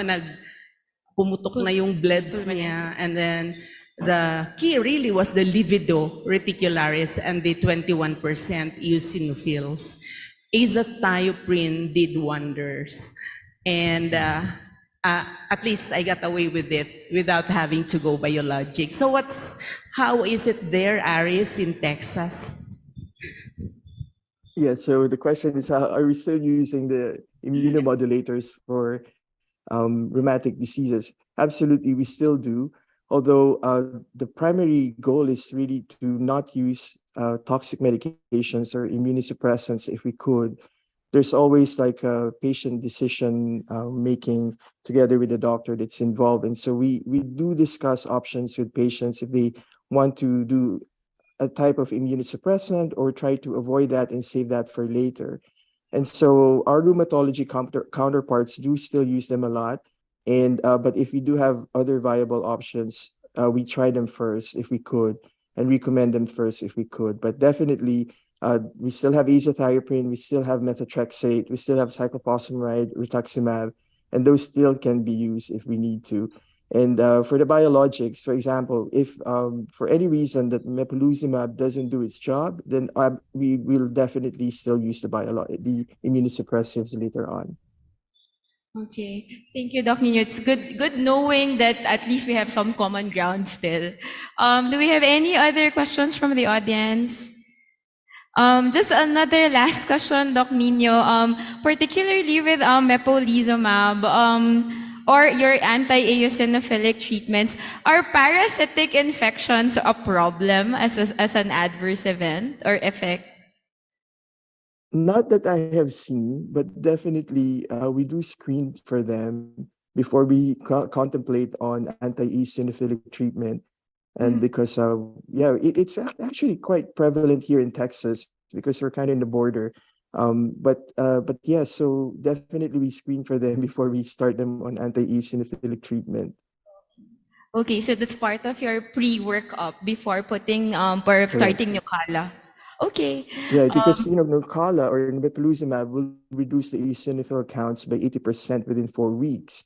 And then benralizumab will induce apoptosis to almost complete eosinophilic eradication in 24 hours. So if you could imagine those eosinophils trying to fight off parasitic infections, then you will lose that defense. And so we do want to make sure that they don't have any parasites or helminths before we start those treatments. Yeah, okay. So I do hope all of these newer medications reach the Philippines. Any last questions? I think the audience are actually very much satisfied. Thank you so much, Dr. Kat, Doc Nino, for gracing us today. We very much appreciate your expertise and sharing your knowledge to us. Thank you so much. Thank you so much. Thank you. Okay, last a few more slides as a conclusion for this case discussion. I guess what I think we can get key takeaways from what Dr. Kat mentioned earlier. The skin is the second most commonly affected organ in terms of systemic vasculitis. Hence, a skin biopsy is actually very much crucial with H&E and if possible, DIF examination to be done to your skin punch biopsy. A good collaboration with your dermatologist is very much optimal also. As for the allergist immunologist part, generally optimal management of the comorbidities, particularly your allergies, your asthma, nasal polyps, chronic sinusitis, is very much encouraged. For this, actually, these comorbidities affect the quality of life of the patient. Our allergist immunologist friends could actually help us with that, together with offering non-immunosuppressive anti-eosinophilic options as part of our management. And lastly, maybe as a key takeaway, a multidisciplinary approach with early referral system is actually optimal for these kinds of cases. And with that, thank you so much for your attention for our case discussion. Good afternoon, everyone. Thank you very much, our presenter and moderator, Dr. Ana Monica Estrella, and of course our chairperson, Dr. Riza Navarra, and joining us from halfway around the world, Dr. Katrina Macalintal Canlas Estrella, and of course Dr. Aris Cesar Gavino for that virtual interactive lecture and live Q&A. I know Dr. Katrina Estrella is not here, so somebody's gonna get her certificate and token of appreciation on her behalf, and I guess that's going to be Dr. Ana Monica Estrella. Thank you so much. Of course, our overall chair and head of scientific committee, Dr. Baez and Dr. Gomez, thank you so much. Now, at this point, we would like to remind you to please cast your votes for your favorite rheumatology image entry. Okay, now the image can be viewed on, can be viewed and voted for in the website PRABaguio2023.com. I think that's case insensitive. That's PRABaguio2023.com. There you can start casting your votes for your favorite rheumatology image. You can do it right now. Thank you very much, okay? And ladies and gentlemen, last but not the least,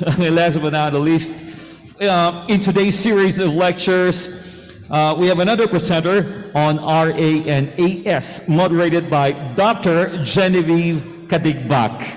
Now, Dr. Kadigbak has completed her fellowship in rheumatology at the Makati Medical Center, where she serves as the Assistant Training Officer of the Rheumatology Fellowship Training Program. Also a member of the Steering Committee on the CPG for RA. Here she is.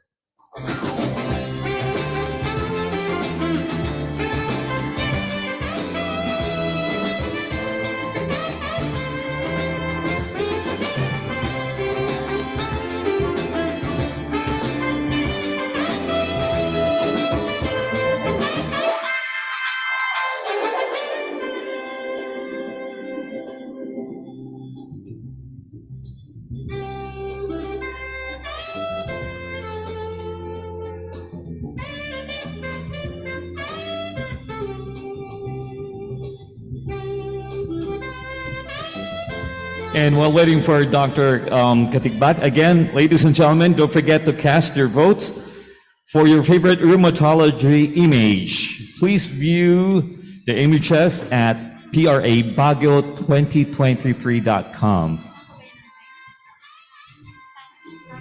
And of course, the raffle, I hope you've got it stamped. And please, if you still have your raffle ticket with you, I think it's time you drop it here. It's right beside me po. I'm right over here. Dropbox po. Right beside me.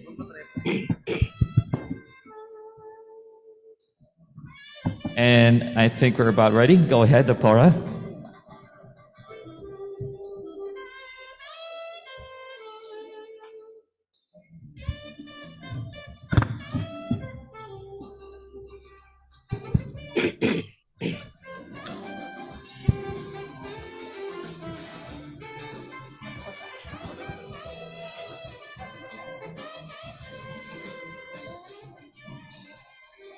So good afternoon, everyone. I hope you all are still awake and enjoying today's session. Again, thank you to the organizers. A whole day of learning and exciting new insights that we've gained today.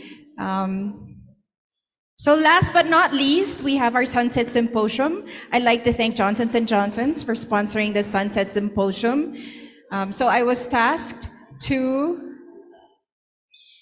introduce our last speaker for today. He's actually from Singapore. He'll be joining us virtually from Singapore.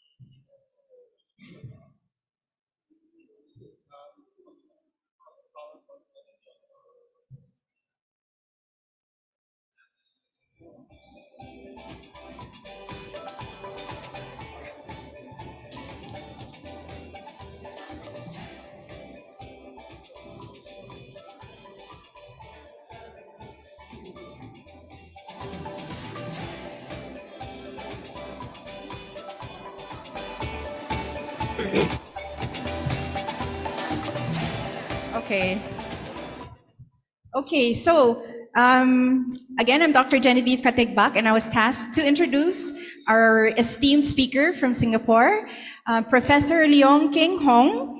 He's a senior consultant and rheumatologist at Glen Eagles Medical Center in Singapore. He's an adjunct associate professor and associate dean at YLL or Yong Lu Lin School of Medicine at NUS. He's a founder and past president of the Osteoporosis Society, and he's a past chairman of the chapter Rheumatologists, College of Physicians, Academy of Medicine in Singapore. He's also a past vice president of the Lupus Association in Singapore, and has also contributed to various esteemed journals in the Academy of Medicine in Singapore. He's also authored a lot of original articles that have been published.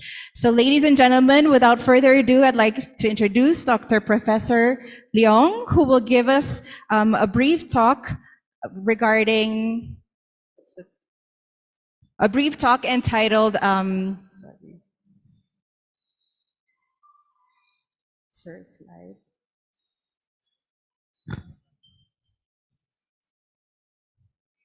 There you go. The understanding the value of optimizing the use of anti-TNFs and RAA and AXPA. Enjoy, everyone. Well, thank you, Dr. Kartik Bhat, for the very kind introduction. And I want to thank the organizers for inviting me to give this talk entitled Understanding the Value and Optimizing the Use of Anti-TNFs in RA and AS. And so, first of all, I'd like to show you this painting, and it's for a purpose. I was just wondering in the audience whether any of you know who painted this. Well, I can't really interact with you, unfortunately, to hear your answers. But I'm sure many of you know that this is in the style of the French Impressionism. It's painted by a French impressionist by the name of Pierre Auguste Renoir. But why do I give you this little quiz? Well, to answer that, let me show you a picture of Renoir. So this is a picture of Renoir. And unfortunately, as you can see, he is in a wheelchair. And if you look at his hands, I'm sure all of us in the audience as rheumatologists recognize this pair of hands as being severely deformed due to rheumatoid arthritis. And indeed, that's what poor Renoir had. And in his time, there was no real treatment at all, not even NSAIDs. Aspirin only came about at the turn of the century. Which is why this French philosopher Voltaire, he had this thing to say about doctors. He said, doctors pour medicine of which they know little, for illnesses of which they know even less, into patients of whom they know nothing. And really, we can't really blame him for thinking so, because in the 1600s, the treatments are all to do with getting rid of toxins, so either they make the patient get diarrhea, or later on they did bloodletting. And so no wonder Voltaire thinks like that. But as you heard from many talks in your very interesting scientific meeting, nowadays we understand illnesses better, and hence we have better treatments. As you've heard, like the biologics and the targeted treatments. And so we do understand a bit more of what our medicines do, understanding more about the illnesses as well. And this last line is also important. You know, patients of whom they know nothing. And we know that as doctors, the different patients with the same disease do not always get the same treatment. We have to individualize our treatment. And so this is something very important for us to remember in our therapeutics. And so the whole idea of treating rheumatoid arthritis, or even ankylosing spondylitis for that matter, or the other autoimmune inflammatory diseases, is to prevent damage. And so here you see the kind of rheumatoid hands that we do not want to see these days. Because if the cause of RA is not altered, then naturally there will be more and more damage, leading to more and more disability. And so the treatment should aim to either slow down the disease, or even better, to stop the disease where it is when the patient presents.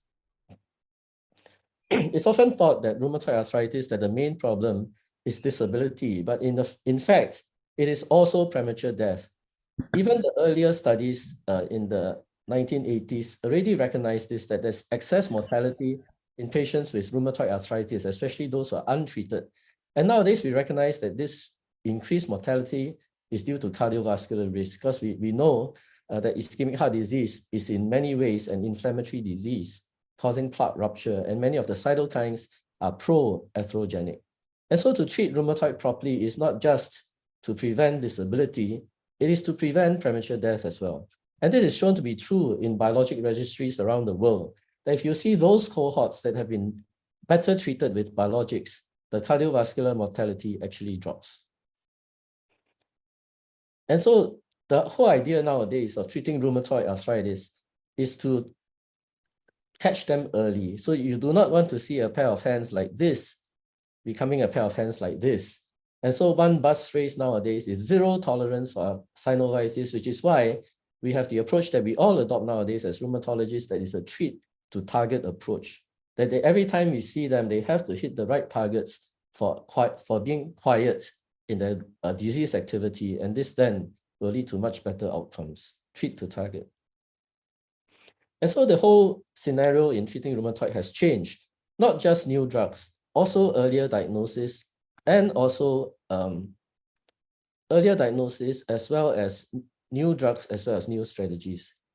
And so for earlier diagnosis, we all remember this older criteria, 1987. And what it shows, I show you this busy slide. We all are quite familiar with this, I'm sure.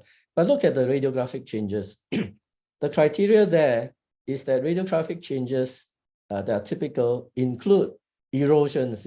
Erosions actually signify destruction. See?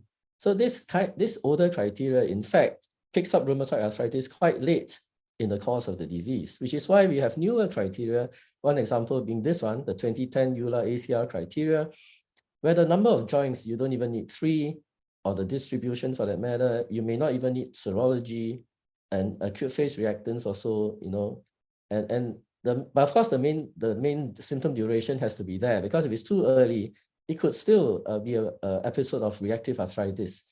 It's not quite a chronic arthritis yet. And if you add up all these scores and it's 6 or more, that's RA. And so you see that this criteria would pick up patients much earlier in the course of disease. So besides earlier diagnosis, we also have new drugs. And indeed, we have many, many drugs nowadays. In the time of poor Renoir that I showed you, unfortunately, there was no treatment. And only around the 1900, the turn of the century, Bayer, the drug company, discovered aspirin from willow bark.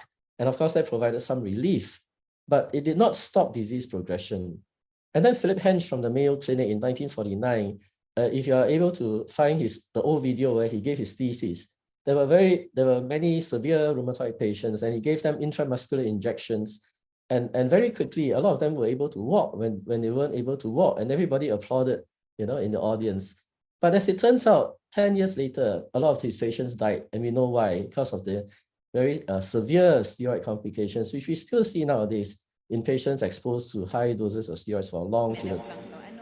Which is why then we had to come up with DMARDs, disease-modifying anti-rheumatic drugs.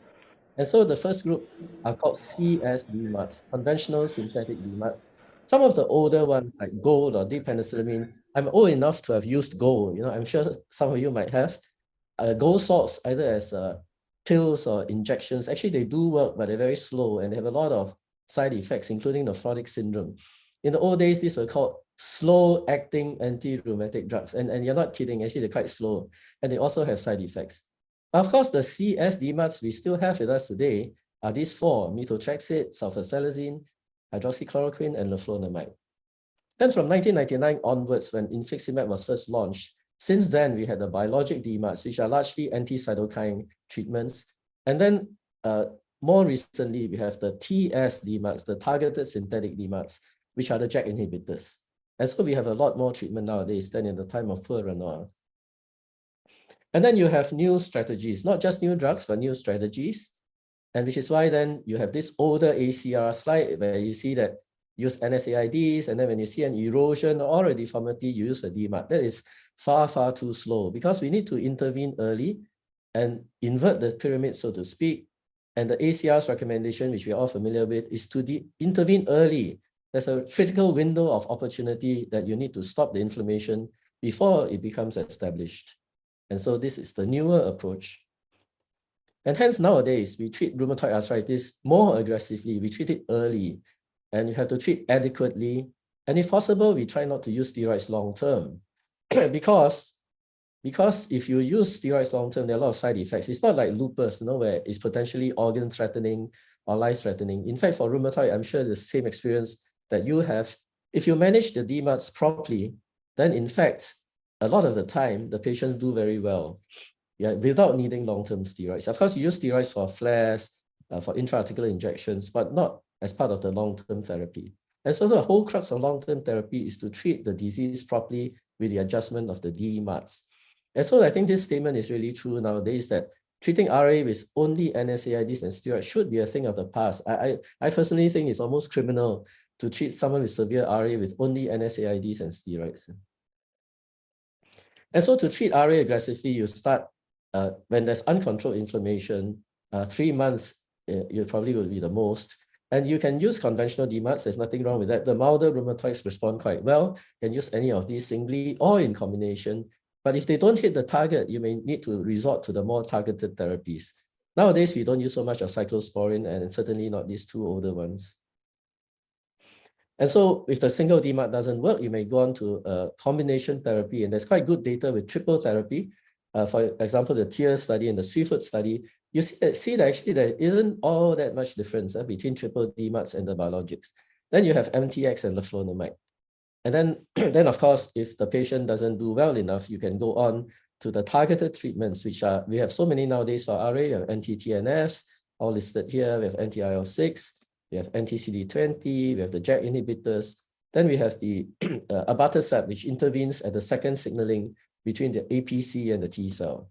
So we have so many different treatments nowadays and so many different targets. And this is the BC slide, just to say that the field continues to advance. I'm sure all of you are aware that there are more and more biologics and targeted therapies that are coming our way, many of them in earlier stages of research in phase 1 and phase 2 trials. So this whole scenario is even likely to grow more and more. And of course, you can target the cytokines by monoclonal antibodies targeted at the cytokine or at the receptor. And then, of course, you have the JAK inhibitors, which work intracellularly to intervene at the JAK-STAT pathway to reduce production of inflammatory cytokines. And so in order to know whether drugs work or not, I'm sure you're familiar that we have 3 domains that we measure in drug trials. Firstly, disease activity. Secondly, damage, using modified Sharp score and things like that. And function of the patient, either a HAC or SF26 and other measures. But in actual fact, many of us, I'm sure you're included in the audience, that if you use targeted treatments, you don't even need to formally look at these parameters because it's going to be rather obvious. So this is a patient of mine with rheumatoid. He's elderly, so he has a lot of soft tissue swelling, but clearly a rheumatoid arthritis patient. And at this point, when the picture is taken, he was already on leflunomide and methotrexate and prednisolone 20 milligrams and NSAIDs, and his hands still look like that. And after giving him one of the earlier anti-TNFs, after a week, this is what his hands look like. I'm sure you've seen this too in your practice. So really, the targeted treatments present a real advance in the management of our autoimmune inflammatory patients, rheumatoid, AS, psoriatic arthritis, and really it can be quite dramatic. The same is true for AS and psoriatic arthritis. We won't go into all of them, but just to say that AS too follows the same principles of treatment as RA. And AS is part of a whole family of diseases which we tend to group together nowadays as SPA, spondyloarthritis. And so we're all familiar with AS in its advanced stage. You see the loss of lumbar lordosis, the bamboo spine clinically. And then this gentleman is trying to look up, but he can't really look up because it's fused. And this is the natural progression slides from the ACR if it's untreated. And so ankylosing spondylitis, you see again bamboo spine on radiological images, and then fusion of the sacroiliac joint eventually, if not treated, complete loss of that space where the SI joint should be. And AS2 has mortality as well, same thing, uncontrolled inflammation in any of our inflammatory diseases causes premature mortality. And then the same principles that have revolutionized treatment of AS, earlier diagnosis, new drugs, and new strategies.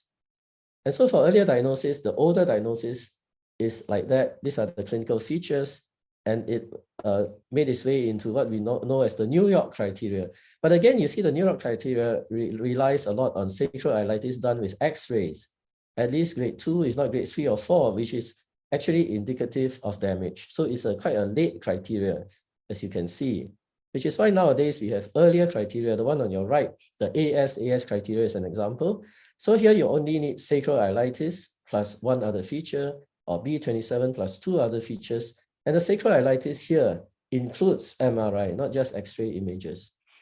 And earlier my point about AS being part of a family of diseases, you see that too in this criteria. You see that some of the criteria includes uveitis, psoriasis, and inflammatory bowel disease. So in fact, they're all part of this whole family of SPAs. And then the treatment is similar to RA in that you, other than symptom relief, you need to have early and aggressive use of DMARDs, disease-modifying drugs. And for AS, the list is a little different because other than anti-TNF, which still works well, both in RA and AS, you also have the anti-IL-17s, you have the JAK inhibitor, the newest one, upadacitinib. There's really not much role for surgery unless it's an early onset AS before the age of 21 where the hips are involved. And sometimes if they present late and they're untreated, then hip replacements or even knee replacements can still be useful. But for the spine, there is really not much of a role for surgery. And so why use anti-TNFs in treatment of diseases like RA and AS?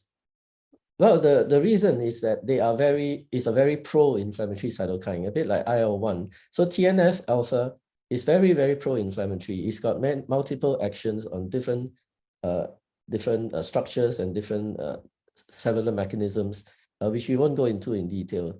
Which is why when they were looking at a biologic treatment, they looked at anti-TNF and anti-IL-1 first. But of course, anti-IL-1, as you know, anakinra, it didn't kind of work out in terms of its dosing regimen and all. So anti-TNF then became the first targeted treatment to be used in these diseases. Because for RA, it targets the pannus to cause synovitis. It also works on the chondrocyte to cause cartilage degradation.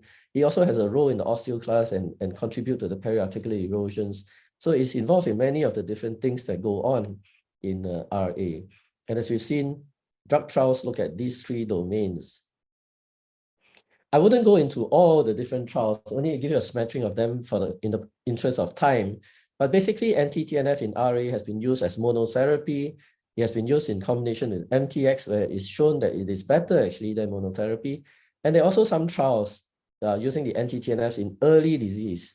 What is defined as early RA? And the definition, of course, fluctuates, but it can also be used early on. And so there's one example, adalimumab used singly compared to the placebo, you see that there's a clear superior effect. So this is the dose that we use, right? And so there's a clear difference between placebo and adalimumab. And then there are also many trials done with anti-TNF and methotrexate, and it turns out that actually it performs better. So this is against the white bars, as you can see, is not true placebo, it's actually MTX. And the yellow bars are etanercept with MTX. So you see that a combination of an anti-TNF is far superior to MTX alone, right? And this is the same thing for adalimumab. And even and this combination of anti-TNF and MTX can be shown to reduce joint damage as measured by the modified Sharp score, looking at the different domains, joint space narrowing, erosion scores. So it also has a role in preventing damage. And this is for infliximab, one of the earlier ones. Again, it shows this ability to limit damage. And also for quality of life, this is a study of adalimumab looking at the health assessment questionnaire. And you see that there's a superior improvement in quality of life compared to MTX alone. And then there are also trials in anti-TNF and RA that looked at early RA. Of course, the least strict definition is 3 years. Some of them are earlier than that. And this is one example where the premier study, we looked at so-called early RA, and you see that there is a benefit. And here you actually see what I was telling you, that MTX alone and adalimumab alone are actually similar. But if you combine adalimumab and methotrexate, actually is superior to either one alone. So in fact, in RA, the recommendation is to combine an anti-TNF with methotrexate. And you also see that there's an ability for the combination to slow down disease progression in terms of limiting damage. And you see the combination works best compared to anti-TNF alone, compared to MTX alone, you see? So this is how it works for RA. And then for ankylosing spondylitis, I'll just show you one study, which is intravenous golimumab, called the Go Alive study. This study is interesting because it's kind of a crossover. So the placebo patients, after 16 weeks, were given IV golimumab, and in a way, they also respond and they start to catch up. So this is the ASES20 response, and this is the SS40 response. So they catch up, and then the bus die as well. There are also studies that there are also domains in this study I didn't show you, the bus fee, the functional index, and all that. So really, anti-TNFs also work well in ankylosing spondylitis, especially for axial disease. Yeah. Of course, there's a downside to everything, and the downside to anti-TNFs, this is an earlier list that I'll show you. So although they look scary, in fact, now we know that they are not that common. Of course, there's still an increased infection risk. And notably, I mean, this is also to show that there is indeed an increased infection risk. I mean, there's no getting away from this because they do have a immunosuppressive effect.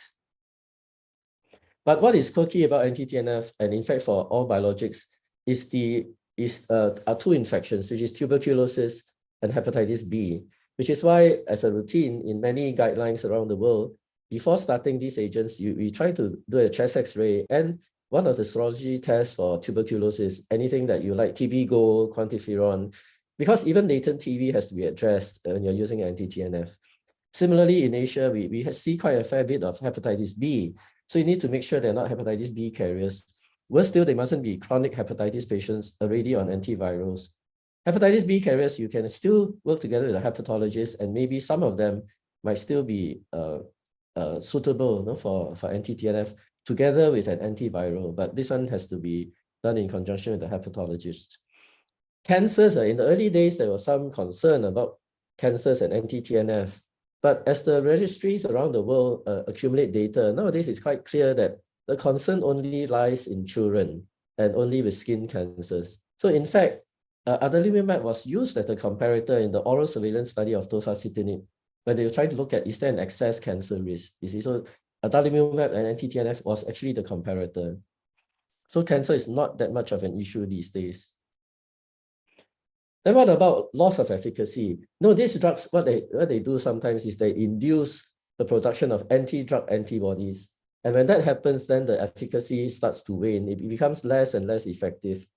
So what can you do? Well, you can actually switch to a different agent in the same class. That means you can switch from one anti-TNF to another. That would work. But there's also some data showing that maybe a better idea is to switch completely out of the class. So for an example of one piece of research that shows that is this rituximab study, anti-TNF failure, switch to rituximab, and you see that again they start to respond when you switch them. But of course, if you want to switch from an anti-TNF to another anti-TNF, depending on your considerations in what you choose, that is also okay. Very often it does also work. And so to conclude, I'd just like to share some case histories with you, just to illustrate some of the points that we talked about. So the first patient is Mr. KKS, a Chinese male. When he first saw me a long time ago at the age of 39, he clearly had ankylosing spondylitis. He had inflammatory spinal pain, he had peripheral arthritis, and onset only 3 months. He had a positive B27. And even at the time, the X-ray showed bilateral sacroiliitis. Probably he had this longer than 3 months in it, because these are X-ray changes. And so in those days, you know, he wasn't like extremely bad. So I started him on sulfasalazine, which we now know actually doesn't work well for axial disease, right? And then, of course, then I added MTX, but he has a lot of peripheral arthritis. So he was managing pretty well for about 10 years, and serial X-rays didn't show a lot of progression in his spine and sacroiliac X-rays. But in December 2018, he started to flare, and he also started to have more axial disease. And that's when I switched him to an anti-TNF, keeping the methotrexate actually more for his peripheral arthritis.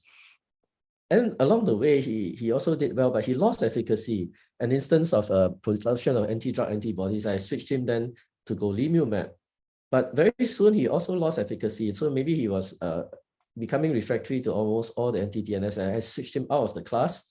I gave him an anti-IL-17, which worked well for 1.5 years. But again, there was this increasing loss of efficacy, and now he's on a different anti-IL-17, and he's actually still doing very well. And hopefully he'll continue to do very well. But we do have some patients like that where they tend to lose efficacy more readily than others. There's another patient of mine who's a rheumatoid arthritis patient. a Caucasian lady working in Singapore. And at the age of 26, she saw me in 21/7, polyarthritis in the distribution, rheumatoid distribution with high anti-CCP. Initially, her arthritis wasn't too bad, although the CCP was high. And so I gave her a very mild DMARD, Plaquenil. But then I needed then to add methotrexate as she continued to flare a bit. And then even combining with hydroxychloroquine. And then I had to resort to triple DMARDs, right? This is within 2 years of her disease, where you escalate your treatment according to how the patient presents. And so she did reasonably well for some time, but even triple DMARD in her case wasn't really that good. And she was starting to get an early ultrasound erosion, which is why I discussed with her. And then we decided to use tofacitinib with MTX, right? And she did very, very well, actually. And then 2 years or so later, however, you all know about the oral surveillance study with tofacitinib, about the family history of cancer and MACE. And she herself has a family history of cancer, that lymphoma, the mum's skin cancer. And so I discussed with her, and she was more comfortable switching out of tofacitinib. As you know, in many places around the world, in the US, FDA, and also in Singapore, all the JAK inhibitors are sort of tarred with the same brush, unfortunately.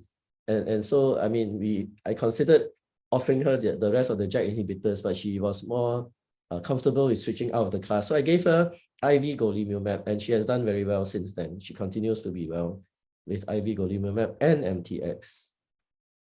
And so, ladies and gentlemen, it just shows that nowadays when we treat rheumatoid arthritis, things are a lot better than what they used to be.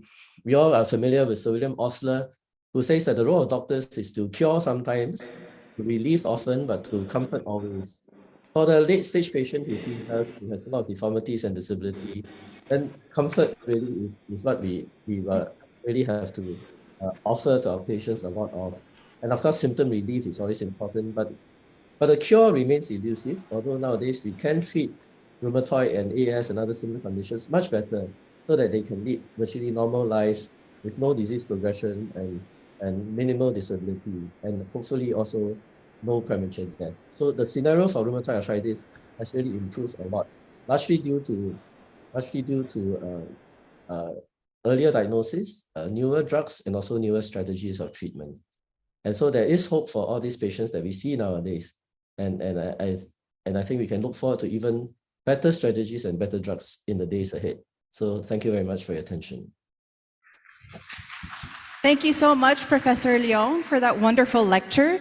Professor Leong was actually supposed to join us here today, but I'd like to firstly congratulate him on the arrival of his new grandchild. That's why he wasn't able to come here. So thank you, Professor Leong, for giving us that wonderful talk on TNF, the role of TNF in RA and ankylosing spondylitis, and especially giving us difficult cases or samples of difficult cases wherein we can hopefully relate that to our own patients. So I'd like to open the floor for any questions for Professor Leong. I actually have one question, Professor. What are some of the clinical considerations when you think about starting Symphony ARIA or IV golimumab in your RA patients? Oh, okay. Well, I mean, I don't know how the scenario is in the Philippines in terms of insurance, but in Singapore, we have this interesting situation where if they use an IV drug, they can be like warded for a day, that means day admission, don't have to stay overnight. And in fact, the insurance companies are quite happy to pay for the treatments. So if they do have insurance like that, both in public and private hospitals, then patients tend to be given IV biologics because more of cost considerations, just they can claim from insurance.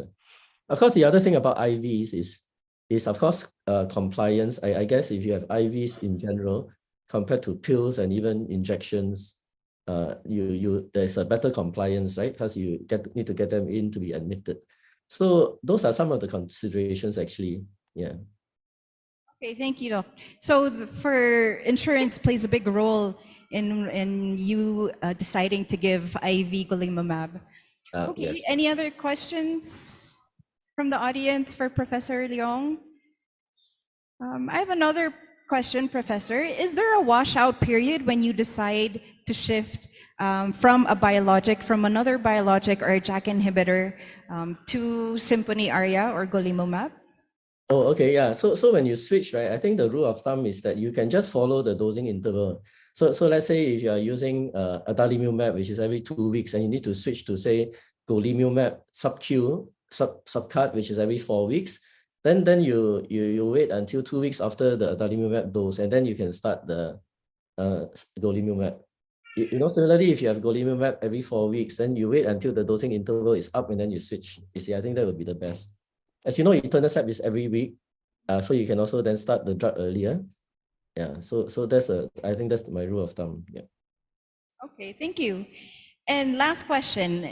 When shifting from Symphony subcutaneous to Symphony Aria, which is intravenous, is there a washout period or should we wait for an interval? Again, I think you actually why we will do that, I guess unless of course it's this insurance reason or something. So if you're going to do subcutaneous golimumab, then 4 weeks later you can start your IV golimumab. Yeah. And would you need to start these patients on an induction phase again with Symphony Aria? No, I guess if they're doing well, I would think that you don't need to do the loading dose because they've already been on some. This is assuming that they did not lose efficacy with subcutaneous golimumab, right? Yeah.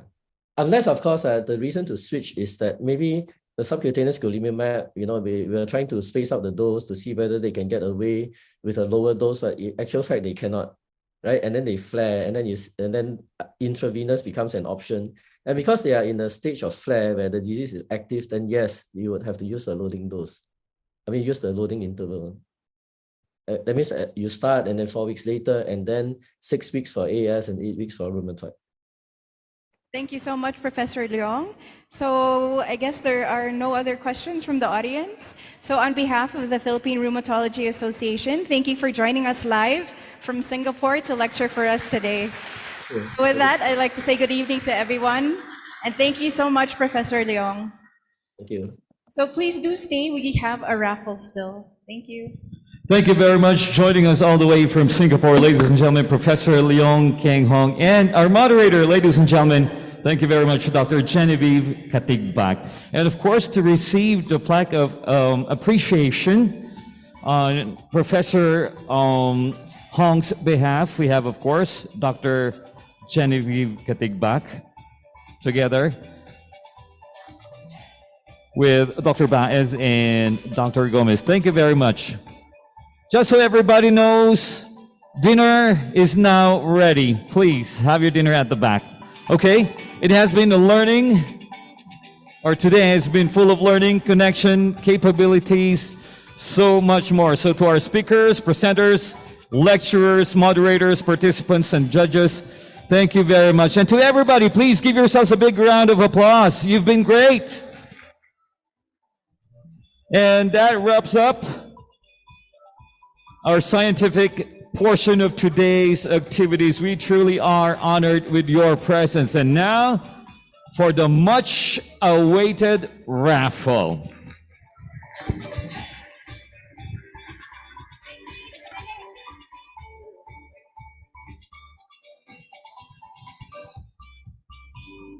Do watch out for our local K-pop artists, and watch out for our handsome oppas happening in a little while. Oh, dinner is now ready. Thank you very much, everybody.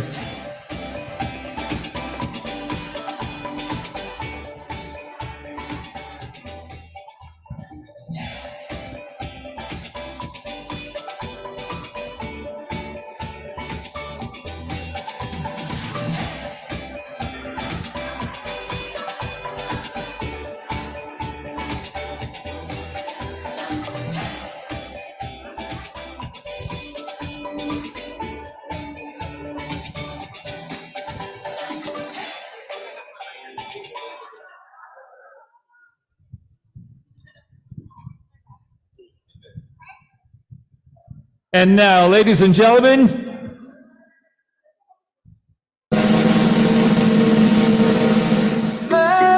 and follow me left and right. I can feel you over here, I can feel you over here. You take up every corner of my mind. What you gonna do now? Good evening. I'm Joseph. And I'm Ram. And we are your February 2 Raffle Masters.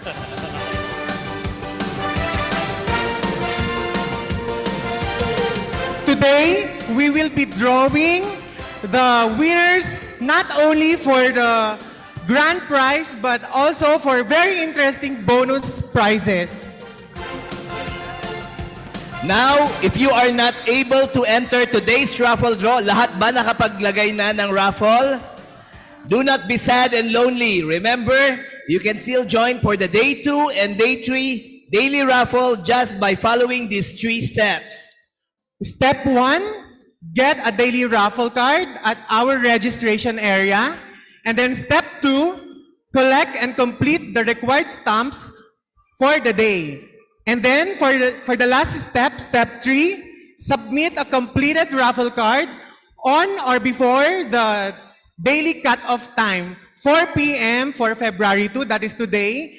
And tomorrow, February 3, it will be also at 4 p.m. and at noontime, at 12 noon, on the last day of our convention. Okay, to be the winner, one must be present here tonight. Kung nakauwi na or kung nakalabas, maybe we can give them 5 seconds kung nandyan lang sa banyo to be the winner. And now, to draw the winners, let's call on Dr. Nabidad. Yan. Okay, so let us start with our exciting minor prizes. Okay, 3 winners will receive the Romantic Saranghe Baguio package. Each package includes 1 bestseller strawberry rose wine by Berry Benj, 1 bottle of pure honey with from the deep valleys and sloping hills of Abra. and 1 set of perennially famous viscous mango jam, strawberry jam, and chili oil. And if you find the mini barrel man in your package, watch out. Good fortune ahead. Okay, so let's start drawing. Okay, for the first winner of our minor prize.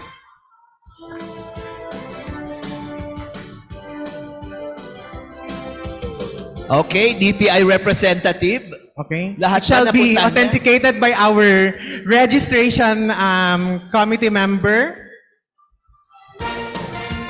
Okay, valid winner. Tingnan natin kung nandito pa siya. Okay, so it has been validated. Let's see. For the first winner of Romantic Saranghe Baguio package.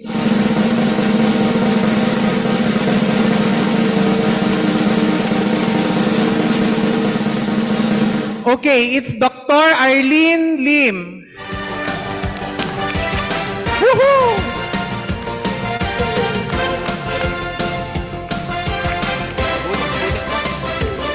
Okay, let's draw the second winner, sir.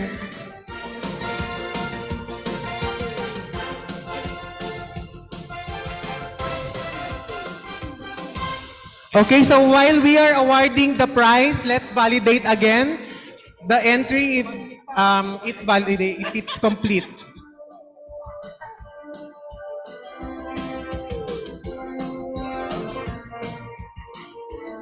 Okay, so it has been validated.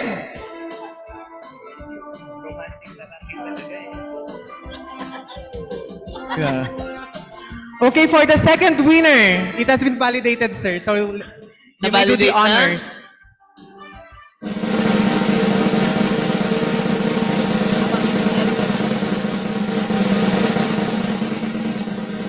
Okay. We have Dr. Eric Amante.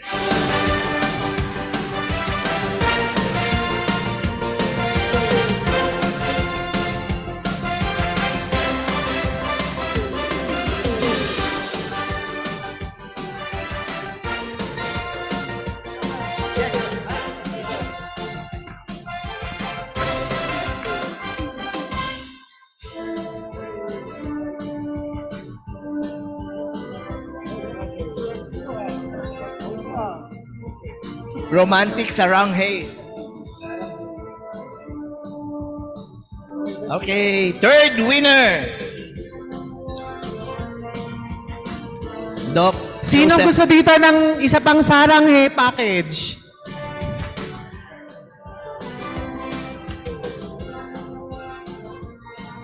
Okay, so again, it's validated. Complete ang stamp.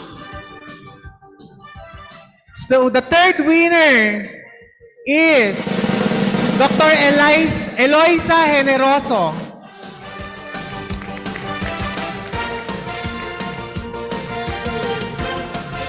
Is she present? Kasi yun yung rule. Kung wala, we will draw another one. Pakiulit yung name. Okay, Dr. Eloisa Generoso.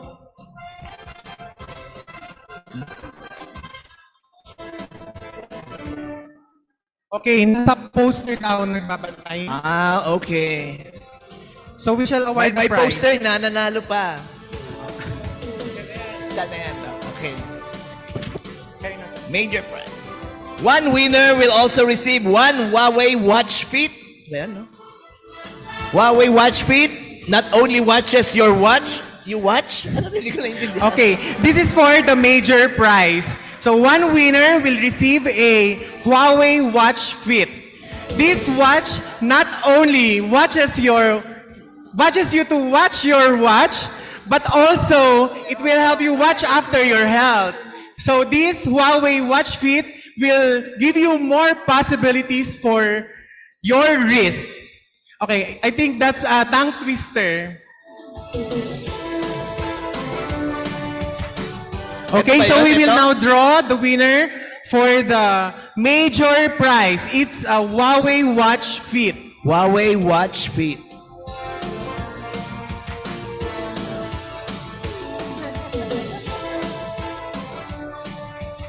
Doc, pangalan ko pa.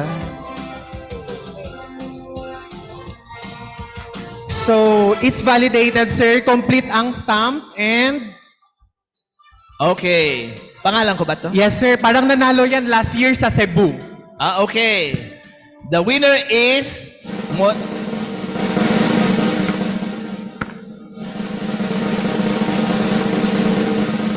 Mosanto Kenzel. Kenzel Monsanto.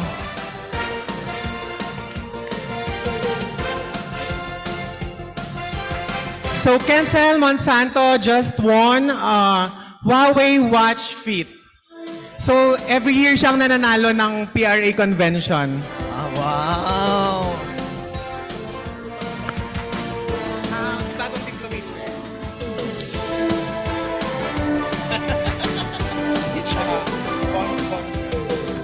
Picture daw tayo doon.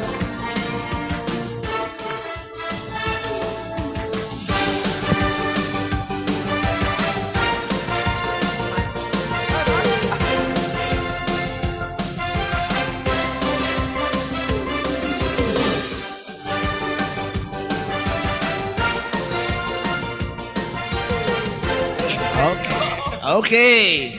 Last na. Yes, and for our bonus prize. Bonus prize. Hindi yung script niya. One winner will receive one Apple Watch SE 44 in black. Has powerful sensors for insights about your health and fitness. Has innovative safety features and has convenient ways to stay connected. An apple a day makes the doctor go away. Bakit yun yung sinabi? Okay. So, let's draw the winner for our bonus prize.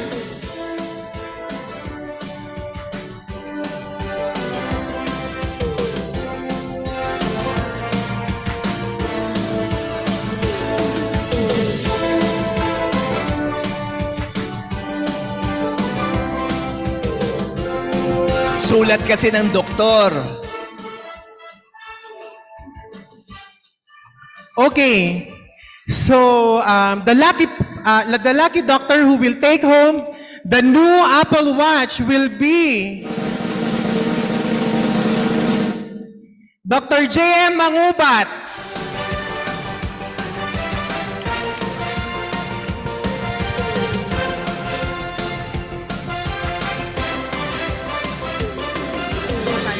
Ano pa pala?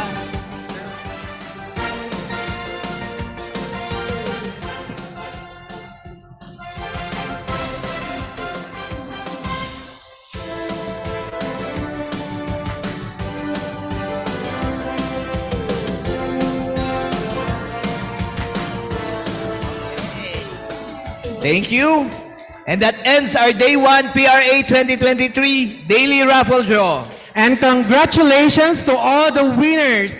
We will be back tomorrow, so make sure to complete your raffle cards by visiting the exhibit hall. It will be open tomorrow at 8 a.m. at the ground floor. Once again, I am Ram.